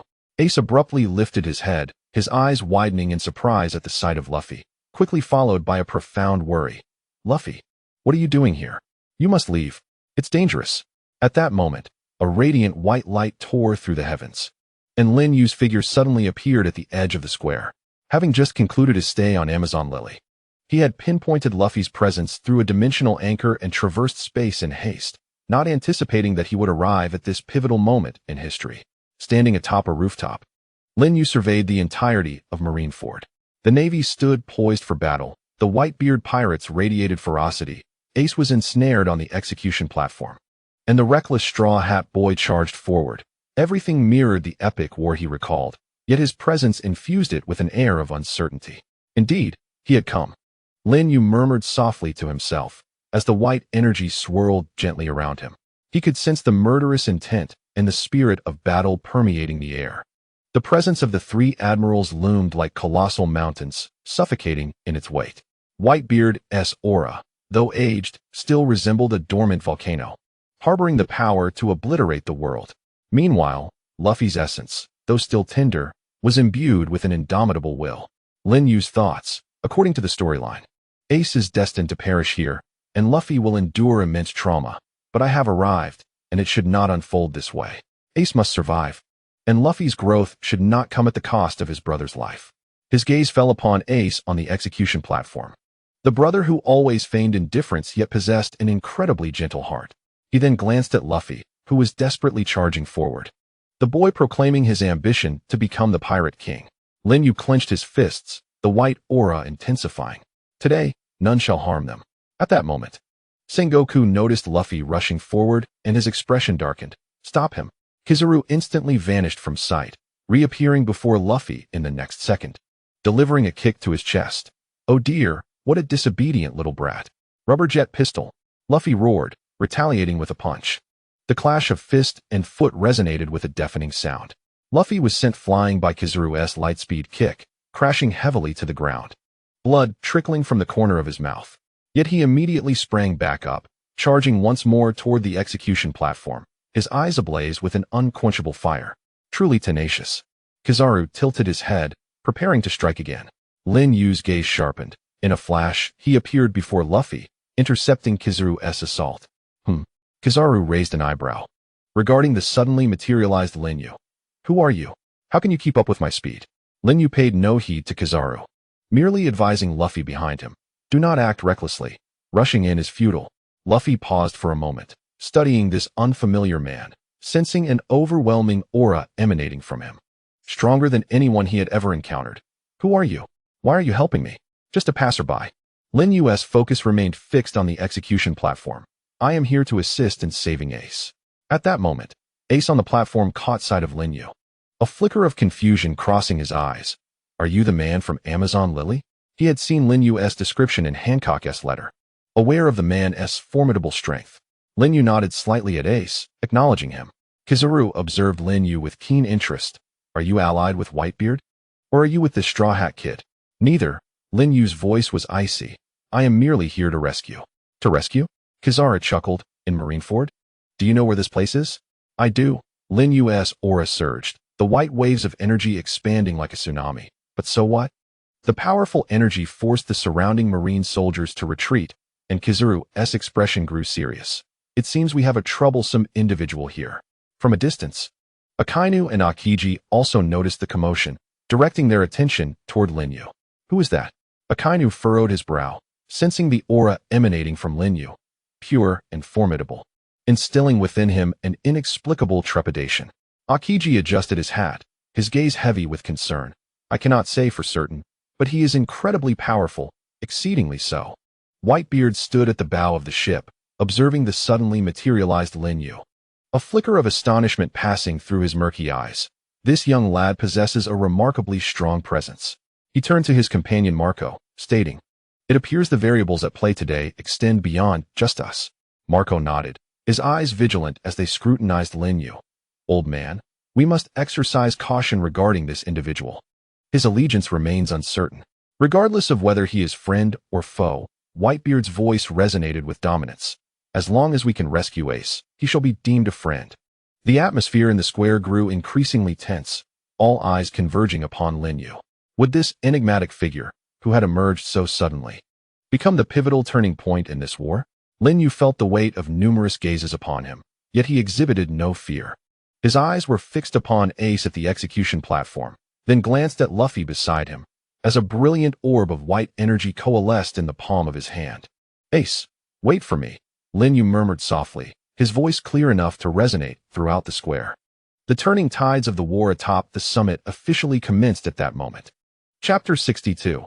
Akainu's fangs and the guardian of the Chi Wall. The scent of gunpowder had begun to permeate the square of Marineford. The vanguard of the Whitebeard pirates broke through the naval defenses, colossal warships crashing through the port barriers. As countless pirates surged forth over the waves to engage in fierce combat with naval soldiers. The clashing of blades, the thunder of cannon fire, and the cacophony of roars intertwined to create a chaotic symphony of battle. Luffy was sheltered behind Lin Yue, his anxiety palpable yet restrained. He could distinctly sense the surging white waves of energy emanating from Lin Yue. That power was gentle yet resilient, forming an invisible barrier that kept the surrounding turmoil at bay. Who exactly are you? Luffy could not help but inquire once more. This mysterious figure, whose strength was unfathomable, had voluntarily offered to assist him in rescuing Ace, evoking both curiosity and gratitude within him. Lin Yue did not turn around, his focus unwaveringly fixed on the execution platform. Let us speak of that once we have rescued Ace. For now, your priority is to conserve your strength. Only then will you have the chance to break through. Just then, a searing column of magma erupted from the naval formation, hurtling toward Luffy with a temperature capable of incinerating all, warping the very air around it. Be careful. Luffy's pupils constricted. It was the signature move of Admiral Akainu, Magma Fist. Akainu stood at the forefront of the naval ranks, his fist encased in magma, frozen in the act of striking, a cold smile adorning his face. Having witnessed Lin Yue thwart Kizaru's attack, he recognized this adversary as formidable and decided to target the weaker Luffy first, intending to eliminate this unpredictable variable. Despicable. A glint of cold light flashed in Lin Yue's eyes. He could sense the terrifying heat contained within the magma, capable of melting steel should it strike Luffy. The consequences would be dire. In a critical moment, the energy within Lin Yue erupted. The white waves of energy swirled around him at an astonishing speed, coalescing instantaneously into a translucent wall of energy that stood before him. The air wall stood more solid than ever before, its surface coursing with intricate energy patterns, resembling a meticulously polished crystal glass. A thunderous roar erupted as a column of searing magma crashed violently against the air wall. Molten droplets splattered, hissing as they struck the ground, scorching the hard stone into a myriad of charred pits. The air wall trembled violently, waves rippling across its surface, as if it might shatter at any moment. The naval soldiers gasped in astonishment, and even Akainu furrowed his brow, taken aback that his full-force strike had been thwarted. Akainu's thoughts, what is this power? It is neither a devil fruit nor haki, yet this energy can withstand the intense heat of magma? Who is this man? Lin Yue felt a slight heaviness in his arms, beads of sweat forming on his forehead. Akainu's magma fruit exceeded his expectations. Although the air wall blocked the assault, some heat still seeped through, causing a burning sensation on his skin. Break for me. Akainu roared, intensifying his output. The magma column grew thicker, its temperature soaring, and signs of melting began to appear on the surface of the air wall. Not a chance, Lin Yue retorted, channeling energy from within as it surged into the air wall. The white energy waves clashed fiercely with the crimson glow of the magma, emitting a sizzling sound of energy annihilation. He could distinctly sense the destructive force contained within the magma, like a frenzied beast clawing at the air wall. Lin Yue's thoughts. Akainu's magma is indeed formidable. Mere defense is too passive. I must devise a counterattack to at least force him back, or I will never reach the execution platform. Suddenly, the energy patterns on the surface of the air wall brightened, and Lin Yue thrust his hands forward, causing the air wall to actively press against the magma column. A blinding light erupted where the white energy met the crimson magma, creating a thick veil of steam that enveloped the space between them. What? Akainu's expression shifted drastically as he sensed that the opponent's energy was not only defensive, but also actively eroding his magma. This energy possessed a peculiar nature, capable of isolating extreme heat while exhibiting remarkable resilience, preventing his magma from being utterly destroyed. Luffy watched in astonishment, feeling the terrifying energy clash between Lin Yue and Akainu. The mere waves of energy spilling forth made it difficult for him to breathe. Clenching his fists, he cursed himself for being unable to assist, helplessly watching Lin Yue confront the naval admiral alone. Enough! Lin Yue suddenly shouted, and the air wall erupted in a dazzling white light. The white energy sliced through the magma column like a blade, rebounding towards Akainu. Akainu's pupils constricted as he hastily retreated, conjuring a shield of magma. However, the speed of the energy blade was astonishing, swiftly slicing through the magma shield, grazing his arm and leaving a neat gash on the deck of the naval ship behind him. Akainu glanced down at his arm, where the magma skin bore a small wound from the energy blade. Though it healed instantly, a chilling sensation coursed through him. Akainu's thoughts. This man is stronger than I imagined. His energy counters my magma. He must be eliminated swiftly, otherwise he will pose a significant threat to the Navy. Lin Yue gradually withdrew his hand, the barrier of energy dissipating. He gazed at the grim-faced Akainu, his tone icy. Is this the extent of a Navy admiral's prowess? Resorting only to ambushes against the younger generation? How audacious! Akainu, struck at his vulnerable point, seethed with rage, magma roiling around him. I am Admiral Akainu of the Navy, here to deliver justice upon you pirates. Today, you shall witness true power. He stomped his feet, and the ground cracked open, scalding magma gushing forth from the fissures. Advancing toward Lin Yue and Luffy, igniting vegetation and melting stone, transforming the entire square into a volcanic hell. Watch your step. Lin Yue swiftly grasped Luffy, a white aura lifting them into the air, evading the onslaught of magma. This guy is formidable, Luffy exclaimed, gazing at the swirling magma below, apprehensive. How can we get past to save Ace? Lin Yue's eyes scanned the battlefield. Whitebeard had unleashed the power of the tremor fruit, causing the very ground of Marineford to tremble, the Navy's defenses wavering. Kizaru and Akiji were preoccupied with Whitebeard's commanders, momentarily unable to assist. An opportunity presented itself. A glimmer flickered in Lin Yue's eyes. I will engage Akainu. You seized the chance to dash to the execution platform. Remember, no matter what happens, do not stop. Luffy, filled with concern, gazed at him. Akainu's strength was undeniable. It was perilous for Lin Yue to face him alone. Have faith. I shall be fine. Lin Yue smiled, the white aura coalescing around him into a form resembling armor. Go now. With that, Lin Yue leaped forth, charging toward Akainu. Akainu, your opponent is me. Seeking death. Akainu roared, advancing with a fist enveloped in magma, exuding a destructive aura aimed at Lin Yue. The two clashed instantly, waves of white energy colliding with the crimson magma, annihilating each other, raising the temperature of the entire square dramatically. Lin Yue, utilizing his teleportation and energy barriers, deftly dodged and countered, though he could not yet vanquish Akainu. He successfully entangled him. Luffy observed Lin Yue's retreating figure, then turned his gaze to Ace on the execution platform, gritting his teeth. Thank you. I will definitely rescue Ace. He pivoted and activated his gum-gum fruit powers, launching himself toward the execution platform like a cannonball, the Navy soldiers unable to impede his progress.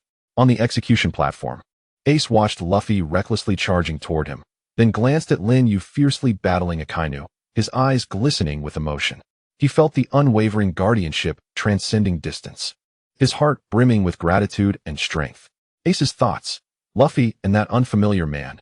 Thank you. But you should not be here.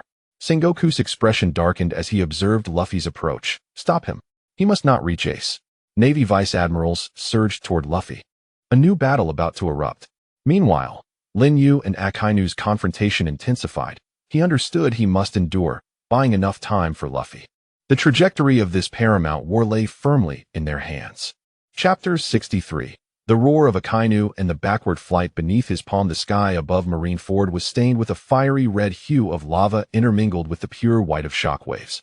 As Lin Yue and Akainu's fierce battle became the most dazzling focal point of the battlefield. Each clash unleashed violent shockwaves of energy, sending surrounding soldiers reeling, while the sturdy plaza floor bore the scars of deep fissures. In this moment, Akainu's magma fruit powers were on full display. He transformed into a human volcano, each punch infused with temperatures capable of melting steel. When he unleashed his massive fiery attack, torrents of lava surged toward Lin Yue like a tsunami, leaving desolation in their wake, the very air crackling from the searing heat. Lin Yue, however, adeptly evaded the onslaught through instantaneous movement and walls of energy. The white aura in his hands shifting unpredictably, sometimes morphing into shields to block the lava, at other times coalescing into sharp blades to counterattack. His speed of teleportation was astonishing, allowing him to narrowly escape the encroaching magma time and again, leaving Akainu's fierce assaults missing their mark. Is evasion all you can do? Akainu bellowed in fury, his eyes ablaze with wrath. Accustomed to suppressing his opponents with overwhelming power, he found himself frustrated against Lin Yue's elusive tactics, feeling as though he had no leverage to strike. Akainu's thoughts. This bastard. Slippery as an eel. His energy defense is too robust, and his speed is unparalleled. At this rate, I cannot touch him. I must find a way to force him to take a blow. Suddenly shifting tactics. Akainu ceased his pursuit of Lin Yue and redirected the magma towards Luffy, who was charging toward the execution platform. Dogbite Red Lotus. A searing column of lava formed anew, targeting Luffy's back. At that moment, Luffy was besieged by several Marine admirals and could not afford to divert his attention, standing on the brink of being struck by the molten assault. Despicable. Lin Yue's gaze sharpened. He realized Akainu had deliberately sought to draw him out by threatening Luffy. Without a moment's hesitation, he teleported behind Luffy, coalescing a wall of energy once more. Boom. The lava column collided violently with the energy wall, this time infused with even greater power by Akainu. The wall trembled violently, a web of cracks spreading across its surface, causing Lin Yue to grunt in pain as blood trickled from the corner of his mouth. Lin Yue. Luffy turned back, his eyes wide with terror. Are you all right? Don't mind me. Hurry and save Ace. Lin Yue gritted his teeth against the pain, shouting at Luffy. In that fleeting moment of distraction, Akainu seized the opportunity, darting toward Lin Yue like a bolt of lightning, his magma-clad fist descending with destructive force upon Lin Yue's chest. I will end you. Lin Yue's thoughts. This is bad. I can't evade this one. A flash of determination crossed Lin Yue's eyes as his energy surged to its zenith, the white aura coalescing into a dense sphere at his chest.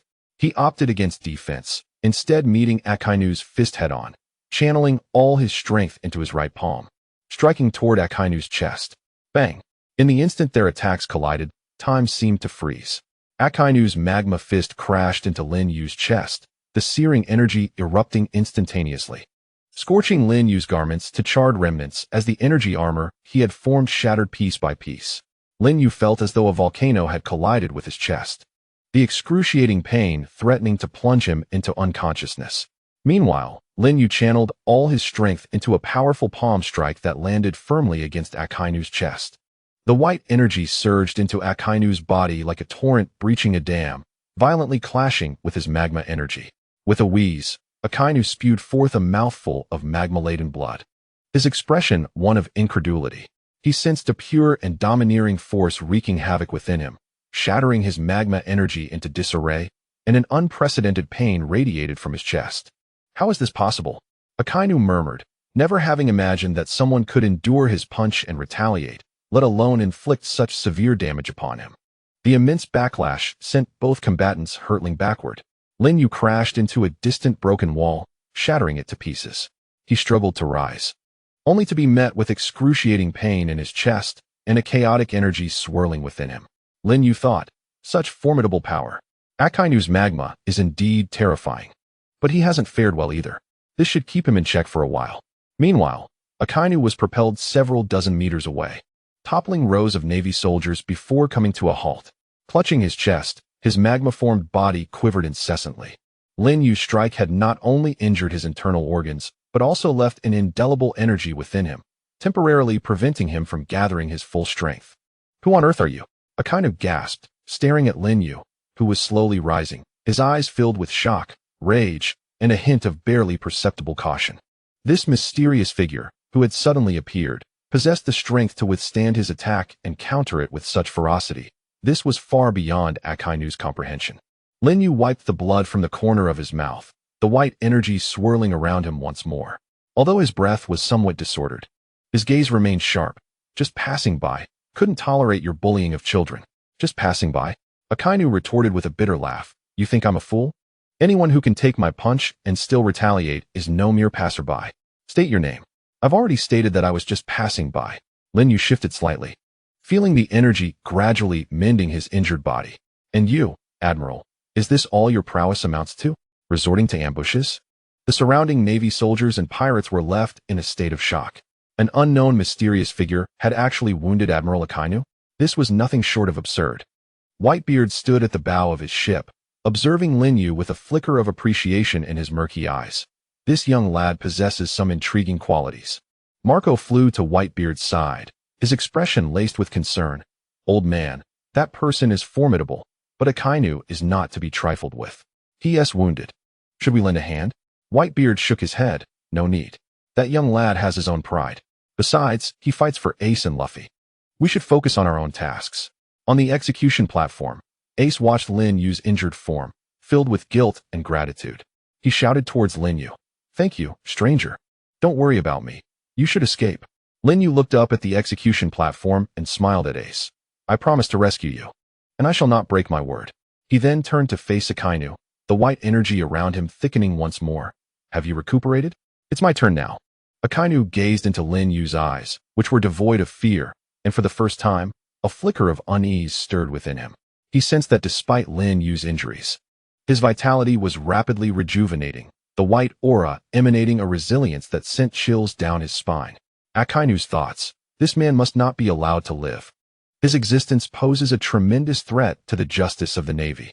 He must be eliminated here today. Taking a deep breath, Akainu suppressed his internal wounds, his magma swirling around him with renewed ferocity.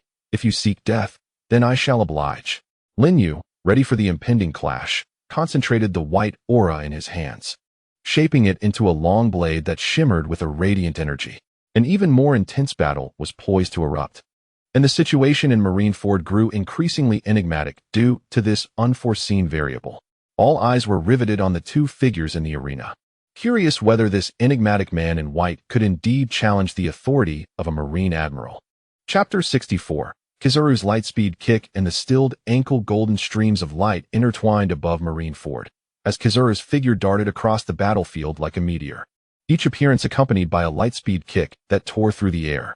Lin Yue's white aura surged violently, reaching its zenith and firmly locking onto Kizaru's every trajectory. What a troublesome ability. Kizaru materialized behind Lin Yue, his golden foot slicing through the air with a piercing shriek aimed at Lin Yue's back. This was becoming untenable. Just as Kizaru's foot was about to make contact with Lin Yue, the latter's body twisted at an improbable angle, his right hand striking out with the swiftness of a striking serpent, accurately grasping Kizaru's ankle. Crack!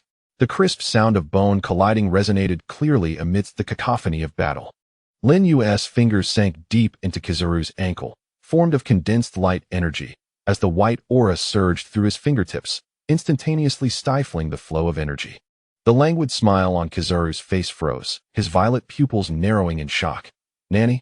He could distinctly feel an unusual binding force at his ankle. The once fluid light energy was now as if frozen, unable to advance an inch. Kizaru's thoughts. This is impossible. How could the speed of light be captured? This energy can actually suppress my light attributes? Who on earth is this guy? There is no record of such a figure in Navy intelligence. Lin Yue held Kizaru's ankle, feeling the warmth emanating from it, as golden particles of light flickered between his fingers, unable to escape. He could sense the light energy within Kizaru, like a tempestuous current, attempting to break free from the aura's grasp, but its resilience far exceeded Kizaru's expectations, tightly binding the light energy like a rubber band. Thus, the speed of light is rendered impotent. Lin Yue raised his gaze, calmly meeting Kizaru's eyes, his tone laced with subtle mockery. This statement was akin to a needle, piercing deeply into Kizaru's pride. As a Marine admiral, he had never been so belittled regarding his lightspeed kick. A flicker of intensity flashed in Kizaru's eyes as he gathered a more potent golden light in his other foot, launching a powerful kick toward Lin Yue's face. Do not be too complacent. Lin Yue, with a sudden surge of strength in his wrist, forcefully slammed Kizaru's body into the ground, simultaneously evading the incoming kick.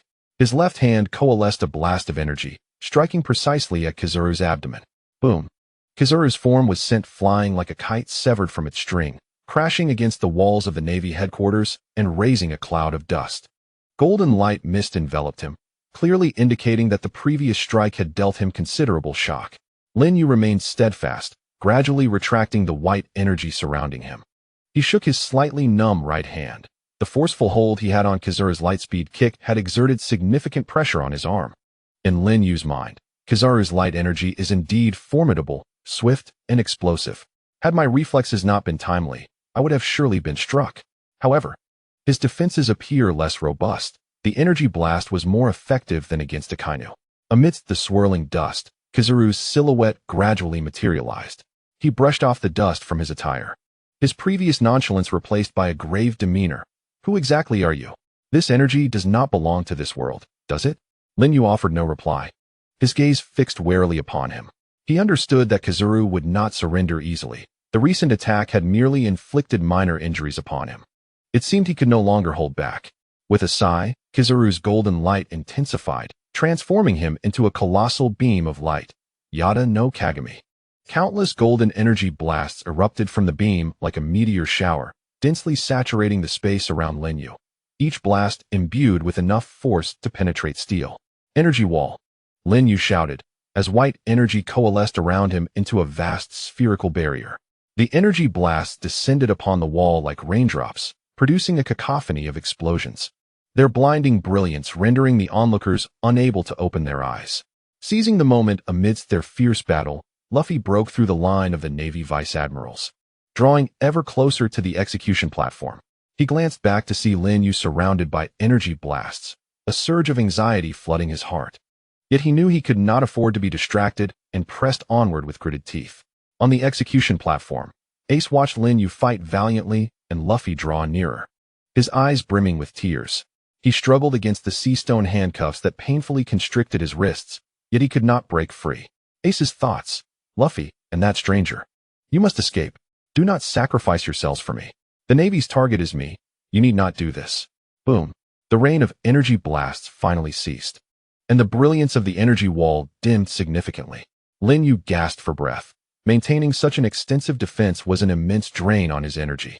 Kizaru reappeared before him, a hint of astonishment on his face. You actually blocked it? Your energy truly is enduring. It is over. Lin Yue suddenly smiled, as white energy converged in his palm, forming a swirling vortex. It is time for you to experience my speed. No sooner had he spoken than Lin Yue's figure vanished from his position. This time, it was not mere teleportation, but an extraordinary speed derived purely from the explosive force of energy, slightly slower than the light speed of Kizaru, yet remarkably more agile. Kizaru's pupils constricted sharply, just as he intended to initiate his light speed movement.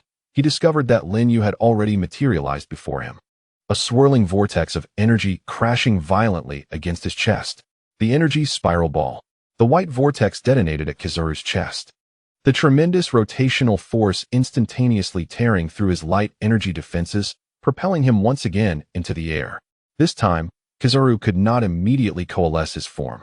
The golden light mist lingered in the air for quite some time before reassembling into a humanoid shape, a trickle of golden blood escaping from the corner of his mouth. Kizaru's thoughts. This fellow possesses such formidable speed and strength, and his energy even counters my light attribute. Continuing this fight would only lead to further disgrace. Kizaru wiped the blood from his lips, glancing at Lin Yue, who was equally disheveled, and refrained from launching another attack. He understood that capturing this enigmatic individual today would be exceedingly difficult. Rather than compromising the dignity of an admiral, it would be prudent to withdraw for the time being. Truly a troublesome adversary. Kizaru cast a sidelong glance at Luffy, who had rushed to the execution platform, then surveyed the distant battle between Akainu and Whitebeard. Ultimately, he transformed into a beam of golden light, retreating to the naval formation, deciding to let Lin Yue go for now.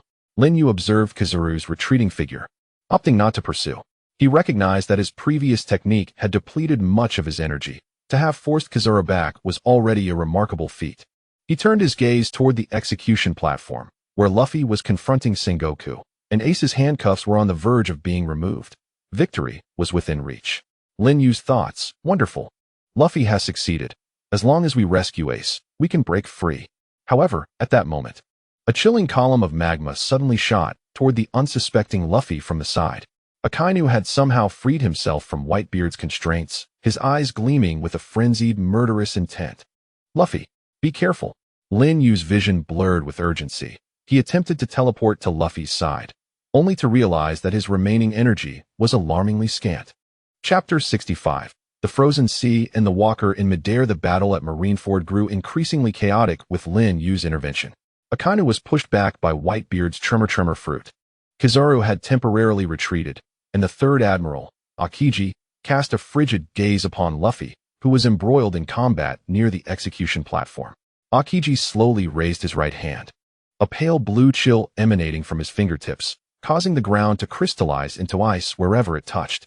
Ice Age, with a low utterance. The cold surged like a tidal wave toward the sea, the once turbulent waters freezing at a visible pace, transforming the entire port into a realm encased in ice in the blink of an eye. The icy expanse continued to spread, advancing toward the execution platform, ensnaring countless pirates and navy soldiers who were unable to retreat, turning them into lifelike ice sculptures. The biting cold pierced to the bone. The very air seemed on the verge of freezing, and the temperature in Marineford plummeted sharply, every breath exhaling as a plume of white mist. Thus, no one would escape. Akiji adjusted his hat, a chilling smile gracing his face. His intent in freezing the sea was not merely to prevent the Whitebeard pirate ships from approaching, but to seal off all escape routes, ensuring that the invaders would be captured en masse. Luffy, cradling Ace, who had just freed himself from his shackles, prepared to break free from the icy grip of the sea, only to discover that the water beneath them had transformed into a solid layer of ice. What was happening? The surface had frozen, Luffy exclaimed, attempting to utilize his rubber fruit powers to shatter the ice, but the layer was unyieldingly hard, impervious to his efforts. Suddenly, the figure of Akiji emerged before them, his cold aura coiling around a fist aimed squarely at Luffy. Straw Hat, this is as far as you go. At that moment, a wave of white energy cascaded down from above, landing before Luffy and Ace. Lin Yue stood suspended in midair, an invisible staircase of white energy forming beneath his feet, allowing him to hover gracefully above the icy surface. Your opponent is me, Lin Yue declared, his voice calm as he addressed Akiji. Do not strike the child. Akiji scrutinized Lin Yue, a flicker of seriousness crossing his eyes. You are the one who injured Akainu and Kizaru? He sensed that the aura emanating from Lin Yue was fundamentally different from Haki, imbued instead with a warm energy that countered his own chill. Akiji's thoughts. This warmth could neutralize my coldness. I must deal with him swiftly, or my plans will be thwarted. Ice Age Spear. Akiji conjured several ice spears with both hands, launching them towards Lin Yue with a sharp whistle. The spears, thickly coated in ice, radiated a cold that could freeze blood. Lin Yue's energy surged beneath him, allowing him to nimbly evade in midair, while simultaneously waving his hands, transforming the white energy into a series of razor-like blades that sliced towards the ice spears. Crack! The energy blades collided with the ice spears, shattering them into countless icy shards. Yet the blades continued their trajectory toward Aokiji. Aokiji's gaze sharpened as he sidestepped the blades, which grazed his shoulder, cleaving a long gash in the ice behind him. "You possess some skill," Aokiji remarked, his expression growing more serious. "But do you think this will stop me?" He pressed his hands against the ice, causing it to spread once more towards Lin Yue's energy staircase. Lin Yue observed the encroaching ice with a gentle sigh. "Please, don't freeze the fish in the sea." Suddenly, his surrounding energy erupted. The white aura surged like boiling water towards the ice below. Wherever the energy flowed, the hard ice melted at an observable rate, transforming into a stream and releasing puffs of warm vapor. Lin Yue's thoughts. Although Aokiji's coldness is formidable, my energy is infused with life force, perfectly countering this chilling power. As long as I maintain the energy output, I can dismantle his freezing ability. Aokiji watched in astonishment as his ice melted away before him. "Your energy can actually dissolve my ice?" He had never encountered an opponent like this, whose abilities seemed to counter his own freezing powers. Lin Yue glided through the air, the energy beneath him continuously surging, melting the ice wherever he tread, revealing the flowing sea beneath. He advanced step by step towards Aokiji, the white waves clashing against Aokiji's chilling aura, producing a sizzling sound and forming a distinct boundary. "What is it you seek?" Aokiji inquired, sensing that Lin Yue harbored no intense killing intent, merely striving to impede his actions. "I wish to refrain from certain actions." Lin Yue halted his steps as a wave of energy formed a barrier before him, obstructing the encroaching ice layer. "I merely wish to lead them away." He indicated towards Luffy and Ace behind him. Aokiji followed his gaze towards Luffy and Ace, then glanced at the fierce battle between Whitebeard and the Navy in the distance, pausing in silence. "The justice of the Navy does not permit your departure." "Justice?" Lin Yue chuckled. "Is it your notion of justice to publicly execute one brother while pursuing another who merely seeks to save him?" Aokiji remained silent, once again gathering cold air, preparing to unleash a more potent assault. Lin Yue recognized that further dialogue would yield no benefit. He inhaled deeply, his internal energy surging once more. "If you insist on obstructing me, do not blame me for my lack of courtesy." The white wave of energy surged forth like a tsunami towards Aokiji, engaging in a fierce confrontation with the icy air. The warm currents continuously melted the frigid cold, while the chill endeavored to freeze the energy waves. The icy surface of Marineford bore witness to a fierce duel between ice and fire. Luffy, cradling Ace, gazed at Lin Yue's silhouette, his heart brimming with gratitude. "Thank you, Lin Yue." He understood that Lin Yue was buying them time, and hurriedly urged Ace towards the melting sea. "We must leave quickly, Ace," Luffy exclaimed. Ace cast a glance back at Lin Yue, who was fiercely battling Aokiji, his eyes filled with complex emotions. "Luffy, we cannot abandon him." "I know," Luffy gritted his teeth, "but remaining here will only hinder him.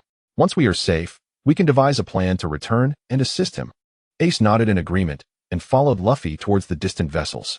They understood that only by successfully escaping could they honor Lin Yue's sacrifice. Lin Yue sensed that Luffy and Ace had retreated far enough, and he breathed a sigh of relief. He turned his attention to Aokiji, energy surging once more. "Aokiji, your opponent is me. Do not entertain thoughts of pursuing them."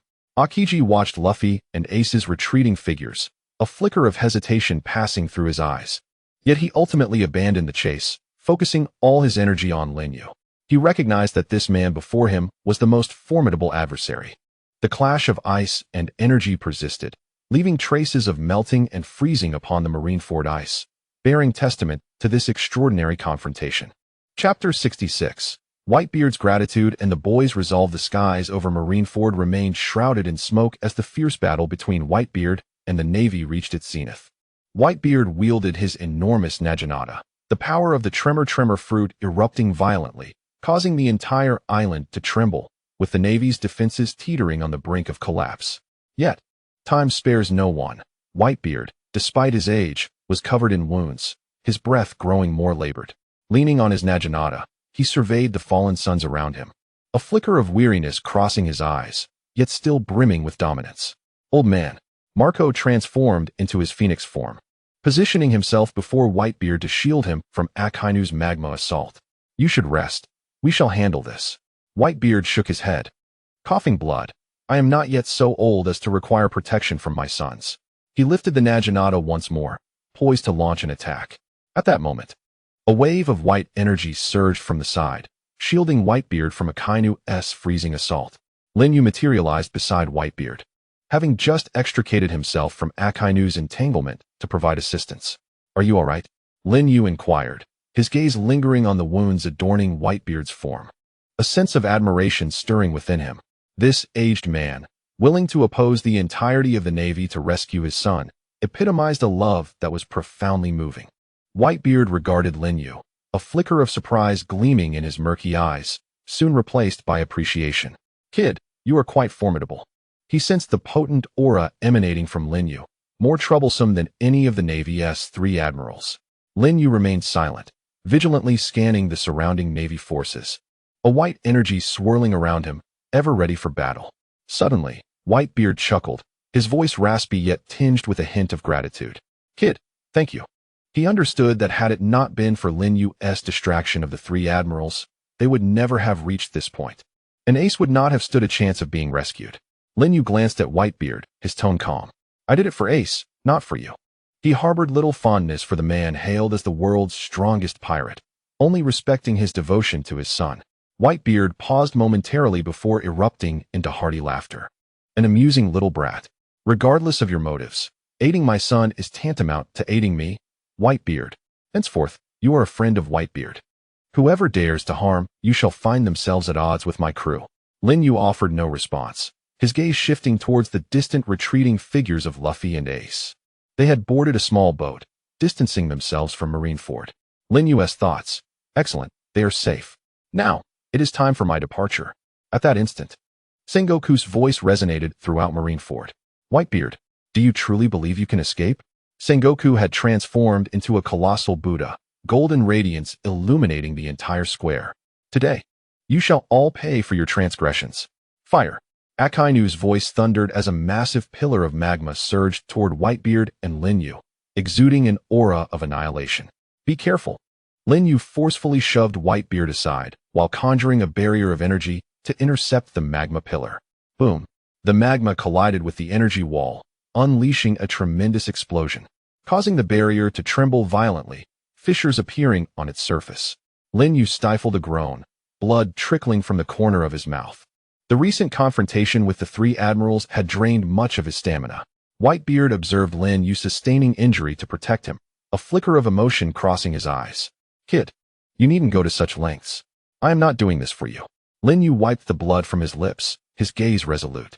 I simply do not wish to see Ace rescued only to lose another loved one. Whitebeard stood momentarily stunned, gazing at Lin Yue's young, yet determined visage. A torrent of emotions flooding his heart. This unfamiliar youth, though no kin of theirs, was willing to sacrifice so much for Ace. Whitebeard's thoughts. This young lad truly possesses a kind heart. If Ace could have such a friend, I would feel at ease. Akainu, your adversary is me. Whitebeard bellowed, brandishing his Naginata as he charged towards Akainu, unleashing the powers of the Tremor fruit, shattering the column of magma. Lin Yue observed Whitebeard's retreating figure. Realizing it was time for him to depart, his dimensional anchor point began to flicker, signaling that he must return swiftly, lest he risk being trapped in this world. Take care, Whitebeard, Lin Yue murmured softly, his form gradually becoming translucent. Whitebeard seemed to sense something. Glancing back momentarily to see Lin Yue transform into a beam of white light, vanishing into the air. He paused briefly. Then a faint smile graced his lips. This young lad is indeed enigmatic. Lin Yue's disappearance did not alter the tide of battle. The fierce clash between Whitebeard and the Navy raged on. Yet, all were aware that the outcome of this conflict had irrevocably shifted. Ace had been successfully rescued. The Navy's plans thwarted, and that mysterious youth who had appeared and vanished became an enigma in the hearts of many. On a distant small boat, Luffy held Ace tightly. Casting a grateful glance back towards Marineford, Lin Yue, thank you. We shall undoubtedly become the pirate kings. Ace too looked towards Marineford, silently expressing his gratitude. Stranger, thank you. I, Ace, will surely repay your kindness. The smoke of marine fords still lingered, yet the seeds of hope had been sown. And Lin Yue, this transient visitor from another world, had fulfilled his mission and departed quietly, leaving behind a legend. Chapter 67. The Shattered Shackles and the Reunion of Brothers. The battle around the execution platform remained fierce, with waves of Navy soldiers surging forth, intent on preventing Luffy from rescuing Ace. Exhausted and battered, Luffy stood resolutely in front of his brother, shielding the recently freed Ace with his own body. Luffy, you must go? Don't worry about me. Ace, witnessing the wounds adorning his brother's body, felt a surge of guilt and anguish. The Navy's target is me. You need not remain here. I will not leave. Luffy shook his head, his gaze unwavering. We are brothers. I shall never abandon you. At that moment, several Navy vice admirals broke through the defenses, brandishing their swords towards Ace. Capture Ace. With a fierce cry, Luffy charged forward, using his body to block the incoming blades. The powers of the gum-gum fruit allowed him to momentarily withstand the assault, yet his injuries multiplied. Luffy. Ace's eyes widened in horror. He yearned to assist, but was still weakened from breaking free of the Sea Prism stone handcuffs and could not muster his strength. As a long sword neared Luffy's back, Ace despairingly closed his eyes. Air slash. A white gust of energy suddenly surged from the side, precisely severing the Navy Vice Admiral's sword, while simultaneously sending several Navy soldiers flying. Lin Yue's figure appeared before Luffy and Ace, white energy swirling around him. Though his aura was somewhat disordered, his gaze remained sharp. Lin Yue. Luffy and Ace exclaimed simultaneously, their eyes brimming with surprise and gratitude. Are you all right? Lin Yue inquired, observing the scars on Luffy's body, his brow furrowing in concern. I'm fine. Luffy shook his head, urgency in his voice. Quick, save Ace. Lin Yue nodded and approached Ace, examining the remnants of the sea stone handcuff imprints on his wrist. He extended his hand, white energy coalescing into a soft orb of light within his palm. Relax, Lin Yue murmured, placing the luminous sphere against Ace's wrist. A warm current flowed into Ace's body, instantly alleviating the weakness caused by the sea stone while simultaneously mending his injuries. Ace felt a powerful force surging within him, revitalizing his spirit. He gazed at Lin Yue in astonishment, sensing that this energy was distinctly different from Haki, more pure and comforting. Lin Yue offered no explanation, instead focusing intently on guiding the energy to restore Ace's body. After a brief moment, he withdrew his hand. The marks on Ace's wrist had vanished, and his strength had returned. All done, Lin Yue declared. Your strength has been restored. Ace flexed his wrist, feeling the flames of power coursing through him once more. His eyes filled with gratitude. Thank you, stranger. No need to thank me, Lin Yue replied, shaking his head as his gaze shifted to the encroaching naval soldiers. We must leave. His energy erupted once more, forming a barrier of white waves that held the advancing soldiers at bay. Go with your brother, Lin Yue instructed Ace. I will cover your escape. Ace glanced at Lin Yue's retreating figure, then at Luffy beside him, and nodded. All right, Luffy, let's go. Yeah, Luffy responded, sprinting towards the seaside alongside Ace. Lin Yue watched their silhouettes fade, a smile gracing his lips. He turned to face the approaching naval troops, gathering white energy in his hand to form a blade of wind. If you wish to stop them, you must first contend with me. Stop him. Don't let Ace escape. The naval soldiers roared, charging at Lin Yue with swords and cannon fire. Lin Yue wielded the energy blade, the white winds sweeping forth like a tempest, deflecting every attack from the soldiers. His movements were as swift as lightning. With each strike, multiple naval soldiers were sent flying, none able to withstand the force of the energy blade. Lin Yue thought, hold on, I must buy them enough time to ensure their safe departure. On the execution platform, Sengoku observed Lin Yue single-handedly repelling the entire battalion of naval soldiers, his eyes filled with rage and disbelief. Who is this bastard? I've never encountered such a formidable individual capable of standing against thousands of naval soldiers alone. Marshal, should we intervene personally? A naval vice admiral queried. Sengoku shook his head. No, Whitebeard is still out there. We cannot leave. Let the soldiers detain him, and once we deal with Whitebeard, we will handle him. Lin Yue remained unaware of Sengoku's intentions. He continued to wield the energy blade, standing resolutely before the naval soldiers. His stamina was rapidly depleting, wounds beginning to mar his body, yet he gritted his teeth and persevered. He could sense that Luffy and Ace were nearing the shore, and he felt a wave of relief wash over him. As long as they could escape safely, his sacrifices would be worthwhile. It was nearly time to conclude this chapter. Lin Yue murmured softly, allowing the energy within him to surge once more, creating a colossal shockwave that propelled the surrounding naval soldiers away, clearing a space for himself. He turned and sprinted toward the beach, concentrating his energy beneath his feet to accelerate his pace. The naval soldiers attempted to pursue, but were repelled by the force of the energy wave. Lin Yue quickly caught up with Luffy and Ace, who had already reached the shore and were searching for a vessel. Over here. Lin Yue pointed to a small boat nearby. Let us take that one. Luffy and Ace nodded, following Lin Yue toward the boat. The naval soldiers soon reached the beach, opening fire upon them. Lin Yue turned, conjuring a wall of energy to deflect the bullets, urging them, hurry aboard. Luffy and Ace jumped onto the small boat, and Lin Yue followed suit, severing the mooring rope with a swift slice of energy. The boat glided gently over the waves, distancing itself from the battlefield of Marineford, rife with smoke and death. Luffy and Ace gazed at the receding island, their hearts heavy with mixed emotions. We're safe, Luffy declared, a smile breaking through his worry.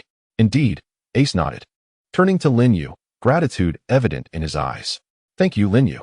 Without you, we would never have escaped. Lin Yue smiled in response. There is no need for thanks. You are brothers. It is only natural to support one another. The small boat continued its journey across the tranquil sea, carrying three souls with divergent fates toward an uncertain future.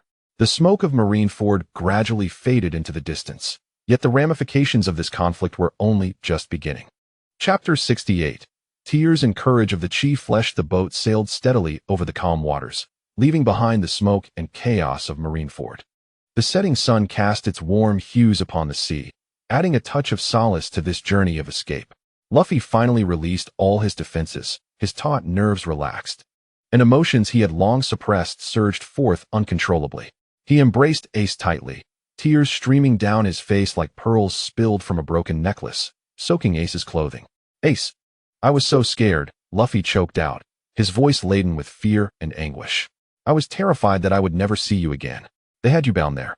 So many wanted to harm you, and I thought I would never be able to rescue you. Ace stiffened momentarily before reaching out to embrace Luffy tightly, his own eyes glistening with unshed tears. He could feel the tremors of fear and anxiety coursing through his younger brother. Luffy had always presented himself as fearless in Ace's presence, and he had never witnessed such vulnerability in him before. I'm sorry, Luffy, Ace said, his voice trembling as well. It's my fault for letting you worry. I shouldn't have put myself in such a predicament. He gently patted Luffy's back, comforting him like he did when they were children. Don't cry. I'm all right now. We're both safe. Luffy, however, wept even more fervently as the pent-up fears, exhaustion, and the overwhelming joy of reunion erupted at that moment. He clung tightly to Ace, as if letting go would cause his brother to vanish once more. From Impel down to Marineford, the blood-soaked battles and near-death encounters transformed into searing tears that expressed his deep reverence for his brother. Lin Yue sat quietly at the stern of the ship, observing the two brothers embrace and weep without intruding. He sensed the chaotic energy within Luffy, a manifestation of extreme fatigue and emotional upheaval. Although Ace had regained some strength, the lingering effects of the sea stone and his previous injuries rendered his vitality unstable as well. Lin Yue thought to himself, they are both utterly exhausted, especially Luffy, who has nearly depleted all his energy. If he does not replenish soon, he may not last much longer. Lin Yue extended his hand, white energy coalescing in his palm.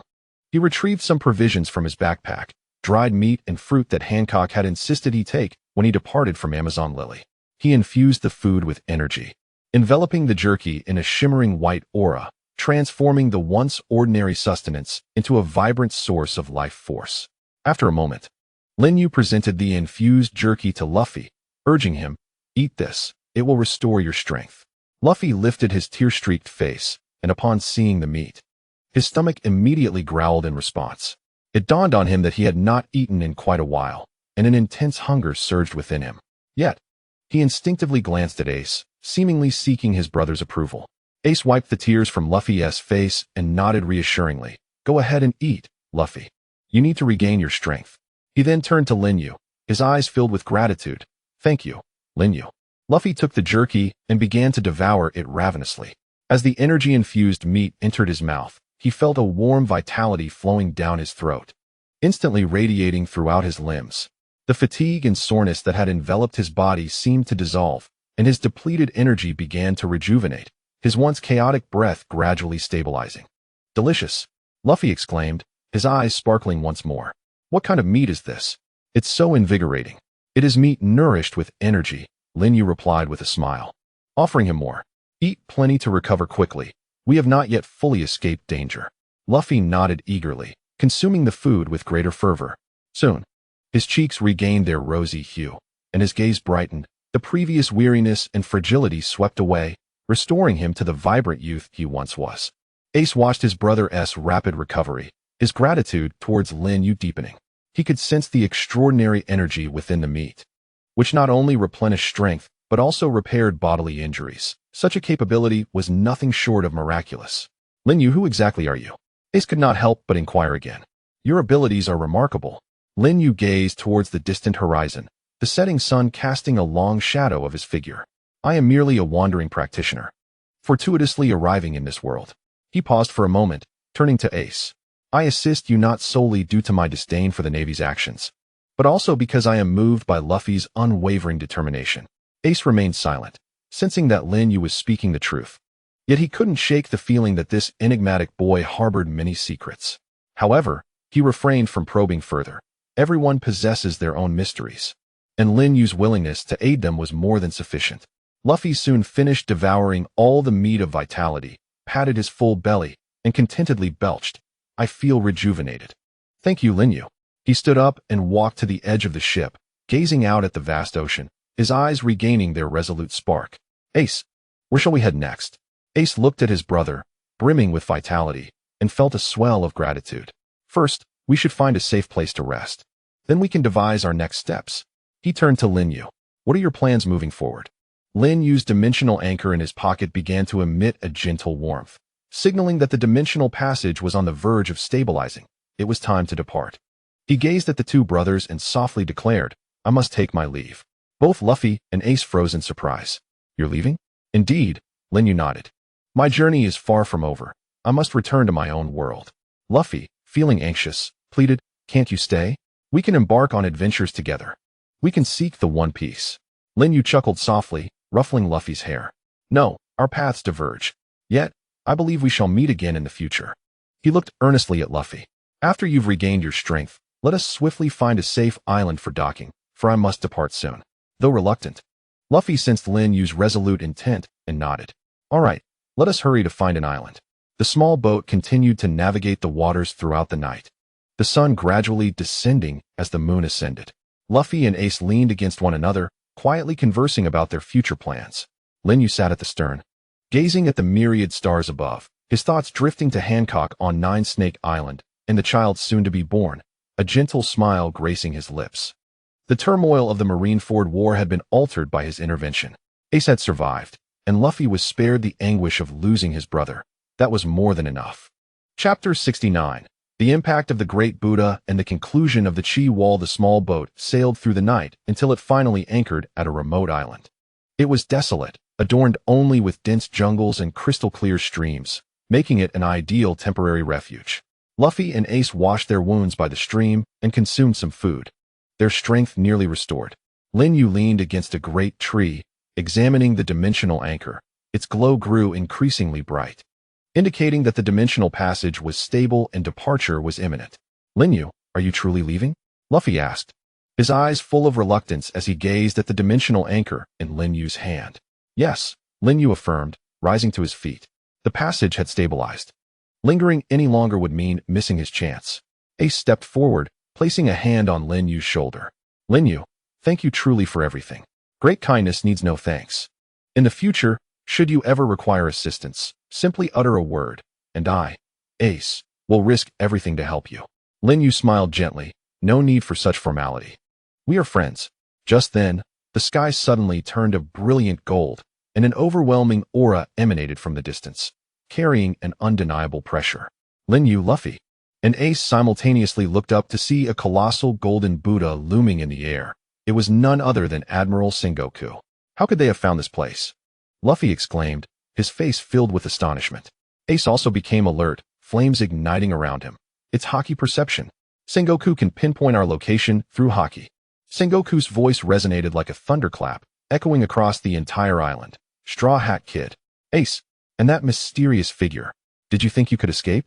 The golden Buddha's palm slowly rose, immense energy coalescing in its grasp. Today, you shall face justice. This is bad. He's about to launch an attack. Lin Yue's expression changed as he sensed the terrifying energy contained within that palm, more potent than Akainu's magma or Kizaru's light beams. Luffy. Ace. Quickly evade. Luffy and Ace immediately darted to the sides, while Lin Yue's internal energy surged to its zenith. A white energy wave erupted like a tsunami, forming a massive barrier of energy before the three of them, its surface adorned with intricate energy patterns, denser than ever before. Buddha shockwave. Sengoku roared, the gigantic golden palm crashing down with ferocity. The golden energy wave cascaded like a waterfall, imbued with the power to obliterate the world, hurtling towards the island. Boom. The golden shockwave collided violently with the white energy wall, producing a deafening roar. The entire island trembled violently, the ground cracking, trees uprooted. The golden energy relentlessly battered the barrier, seeking to tear it apart, while the energy wall defiantly resisted. White and gold light intertwined, illuminating the night sky. Lin Yue strained to maintain the barrier, veins bulging on his forehead, his face as pale as parchment. The force of Sengoku's Buddha shockwave exceeded his wildest imagination. It was a culmination of decades of haki and fruit abilities unleashed in one blow. Each impact sent his internal energy surging, cracks continually appearing on the surface of the barrier. Lin Yue's thoughts, such formidable power. Is Sengoku using all his strength? I must hold firm. I cannot let Luffy and Ace be harmed. Luffy and Ace watched helplessly as Lin Yue steadfastly supported the barrier, their hearts filled with anxiety. Yet they could do nothing to assist. They felt the terrifying energy and knew that any attempt to intervene would be futile. Lin Yue, Luffy shouted, tears brimming in his eyes, you have to get away. Don't worry about us. Lin Yue did not turn back. He gritted his teeth, channeling the last vestige of his energy into the barrier. Luffy, Ace, remember to live well. The golden shockwave grew ever stronger, more cracks forming on the barrier's surface until, with a resounding crack, it shattered completely. The golden energy wave surged towards Lin Yue like a flood breaching its dam. Lin Yue, Luffy and Ace's eyes widened in horror, uttering desperate cries. Yet, just as the golden energy wave was about to strike Lin Yue, his figure suddenly transformed into a beam of white light. Enveloped by the radiance emitted from the dimensional anchor point, he gazed at Luffy and Ace, a faint smile appearing on his lips as he softly uttered, enough. This farce must come to an end. In a flash, Lin Yue's figure vanished entirely from the air. The golden shockwave lost its target, crashing into the ground and creating a massive crater, dust swirling in the aftermath. Sengoku's colossal Buddha apparition hovered in the air, momentarily stunned. He could sense the complete disappearance of the mysterious youth's presence, as if he had never existed at all. How could this be? Sengoku murmured, disbelief etched across his face. As the dust settled, Luffy and Ace rushed to the edge of the crater, only to behold an empty expanse. Lin Yue had completely vanished. Lin Yue, Lin Yue. Luffy shouted towards the sky, yet no response came. Ace placed a comforting hand on Luffy's shoulder, his eyes filled with complex emotions. He has returned to his world. Sengoku regarded the vanished Lin Yue, then glanced at the surviving Luffy and Ace, ultimately refraining from launching another attack. He understood that without Lin Yue's obstruction, he could easily subdue Luffy and Ace, yet for reasons unknown, the desire to strike had dissipated. The image of that enigmatic youth and his final words echoed in his mind. The farce must come to an end, Sengoku softly repeated. As the immense Buddha apparition gradually faded, withdrawing, the figures of the Navy slowly disappeared into the night sky, and the island returned to tranquility, leaving only Luffy and Ace standing at the edge of the crater, gazing towards the direction Lin Yue had vanished, lost in silence. Though Lin Yue had departed, the courage and hope he imparted would forever remain in their hearts. Chapter 70. The departing vessel and unfulfilled promises. After Sengoku's departure, the island was restored to complete serenity. Moonlight filtered through the gaps in the leaves, casting dappled shadows upon the ground. Luffy and Ace sat by the stream, silently observing the water's surface, each lost in thoughts of the recently departed Lin Yue. Ace, has Lin Yue truly returned to his world? Luffy inquired softly, his voice tinged with reluctance. Yes, Ace nodded, a hint of melancholy in his gaze. He is not of this world. Inevitably, he must return. He paused, looking at Luffy. But everything he did for us will forever remain in our hearts. Luffy nodded resolutely, clenching his fists. I understand. Lin Yue is our friend. Once I become the Pirate King, I will find him and invite him to my banquet. Ace smiled. All right, we shall seek him together when the time comes. At that moment, the distant sound of a ship's engine reached their ears. Luffy and Ace stood alert, witnessing a pirate ship slowly approach the island.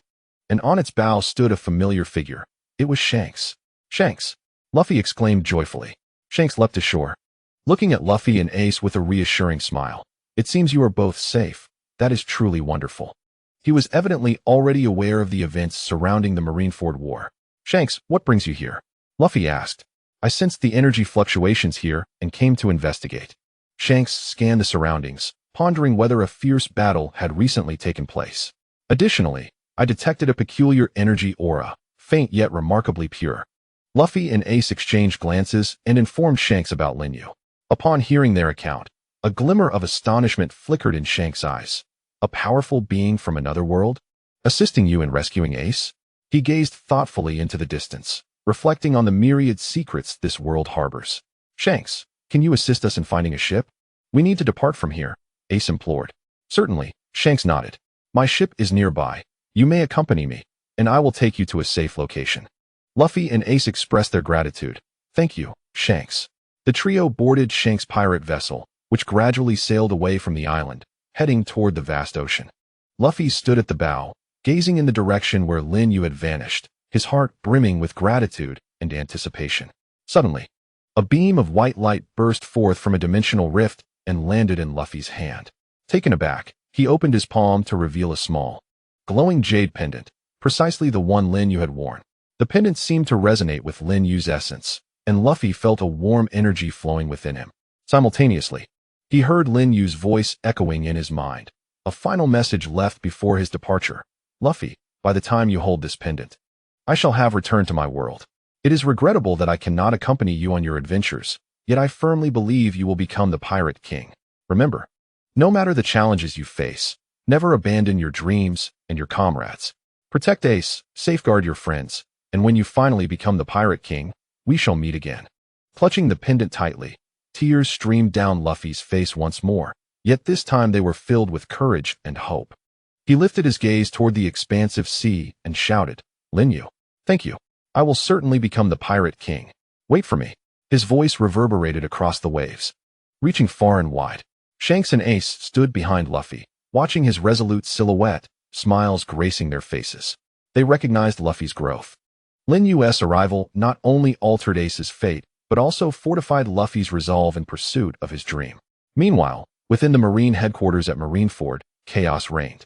Sengoku sat in his office, perusing the report concerning the enigmatic boy in white. The document contained scant details, identity unknown, abilities undisclosed, immensely powerful, capable of withstanding the assaults of the three admirals, and has mysteriously vanished. Sengoku sighed, setting the report down as he gazed out at the sea. This world is on the brink of change. In a distant realm, Lin Yue emerged from the dimensional rift, returning to a place he recognized. He tightly grasped the serpentine jade pendant, sensing Hancock's presence. I am back, Lin Yue murmured softly, his eyes filled with tenderness. He is aware that his pact with Luffy and Ace remains unfulfilled, and his connection to this world has not yet reached its conclusion. When the opportunity arises in the future, he will undoubtedly return to see if that boy, who aspires to become the Pirate King, has realized his dream. Meanwhile, Luffy carries Lin Yue's hopes as he continues to embark on adventures across the seas, supported by the companionship of his brothers and the loyalty of his friends. Ahead lies the path to becoming the Pirate King and the promise of reuniting with his comrades. This interlude of the war on the top, this friendship that transcends worlds, will forever be etched in their hearts, serving as their driving force.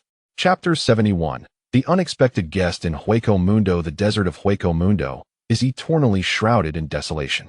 The yellow sands, swept by fierce winds, howl past, stirring countless bones and shards of stone, etching grotesque patterns upon the ground. As Lin Yue stepped forth from the dimensional rift, he crushed a weathered hollow bone beneath his feet, the crisp sound of its shattering echoing in the stillness. This place is truly barren. He brushed the dust from his body, a white aura swirling around him, shielding him from the parching heat. Just as he steadied himself, two distinctly different energy fluctuations intruded upon his senses.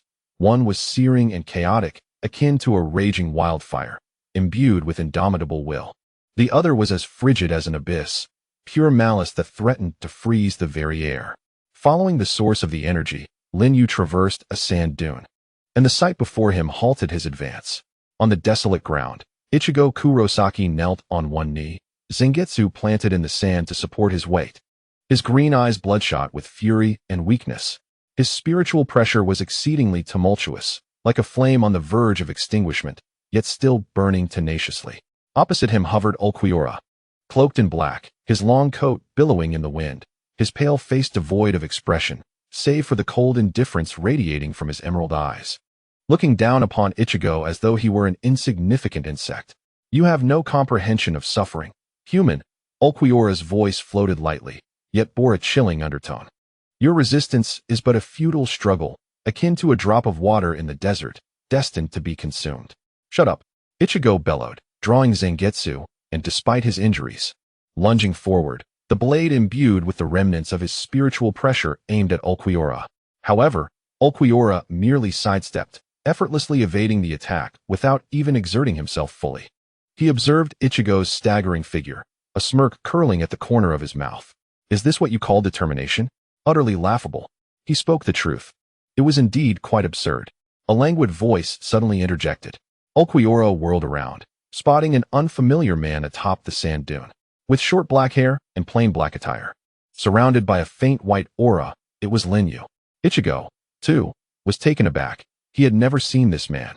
Yet he could sense the energy emanating from him. Neither spiritual pressure nor hollow power, yet more refined and pure than any energy he had ever encountered. "Human, who are you?" Ulquiorra's black wings unfurled, casting a shadow that blotted out the sun, his spiritual pressure instantly bearing down upon Lin Yue. "Dare to interfere in my battle with him? Are you prepared to face death?"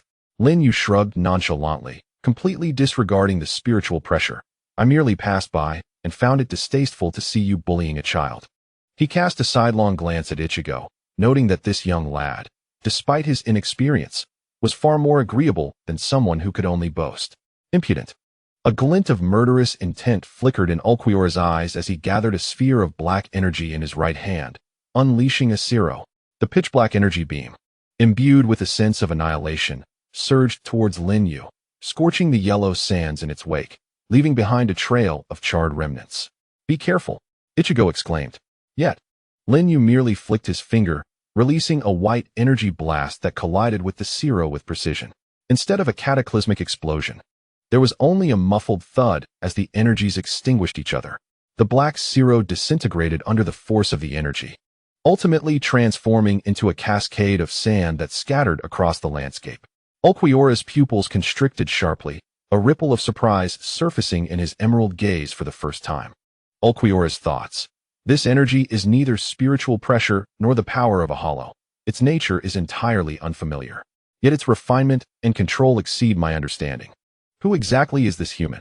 "You are formidable," Ulquiorra conceded, his tone shifting to one of gravity as his black wings unfurled slowly behind him. "You possess the qualifications to be my adversary." Lin Yue flexed his wrist, the white energy swirling in his palm. "Oh? So you intend to cease your bullying of the child and engage me in battle?" Ichigo interjected urgently. "Don't fight him. He is the fourth espada, incredibly strong." Lin Yue turned back with a smile. "Fear not. It won't take me 10 minutes to deal with him." Ulquiorra's expression darkened immediately, the contempt igniting a surge of rage within him, causing his spiritual pressure to swell once more. "It seems you are unaware of what you are truly up against." The yellow sands churned violently under his spiritual pressure, forming a swirling sandstorm that enveloped the three of them. The eerie stillness of Hueco Mundo was shattered, and a battle far beyond Ichigo's comprehension was set to erupt in this desolate expanse. Chapter 72. The quiver of the Genryusai. The sandstorm ravaged the wilderness of Hueco Mundo, with Ulquiorra's spiritual pressure acting like a tangible shackle, firmly binding Lin Yue. Yet, Lin Yue remained unfazed, striding directly towards the still-stunned Ichigo. "Hey kid." Lin Yue patted Ichigo's shoulder, the white energy flowing from his palm into him. instantly alleviating the turmoil within Ichigo's spiritual pressure. May I take a look at your sword? Ichigo hesitated, instinctively tightening his grip on Zangetsu. What do you intend to do? He sensed Lin Yue's energy was gentle and devoid of malice, yet he felt a twinge of resistance to a stranger touching his Zanpakuto. Fear not. I have no intention of stealing it, Lin Yue replied, raising an eyebrow. I merely wish to see if the Soul Reaper's blade shares any commonality with my own powers. Ulquiorra hovered amidst the sandstorm, observing the scene with a hint of confusion. What is he doing? Is he disregarding my presence? However, the ease with which Lin Yue had neutralized the Zero made Ulquiorra wary of acting impulsively, forcing him to suppress his urge to attack. Ichigo hesitated for a moment, but ultimately relented, releasing his hold and extending Zangetsu towards Lin Yue.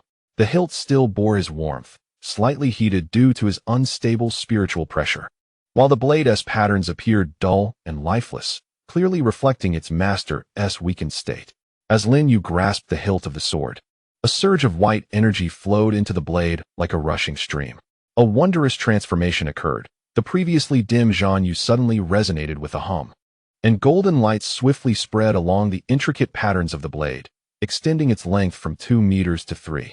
The sword became broader, its edges shimmering with a fluid, golden energy, as if infused with life. Ichigo's eyes widened in astonishment. The connection with Genryusai had never felt so vivid. As if he could hear the whispers of the sword's spirit, Genryusai seemed to have come alive. Ulquiorra stood upright amidst the sandstorm, his green eyes filled with disbelief. What had he done to the Zanpakuto? How could such energy provoke a resonance within it? Lin Yue, holding the swelling Genryusai, felt the pulse emanating from the blade and smiled knowingly. Indeed. He released his grip, and Genryusai automatically shrank back to its original size, yet its brilliance remained radiant. The lingering golden energy in its patterns rendering it several times sharper than before. Here you go, Lin Yue returned Genryusai to Ichigo. Ichigo trembled as he clutched the hilt, instantly feeling a warm energy coursing through him, swiftly alleviating the fatigue and injuries from the earlier battle. He swung Genryusai, and the blade's wind, imbued with unprecedented power, effortlessly cleaved a gap through the sandstorm. Incredible! Ichigo exclaimed with delight. Brother Lin Yue, what did you do to Genryusai? Nothing much, Lin Yue replied nonchalantly. I merely helped it awaken. The so-called spiritual pressure of your soul reapers bears a striking resemblance to my energy, both being manifestations of life energy. However, you wield it too clumsily, wasting a great deal of energy. Lin Yue regarded Ulquiorra, whose expression had grown serious. You simply utilize it too roughly. Lin Yue mused internally. The power system of the Soul Reapers is quite intriguing. Spiritual pressure, mental strength, life force, and energy composition are nearly identical. They merely rely more on the transformation of the Zanpakuto's form rather than mastery of the energy itself. If I could teach them to condense their spiritual pressure. Nonsense. Ulquiorra interrupted his thoughts. His spiritual pressure, surging once more as a crimson fireball coalesced at the center of the sandstorm. The powers of the Soul Reapers and the Hollows are beyond the comprehension of a mere mortal like you. Sanwazue. The red fireball shot towards Lin Yue like a meteor, carrying a ferocity greater than that of a black hollow, igniting the yellow sands in its wake to form a wall of flames. Be careful. That's his Kido. Ichigo shouted urgently. Yet, Lin Yue merely raised a hand. White energy coalescing into a translucent barrier before him. The fireball collided with the barrier, producing a hissing sound as the crimson flames raged against its surface. Yet it could not penetrate even a fraction. Is the warm-up over? Lin Yue dissipated the barrier, observing the wisps of smoke left in the wake of the extinguished flames. His gaze sharpening. Now it's my turn. Ulquiorra watched Lin Yue, untouched and unscathed, as a flicker of unease stirred within him for the first time. This man's energy not only neutralized his attack, but also influenced the Zanpakuto, far surpassing his understanding of power. Ulquiorra thought, I must treat this seriously. This human may pose a greater danger than Aizen-sama anticipated. The sandstorm swirled violently between the two, signaling that the true battle was only just beginning. Chapter 73, Crushing the Espada. The tempest in Hueco Mundo intensified due to the clash of two formidable energies. Ulquiorra hovered midair, his emerald eyes fixated on Lin Yue, while the black wings behind him expanded ominously, exuding a foreboding aura. It seemed imperative to reveal to you the essence of true power. Ulquiorra's voice was as cold as steel. Unleash yourself, black-winged demon. As the command was uttered, Ulquiorra's form began to transform. His skin turned as pale as parchment. The black wings unfurling to their utmost extent, shrouding the sky. A slender tail emerged from his coccyx, and dark patterns manifested around the hollow. The released spiritual pressure conjured a tempest, uprooting the surrounding dunes and causing the very fabric of space to ripple. This was the authentic form of the fourth Espada. Ulquiorra dove down, his claws slicing through the air with a piercing shriek aimed at Lin Yue. Feel despair. Ichigo, witnessing the spectacle from afar, was left dumbfounded. He had never encountered such overwhelming spiritual pressure, the mere aftermath rendering him breathless. Lin Yue, get away, he shouted. Yet, Lin Yue remained rooted. A faint golden shield materializing from the white energy enveloping his form, akin to the most resilient armor. With a harsh clang, Ulquiorra's claws struck the shield, producing a jarring metallic screech. An astonishing scene unfolded. The claws, capable of rending steel, were firmly thwarted by the energy shield, tiny fissures even appearing at the tips. Ulquiorra's pupils constricted in disbelief as he gazed at his own claws. Impossible. My black-winged demon form can effortlessly tear apart even captain-level Shinigami. Thoughts of Ulquiorra. This defensive energy is extraordinarily resilient. My attack felt as if it struck cotton, its force completely dissipated. What kind of energy is this? Lin Yue regarded his astonished expression and calmly stated, Is that all you can do? The fourth Espada is nothing more than this. Silence. Ulquiorra, thoroughly incensed, unleashed a surge of spiritual pressure, his form undergoing a secondary transformation. The black wings became even more fearsome, adorned with bony spikes. His skin revealing black scales, and his eyes morphing into swirling voids. This was his hidden trump card, Segunda Etapa. Ulquiorra's voice resonated with frenzied malice. This is a true power that even Aizen may not have witnessed. You shall perish here in this forsaken desert. He opened his mouth, conjuring a black cirro tenfold larger than before, the sphere of dark energy distorting the surrounding space, emanating a presence capable of annihilating half of Hueco Mundo. Lin Yue stifled a yawn, appearing somewhat bored. It's about time you went all out. I'm in a bit of a rush. He concentrated a white energy sphere the size of a pigeon egg at his fingertip and effortlessly tossed it. As the energy sphere collided with the black cirro midair.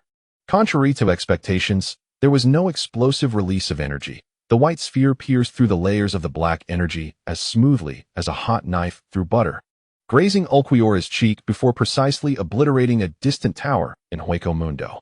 An earth-shattering explosion ensued. The thunderous crash of the tower's collapse echoed, and Ulquiorra found himself suspended in midair, instinctively touching his cheek.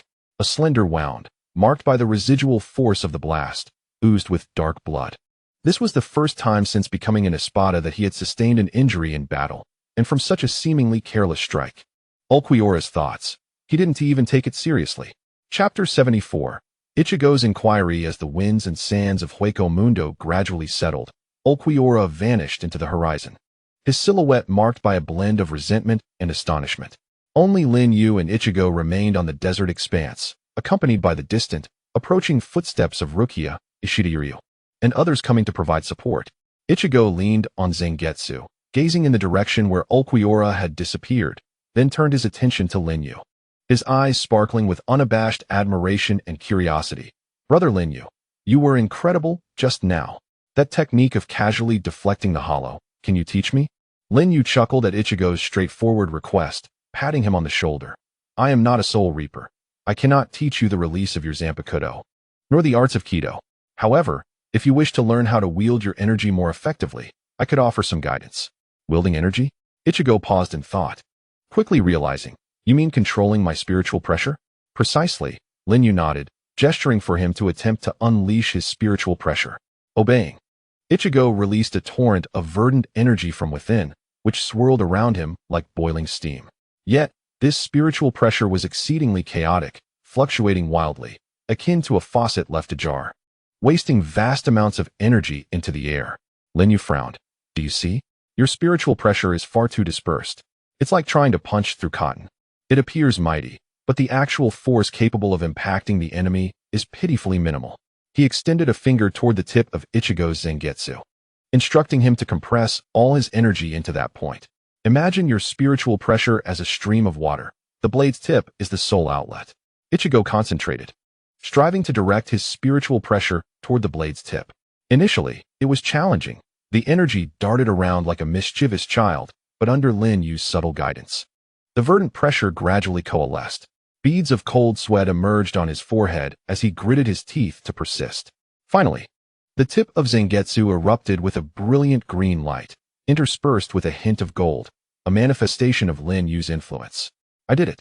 Ichigo exclaimed in delight. Feeling his spiritual pressure sharpened to an unprecedented level, the gust of wind generated by his swing was several times more cutting than before. "It seems my spiritual pressure has truly become more concentrated."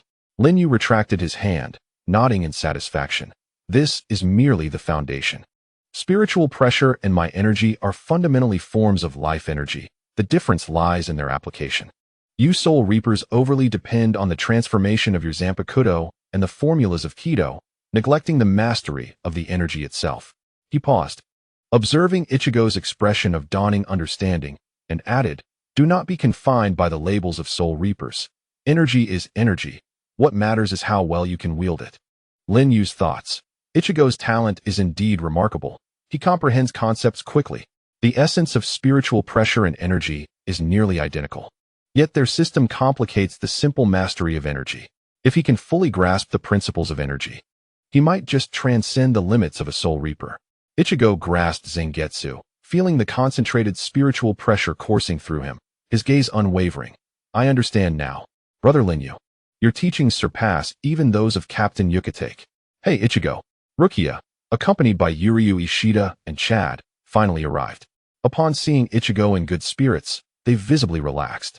However, when Rukia noticed Lin Yue standing nearby, her expression turned wary. "Who is this?" Yuryu adjusted his glasses, scrutinizing Lin Yue and sensing the unique energy emanating from him. Neither spiritual pressure nor hollow power. A glimmer of curiosity flickered in his eyes. "You are neither a Soul Reaper nor a Quincy. He is Brother Lin Yue." Ichigo hurriedly clarified. "He just saved me and defeated Ulquiorra." "You defeated the fourth Espada?" Rukia exclaimed, her eyes widening in shock. She had personally experienced Ulquiorra's terrifying power. The fact that this sudden arrival could effortlessly best him was astonishing. Lin Yue nodded in acknowledgement, refraining from further explanation. His gaze fell upon Rukia's Zanpakuto at her waist. Perceiving the pure spiritual pressure it contained, "Your sword is commendable, though your spiritual pressure is too restrained, not unleashed." Rukia paused, instinctively gripping the hilt of her sword. She sensed that Lin Yue's gaze seemed to penetrate the very essence of her Zanpakuto, a feeling that filled her with both astonishment and unease. At that moment, ripples appeared in the distant space as a dimensional gate slowly opened. Ichigo's eyes brightened. "It's Unohana's dimensional gate. We can return to Soul Society." He turned to Lin Yue. "Brother Lin Yue, will you join us? Although Soul Society has its rules, it is far superior to Hueco Mundo." Lin Yue gazed at the flowing spiritual energy within the dimensional gate, recalling Bulma's mention of Soul Society and its spiritual pressure system. His curiosity piqued. "Certainly. It will be intriguing to explore your realm." Rukia hesitated briefly, but recalling Lin Yue's earlier rescue of Ichigo and sensing his unfathomable strength, she decided it would be safer with him along. "Then let us hurry. The gate will not remain open for long." As the group stepped into the dimensional gate, a radiant light enveloped them, their figures vanishing from the deserts of Hueco Mundo, leaving behind only the ruined remnants of towers and scattered debris. Remnants of a battle that had reshaped their understanding of the realm. Chapter 75. Entering Soul Society, the light of the dimensional gate flowed like a river of stars, and Lin Yue felt the air around him filled with dense spiritual energy, a stark contrast to the desolation of Hueco Mundo. As the brilliance faded, they found themselves standing on the streets of Soul Society. The ancient wooden structures were arranged harmoniously, and the stone path was clean and tidy. Soul Reapers clad in black shahakusho strolled by in small groups, and a faint scent of cherry blossoms wafted through the air. This place was devoid of Hueco Mundo's desolation. Instead, it thrived with life, resembling a tranquil ancient town. "Is this Soul Society?" Lin Yue raised an eyebrow, surveying his surroundings, white energy flowing gently around him, naturally filtering out the excess spiritual energy in the air, quite different from his expectations. "We are on the outskirts of Rakangai, near the Godei 13's headquarters," Rukia explained. "We must report the situation quickly. The captains need to be informed about Ulquiorra's actions." Before the words had barely escaped his lips, a flurry of hurried footsteps echoed ominously. Dozens of grim reapers surged forth from the alley, encircling them. At the forefront stood a bespectacled middle-aged reaper, his zanpakuto unsheathed and its tip menacingly aimed at Lin Yue. An anomalous energy entity detected. The middle-aged reaper barked, his voice laced with authority. Spiritual pressure locked onto Lin Yue. Neither a Shinigami nor a hollow. The energy response is extraordinarily intense. Subdue him. Wait. He is our ally. Ichigo immediately interposed himself in front of Lin Yue. His zanpakuto crossed over his chest. He helped us defeat Okiura. He is not our enemy. An ally? The middle-aged reaper scoffed derisively. Such an energy response has never been documented in Soul Society. To intrude upon the Soul Society uninvited is a capital offense. Attack. The surrounding Shinigami promptly brandished their blades, the air vibrating with their formidable spiritual pressure, revealing them to be well-trained and disciplined members of the Godai 13. Lin Yue's gaze sharpened, and a barrier of white energy materialized around him. The Reaper's blades struck the energy wall with a series of ringing sounds, yet they failed to leave even a single crack, instead being repelled and forced to retreat. Their hands tingling from the impact. Do not engage. Lin Yue's voice resonated through the barrier, tinged with exasperation. I am here seeking someone, not to cause harm. However, the Reapers remained unconvinced, and the middle-aged Reaper roared, use Kido. Everyone, employ the binding arts. Bakudo number 31, Red Fire Cannon. Several crimson fireballs shot forth from the hands of the Shinigami, propelled by searing spiritual pressure towards the energy barrier. Lin Yue gently waved his hand, causing ripples to emanate from the barrier. Upon contact, the fireballs disintegrated into a cascade of embers. Rukia quickly interjected, he truly is an ally. I am Rukia Kachiki of the 13th Division. You may verify this. The Reapers hesitated, clearly wary of the Kachiki name, yet the middle-aged Reaper gritted his teeth and declared, even if he is of the Kachiki family, we cannot afford to harbor suspicious elements. Continue the assault. As both sides remained locked in tension, two powerful spiritual presences approached from a distance, akin to two moving mountains, instantly overwhelming the lower-ranked Shinigami with a palpable pressure. What is happening? A cool voice inquired. Lin Yue looked up to see two Shinigami approaching from the street corner. The man on the left wore a Shinigami uniform adorned with white patterns. His silver hair tied back, and his expression stern. It was Byakuya Kachiki. The man on the right had flowing red hair, his zanpakuto wrapped in bandages at his waist. His gaze defiant. It was Rinji Aburai. Captain Byakuya. Vice Captain Rinji. The encircling Shinigami immediately knelt, paying their respects. Byakuya's gaze swept across the scene, ultimately resting upon Lin Yue. A flicker of gravity passing through his icy eyes.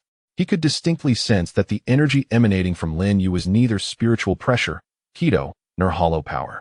It was exceptionally refined, akin to a boulder cloaked in a tranquil exterior, concealing immeasurable strength.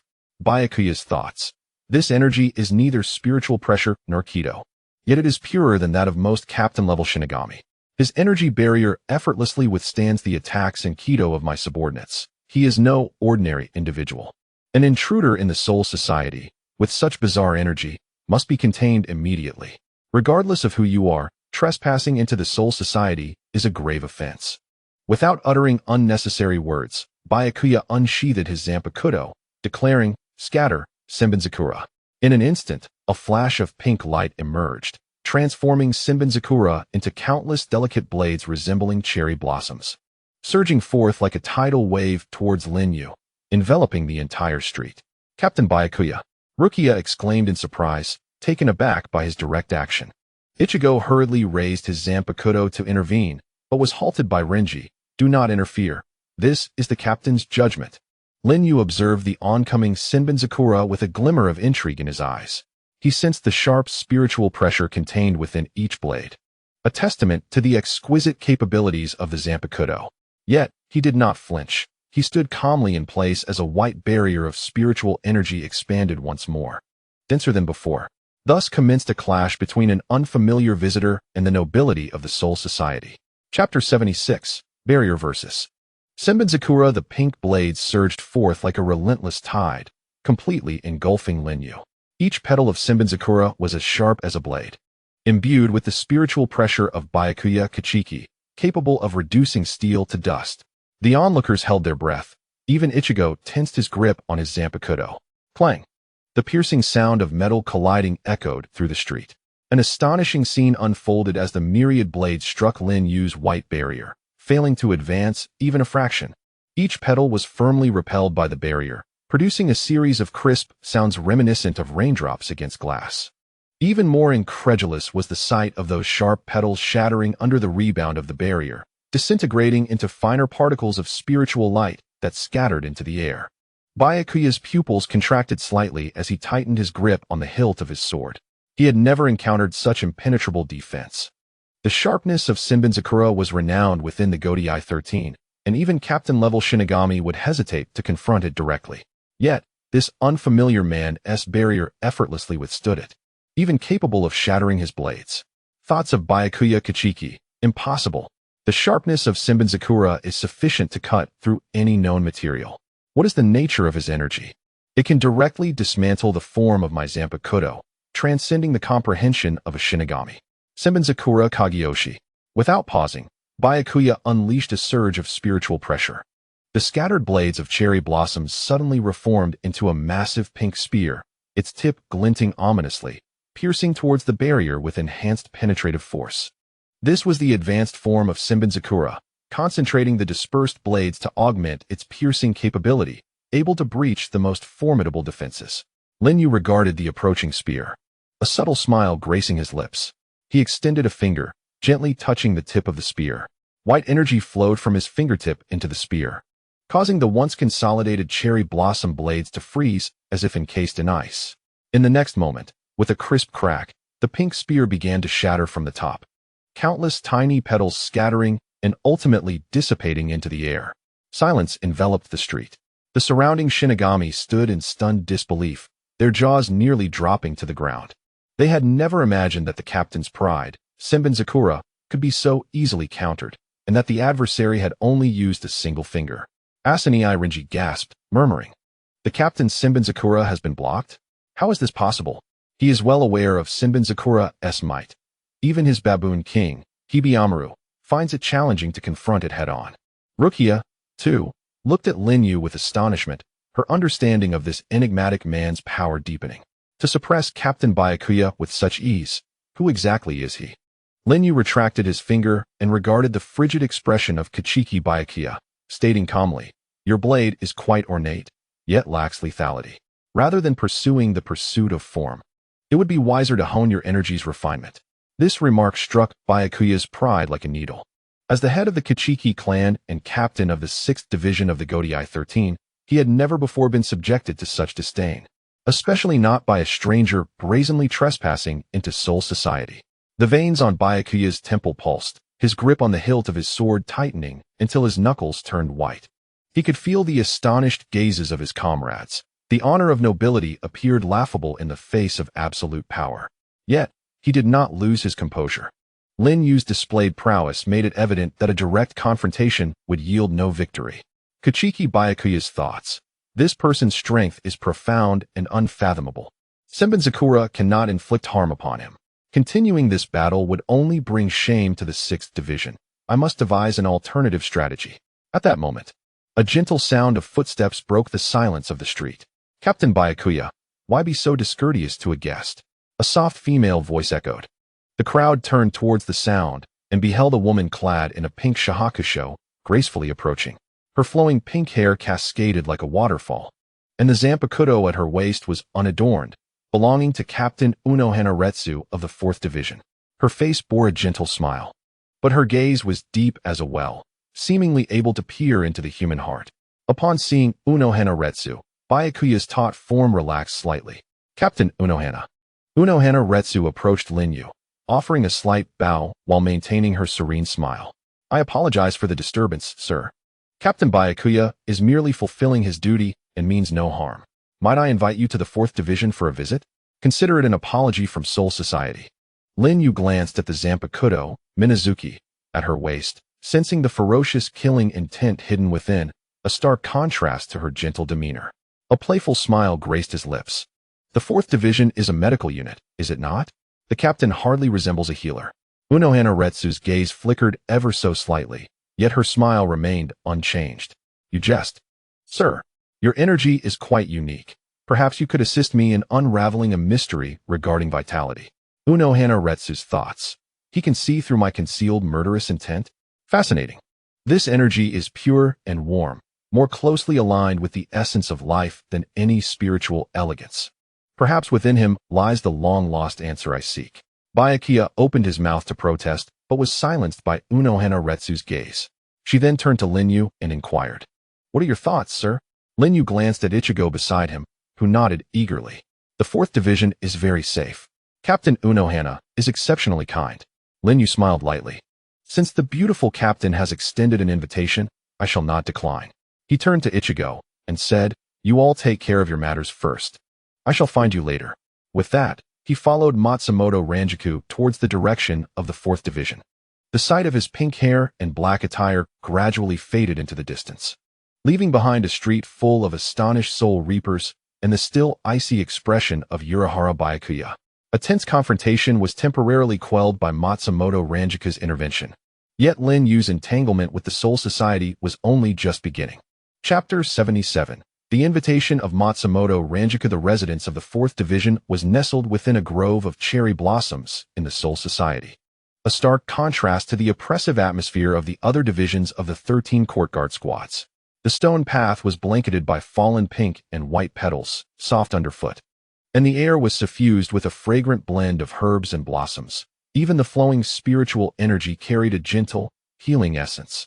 Following closely behind Matsumoto Ranjaku, Lin Yue observed how her pink hair danced lightly in the breeze, merging harmoniously with the cherry blossoms around her, creating a sense of extraordinary unity.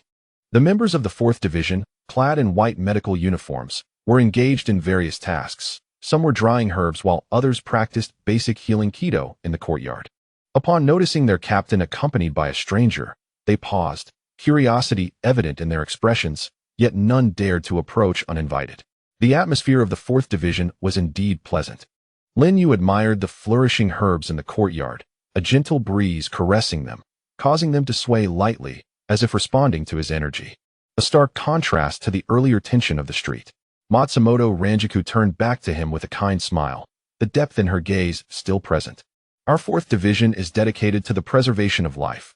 Thus we require a tranquil environment, unlike the combat divisions, which are always rife with the clash of blades.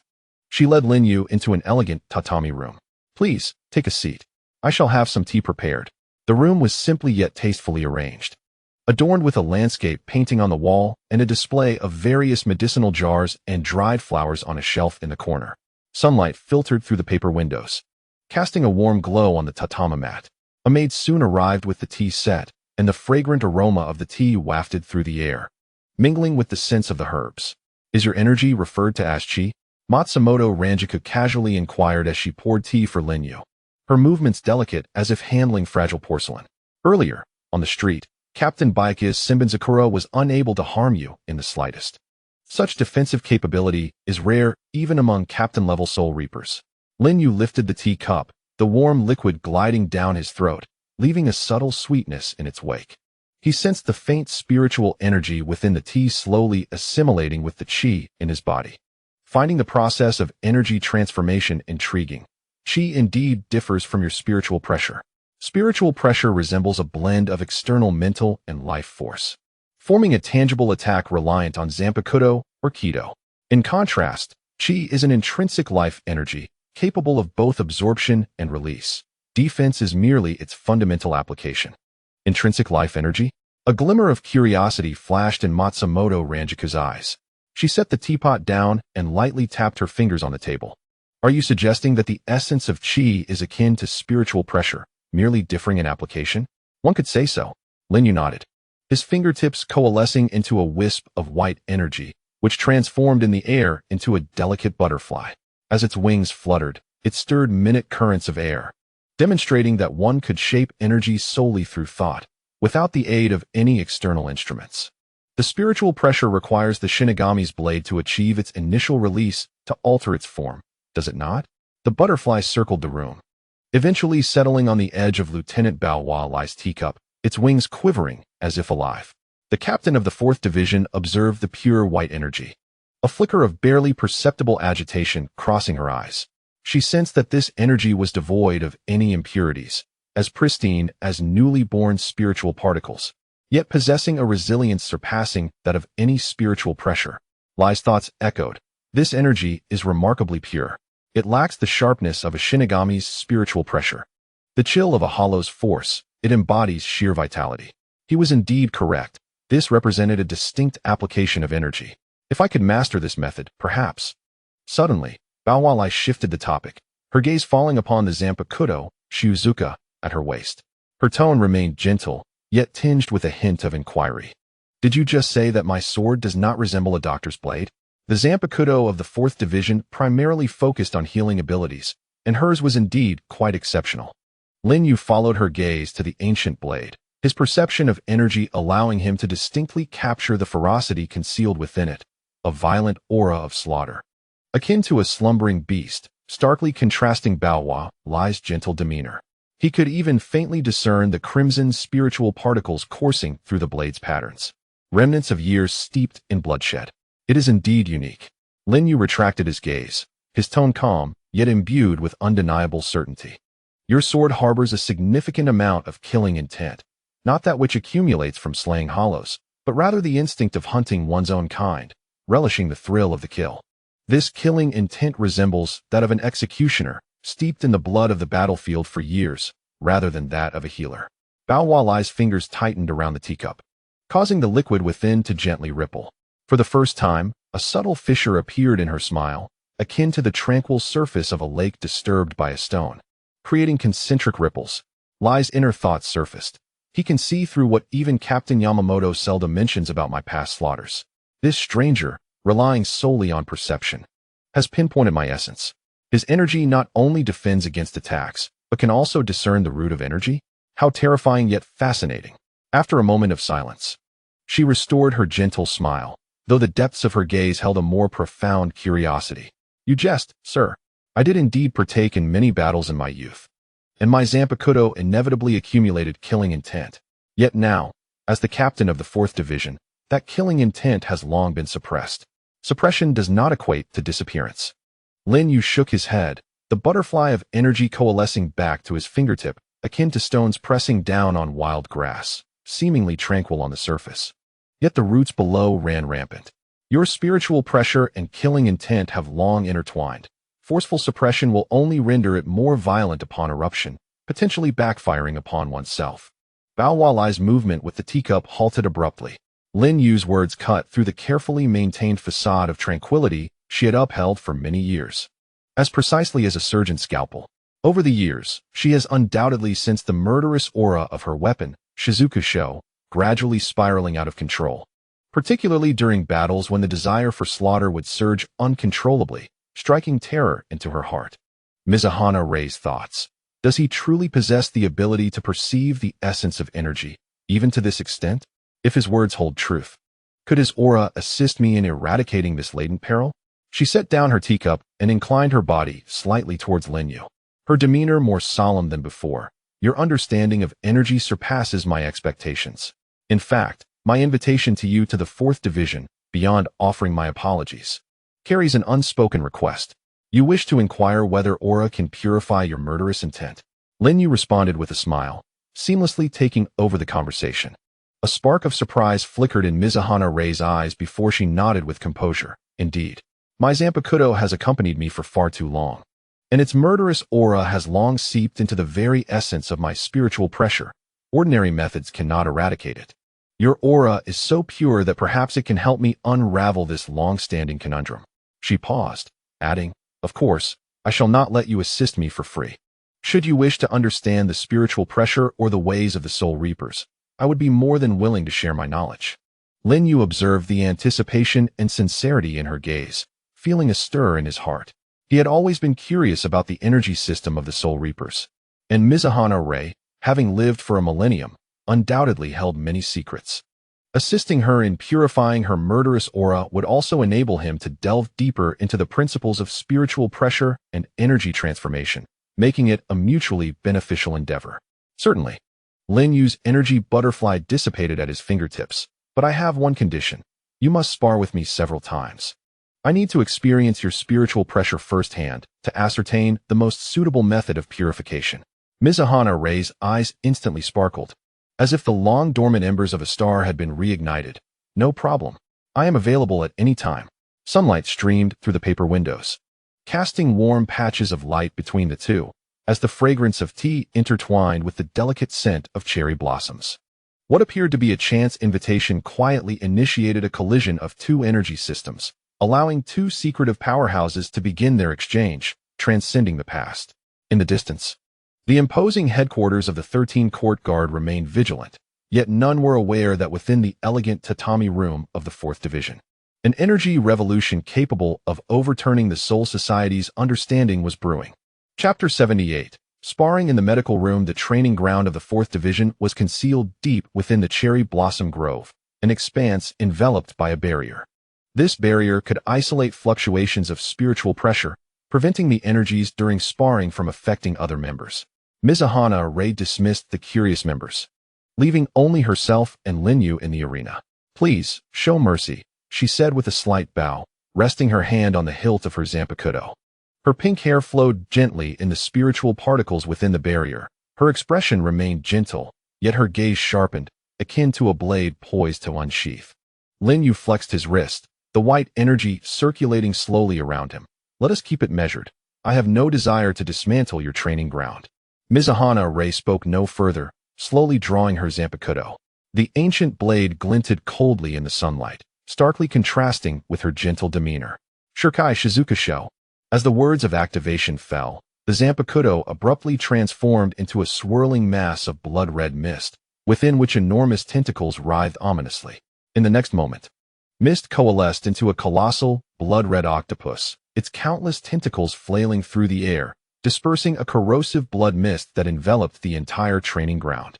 "This is my zanpakuto. Shirioka Shaku." The voice of Retsu Unohana resonated from behind the octopus, warning, "It can devour spiritual pressure and corrode everything. Be cautious, sir."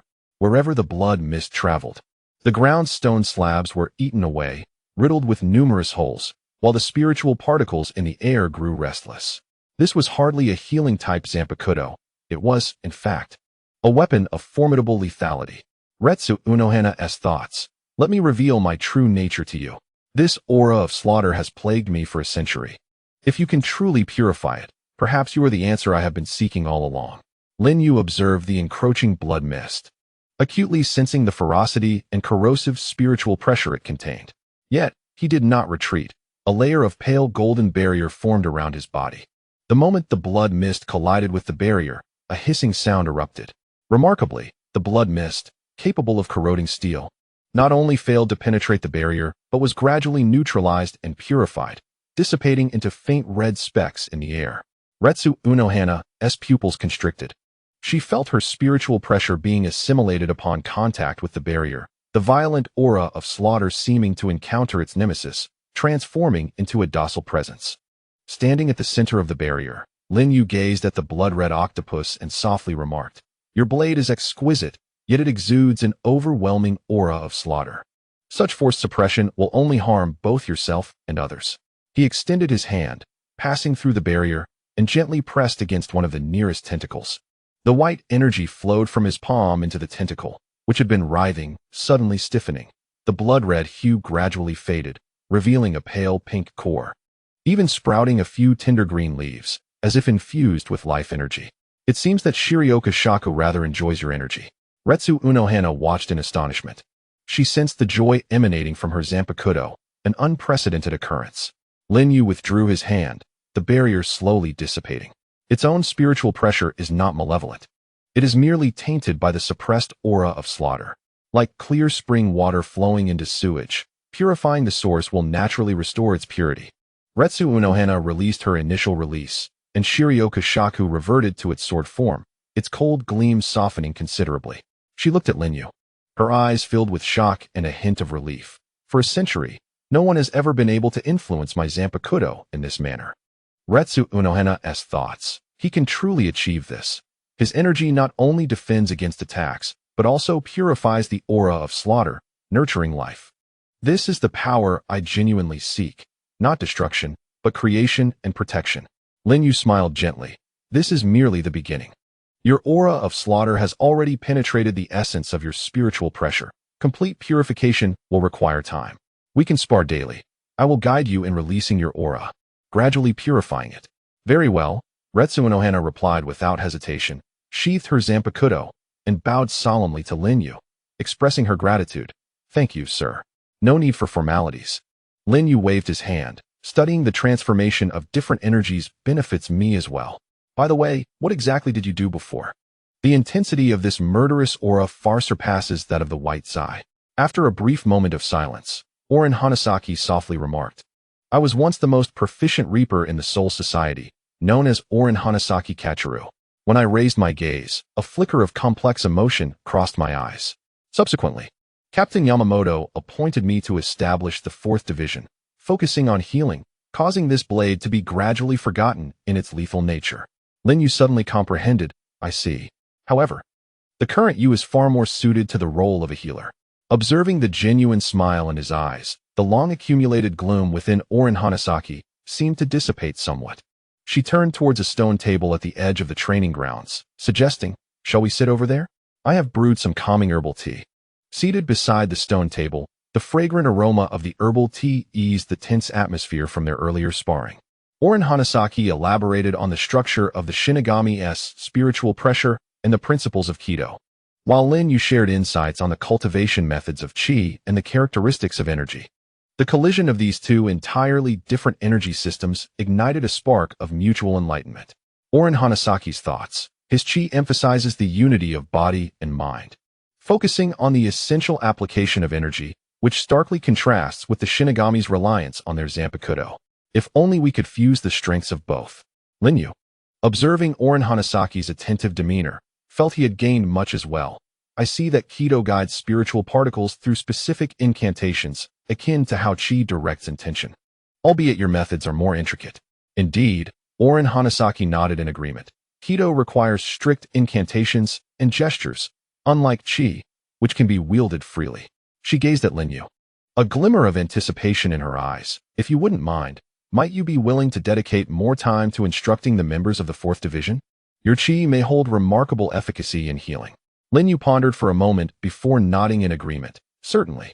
I am eager to observe the effects of Qi on healing spiritual pressure injuries. As the sunset filtered through the barrier, casting elongated shadows of the two, cherry blossoms descended upon the stone table, merging with the steam of the herbal tea, creating a serene and harmonious tableau. What began as a mere contest of skill transformed into a profound exchange of energy and spirit, deepening the bond between Lin Yue and Orin Hanasaki in quietude. Chapter 79. Midnight bandaging. As night deepened, the medical room of the 4th Division remained illuminated. A subtle fragrance of herbs mingled with the moonlight's silvery glow, permeating the tranquil space. Lin Yue sat at the edge of the bed, watching Orin Hanasaki tenderly bandage the small wounds on his arm, remnants of the blood mist from their earlier sparring when he had intentionally held back. Her movements were gentle, her fingertips imbued with healing spiritual pressure, delicately brushing over the injury. Her long hair cascaded over her shoulders, partially obscuring her face, with only the moonlight illuminating the soft contours of her profile. You deliberately allowed me to wound you, didn't you? Orin Hanasaki suddenly spoke, her voice soft, as if afraid to disturb the tranquility of the night. Lin Yue smiled, not denying it. When sparring with a lady, one cannot unleash their full strength. Furthermore, I wish to personally experience the intensity of your murderous aura to better devise a purification strategy. Orin Hanasaki lifted her gaze, a flicker of complex emotion passing through her eyes. Are you not afraid that I might lose control of my murderous aura and truly injure you? My past is not something to be proud of. I can sense your spiritual pressure is quite stable, Lin Yue remarked earnestly, gazing into her eyes. Though there is a palpable aura of killing intent, you do not harbor true malice. Otherwise, during our sparring session this afternoon, you would not have restrained your power. Mizuka Retsu paused in surprise, then lowered her head, continuing to bandage his wounds. I didn't expect you to see through me. Indeed, I could not unleash my full strength, fearing it might intimidate you, my guest. I am not merely a guest, Lin Yue corrected her, at least not now. We are friends and sparring partners. Friends? Mizuka Retsu softly echoed the word, a barely perceptible smile gracing her lips. as it had been long since anyone had addressed her as such. She fell silent for a moment, seemingly resolved, and then spoke softly. I was once the most feared Shinigami in Soul Society, my hands stained with blood. In pursuit of the ultimate swordsmanship, I have taken many lives, including those of my kin. They called me Mizuka Hachikiryu, a monster who knew only slaughter. Lin Yue listened quietly, not interrupting. He could sense the subtle fluctuations in her spiritual pressure as she spoke, imbued with regret, pain, and a hint of elusive relief. Eventually, Captain Yamamoto found me and tasked me with establishing the 4th Division, to use these hands to save rather than to kill. Mizuka Retsu's voice grew hoarse. I believed I had accomplished this, yet this aura of death clings to me like a parasite, perpetually reminding me of my past. She finished bandaging his wounds and gently patted Lin Yue's arm. All done. Lin Yue observed the redness in her eyes and smiled. The past is behind you. You are now Mizuka Retsu, the captain of the 4th Division, dedicated to saving lives, and that is sufficient. He paused, adding, furthermore, your healing skills are exceptional, surpassing many doctors I have encountered. Mizuka Retsu chuckled, the shadows in her eyes dissipating. You have met many doctors? Indeed, Lin Yue nodded. Recalling Bulma from the Dragon Ball world and the medic from Nine Snake Island. I have traveled to many places and met numerous individuals. Yet, you are the first to seamlessly merge the arts of killing and healing. Is that a compliment? Mizuka Retsu raised an eyebrow, her tone considerably lighter. Certainly, Lin Yue replied. Observing her, energy itself knows neither good nor evil. Whether it is used for slaughter or protection depends entirely on the user's intentions. Although your spiritual pressure contains an aura of killing intent, it is predominantly infused with a reverence for life. Otherwise, the meat jelly would not have been so easily purified by my energy. Mizuka Retsu felt a stirring within her heart, meeting Lin Yue's sincere gaze, her heartbeat faltering momentarily. She hastily averted her eyes, picking up a nearby medicine bottle. It is getting late. Let me escort you to your guest room for some rest. Wait. Lin Yue called out to her, retrieving a jade pendant formed from condensed energy from his pocket. The pendant, etched with a cherry blossom, emitted a faint white glow. Here. This is for you. What is this? Mizuka Retsu inquired, accepting the pendant and sensing the gentle energy within. A talisman formed from condensed energy, Lin Yue explained, capable of suppressing your killing intent and aiding in healing. Wear it, and you will be able to sleep soundly tonight. Mizuka Retsu held the warm pendant, her fingertips trembling slightly. This marks the first occasion someone has shown such meticulous consideration for her. Even noticing her struggles to find slumber at night due to the turmoil of murderous intent. Unohana raised thoughts. Why is he so kind to me? We have barely known each other for a day, yet even my desire for slaughter has diminished significantly. My heart feels tranquil and warm. She inhaled deeply, striving to calm her emotions. Thank you, Lin Yue. You're welcome, Ray, Lin Yue replied with a smile, adopting a more endearing form of address.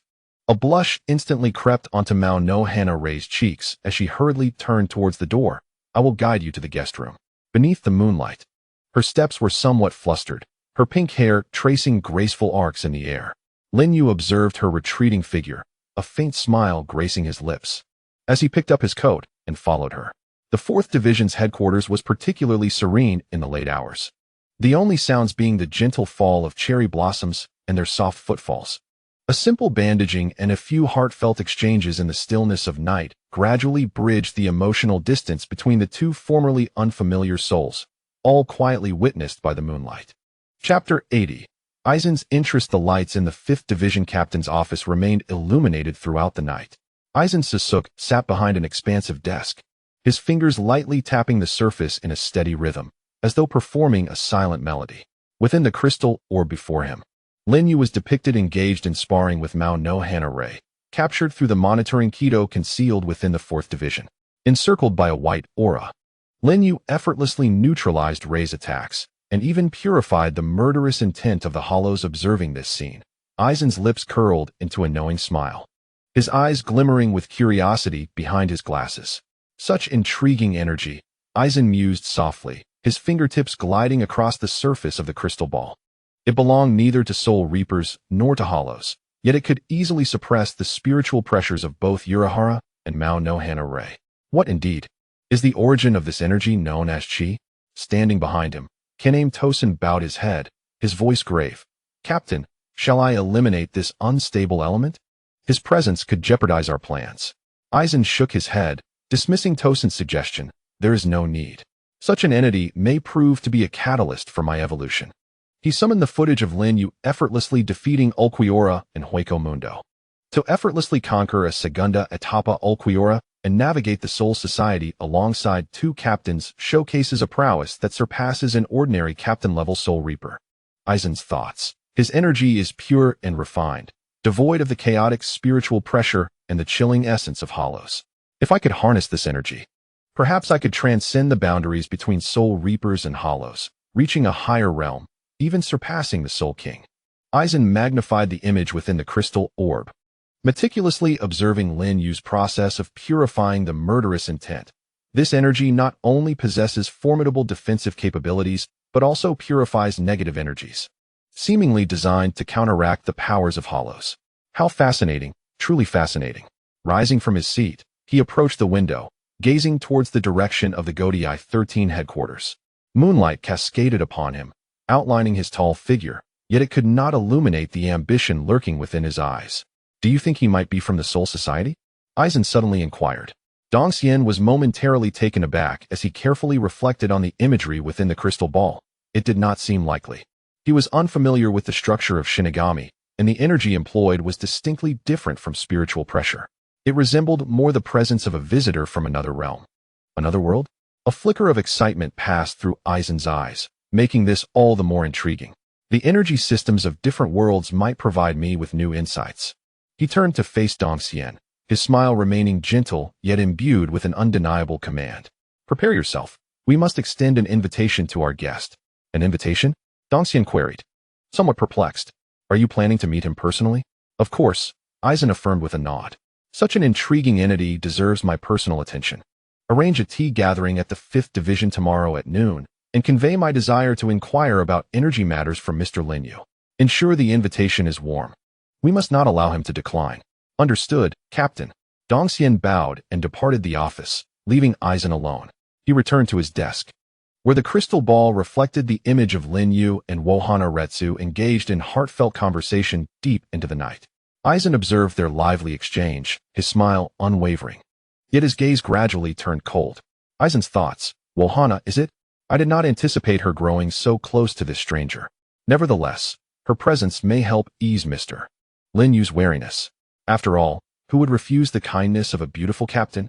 He picked up the Zanpakuto, Kyoka Suigetsu, its blade smooth as a mirror, reflecting his gentle visage adorned with glasses. Chi, such an unfamiliar term, Aizen mused, gently caressing the blade. I eagerly anticipate our meeting, Mr. Lin Yue. I hope your abilities will not disappoint. Moonlight filtered through the window, casting a cold gleam upon the blade. An invitation aimed at Lin Yue was quietly brewing. Unbeknownst to him as he remained immersed in his studies of the transformation between spiritual pressure and chi, oblivious to the ambitious eyes that had fixed upon him. Beneath the tranquility of the Soul Society, undercurrents were stirring. Aizen's attention signified not only an acknowledgement of Lin Yue's prowess, but also heralded the arrival of a greater storm. Chapter 81. The Art of Chi Therapy. Morning sunlight streamed through the gaps in the cherry blossom trees, illuminating the training grounds of the 4th Division. Several Shinigami, recently returned from missions in the living world, lay on medical mats, their faces pale and wounds oozing with dark crimson blood, injuries inflicted by the corrosive spiritual power of hollows, which ordinary healing techniques struggled to mend swiftly. Unohana Retsu was about to employ a high-level healing technique, her fingertips gathering a soft green healing spiritual pressure, when Lin Yue gently interjected. Let me try this method. He approached the most severely injured Shinigami, his fingertips enveloped in a warm, golden aura reminiscent of sunlight. Unohana observed the faint glow with curiosity, sensing the pure life energy contained within, far surpassing mere spiritual pressure. Lin Yue remained silent, lightly pressing his fingertips against the Shinigami's festering wound. The pale golden energy seeped into the wound like a flowing stream, instantly casting a gentle glow over the once grotesque and festering area. An astonishing scene unfolded as the necrotic tissue visibly sloughed away, while fresh granulation tissue rapidly emerged. Within mere breaths, the deep wound, revealing bone, had healed to leave only a delicate pink scar. It seems my spiritual power is recovering automatically, exclaimed the injured Shinigami, surprise evident in their voice. The once depleted spiritual pressure surged back to life, reminiscent of a withered tree blossoming in spring, restoring color to their pale visage. The surrounding Shinigami gasped in awe, exclaiming, "This is truly miraculous. It's far more rapid than Captain Kuraka's healing techniques. What kind of healing art is this?" A look of intense astonishment flashed in Captain Kuraka's eyes as she sensed the flow of energy. This force operated directly at the cellular level, not only mending the damage but also nourishing the depleted essence of life itself, proving to be far more efficient than merely guiding spiritual particles for repair. Can energy genuinely repair cells directly? She couldn't help but inquire. Energy is the very source of life, purer than spiritual pressure and closer to the essence of existence. Lin Yue stated as he rose to his feet, beckoning Kuraku to come forward. Focus your mind and feel its flow, just as you would when employing spiritual pressure, but with gentleness and concentration. After a moment's hesitation, Kuraku approached another injured individual. Lin Yue gently grasped her wrist, guiding a thread of energy into her body. Follow my energy and perceive how it resonates with the life force of the injured. The pale golden energy flowed through their joined hands, and Kuraku distinctly felt its warmth and strength. Unlike spiritual pressure, which requires deliberate guidance, this energy naturally gravitated towards the damaged areas, soothing the wounds like a gentle hand. As it connected with the injured's life force, she could even hear the jubilant whispers of the cells. Kuraku mused internally, so, power can be gentle. It need not be a fierce strike or complex techniques. Merely the pure flow of life energy can yield such profound healing. This is the true essence of protective power. Her body trembled slightly, not from anxiety, but from the awakening of a novel understanding of power within her heart.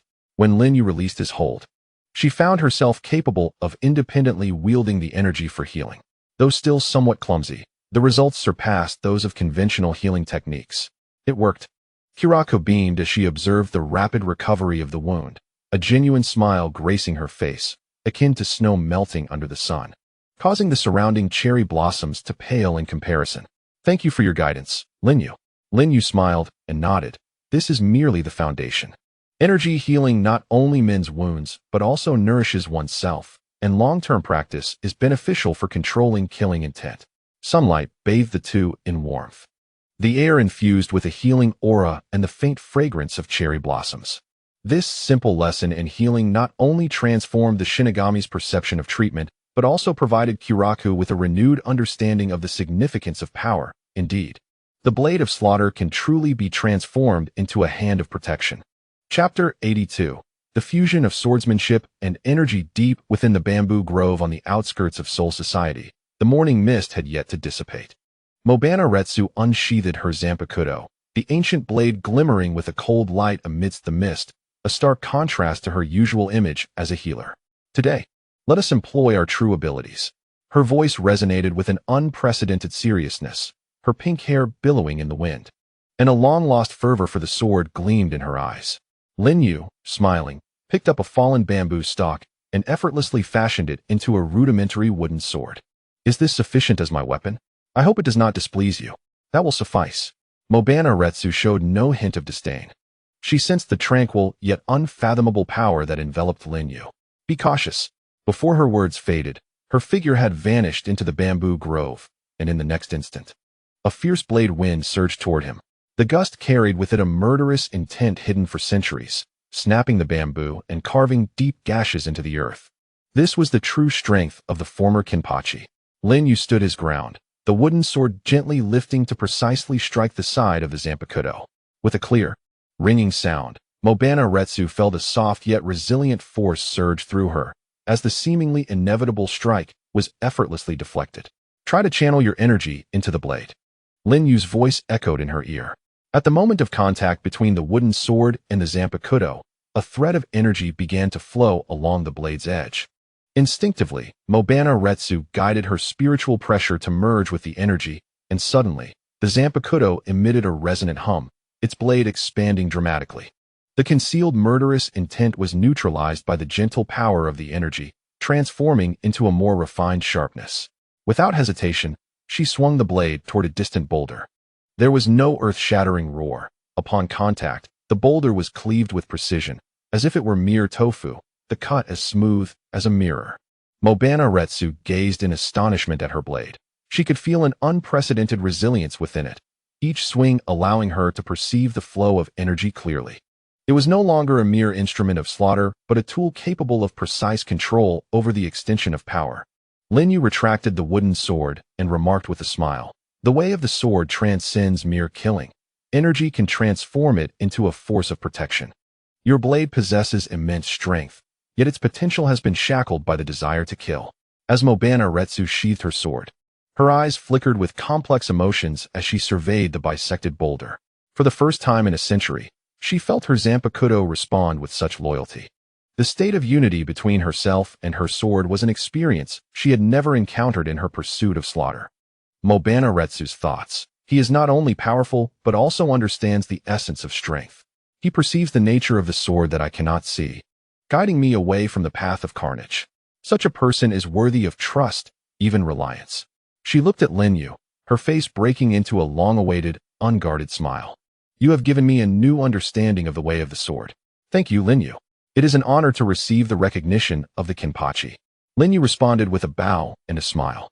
At that moment, a voice echoed from afar. It was Ashinai Renji calling out, "Captain Unohana. Captain Yukitake is looking for you. It seems to concern the disturbances in the human world." Unohana Retsu's smile faded, her demeanor shifting back to the composed nature of the 4th Division captain. "It appears there is a new mission at hand." She nodded to Lin Yue. "Shall we continue tomorrow?" "At your convenience." Lin Yue watched her silhouette disappear into the depths of the bamboo grove, his fingertips still tingling from the sensation of wielding the sword. The sunlight penetrated the morning mist, cascading upon the severed giant stone, refracting a dazzling brilliance. In that moment, two distinctly divergent philosophies of swordsmanship achieved a wondrous synthesis. Chapter 83. Rukia's query in the courtyard of the 4th Division. Rukia clutched her shuriken, Sodi no Shuyuki, her palms clammy with anxiety. Ever since she learned that Lin Yue could enhance Zanpakuto, even rendering Captain Unohana's Minazuki docile, she had been hesitating to seek his counsel.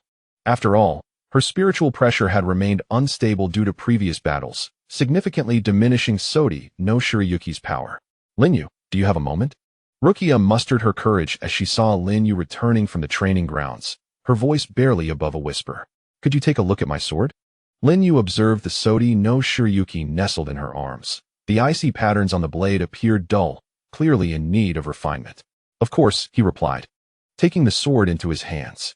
It felt frigid to the touch, and he could sense the pure spiritual pressure within, albeit too dispersed, like grains of sand scattered across the ground.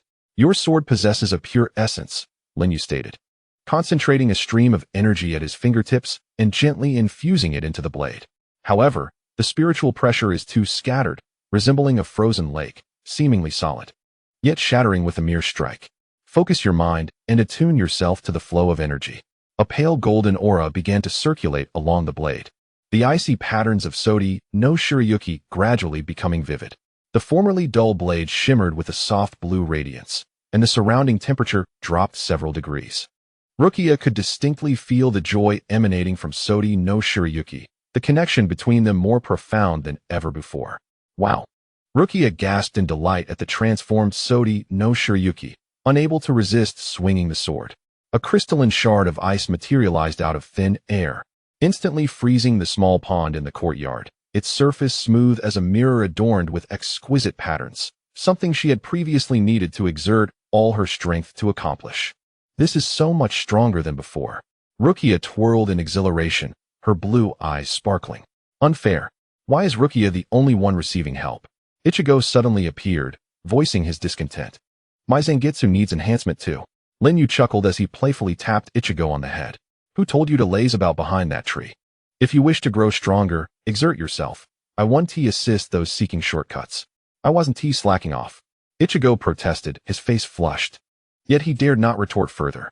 Lin Yue then turned to Rukia, saying, "Just like spiritual pressure, energy must be felt with sincerity. Do not confine yourself to the rules of the Soul Reapers.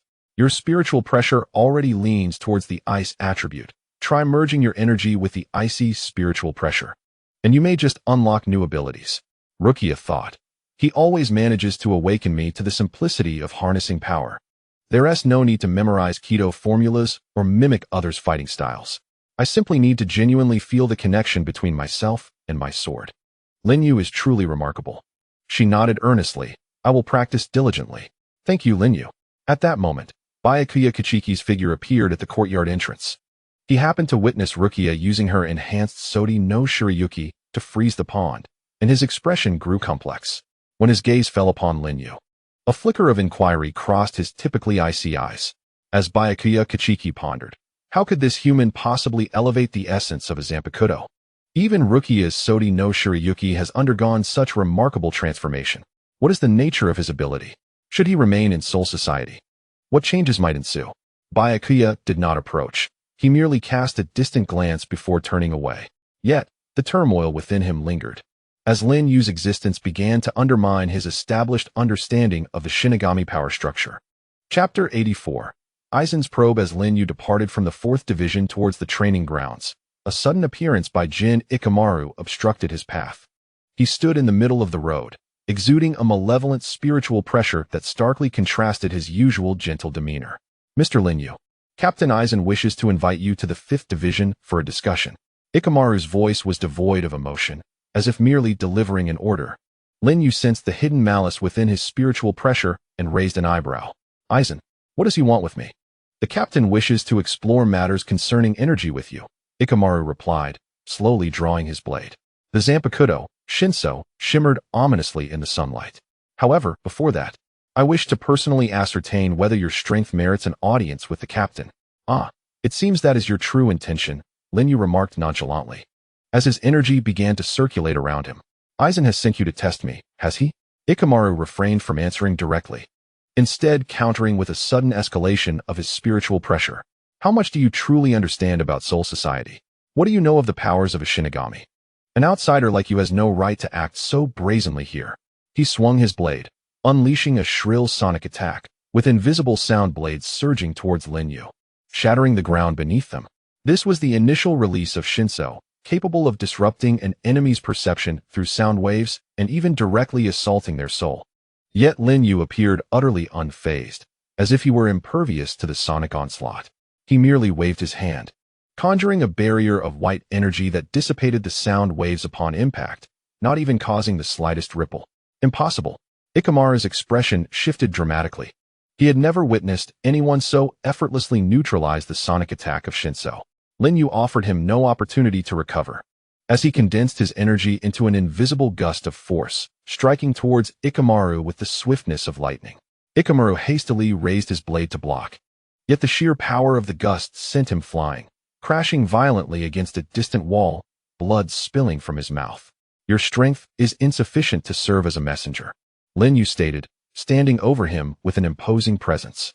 Inform Aizen that if he wishes to see me, he must come himself. Sending a subordinate like you only conveys his lack of sincerity. Ikamaru struggled to rise, cold sweat soaking his back. He could feel that Lin Yue had shown him mercy with that last strike. Otherwise, he would be lifeless now. The sheer potency of Lin Yue's energy instilled a profound fear within him. Ikamaru thought, this power is even more terrifying than Captain Aizen described. He didn't even draw his blade, yet he defeated me with a mere casual strike. If he were to become an enemy, the consequences would be unimaginable. He dared not utter another word, clutching his chest and retreating in disarray. As Lin Yue observed the retreating figure of Dongxian, a glimmer of coldness flickered in his eyes. Has Aizen finally been compelled to act? Perfectly, he too desired to confront the puppet master of this Soul Society. In the office of the 5th Division Captain, Dongxian reported the situation to Aizen, his voice trembling. Upon hearing the report, Aizen displayed no anger. Instead, the smile at the corners of his mouth deepened. Oh, he dares to claim I lack sincerity? How exceedingly intriguing. Aizen's thoughts. The fact that Lin Yue can effortlessly defeat Dongxian and discern my intentions makes him even more fascinating than I had anticipated. What is the source of his power? Can it be harnessed for my purposes? I eagerly await our encounter. Gazing out at the sky, Aizen's eyes glimmered with ambition behind his glasses. It seems I must take matters into my own hands. Prepare for my visit to this Mr. Lin Yue tomorrow. Chapter 85. The past of Kuraka Shunsui. On the rooftop of the 4th Division late at night, the moonlight cascaded like water. Kyoka Shunsui cradled a bottle of sake. Her gaze fixed on the distant headquarters of the Godai 13, her expression complex. Lin Yue sat beside her, quietly accompanying her without prying. I was once the Kenpachi of Soul Society. Kyoka Shunsui suddenly spoke, her voice light, as if recounting another's tale. She took pride in slaughter and reveled in defeating the strong, her hands stained with blood. She rolled up her sleeves, revealing the crisscross scars on her arms, which appeared particularly grotesque under the moonlight. These are remnants from battles long past. Each scar represents a fight for survival. I have taken many lives, including those of my own kin. As long as it makes me stronger, I care not for the sacrifices made. Lin Yue offered her a cup, gently stating, "The past cannot be altered, but the future holds choices. You are now the captain of the 4th Division, saving lives with these hands, and that is enough." Kyoka Shunsui accepted the cup, tilting her head back to drink, the liquid sliding down her chin and soaking her collar. She gazed at Lin Yue's gentle profile, her eyes slightly reddening. For the first time, someone does not fear my past or wonder about my slaughters, but rather understands me. For many years, everyone knew her as the legendary Kenpachi, yet no one was aware of her internal struggles. All admired her healing abilities, but none cared about the nights tormented by bloodlust. Only Lin Yue, this stranger she had known for mere days, saw through the hardened shell to the softness within. Lin Yue reached out, gently wiping the sake from the corner of her mouth. The warmth of his fingertips penetrated her skin, causing Kyoka Shuinsui's body to stiffen momentarily. She turned to look at Lin Yue, meeting his deep, gentle gaze, which held neither fear nor desire, only pure understanding and respect. Kyoka Shuinsui's thoughts. Had I met him sooner, perhaps I would not have taken such a convoluted path. Perhaps I would have realized that true strength lies not in slaughter, but in protection. These days spent together with him have been the most tranquil and secure I have felt in a century. Her heart skipped a beat inexplicably, prompting Kyoka Shunsui to hastily avert her gaze, her cheeks warming slightly. The night breeze wafted through, carrying the fragrance of cherry blossoms and dispelling the awkwardness between them. "Thank you, Lin Yue." In a gentle whisper, Yaozuo spoke, her voice laced with a barely perceptible tremor. "We are friends, are we not?" Lin Yue replied with a smile. Yaozuo echoed the word friends, a tender smile gracing her lips. The two fell into a comfortable silence, gazing at the moon as its silvery light enveloped them. The air was infused with a subtle fragrance of wine and an intricate atmosphere, as if something profound was quietly transforming. Though the world beneath the rooftop remained tumultuous, this moment of tranquility belonged solely to the two of them. Chapter 86. The rumors of Soul Society Lin Yue's enhancement of the Zanpakuto swiftly became the talk of the Soul Society, spreading like wildfire. In the Shinigami Lounge, discussions echoed from nearly every corner about this enigmatic outsider. "Have you heard? The 4th Division has a remarkable figure. He heals using a force called Chi, faster than Captain Yazuhua's Kido. Indeed, he even defeated the captain of the 5th Division, Dong Shinya, with just a single move. How terrifying. I also heard he can enhance Zanpakuto. The vice-captain of the Kichiki family, Byakuya's Senbonzakura, was amplified by him, its power multiplied several times." Amidst the chatter, some spoke with reverence, others with curiosity, and a few with skepticism. Ichigo Renji was among them. He approached Lin Yue, who was instructing the 4th Division members in the art of chi healing, shedding his outer garment to reveal his well-defined physique. "Lin Yue, I wish to spar with you." Before Lin Yue could respond, Renji unleashed his Bankai, Baboon King, Snake Tail. The enormous serpent-like blade spiraled upwards, propelled by a fierce spiritual pressure toward Lin Yue. "Let me see just how formidable you truly are." With a resigned sigh, Lin Yue faced the oncoming Snake Tail, merely extending a finger to gently flick it. A precise burst of white energy struck the 7-inch mark of the blade, and the once ferocious serpent was instantly repelled, causing Renji to tumble backward in a most undignified manner. "Your strength is considerable, yet lacks control, much like a leaky faucet," Lin Yue remarked as he helped Renji to his feet. "She can assist you in stabilizing your blade. Allow me." He grasped Renji's wrist, guiding a thread of chi into the snake tail. To Renji's astonishment, the once unruly blade became docile, its spiritual pressure now more refined. When he attempted to swing it, the snake tail adeptly navigated around obstacles, striking the distant target with pinpoint accuracy. Inner thoughts of Renji: "Damn it, he's outshining me again. But I really have improved. Is this the power of chi? It truly seems formidable." His face flushed with embarrassment, he awkwardly conceded, "Fine. You are impressive." With that, he turned and dashed away, nearly colliding with Captain Yamamoto at the door. Captain Yamamoto observed Renji's disheveled retreat, then glanced at Lin Yue, who continued to instruct the squad. His expression grew grave. He convened a meeting of the captains of the Godai 13, solemnly stating, "We must closely monitor this human named Lin Yue. His energy system exceeds the comprehension of a Shinigami and may alter the balance of the Soul Society. Is the Captain Commander concerned he might pose a threat to the Soul Society?" Kachiki Byakuya inquired, a flicker of vigilance in his gaze. "Uncertain," came the reply. Captain Yamamoto shook his head, yet emphasized the necessity of preparation. "Unohana, you have had the most interactions with him.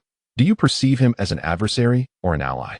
All gazes converged upon Unohana. After a moment of contemplation, she replied softly, "He harbors no malice and even aids us in enhancing our strength. However, his intentions remain ambiguous, and his power is unfathomable." A heavy silence enveloped the meeting room. This enigmatic powerhouse had become a thorn in the hearts of all captains, unaware that a far greater storm was quietly brewing. Chapter 87. The invitation from Aizen. The office of the 5th Division captain was adorned with simplicity and elegance, reflecting Aizen's gentle demeanor. Lin Yue sat on the sofa, observing Aizen as he poured tea, yet felt no sense of relaxation. Beneath the seemingly placid exterior lay a disquieting ambition. "Mr. Lin Yue, your strength is truly remarkable," Aizen remarked, adjusting his glasses with a serene smile. "The Soul Society is perhaps too small to encompass your talents." Lin Yue lifted his teacup and replied nonchalantly, "Captain Aizen, you did not summon me merely for tea, did you?" "Indeed, you see through me, Mr. Lin Yue," Aizen chuckled, retrieving a delicate box from his drawer. Upon opening it, a captivating blue crystal emanated an alluring glow. This was the Hogyoku, capable of allowing one to transcend their limits and achieve true evolution. Both Shinigami and Hollow could obtain unprecedented power through it. Lin Yue gazed at the Hogyoku, sensing the chaotic and immense energy within, a confluence of countless souls' grievances and desires. Pure yet perilous, such power, forcibly attained through external means, ultimately amounted to mere illusions, lacking a solid foundation. Aizen's smile remained, yet a glint of sharpness flickered in his eyes. "Do you not desire greater strength? With your aura, supplemented by the Hogyoku, you might transcend the boundaries of Shinigami and Hollow, reaching realms even the Soul King cannot touch. True strength is cultivated through one's own efforts, not pilfered from others," Lin Yue stated, setting down his teacup and rising to his feet. "I appreciate your goodwill, Captain Aizen, but I have no interest in the power of others." Aizen's thoughts. Refusal is but a prelude to consequence. Since he cannot be of use to me, he must be eradicated. Precisely. His aura could serve as the final piece in my perfect fusion with the Hogyoku. Aizen retracted the Hogyoku, maintaining his gentle smile. "It seems, Mr. Lin Yue, that you have made your decision. I apologize for my presumption." Lin Yue chose not to elaborate further and departed from the 5th Division. As he watched Lin Yue's silhouette fade at the doorway, Aizen's smile vanished instantaneously, his gaze turning as cold as steel. "Jin, let us advance our plans." He instructed the hidden Jin Ikamaru, "Make him a stepping stone for my evolution."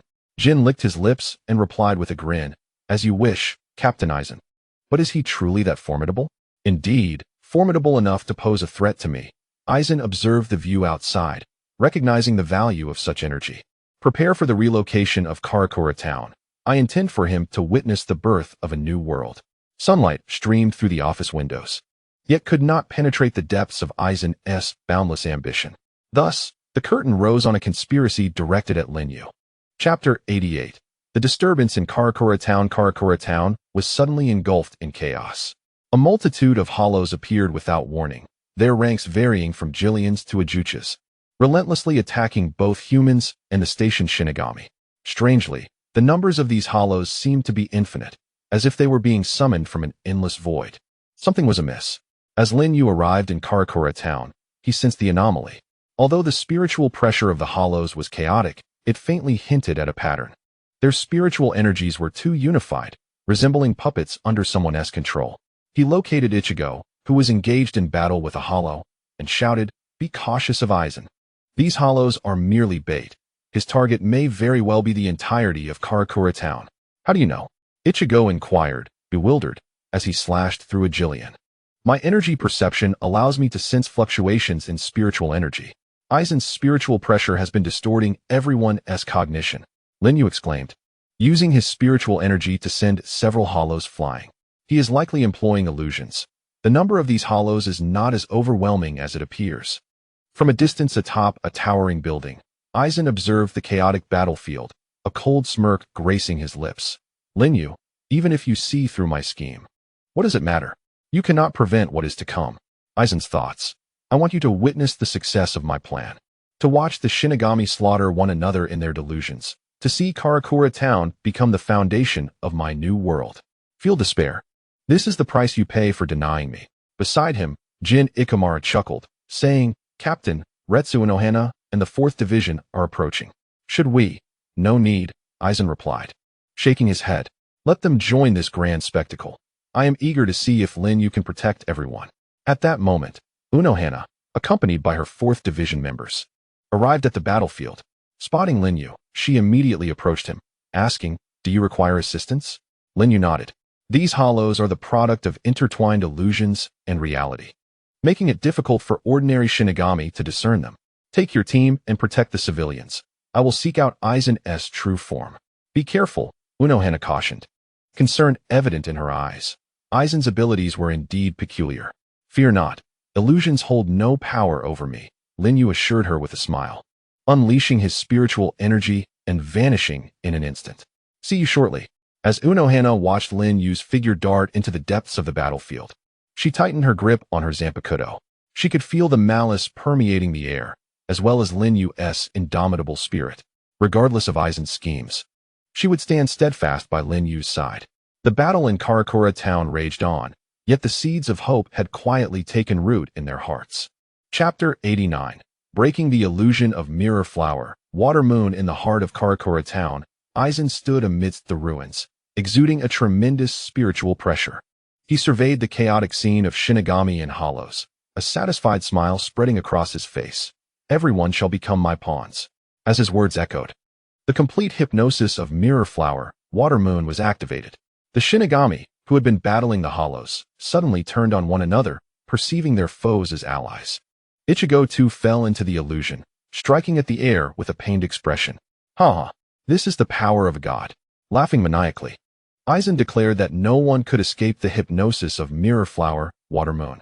Was he mistaken? A cold voice suddenly pierced through the air. Aizen's smile froze. Disbelief etched on his face as he turned to the source of the voice. Lin Yue stood before him, a tempest of energy radiating from his being. Golden waves of power surged forth, shattering the illusions in the eyes of the Soul Reapers like fragile bubbles. How could this be? Aizen's expression shifted drastically. Mirror Flower, Water Moon had never failed. Why were you not hypnotized? Your illusion has no effect on me. Lin Yue advanced step by step, his aura locking onto Aizen. Your spiritual pressure fluctuates too regularly, akin to a low-quality radio signal, easily disrupted. Simply adjusting to a different frequency can unravel your illusions. As the surrounding Soul Reapers gradually regained their senses, shock painted their faces upon witnessing Lin Yue confronting Aizen while they had been engaged in mutual destruction. He wasn't hypnotized. Lin Yue is incredible. Ichigo, too, broke free from the delusion. Upon spotting Lin Yue, a flicker of relief crossed his eyes. Lin Yue, you truly did not deceive me. Ichigo's thoughts. This is astonishing. Lin Yue can actually break Aizen's illusion. Who is he? He is nothing short of a savior. Aizen observed the Soul Reaper's awakening, then glanced at the composed Lin Yue. An unfamiliar sense of panic rising within him for the first time. Impossible. Mirror Flower, Water Moon is a flawless hypnosis. No one can resist it. Nothing is perfect. Lin Yue had now reached Aizen, energy coalescing in his palm. Your illusion is indeed formidable, capable of disrupting one's senses and spiritual perception. However, my energy does not rely on the senses or spiritual pressure. It directly perceives the essence of energy. No matter how you disguise your spiritual pressure, its essence remains unchanged. It cannot deceive me. Aizen gritted his teeth, his expression dark as storm clouds. Even if you were not hypnotized, you still cannot defeat me. He released his Zanpakuto, spiritual pressure surging. Shatter, Mirror Flower, Water Moon. Countless blades surged from all directions, imbued with a sense of annihilation. Yet Lin Yue stood unmoving. A golden wall of energy erupting instantaneously, blocking every blade. It is time to conclude this. Aizen. Lin Yue's voice was icy and resolute. Your mirror flower. Water moon holds no power over me. Beneath the sunlight, the collision of the golden wall and Aizen's blades produced a jarring sound. Lin Yue's figure appeared especially steadfast within the energy barrier, resembling an unyielding lighthouse illuminating the darkness of Karakura Town. Chapter 90. The evolution of divine suppression. The skies above Karakura Town were shrouded in a cloak of black spiritual pressure. Having merged with the Hogyoku, Aizen's form evolved into a more powerful incarnation. Short, white hair, a bare chest adorned with the Hogyoku, and multiple pairs of black wings unfurling from his back. A tempest of spiritual pressure spiraling around him, distorting the very fabric of space. This is the power of a god. Aizen cackled, his voice echoing throughout Karakura Town. Lin Yue, can you withstand this? He waved his hand, unleashing a colossal wave of energy that immediately leveled Karakura Town, engulfing it in smoke and debris. Yet Lin Yue remained at the eye of the storm, the golden wall of energy unwavering. As the energy wave crashed against it like a bull in a china shop, no matter how flamboyant your evolution may be, at its core, it remains weak. The power derived from external sources, forcibly enhanced, ultimately rests on an unstable foundation. How audacious! Aizen roared as he charged towards Lin Yue, his speed akin to lightning. With black claws imbued with the force to rend space itself, Lin Yue deftly sidestepped the attack, concentrating his energy at his fingertips, and with a casual flick, unleashed a seemingly feeble wave of energy that penetrated Aizen's tempest of power, striking him squarely in the chest. Gasping, Aizen staggered back, incredulously staring at the minuscule wound that had suddenly appeared on his chest. Though it healed swiftly, he could sense a slight disruption within his internal energy. My body has evolved to be immortal. How could you possibly harm me? Aizen cried out in madness, unable to accept the reality of his injury. The energy of the Hogyoku was stolen, unstable, a mere tremor could shatter it. Lin Yue advanced step by step, his energy intensifying. Your so-called evolution is nothing but a forced amalgamation of powers that do not belong to you, akin to a vase glued together, seemingly solid, yet shattering with the slightest touch. He amplified his energy output, golden waves crashing towards Aizen like a tidal surge. Suddenly, the Hogyoku within Aizen began to flicker with a crimson light, emitting erratic energy fluctuations. He felt his power spiraling out of control, the once docile energies turning against him, inflicting unbearable pain. No, my evolution, my divine dream. For the first time, Aizen's expression betrayed fear. He sensed his strength waning, his body regressing. Inner thoughts of Aizen. How could I lose? I am the chosen one. I am destined to become a god. How could I be defeated by an enigmatic human? This is unjust. Lin Yue offered no respite for his struggle. He unleashed a punch, channeling all his strength into a golden streak of energy that struck Aizen's chest. Boom.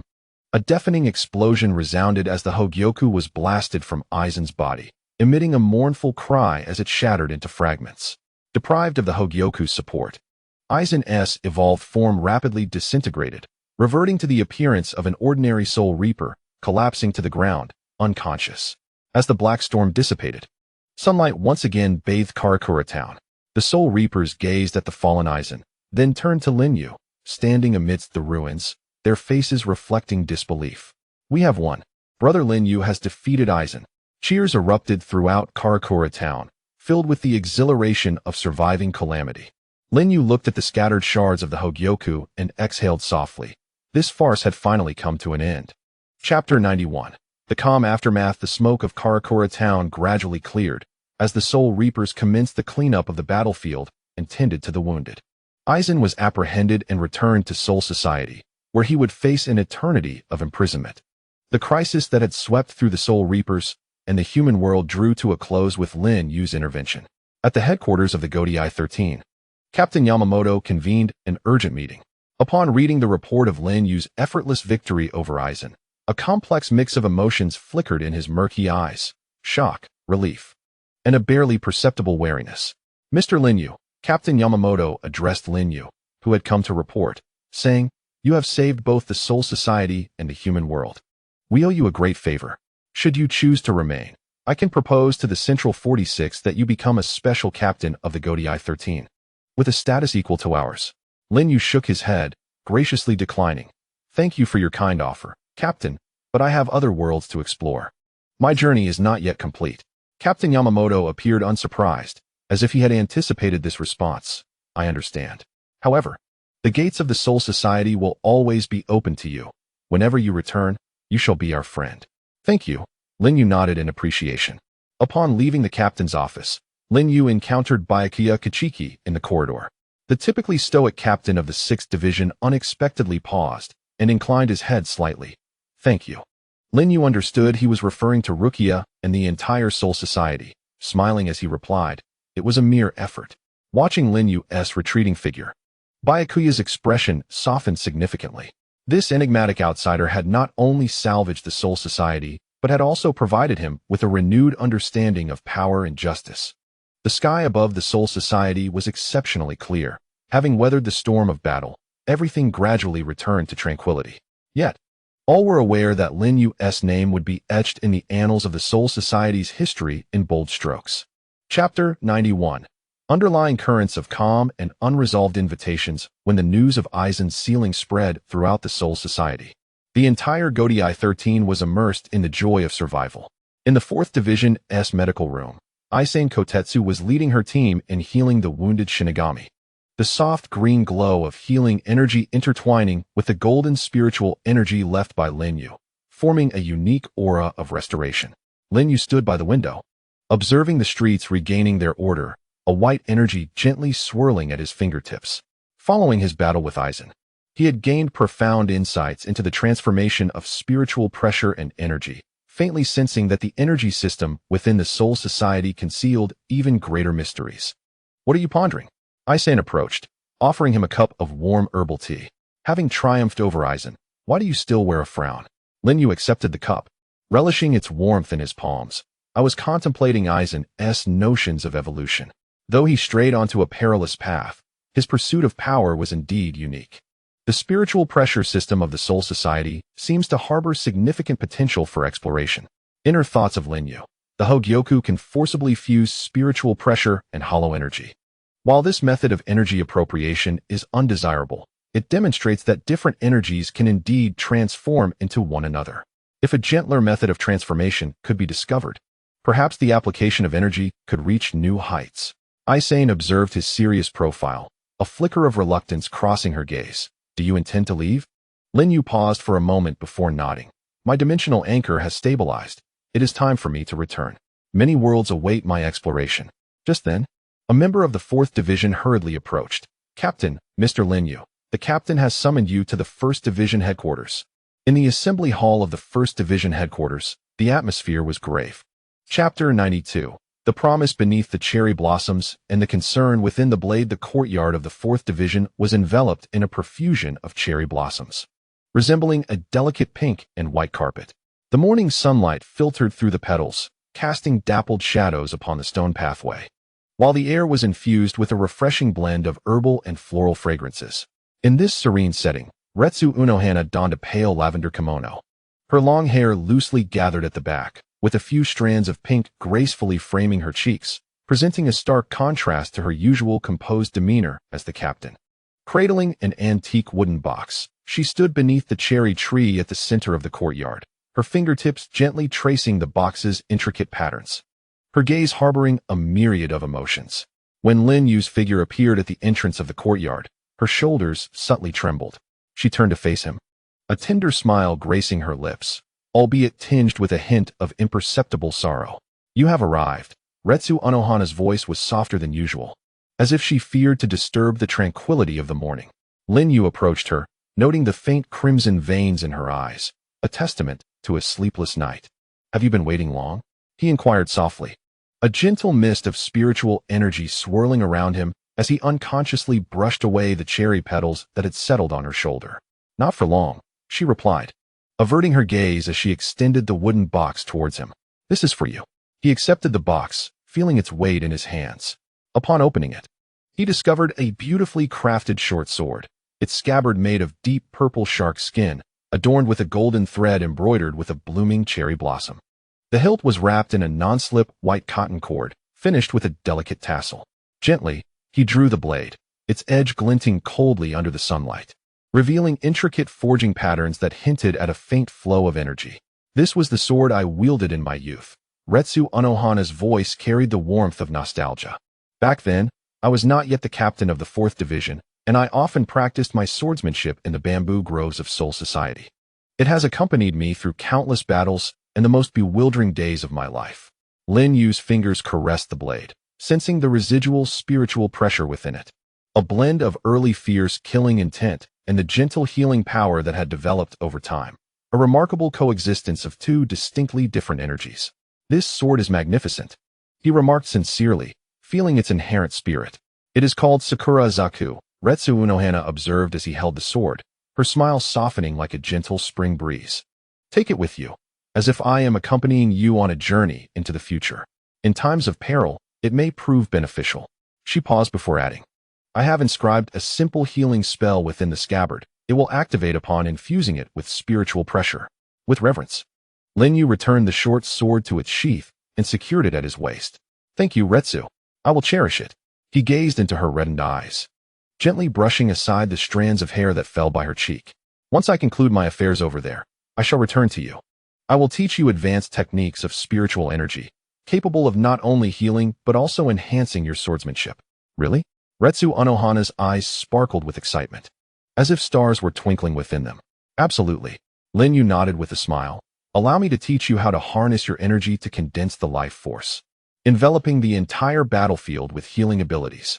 I shall also impart the technique of the energy blade, enabling Sakura to unleash long-range slashes without the need for close combat.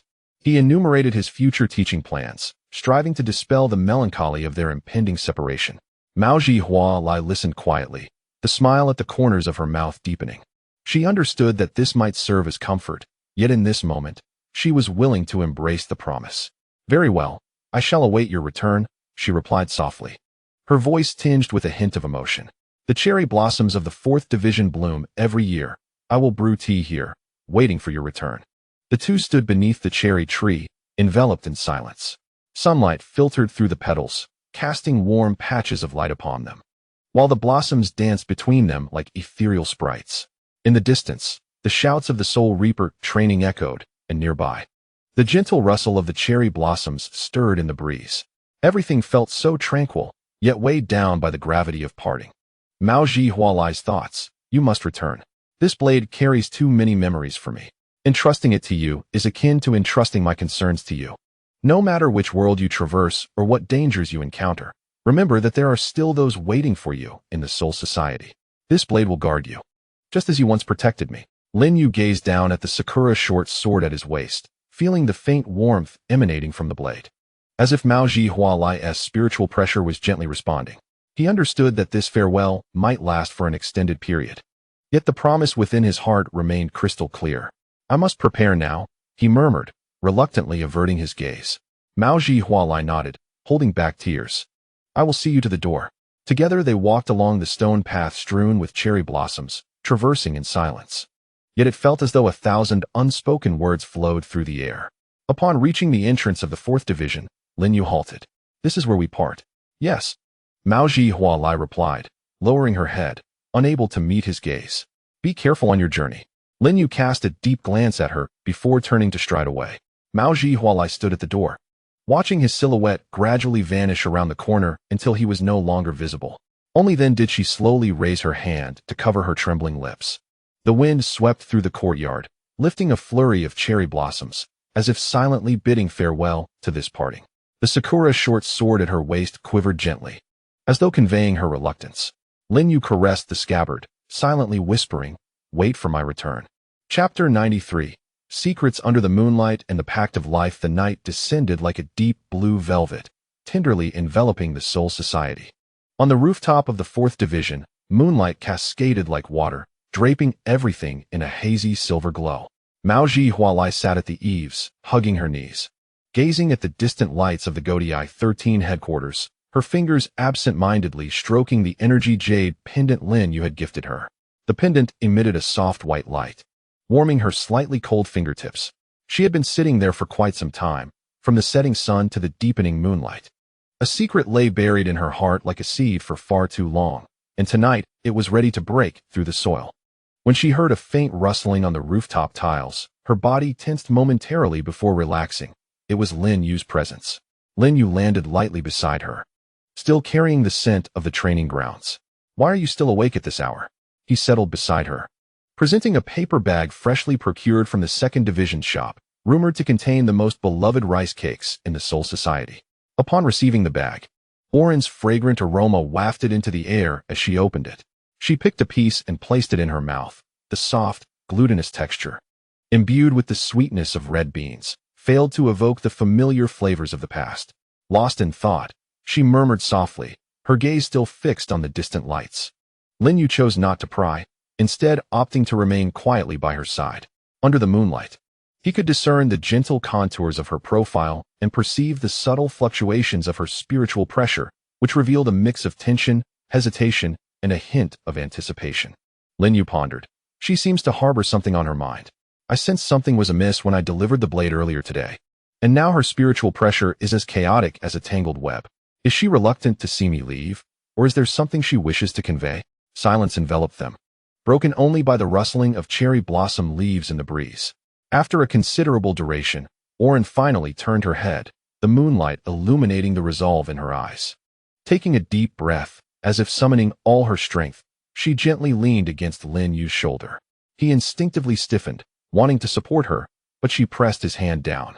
"Don't move," she whispered, her voice as delicate as a whispering breeze. "Let me lean for a moment." The warmth of her body seeped through the thin fabric, accompanied by a faint scent of herbs. Lin Yue could sense her trembling, deepening his confusion. He felt her spiritual pressure rising rapidly, as if she were making a momentous decision. After what felt like an eternity, Oren lifted her head, locking her gaze with Lin Yue's questioning eyes. Her cheeks flushed softly in the moonlight, yet her expression was resolute. She extended her hand, gently placing it in Lin Yue's palm, then slowly guided his hand to her lower abdomen. The instant Lin Yue's fingertips made contact with her abdomen, he froze, struck by an overwhelming sensation. He felt a faint yet unmistakable life force, intertwined with Oren's spiritual pressure and a trace of his own essence, both energies entwined like vines, nurturing a new life. Lin Yue's mind went blank, a torrent of words lodged in his throat, leaving him speechless. He could feel the rhythmic pulse of that life energy, weak yet resilient, each heartbeat echoing against his own heart. Observing his astonished expression, Oren found an unexpected calm. She gently held Lin Yue's hand resting on her abdomen and softly declared, "I'm pregnant." These 5 words struck Lin Yue like thunder, reverberating in his ears. He abruptly lowered his gaze to her abdomen, then raised his eyes to meet hers, repeatedly seeking confirmation of this astonishing truth. In the wake of overwhelming shock, an indescribable joy surged within him like a tidal wave, causing his fingertips to tremble. "Is it true?" he asked, his voice hoarse, brimming with incredulous delight. Oren smiled and nodded, her eyes shimmering with unshed tears. "I discovered it during a recent checkup. I intended to tell you sooner, but I couldn't find the right moment." Her fingers gently traced Lin Yue's hand. "This child is ours." Lin Yue cautiously placed his hand upon her modest abdomen, the warmth of his palm gently circulating, tenderly enveloping the faint essence of life within. He could distinctly sense the small life's response, a pure joy intertwined with a profound dependence. A tremendous sense of responsibility and happiness unfurled within his heart, illuminating the true meaning of guardianship. "I'm sorry," he suddenly spoke, his voice laden with remorse. "I must leave soon and cannot remain by your side." "It's all right." Unohana Retsu shook her head, resting her head against his chest, listening to the steady rhythm of his heartbeat. "I know your journey is not yet complete. Go forth and accomplish what you must. I shall await your return." She paused, softly adding, "When our child is born, I will tell him that his father is a remarkable man, a gentle warrior who ventured far and wide, and one day will return to us." Unohana Retsu internally resolved, "Even if he does not return, I will raise our child. I will teach him to harness his spiritual pressure and recount the wonders of his father's spirit. I will take him to see the cherry blossoms of the 4th Division and impart the lesson that one must learn to protect rather than to kill. This is our child, the most precious bond between us." Lin Yue held her tightly, resting his chin atop her head, feeling the warmth of her body and the faint flutter of life within. "Wait for me," he solemnly vowed, his voice imbued with unprecedented resolve. within a year. I will certainly return to you both.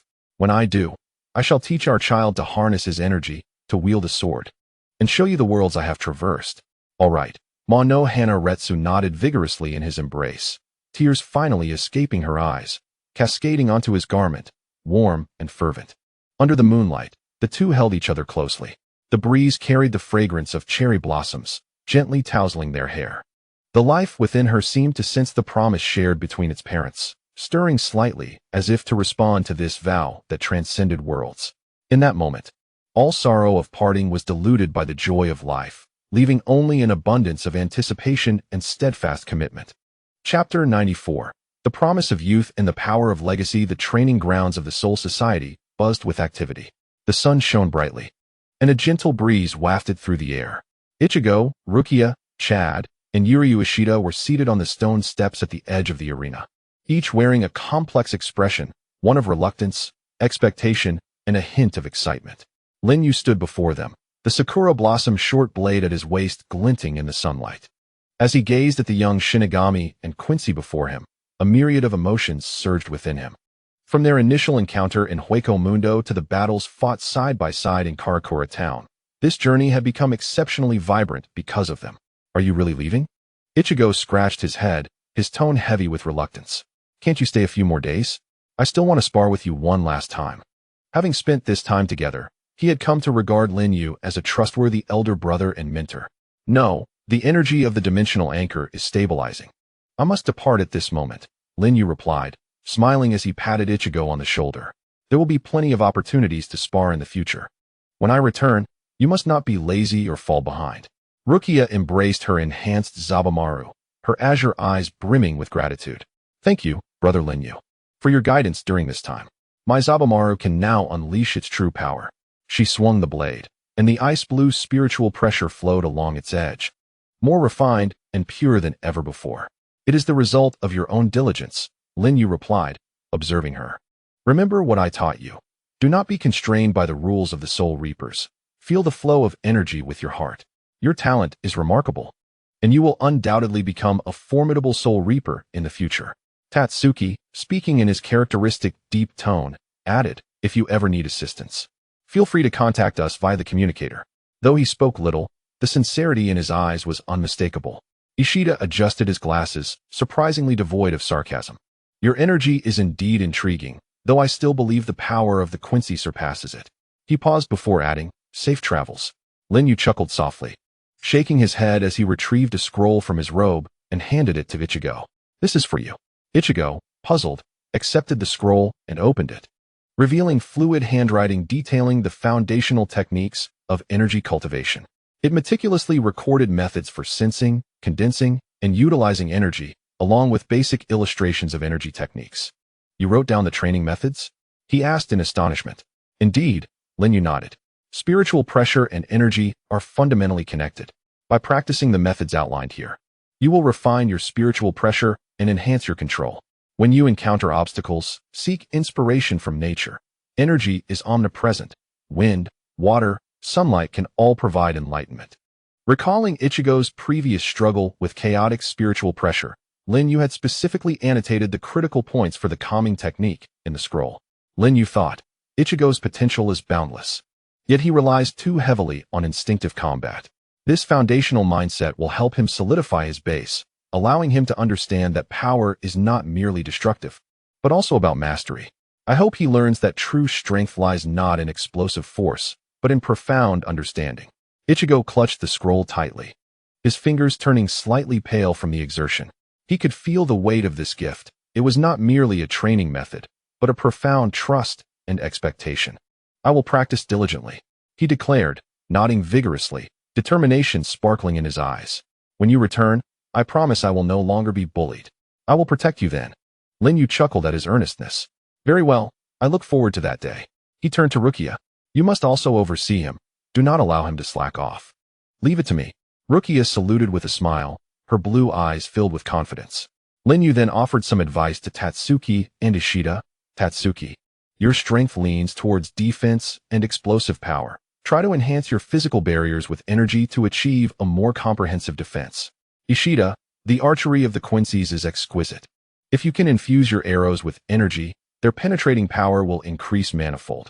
Both listened intently, their eyes filled with gratitude. At that moment, Renji and Byakuya approached. Renji awkwardly extended a poorly wrapped box, saying, "Hey, this is a cherry blossom cake I had someone buy in the Rukongai. I heard it tastes good. Eat it on your journey." Despite the prideful tone, his ears betrayed him, turning a shade of crimson. Lin Yue accepted it with a smile. "Thank you, Renji." As Byakuya Kachiki gazed upon Lin Yue, a rare warmth graced his typically frosty visage. "Take care on your journey. The Soul Society owes you a debt of gratitude. Should you need anything, do not hesitate to reach out through the dimensional gate." He paused, adding, "Please do offer guidance to Rukia." "Rest assured, Captain," Lin Yue nodded affirmatively. The sunlight bathed everyone in its warm, radiant embrace.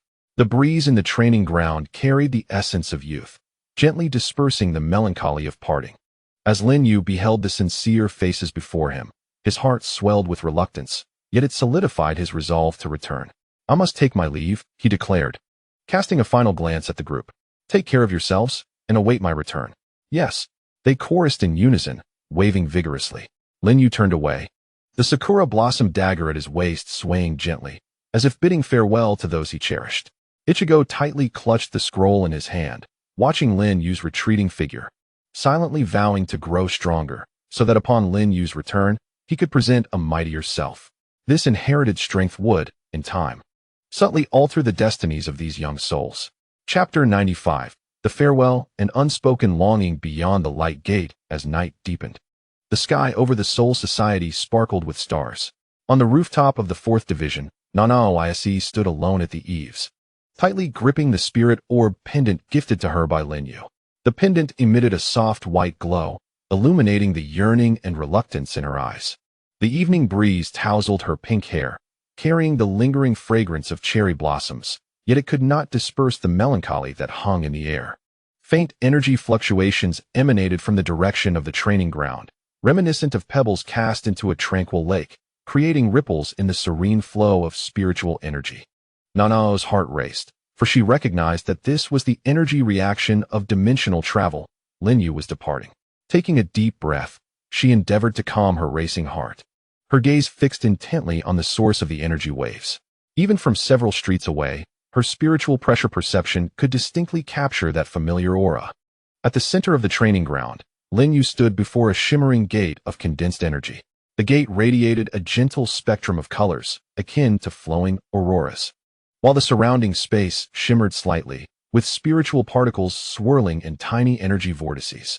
He felt the strong dimensional pull emanating from the other side of the gate, a frequency of energy belonging to the Dragon Ball world, warm and familiar. He cast a final gaze at the night sky of the Soul Society, where the stars sparkled like shattered diamonds embedded in deep blue velvet, a sight that mirrored his arrival, yet felt profoundly different due to the experiences he had undergone. Instinctively, he tightened his grip on the sakura blossom dagger at his waist, the cherry blossom patterns on its sheath glimmering softly in the gate's illumination, as if responding to his emotions. He then lifted his head, gazing toward the 4th Division, though he could not see any specific figures. His spirit could sense the gentle spiritual pressure that had always watched over him. "It is time to depart," Lin Yue murmured softly, his voice echoing distinctly in the expansive training ground. He adjusted his attire, tucking away the cherry blossom rice cakes that Ichigo had awkwardly gifted him, a token of the young man's affection. He then took a step forward, gradually moving towards the luminous gate. Almost the moment he lifted his foot, Wohoa Lai on the roof leaned forward sharply. She could sense the energy rushing towards the dimensional rift, her heart racing as if it would burst from her chest. Instinctively, she extended her hand, gently waving towards the radiant light, her spiritual pressure dispersing with emotion, tracing a pink luminescent streak in the air, as if this could somehow keep him there. Wohoa Lai's thoughts: "You must return, bringing Sakura with you, bringing back your promise. I will await you here, in the courtyard where cherry blossoms bloom, preparing herbal tea, waiting for you to teach me the art of energy, waiting to see our child grow. No matter which world you traverse or what dangers you encounter, remember that the Soul Society holds your concerns, and there are those who await your return." The brilliance of the gate intensified, gradually enveloping Lin Yue's figure. As he reached the threshold of the light, he suddenly halted. Turning back to wave towards the 4th Division, his energy dispersing with the gesture, transforming into a golden cherry blossom that blossomed in the air, lingering momentarily before slowly dissipating. It was a silent signal he left behind, a wordless farewell. Upon seeing the golden cherry blossom, Wohualai could no longer contain her tears. Warm droplets cascaded down her cheeks, landing on her hand, imbued with a burning warmth. She vigorously waved her arm, her spiritual pressure fluctuating uncontrollably, coalescing into a pink cherry blossom apparition in the night sky, responding to his goodbye. "I will wait for you," she whispered softly, her words carried away by the wind, yet imbued with unwavering resolve. Lin Yue gazed at the pink cherry blossom of spiritual pressure in the night sky, a gentle smile gracing his lips. He turned and stepped into the light gate, the vibrant colors surging forth, completely engulfing his figure. The gate began to contract, the energy vortex gradually calming. The dimensional fluctuations in the air growing weaker until they transformed into a faint glimmer and vanished, as if they had never existed. The training ground returned to silence, leaving only the sound of the wind whispering through the flagpole and the scattered cherry blossom petals. Wohualai remained standing on the roof, holding her waving position. It was only when that familiar energy completely faded from her perception that she slowly lowered her arm, covering her mouth, the suppressed sobs finally escaping her throat. The moonlight bathed her, casting a long shadow that made her appear exceptionally solitary. She lowered her gaze to her abdomen, where new life was nurtured, the most profound bond between them. The energy talisman in her palm remained warm, a lingering imprint left by Lin Yue, serving as a talisman of reassurance, bolstering her resolve. Wohualai's thoughts. He has departed, but he has not vanished. He has merely journeyed to another world. His essence lingers in the talisman, in the Sakura blade. In our child. I must not weep. I must be strong, protecting myself and our child, awaiting his return. This is not an end, merely a temporary separation. Wohualai took a deep breath, wiped away her tears, her gaze regaining its determination. She turned and descended from the roof, her steps steady. Under the moonlight, although her silhouette appeared solitary, it was imbued with the gentle strength of nurturing life. The lights of the 4th Division illuminated behind her, resembling a warm harbor awaiting the return of a voyager. The stars in the night sky continued to twinkle, as if bearing witness to this pact that transcended dimensions. Where the light portal had vanished, residual energy and spiritual essence slowly merged, leaving a faint cherry blossom imprint on the stone floor of the training ground, silently narrating the tales of events that had once unfolded here. Chapter 96. Embrace of the Dragon Ball World and Concerns of Dimensional Crossing. In the Capsule Corporation laboratory of the Dragon Ball World, Bulma paced anxiously before the control panel. The holographic screen displayed intricate energy graphs, with red signal points flickering erratically at the edges. These were the final signals transmitted from Lin Yue's dimensional locator. He was already 3 hours overdue. Bulma bit her nails, her beautiful blue eyes filled with concern. As the locator indicated, he was in a realm of exceedingly high spiritual density, where energy fluctuations were disturbingly chaotic. Was he in danger? She tapped the control panel, and suddenly the signal stabilized. The green energy bar began to rise slowly.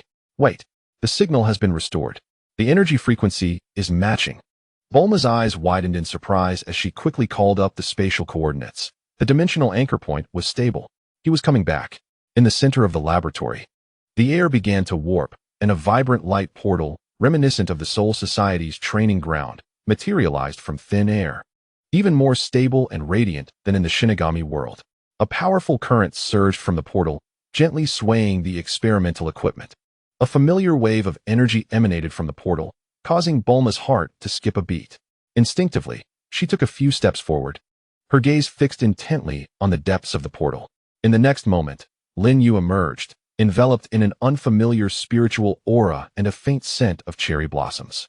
He had barely steadied himself, still acclimating to the energy disparities of the two worlds, when a warm body suddenly leaped into his embrace. "Lin Yue, you finally returned," Bulma exclaimed, clinging tightly to his neck, her voice tinged with tears. Her shoulders trembled slightly from the residual fear. "Do you have any idea how worried I was? The locator indicated you were in a realm filled with spiritual entities, and your energy signal nearly vanished several times. I thought." She couldn't bring herself to finish that thought, but the terror in her tone was unmistakable. Lin Yue stumbled back a half step from her impact, hastily reaching out to steady her, feeling her soft form and rapid heartbeat. Guilt surged within him. "I'm sorry for making you worry," he murmured, gently patting her back, using his own energy to soothe her emotions. "The situation over there was somewhat complicated, which delayed my return." Bulma nestled against him, burying her face in his chest, greedily inhaling his scent until she felt reassured of his safety, her tense body gradually relaxing. "What kind of place was that?" The locator indicated that all life energy there was in spiritual form, with no physical energy response. "It's simply too strange." She lifted her head, her eyes reddened, resembling a frightened little rabbit. Lin Yue smiled as he wiped away the tears from the corners of his eyes, his fingertips radiating a gentle warmth. "It's a realm known as the Soul Society, inhabited by beings in spiritual form who refer to themselves as Soul Reapers. They engage in combat by manipulating spiritual pressure." He explained briefly, mentioning that he had encountered some troubles, all of which had been resolved. It was then that Bulma noticed the short blade at his waist. "What is this? A new weapon? It doesn't seem to match your usual style." The archaic design of the Sakura Blossom short sword starkly contrasted with Lin Yue's typical energy-based weapons. The cherry blossom patterns on the scabbard exuded a delicate Eastern charm. "It was a gift from a friend," Lin Yue replied, gently stroking the scabbard, his gaze softening. "Her name is Retsu Unohana. She is the captain of the medical squad there and has been immensely helpful to me." Upon hearing the word friend, Bulma's ears perked up, and she scrutinized Lin Yue's expression, her lovely brows knitting slightly. "A woman?" Lin Yue, oblivious to the shift in her tone, nodded with a smile. "Yes. She is a remarkable doctor, and her swordsmanship is equally impressive." Just as he was about to elaborate on the wonders of Unohana's healing techniques, Bulma's sudden action interrupted him. She wrapped her arms around his neck, stood on her tiptoes, and planted a firm kiss on his lips, fixing him with a determined gaze. "Regardless of how impressive your friends may be, it's enough that you returned. You mustn't venture into such dangerous places again, nor should you disappear for so long." Her tone carried an air of authority, yet her eyes sparkled with the joy of reunion. Lin Yue paused momentarily, then embraced her warmly in return. "All right. I promise to inform you in advance next time, allowing you to monitor my whereabouts at all times. Are you satisfied with that, Miss Bulma?" Bulma laughed at his playful tone, playfully tapping his chest. "Now we're getting somewhere. Tell me all about that world. Did you encounter any formidable foes in the tournament? Were there any fascinating technologies?" She pulled Lin Yue toward the lounge, her curiosity manifesting in a flurry of questions. The shimmering light of the laboratory's portal faded entirely, and the dimensional fluctuations in the air returned to a serene calm. Observing Bulma chattering animatedly beside him, Lin Yue felt enveloped by the familiar energy of the Dragon Ball world, a sense of belonging filling his heart. Yet, his fingers unconsciously caressed the handle of the Sakura Blossom short sword, memories of moonlight and cherry blossoms from the Soul Society flooding his mind, along with the image of a figure waving from a rooftop. The journey across dimensions continued, but certain attachments had already etched themselves deep within his soul, intertwined with the essence of energy and spiritual pressure. Chapter 97: Jealousy and Honesty. The tenderness of two worlds in the Capsule Corporation's lounge. Sunlight streamed through the floor-to-ceiling windows, bathing the white sofa in warmth and brightness. Bulma prepared 2 cups of hot cocoa, handing one to Lin Yue while she curled up on the sofa, her knees drawn to her chest, her eyes sparkling with anticipation for tales from the Soul Reaper world. Taking a sip of the hot cocoa, the sweet warmth flowed down his throat, dispelling the weariness from his dimensional travels. He gathered his thoughts and began to recount his experiences in the Soul Society. The energy in that world is known as spiritual pressure, akin to our own ki. Yet the methods of its application are entirely different. They wield Zanpakuto to unleash their abilities, alongside techniques reminiscent of magic called Kido, resulting in a uniquely captivating combat style. Zanpakuto? Is it akin to magical weaponry? Bulma inquired with curiosity, her fingers swiftly recording on the tablet. What is the principle behind that ghostly technique? Is it energy manipulation or spatial magic? It seems more akin to the application of energy runes, Lin Yue elucidated. He explained that by utilizing specific incantations and gestures to guide spiritual particles, one could form attacks or defenses. However, he noted that their reliance on fixed formulas rendered them less adaptable than the use of spirit energy. He recalled the words of Unohana Retsu and Aizen's deceptive abilities. Having encountered an adversary named Aizen, whose power lay in illusions that could manipulate the senses of others, almost leading to his downfall. Illusions? That sounds quite troublesome. Bulma scrunched her nose. Is it more challenging than Frisia's energy spheres? Each has its merits, Lin Yue replied with a smile. However, his energy foundation was unstable. Relying on external forces for enhancement ultimately led to the shattering of his core energy source. He should pose no further threat. Bulma nodded, then abruptly shifted the topic. Seemingly nonchalant as she asked, what kind of person is this Unohana Retsu you mentioned? If you praise her so highly, she must be extraordinary. Her fingers absent-mindedly skimmed the tablet screen. Her ears perked up in interest. Lin Yue, oblivious to her subtle change in demeanor, responded earnestly. She is the captain of the 4th Division, essentially the commander of the medical unit. Not only does she possess exceptional healing abilities, but her swordsmanship is also formidable. She was once among the strongest swordsmen in the Soul Society. He reminisced about her candid nature under the moonlight, adding, having experienced much, she transitioned from slaughter to guardianship, embodying both gentleness and resilience. Gentleness? Bulma seized upon the key term, raising an eyebrow at him, her tone tinged with a hint of jealousy. It sounds like you two share a close bond, and she even gifted you a sword while you laud her gentleness. She set aside the tablet, crossing her arms. Is she more gentle than I am? Realizing her jealousy, Lin Yue couldn't help but chuckle. What are you feeling jealous about? We are merely friends and sparring partners. She helped me understand the spiritual pressure system, and I taught her how to use spirit energy for healing. It's a mutual learning experience. Just that? Bulma leaned closer, her blue eyes fixated on his, as if seeking the truth in his gaze. Then why do you seem so tender when you speak of her? Seeing her pouty expression, warmth surged within Lin Yue. He wrapped his arms around her, gently pinching her cheek. In that world, she truly assisted me greatly. When faced with Aizen's conspiracy, she was the first to stand by my side in support. While I taught her the use of spirit energy, she was earnest in her studies. We share a bond of trust forged in battle, as well as a recognition of each other's strengths, but it is different from what I feel for you. In what way is it different? Bulma looked up at him, her curiosity insatiable. For you, it is a deep concern. A wish to be together always brings me comfort. Lin Yue stated earnestly, gazing into her eyes. Every day in the Soul Society, I long to return and see you. With her, it is a camaraderie akin to that of warriors, rooted in mutual respect.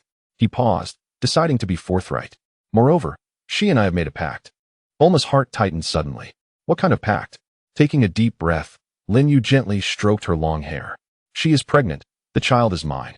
Bulma froze, her eyes widening in disbelief, seemingly unable to process the revelation. In the lounge, a brief silence enveloped the atmosphere, with the melodious chirping of birds outside resonating clearly. Lin Yue refrained from urging her, simply holding her, attuning to the rigidity of her form. After a considerable pause, Bulma regained her voice, her tone imbued with complexity as she inquired, "So you have children in another world?" It was an accident, yet it bore the weight of responsibility. Lin Yue nodded. Offering no concealment, I promised her I would return to see them. This is my commitment. He observed the reddening of Bulma's eyes and hastily supplemented. But this will not affect us, Bulma. Your place in my heart will remain unaltered. I can assure you of that. Bulma remained silent, biting her lip, her fingers firmly clutching his garment. Deep within, she felt a pang of sorrow, a grievance over the hidden truths, alongside an unease regarding the unknown. Yet, more than anything, she sensed a release upon hearing about responsibility and commitment. She understood Lin Yue. He was not one to shy away from his duties. You should have told me sooner, she murmured, her voice tinged with a quiver. I was just feeling jealous, and now I feel like a fool. I apologize. It was I who failed to find the right moment. Lin Yue gently wiped away her tears.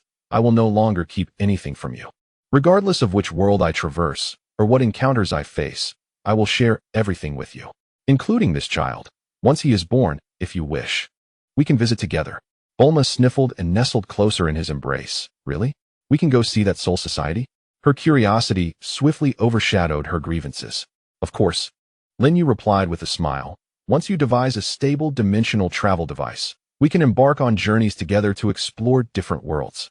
Now that sounds more like it. Bulma finally smiled, playfully punching him. But next time, don't leave traces in other worlds. Otherwise, I shall reconfigure your dimensional locator into bomb mode. At your command. Miss Bulma, Lin Yue chuckled in surrender, embracing her tightly. Sunlight streamed through the window, stretching their shadows long. The candor that transcended dimensions drew their hearts closer, while the new life blossoming in the realm of death forged a wondrous connection between their worlds.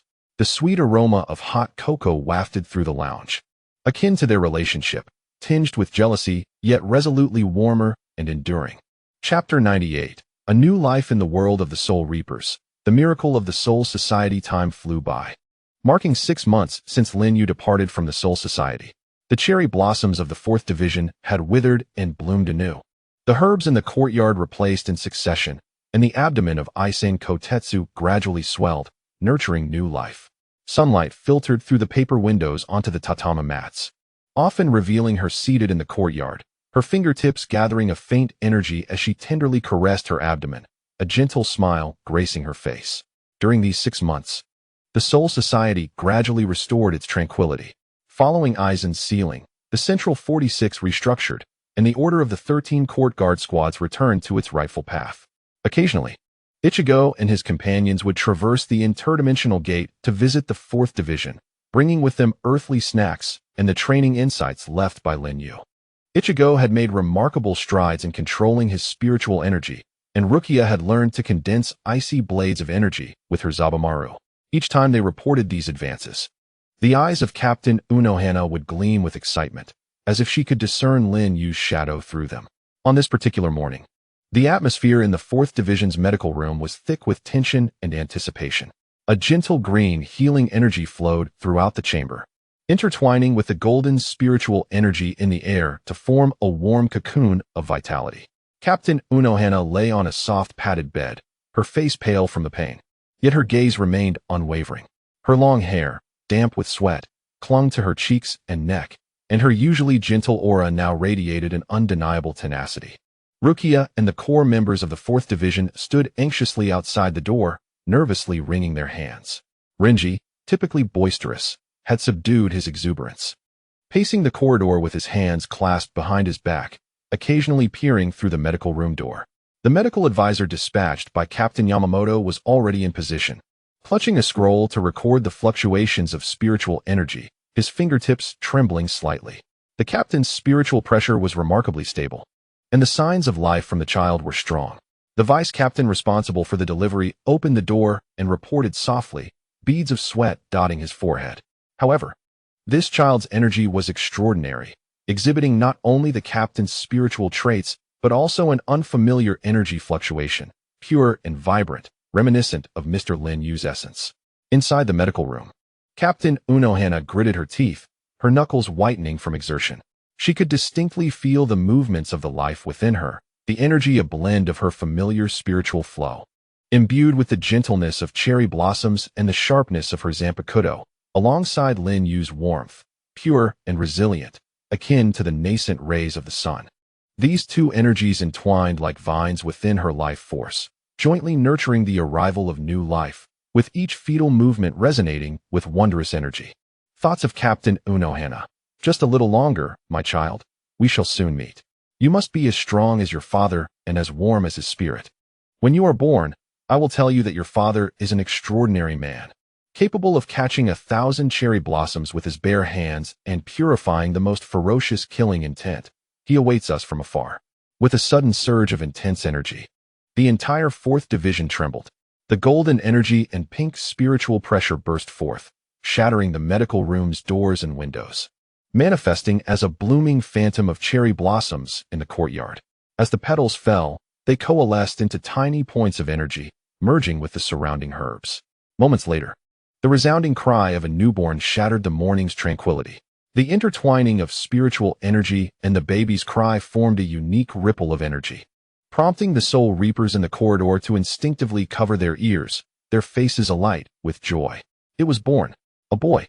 The vice captain emerged from the room, cradling the swaddled infant, his voice quivering with excitement, announcing that both the captain and the child were safe. Rukia and the team rushed forward, peering through the fabric of the swaddling to catch a glimpse of the wrinkled little one. He closed his eyes, yet his small fists were tightly clenched, the tips of his fingers enveloped in a faint golden energy, resonating with the pink glow of spiritual pressure floating at his brow, akin to 2 miniature stars. In the infirmary, Mayabana Ray leaned weakly against the head of the bed, sweat trickling down her chin.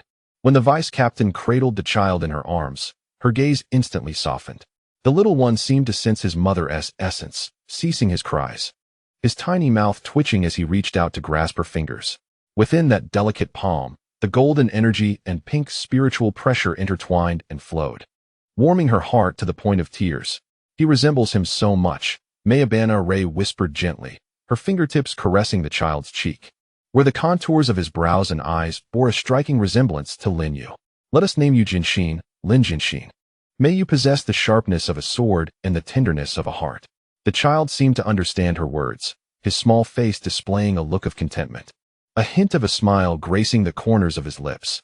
News swiftly spread throughout the Soul Society. When the Shinigami learned that Mayabana Ray had given birth to a child capable of wielding both energy and spiritual pressure, they were utterly astonished.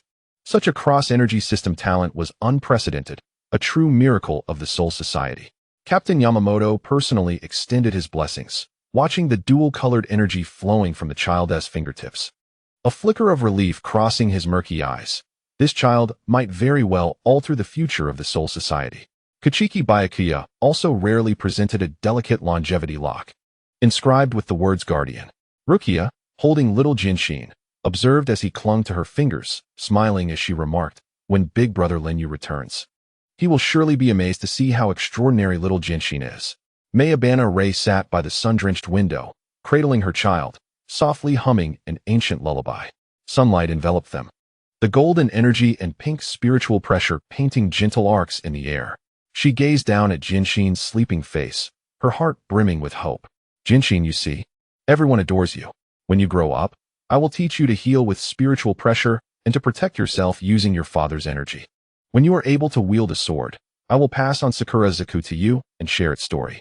We shall await his return together. Shall we? Cherry blossoms fluttered once more in the courtyard, landing on the windowsill, as if bestowing blessings upon this new life.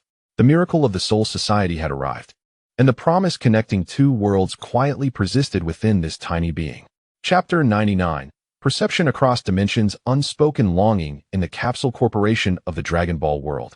Lin Yue sat by the training ground, watching Goku and Vegeta engage in fierce sparring. The golden scion energy clashed in the arena, generating shockwaves that reverberated through the surrounding air. Bulma stood beside him, arms crossed, holding the latest energy detector, occasionally furrowing her brow as she recorded data.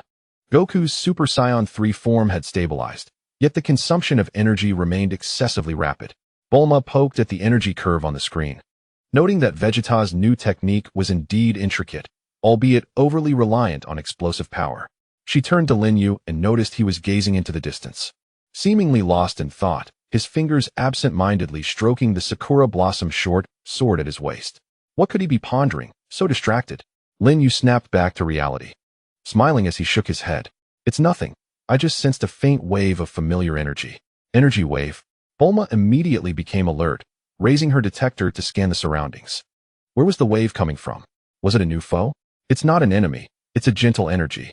Lin Yue closed his eyes, concentrating to perceive the subtle connection.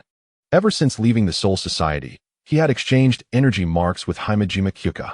He infused a breath of energy into the jade pendant while she left a life mark on the Sakura Blossom sword using her spiritual pressure. Thus, regardless of the dimensional distance between them, they could sense each other's general state. At that moment, the cherry blossom patterns on the blade began to radiate warmth. A new life energy, a blend of spiritual pressure and chi, flowed through the hilt, warm and vibrant, like a pulsating little sun. Within that energy, there was the gentle spiritual pressure of Himejima Kyoka and his own pure chi, perfectly intertwined, forming a brand new life frequency. It was the essence of his child. Lin Yue opened his eyes, an uncontrollable smile gracing his lips, his eyes brimming with warmth. He was born, healthy and well. The essence of your child? Bulma paused, her expression becoming complex, curiosity, awkwardness, and a hint of subtle softness mingled within. Can you feel him? Yes, our energy marks are connected. Lin Yue gathered a wisp of chi at his fingertips, manifesting a small ethereal image of a baby in the air, surrounded by golden chi and pink spiritual pressure. Look, his chi is so pure, and his spiritual pressure is stable. He is a very healthy little one. Bulma leaned in closer, observing the ethereal image. Although the form was vague, the intertwining dual-colored energies were distinct. Two kinds of energy truly coexisted. This was a phenomenon never before seen in the universe. Her scientific spirit ignited. Her eyes sparkled as she gazed at the image. His energy conversion rate is astonishing. The two energies not only coexist, but nourish each other. Truly a perfect symbiotic entity. Lin Yue chuckled at her earnestness. Could you perhaps focus on something else? Like how adorable he is. Can cuteness be turned into sustenance? Bulma shot him a look, but couldn't he help stealing a few more glances at the ethereal image. All right. It is indeed quite remarkable. His name is Jinshin? Lin Jinshin? Yes, a name given by Himejima Kyoka. I hope he possesses the sharpness of the sword and the warmth of the heart. Lin Yue retracted the chi, his tone imbued with paternal joy. Judging by the energy fluctuations, he should inherit the talent for manipulating chi and spiritual pressure, a truly clever little one. He could sense Jinshin's life energy was vibrant. The small chi already responsive to external stimuli, and the spiritual pressure carried the potential of a Zanpakuto. In the future, he might become the first Soul Reaper in the Soul Society to master both chi therapy and swordsmanship. With this thought, his heart swelled with anticipation. Lin Yue's thoughts. Jinshin, my child. Though I cannot be by your side, your father can feel your existence. Once the dimensional stabilizer is secured, father will come to see you and mother. At that time, he will teach you how to soar with energy, how to imbue your sword with power, and impart a plethora of knowledge. Bulma gazed at the uncontainable smile on his face, feeling a pang of bittersweet emotion, yet she could not help but retort. Fine. I get it. You're pleased that your precious son has arrived. She poked Lin Yue's arm, her tone laced with playful banter. But remember, next time, you mustn't leave energy signatures casually in other worlds. Otherwise, I shall adjust your dimensional stabilizer to a one-way route, ensuring you cannot return. Lin Yue, exasperated, explained. It was a special circumstance. Special circumstances are no excuse. Bulma crossed her arms, resembling a feisty kitten. In the future, you must report before venturing into other worlds. Maintain a 3-meter distance from suspicious women. No more accepting random swords from others. Lin Yue chuckled as he pulled her into an embrace. Understood, Queen Bulma. I shall report all my travels to you. Is that satisfactory? Bulma nestled closer, a secret smile playing on her lips. Now we're getting somewhere. After a brief pause, she softly inquired, that Kenshin, does he resemble you, or that Unohana Retsu? He must possess traits of both. In the energy signature, I can sense my brows and eyes, while the spiritual pressure resonates with hers. Lin Yue looked down at the girl in his arms. Shall I bring you a photograph of him on my next visit? Who needs a photograph? Bulma feigned indifference, yet discreetly created a new folder on the scanner, labeling it Soul Society Lin Kenshin Energy Analysis. However, if I could study the principles of the symbiosis of both energies, it might enhance my dimensional stabilizer. Lin Yue could not help but laugh at her contradictory demeanor. The sunlight enveloped them, and the sounds of energy collisions in the training ground seemed to soften. The perception of distant safety across dimensions confirmed his anticipation, while the bond beside him rendered this hope more tangible. He caressed the warm blade of his sakura blossom dagger at his waist, finding solace within its warmth. Lin Yue's thoughts. Rei, Kenshin, wait for me. Once I resolve matters here, I shall return to see you. Bulma observed the tenderness in his gaze as he stroked the dagger, letting out a gentle hum, yet secretly grasping his other hand. Some concerns need not be voiced, and certain promises need not be repeatedly mentioned, for they have already transformed into energy signatures, etched deep within their souls, transcending dimensions. Never to fade. Chapter 100. The Crimson Light of the Dimensional Stabilizer. An invitation from the Naruto world. 3 months later, the laboratory of Capsule Corporation buzzed with activity. Various intricate instruments flickered with vibrant hues, and the air was thick with the scents of ozone and metal. Lin Yue stood before the central control panel, observing the pulsating dimensional coordinates on the screen, his fingers dancing swiftly across the virtual keyboard. Bulma leaned against a nearby apparatus, sporting dark circles under her eyes and hair that resembled a bird's nest. Wrench in hand, she intermittently tapped the dimensional stabilizer, muttering, "The energy conversion rate has finally stabilized at 98. The margin of error for the spatial anchor point has shrunk to 0.01 nanometers. This time, I absolutely will not send you into a magma pit. Last time was an accident," Lin Yue retorted. Lin Yue helplessly reminded himself of his last experience of traversing when he fell into a volcano, a memory that still made his back feel ablaze. However, this time the coordinates were indeed quite stable, and the energy frequency was distinctly clear. The screen displayed a swirling red energy vortex, with the center marked as an unknown world energy system, chakra, adjacent to it. The analysis report detailed high energy density, multi-attribute fusion, and the presence of unique bloodline energy. This was Lin Yue's next target. Meticulously selected based on the energy maps of the multiverse, a world centered around the chakra energy system. Chakra? It sounded like a form of hybrid energy. Bulma leaned closer to examine the screen, pointing at the energy patterns within the red vortex. Look at the fluctuations here. They exhibit characteristics of both mental and physical energy, along with a chaotic essence reminiscent of natural energy. It's distinctly different from your descriptions of chi and spiritual pressure. This is precisely why I wish to explore it. Lin Yue retrieved fragmentary information from the world database, analyzing the residual energy trails. In this world, people could harness various special abilities through chakra, even manipulating elements and altering terrains. Most intriguingly, their energy source was reputedly derived from an entity known as the Mother of Chakra. Mother of Chakra? Bulma raised an eyebrow. Is it akin to the tree of life in the cosmos, or perhaps a core of energy like the Dragon Balls? Uncertain. The data is too sparse, Lin Yue replied, shaking his head, excitement flickering in his eyes. However, to be the energy source of a world must be no trivial matter. I yearn to meet her, to discern the essence of chakra and how it diverges from our chi. Perhaps I might uncover new directions for energy evolution. He recalled his research on spiritual pressure in the Soul Society and the perfect fusion of chi and spiritual pressure within Kenshin, his curiosity about the essence of energy intensifying. Each world's energy system resembled a puzzle, and he aspired to piece them together to reveal the ultimate picture. Lin Yue's thoughts. Chi is the primordial life energy. Spiritual pressure is the energy of the spiritual body.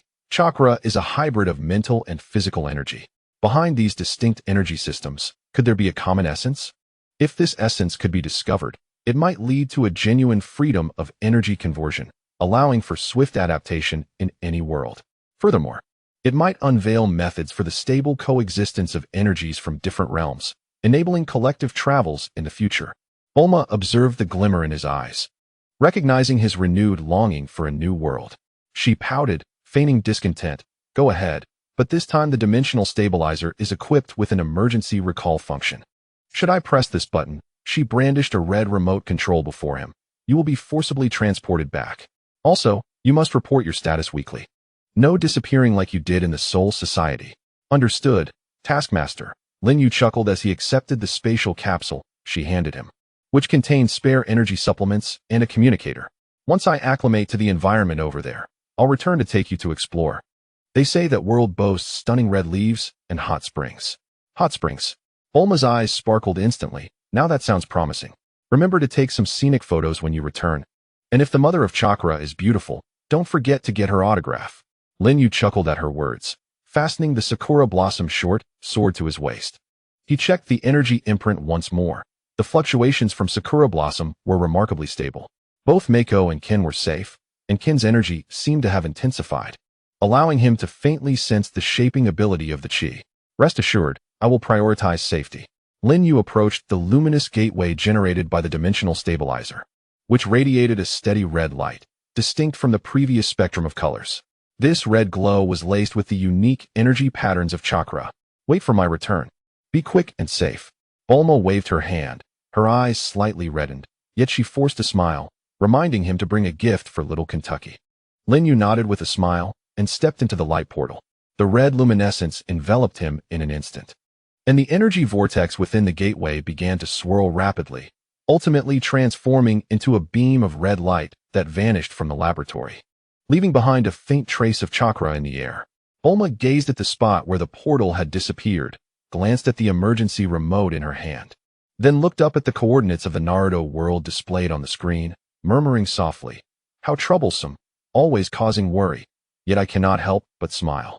My eyes filled with anticipation. A new journey has commenced, and the invitation from the Naruto world awaits ahead. Lin Yue's figure traversed through the red light, the Sakura Blossom short sword at his waist quivering gently, as if responding to the new challenges ahead. The promises and concerns in his heart soared with the red light. venturing into the unknown distance. The journey across the myriad worlds never ceases, and his story has merely begun to unfold a new chapter. Chapter 101. Arrival in the origin sphere. The dark red sky resembled a glowing iron block, oppressive enough to suffocate. Lin Yue's form solidified on a desolate plain. The ground beneath him cracked with black patterns, and the air was thick with an energy so turbulent it felt nearly solid. This is the Naruto world. The energy concentration is quite high, yet regrettably chaotic. Lin Yue furrowed his brow, sensing the surrounding environment, as the chi swirling around his fingertips spontaneously formed a barrier, isolating him from the corrosive energies in the air.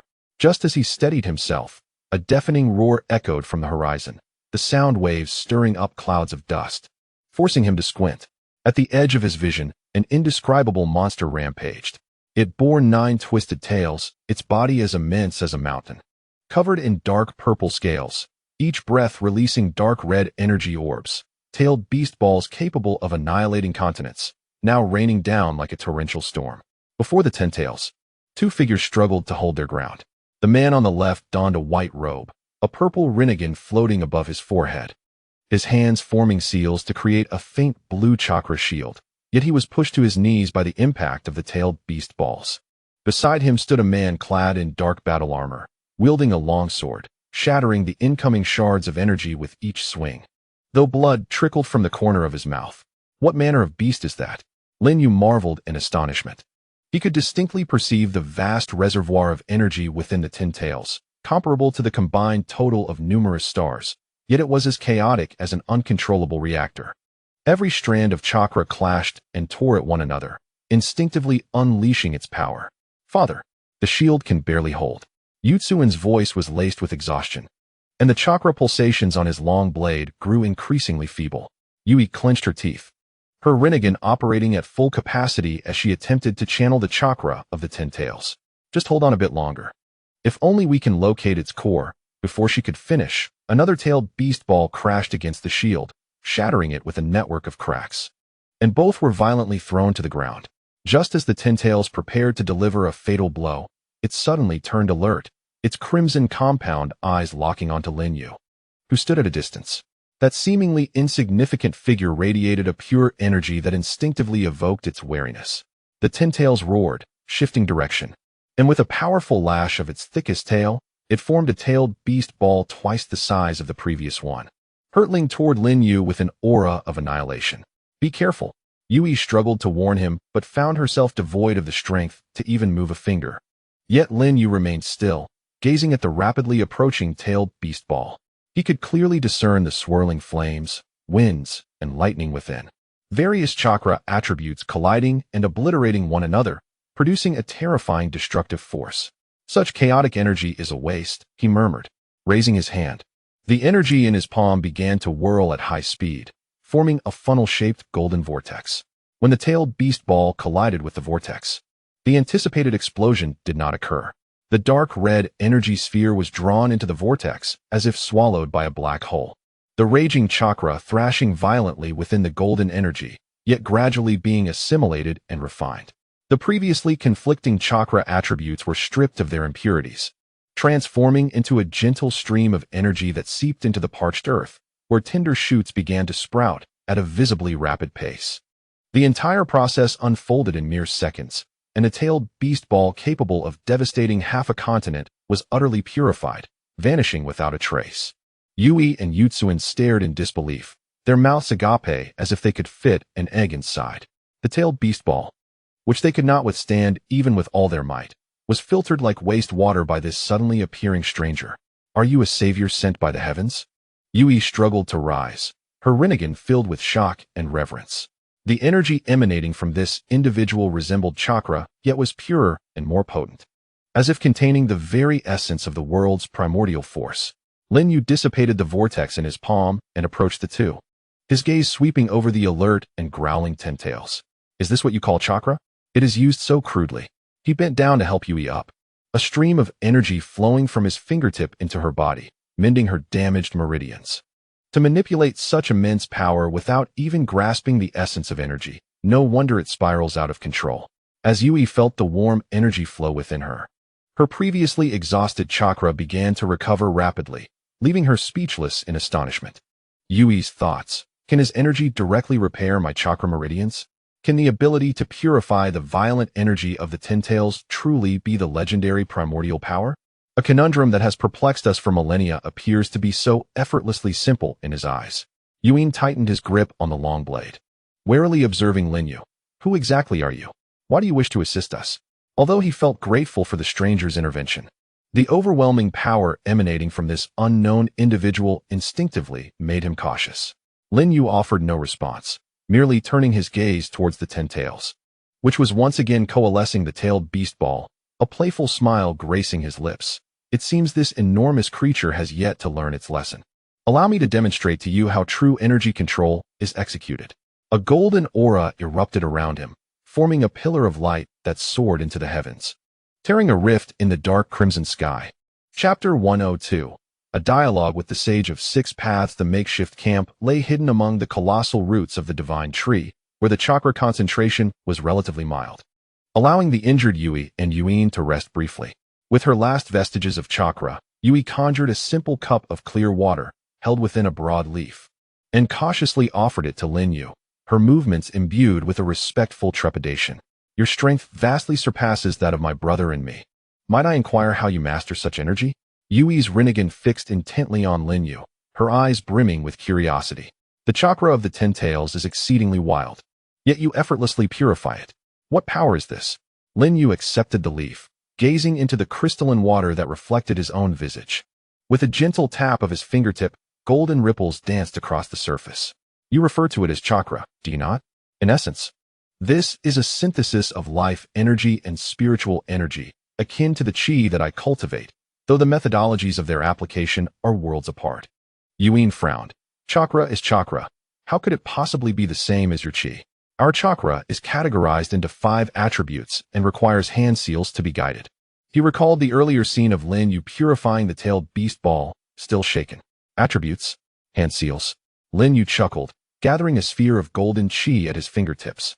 As his thoughts flowed, the orb transformed into flickering flames, then morphed into flowing waves of water, and finally solidified into a rugged clump of earth. Behold, energy possesses no inherent attributes. It is you who have arbitrarily confined it within the 5 elements, thereby stifling its potential. Just as water can extinguish fire or buoy a vessel, the crux lies not in attributes, but in the manner of guidance. Yue abruptly rose, causing the clear water in the leaf to spill. No attributes? This is impossible. Our ancestors have taught us that chakra has distinct classifications. Fire overcomes wind. Wind overcomes lightning. This is an irrefutable truth. Even ancestors can err. Lin Yue deftly waved his hand, suspending the spilled droplets in midair with his chi. You treat chakra as a mere tool, applying rigid formulas, while neglecting that it is intrinsically part of your being. Try to relinquish your obsession with attributes, allowing chakra to flow naturally within your body like blood, without the compulsion to control it. After a moment's hesitation, Yue complied, settling into a cross-legged position, closing his eyes to attune himself to the chakra within. Following Lin Yue's guidance, he endeavored to abandon hand seals and the constraints of attributes, simply permitting the chakra to flow freely along his meridians. A wondrous event unfolded as the once stagnant chakra began to flow with remarkable fluidity. The damage to my meridians, inflicted during previous battles, was gradually mending, and even my breath became unencumbered. Indeed, the chakra had become docile. Yui's eyes widened in excitement, her Rinnegan shimmering with an incredulous light. I could sense it nourishing my body rather than merely depleting it. Yui's thoughts. He has completely overturned my understanding of chakra. We have been misguided, overly complicating our techniques and categorizing energies, thereby confining the essence of power. If what he says is true, then the potential of chakra surpasses all imagination. Perhaps he is the key to ending the turmoil and taming the Ten-Tails. Although Yuen remained silent, the wariness in his gaze had significantly diminished. Imitating Yue, he began to guide his chakra and discovered that the previously tempestuous lightning chakra had indeed stabilized, calming his emotions considerably. Lin Yue observed their transformations with satisfaction, nodding. Chakra is intricately linked to human emotions. The more agitated one becomes, the more ferocious it behaves. Just like the Ten-Tails a moment ago, Its chaotic chakra was not born of strength, but rather of anguish and fury. Can you even sense the pain of the ten tails? Yue was even more astonished. Energy does not lie, Lin Yue remarked nonchalantly. Each roar conveys a sense of tearing. It must have had its source energy forcibly extracted, which explains its uncontrollable state. Yue suddenly spoke, still guarded. Who are you? Why are you helping us? There are no free lunches in this world. Leaning against the roots of the divine tree, Lin Yue gazed at the still roaring ten tails in the distance and replied casually, I merely passed by and found it intolerable to witness such ferocious energy wasted.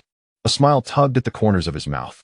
Though your research on chakra is rudimentary, the essence of energy in this world is quite fascinating, and I wish to learn more. Yue studied Lin Yue's composed profile, and a sudden thought blossomed in her mind. Perhaps this individual before me is the prophesied harbinger of transformation. Quietly, she retrieved a beast-skin scroll and, aided by the faint light, meticulously recorded Lin Yue's insights on the essence of chakra, her trembling pen betraying her inner excitement. Chapter 103. The goddess of the origin sphere. The origin sphere was eerily silent, interrupted only by the occasional rustling of the divine tree's branches. Here, there were no sun, moon, or stars. An eternal twilight enveloped everything. The colossal divine tree stood as a pillar supporting the heavens and the earth, its trunk so robust that it would require dozens of people to encircle it.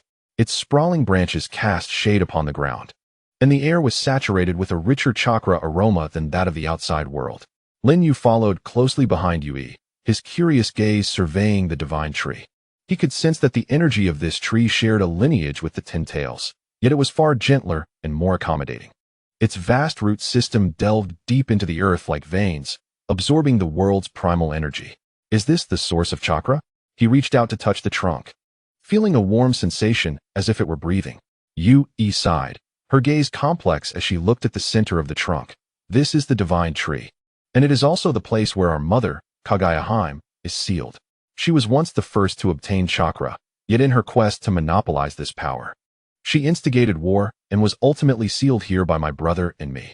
Lin Yue approached the tree trunk, acutely sensing the faint energy fluctuations emanating from within. That chakra was devoid of any impurities, purer than the reincarnation eye chakra of Yue, yet it bore a profound solitude and chill, reminiscent of a soul imprisoned for a millennium, weeping in silence. Her chakra is pure, not as malevolent as you claim, he murmured softly. Do not be deceived by appearances. Yue replied anxiously, grasping his arm. Mother's power is exceedingly dangerous. She can manipulate the divine tree's strength and even alter space itself. At that moment, an ethereal and frigid voice emerged from the tree trunk, as if resonating from a distant time. Have you come to vanquish me once more? Is it Yue, or the village of you? Lin Yue lifted his gaze to see a blurred feminine visage materializing from the fissures of the trunk, her blood-red reincarnation eyes devoid of emotion. Silently observing them.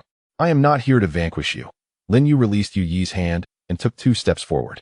I merely wish to behold the essence of one who commands such pure energy. The visage within the trunk appeared taken aback, a flicker of emotion passing through her blood-red eyes. For millennia, all who encountered her either feared or despised her.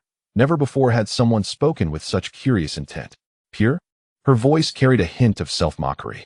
They all label it as a malevolent force. Energy possesses no moral standing. It is the user's intent that defines it. Lin Yue gazed earnestly into her eyes. Her chakra was undeniably pure, yet infused with an overwhelming sense of loneliness, much like the divine tree isolated in this realm. Kaguya remained silent. Suddenly, the branches of the divine tree swayed gently, and a golden leaf floated down before Lin Yue, which he caught delicately in his palm. You are unlike the others, her tone softened slightly. Your energy is warm, akin to sunlight from long ago. Kaguya's thoughts, for the first time in a millennium. Someone does not fear or hate me, but rather expresses curiosity about my energy. Can he comprehend my solitude? This stranger's energy is extraordinary, pure as untainted divine tree fruit, yet warmer than sunlight. Who is he? Mother! Yue exclaimed sharply. Do not beguile him. Your scheme shall not succeed. He positioned himself protectively in front of Lin Yue, gathering chakra once more. Mr. Lin Yue, we must leave this place at once. She can manipulate minds. Yet, Lin Yue shook his head, gently placing the golden leaf against the trunk. She has not beguiled me. It has simply been too long since anyone listened to her. He could sense a subtle wave of joy in Kagaya's chakra the moment the leaf touched the trunk. Yue, have you ever pondered why she sought to monopolize chakra? Why she would willingly endure imprisonment to safeguard the divine tree? Yue was taken aback. He had always believed that his mother instigated war out of greed and tyranny, never considering the deeper reasons behind her actions. Kagaya's voice resonated again. Tinged with barely perceptible tremors, the divine tree is the foundation of the world. Chakra is the key to balance. They do not understand. Only wielding power to slaughter one another. Lin Yue gazed at the gradually clarifying visage within the tree trunk, and suddenly a conjecture surged within him. This woman, referred to as the mother of chakra, might not be as malevolent as legend suggests. Her solitude and the purity of her chakra narrate a tale of profound misunderstanding. Chapter 104. The origin of chakra. The night within the primordial sphere felt particularly prolonged, devoid of starlight, save for the faint luminescence radiating from the divine tree. Kagaya's consciousness coalesced into a nebulous specter, seated upon the roots of the tree opposite Lin Yue, as the tree's petals danced around her like fireflies, infusing this desolate space with a touch of vitality. I stole chakra from the divine tree, Kagaya whispered, her voice imbued with distant memories. In those days, my homeland was ravaged by war, my kin slaughtered almost to extinction. I fled to this realm and discovered the divine fruit that bestowed power. I believed that possessing chakra would bring an end to the strife and safeguard the remnants of my people. Her ethereal form tenderly caressed the trunk of the divine tree, and a flicker of anguish crossed her blood-red rinnegan. Yet, upon acquiring power, they commenced even more brutal conflicts. To halt the warfare, I was compelled to reclaim the chakra, only to be branded a tyrant, even by my own sons. Lin Yue listened quietly, refraining from interruption. He sensed Kagaya's chakra pulsating with her narrative. The pure energy interwoven with sorrow, rage, and helplessness, yet devoid of any genuine malice. Energy itself bore no fault. It was the selfishness of the wielder that led astray. He extended his hand, gathering a sphere of golden energy within his palm.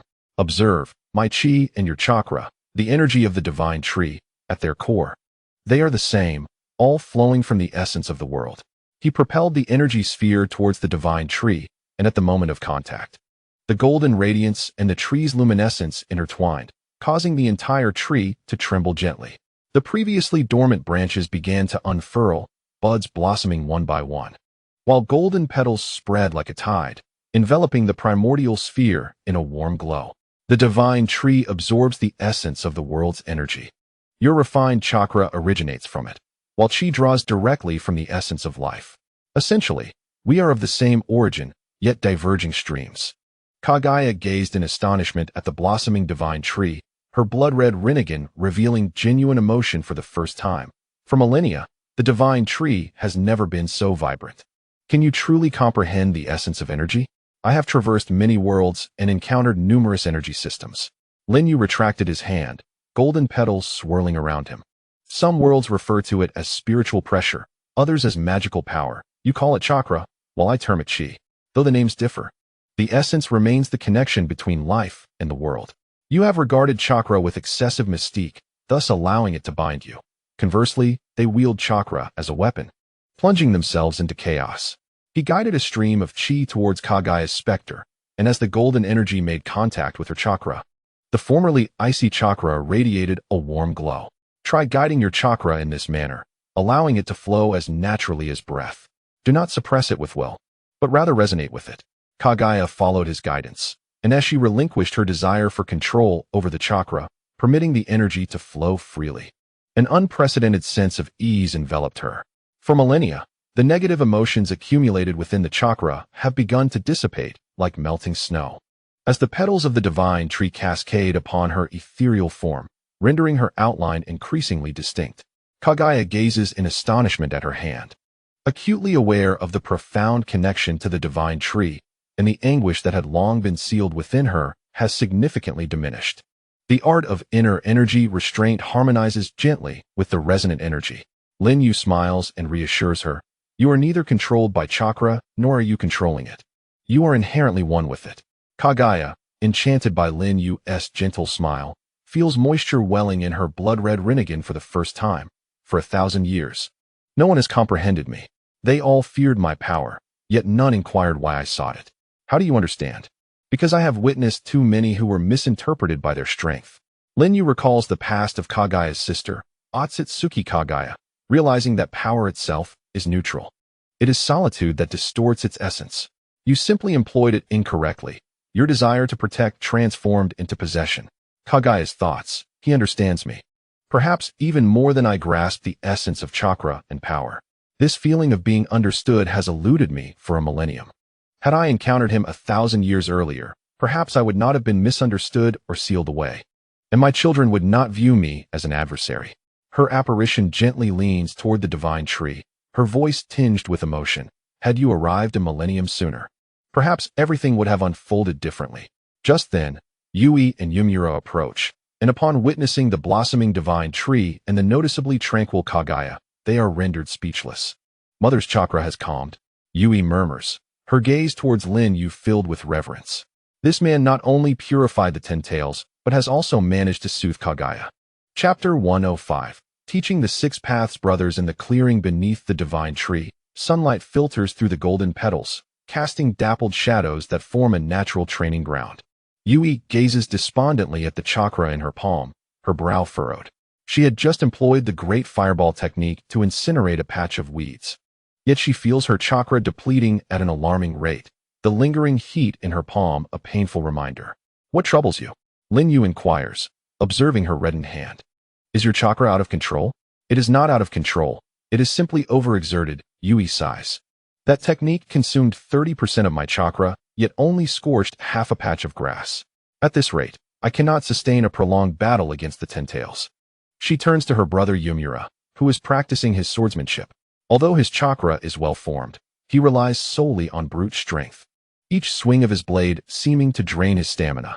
Lin Yue picks up a stone, concentrating a small sphere of energy at his fingertip. Observe. Energy lies not in quantity, but in quality.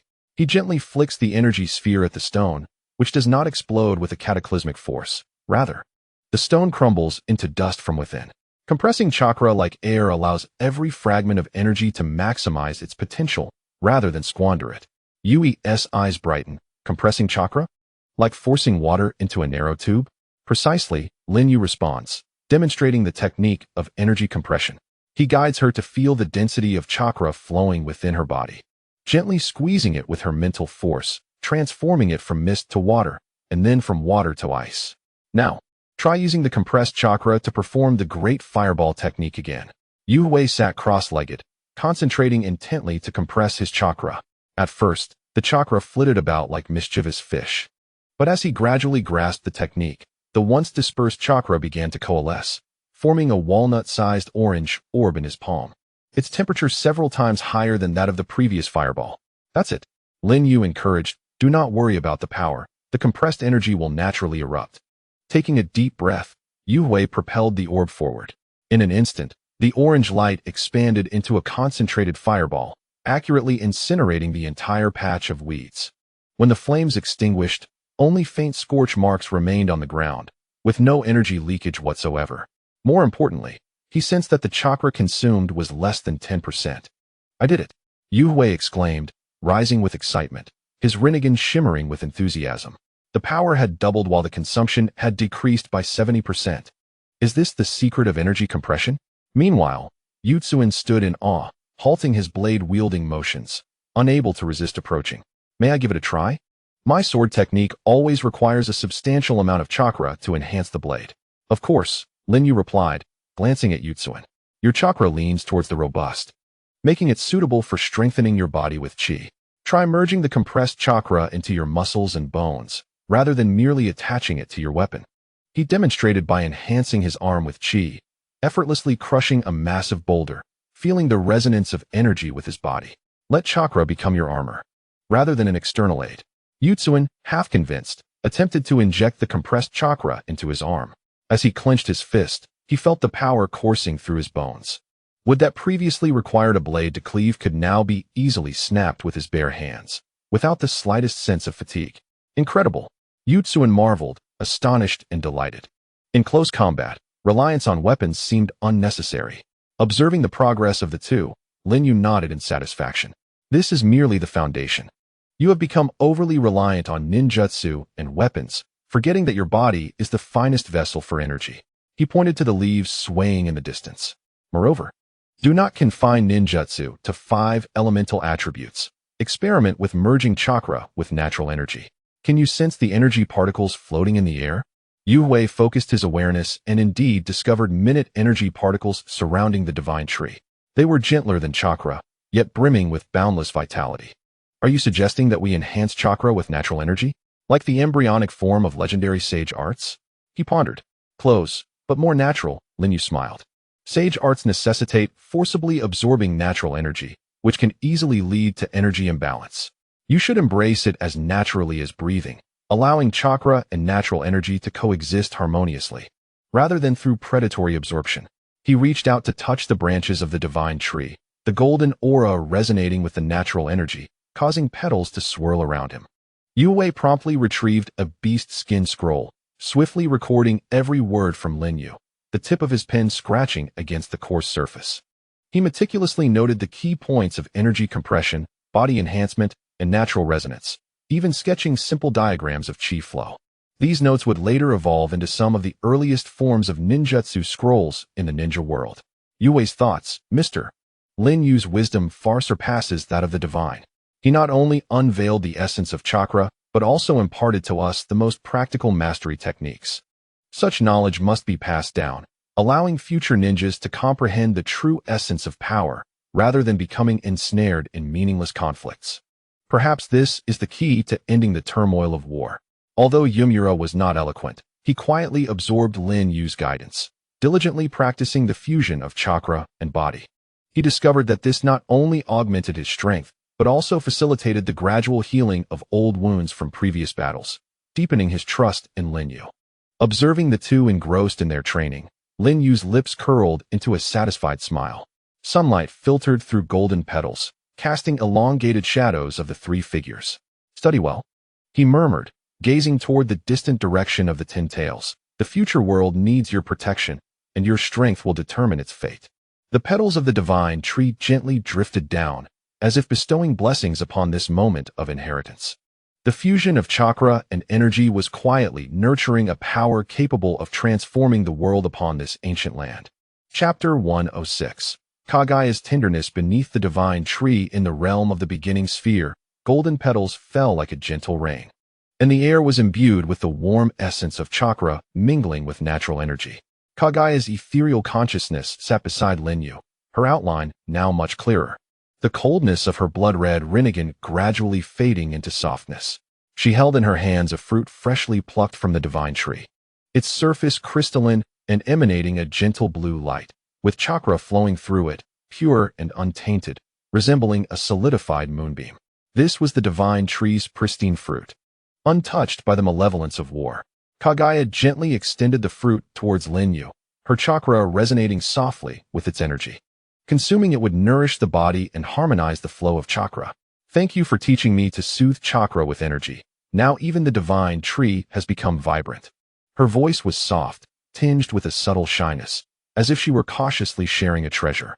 Lin Yue accepted the fruit, energy from his fingertips delicately enveloping it, allowing him to clearly sense the life energy contained within, harmoniously aligned with Kagaya's chakra, yet gentler, akin to the dawn's first light gracing the earth. Indeed, it is as pure as your chakra, devoid of impurities. He took a small bite. The fruit melted in his mouth, transforming into a warm current that slid down his throat, instantly revitalizing his weary limbs, dispelling the fatigue left from guiding the 6 paths brothers and traversing dimensions. Even the energy of the divine tree seemed to resonate with his own. Is it delicious? Kagaya inquired softly, her eyes shimmering with anticipation, reminiscent of a child awaiting praise. Her ethereal form leaned slightly forward, chakra rippling with her emotions, while the divine tree's petals settled among her hair, infusing this millennial solitude with a touch of vitality. Very sweet, very warm, Lin Yue replied with a smile, nodding as he returned the remaining fruit to her. You should try it too. Its energy is perfectly suited for you. Kagaya did not respond, but merely gazed into his eyes, a flicker of what seemed like amusement shimmering for the first time in her Rinnegan. You may partake. The fruit of the divine tree serves merely as energy to me. Yet for you, It replenishes your essence. Her ethereal form leaned against the trunk of the divine tree, her gaze drifting towards the distant void, as if peering through the barriers of space to witness a long-buried past. I was once an ordinary person, hailing from a world known as Otsutsuki. Lin Yue sat quietly beside her, refraining from interruption. He could sense Kagaya's chakra ripple as memories began to resurface, the pure energy interwoven with a distant sorrow. Just like this world, there was unending conflict. Her voice quivered slightly, her fingertips unconsciously tracing chakra markings on the bark of the divine tree. I was sent to this world as the vessel of my clan, hoping to find a way to continue our bloodline, only to discover that war raged here as well, and the weaker clans were always at risk of being devoured. She paused, seemingly attempting to regain her composure, the fluctuations of her chakra growing more intense. In order to survive, and to protect the last few clansmen who followed me, I consumed the fruit of the divine tree and gained its power. I used that power to end the continent's strife and establish a peaceful nation. Yet they later feared my strength, branding me a monster, a tyrant who stripped them of their freedom. One by one, my clansmen aged and perished, leaving me all alone. Kagaya's voice grew softer, tears emerging for the first time in her blood-red rinnegan. Teardrops formed of pure chakra, crystalline and translucent, yet imbued with authentic sorrow. I wished to share my chakra with everyone, to empower them to protect themselves, but once they learned, they turned against each other using the techniques I had taught. Even my sons, Yue and Yuzuru, deemed my existence a threat, accusing me of wanting to monopolize chakra. She turned to Lin Yue, her eyes filled with confusion and anguish. Did I err? Is possessing power truly a sin? Must peace be maintained solely through weakness? Lin Yue extended his hand, gently grasping Kagaya's ethereal palm. Though it was merely a manifestation of energy, it conveyed warmth unmistakably. Power is not the original sin, solitude is. He gazed earnestly into her eyes, his energy flowing gradually into her chakra at the point of contact, soothing the tumultuous energy within her. You did not err, you simply employed the wrong method. Your desire to protect others transformed into an excessive possessiveness born of loss. Your wish to share your strength turned into a forced control due to a lack of trust. Kagaya stood stunned, the chakra tears sliding down her cheek, transforming into golden specks upon touching Lin Yue's energy, dissipating into the air. For the first time in a millennium, someone did not condemn her for her brutality, but instead perceived the essence of her solitude. Is it truly so? She murmured, her voice tinged with relief yet deeper sorrow. If only I had understood sooner, would I not be sealed here? And would we not have arrived at this juncture with my children? There are no what-ifs, only a future. Lin Yue gently coaxed her scattered chakra with his energy, restoring the tumultuous energy to a state of calmness. Energy does not lie. Your chakra is so pure that it indicates your true heart has never been malevolent. You have been ensnared by solitude for far too long, forgetting how to trust and how to let go. The ethereal visage of Kagaya suddenly leaned against Lin Yue's shoulder, her body composed of chakra trembling slightly, as if silently weeping. Petals from the divine tree fell into her hair, adding a hint of color to her pale visage, while the chakra energy surrounding her transformed into an unprecedented tranquility. For millennia, you are the first to truly understand me, she murmured softly, her voice imbued with a hint of dependence. With you, I feel no loneliness. My chakra has also calmed, reminiscent of the time when I first acquired my power. Kagaya's thoughts echoed. So this is what it feels like to be understood, not out of reverence for power or fear of legend, but simply through the recognition of my inner self. His warmth envelopes me, dispelling the darkness that has lingered in my heart for 1,000 years. If only this could last, even if I remain an ephemeral shadow, even if I am eternally confined within this primordial space, it doesn't seem so terrifying after all. Lin Yue gently untangled her windswept hair, his fingertips tenderly embracing her chakra, as if soothing a wounded spirit. Do not fear, nor be lonely, he whispered, his gaze directed deep into the heart of the divine tree. Once I resolve the matter of the 10 tails and discover a method to stabilize time and space, perhaps I can help you find true peace, not necessarily by unsealing you, but at least by alleviating your solitude and enabling you to reconcile with this world. Kagaya's ethereal form stiffened, abruptly lifting her head to look at Lin Yue, her blood-red rinnegan filled with incredulous anticipation, her chakra surging violently, causing the divine tree to tremble gently in response. Is it truly possible? Can I still find peace? As long as energy flows, there is hope. Lin Yue smiled and nodded, a surge of energy coalescing between them into a golden blossom. Your chakra shares a source with the divine tree and is connected to the world. It should never have been regarded as an embodiment of evil. Once I comprehend the ultimate transformation of chakra and chi, I may be able to guide you towards a path of coexistence. The branches and leaves of the divine tree swayed gently, producing a soft sound as if responding to this promise. Golden petals danced around them, infusing the dimness of the primordial space with warm hues.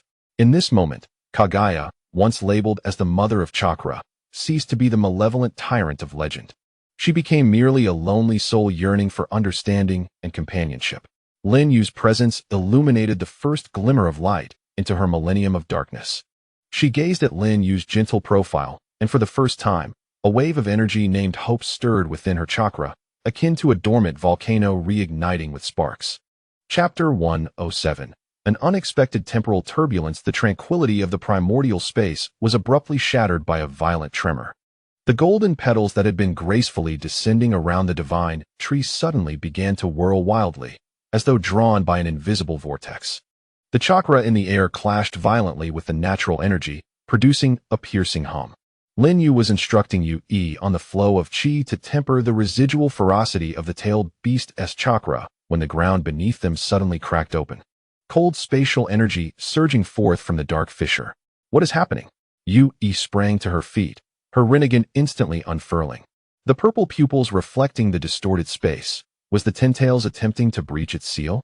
This fluctuation of energy signifies a rupture at the spatial level. A sudden tension gripped Lin Yue's heart as he instinctively reached for the dimensional stabilizer at his waist. The palm-sized metallic device was astonishingly hot, and the previously stable green coordinates on its screen abruptly transformed into blinding red. A frantic display of numbers forming a warning about the instability of the space-time coordinate energy anchor point. The piercing alarm shattered the silence of the primordial space. This is dire. The dimensional stabilizer has malfunctioned. Lin Yue's chi surged into the stabilizer, striving to mend the disrupted energy circuits. The space here was already on the brink due to the conflicting energies of the divine tree and the tentails. The recent chakra harmonization might have triggered a space-time turbulence. His chi flowed through the stabilizer's circuitry, the golden energy clashing violently with the dimensional energy within the device. The coordinates on the screen stabilized momentarily, but soon crumbled once more. Cracks in the ground widened incessantly. An irresistible force of pull emanated from the void, as if an invisible hand were attempting to drag him into an endless abyss. The branches and leaves of the divine tree writhed in agony, and even the chakra left by Kaguya within the trunk surged violently, conveying a sense of urgency. Lin Yue gathered chakra to form a shield, attempting to approach, but was repelled by the spatial turbulence. I will help you stabilize the space. Stay back, Lin Yue shouted sharply, simultaneously pushing a concentrated blast of chi toward Yue, forming a golden barrier to shield him. This was a force at the level of space-time. Chakra could not intervene. Take care of the divine tree and Kaguya. I will find a way to stabilize the coordinates and return. No sooner had he spoken than the stabilizer exploded with a sharp crack, shards flying in all directions as a pitch-black vortex of space-time formed behind Lin Yue. The powerful suction instantly draining the surrounding energy. Lin Yue felt as if he had been cast into a tumultuous washing machine amidst the dizzying whirl. He glimpsed Yue's anxious face, the struggling branches of the divine tree, and the spectral visage of Kaguya emerging from the trunk, all receding rapidly, until his consciousness was ultimately swallowed by darkness. Time lost its meaning as Lin Yue regained awareness amidst a violent impact. He found himself sprawled in a dense forest. The fallen leaves beneath him compressed into a deep pit. A trickle of blood, tinged with a faint metallic taste, escaped from the corner of his mouth. In the tumult of space-time, his chi had been depleted significantly, leaving his body shaken and injured. Where am I? He propped himself up, rubbing his dazed head and surveying his surroundings. Towering ancient trees loomed overhead, casting shadows upon the ground, while the air was thick with the scent of damp earth. In the distance, faint shouts of youth and the muted sounds of energy collisions echoed. Lin Yue circulated his chi to mend his disrupted meridians, simultaneously extending his perception to cover a radius of 1,000 meters. In the next moment, His gaze sharpened as he noticed a significant amount of active chakra floating in the air. This energy, though more tenuous than that of the primordial space, bore distinct signs of human manipulation. One strand of chakra radiated a sunlit vitality, but was controlled rather clumsily. Another was cold and frenzied, like a caged beast howling in rage, possessing familiar traits of tailed beast energy. Is this frenzied chakra that of a tailed beast? A thought stirred within Lin Yue. This energy shared a common origin with the 10 tails, but was considerably weaker, suppressed by some forceful will. Yet, it was more chaotic than the 10 tails chakra. Resembling that of a Jinchuriki, he leaped in the direction of the energy fluctuations, swiftly weaving through the branches. Upon passing through a dense thicket, the scene before him instantly clarified his predicament. A blond youth clad in a black ninja outfit was tightly bound to a tree trunk by yellow grains of sand. His facial hair contorted in fury as he shouted at the top of his lungs, "Let me go, you coward who hides in the sand." Opposite the blond boy stood a slender youth with pronounced dark circles under his eyes. His short, deep blue hair framed a gaze as frigid as frost, while the swirling grains of sand coalesced into menacing claws, firmly locking onto their prey. The chilling chakra emanating from him was palpable, and within the sand, a faint silhouette of a tailed beast could be discerned. Naruto? Gura? The Chunin Exam-S forest battlefield? Lin Yue raised an eyebrow and chuckled wryly, realizing that the turbulence of time and space had thrust him into the main storyline hundreds of years into the future, a most troublesome predicament indeed. At that moment, Gura's emotions teetered on the brink of eruption. Shikaku's chakra broke free from its constraints, and the yellow sand surged violently, coalescing into a colossal sand waterfall that bore down upon Naruto with devastating intent. The blond boy's struggles grew increasingly feeble as his chakra was nearly depleted. Just as the sand waterfall was about to engulf Naruto, Lin Yue concentrated a golden energy at his fingertips and flicked it. The energy shot through the air like a meteor, striking the core chakra node of the sand waterfall with pinpoint accuracy. With a soft pop, the raging sand cascade burst apart like a punctured balloon, instantly dispersing into ordinary grains of sand that scattered across the ground. The bindings that held Naruto vanished, and he fell heavily to the ground, gazing up in bewilderment towards the source of the energy, where an unfamiliar figure emerged from the woods, bathed in golden sunlight that outlined a mysterious halo around him. Chapter 108. The unexpected guest of the Chunin exam. As the dust from the disintegrated sand settled, Lin Yue's figure slowly emerged. He brushed off the fallen leaves that clung to him, allowing the golden energy to gently circulate across his body, shaking off the remaining grains of sand. Sunlight filtered through the gaps in the leaves, casting a distinctly different energy field that rippled the surrounding chakra. Naruto, sprawled on the ground and rubbing his wrist reddened by the sand, looked up in astonishment at the sudden appearance of the stranger. "Who are you?" That move was incredible. He sensed the warm and powerful energy radiating from Lin Yue, purer than Kakashi-sensei's Raikiri, instinctively lowering his guard. Gura abruptly turned his head, his icy gaze locking onto Lin Yue, the flames of fury igniting in his emotionless eyes beneath his deep blue hair. He could distinctly perceive that the energy emanating from the stranger was not chakra, yet purer and more refined than tailed beast chakra. That earlier strike had severed his connection with Shikaku's chakra. Such mastery instinctively triggered a sense of threat within him. Another meddler? Gura's voice was as chilling as winter ice, and the scattered grains of sand began to levitate once more, coalescing into dozens of sharp sand blades that whistled through the air toward Lin Yue. "Do you wish to stop me, just like this fool?" Lin Yue stood his ground, unfazed, not even glancing at the whirling sand blades hurtling towards him. He merely lifted his hand gently, and a layer of transparent shield formed from golden energy enveloped his body. As the sand blades struck the shield, they disintegrated instantaneously, akin to snow meeting the blazing sun, reducing to fine grains without even a ripple. "Little brat, don't take playing with sand too seriously. It could hurt someone," Lin Yue remarked with a hint of teasing in his voice, as he summoned a strand of energy at his fingertips and flicked it.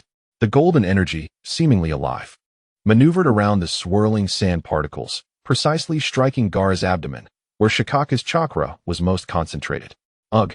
Gura emitted a muffled groan, his body trembling violently as the sand surrounding him diminished significantly, the spectral form of Shikaku in his eyes fading considerably. He gazed at Lin Yue in astonishment, feeling a sense of helplessness for the first time in battle. The concealed ninjas surrounding them erupted into chaos. The Leaf Village, Sound, and Sand ninjas, hidden behind trees, stared in disbelief at the scene before them. How could Gura, capable of resonating with tailed beast chakra, be so effortlessly subdued by a stranger? Who is that? To be able to restrain a Jinchuriki. One leaf ninja whispered incredulously. His energy is peculiar. It's neither chakra nor does it involve any ninjutsu hand seals. Another ninja gripped his kunai tightly, his palms clammy with sweat. From a distance, perched in a tall tree, Kakashi narrowed his Sharingan. The three tomo spinning rapidly as he attempted to analyze Lin Yue's energy. Yet, he discovered that the golden energy exhibited no chakra fluctuations, completely transcending the understanding of the ninja system. This energy was neither ninjutsu nor jinjutsu, nor a physical enhancement. Who on earth was he? Gura clutched his abdomen, his shock morphing into a deeper fury. Who are you? He attempted once more to summon Shikaka's power, but the sand merely swirled at his feet, unable to coalesce. As Lin Yue walked past, he approached Naruto, disregarding Gura's fury. He conjured a golden orb at his fingertips and offered it to Naruto. You look like you're running low on energy.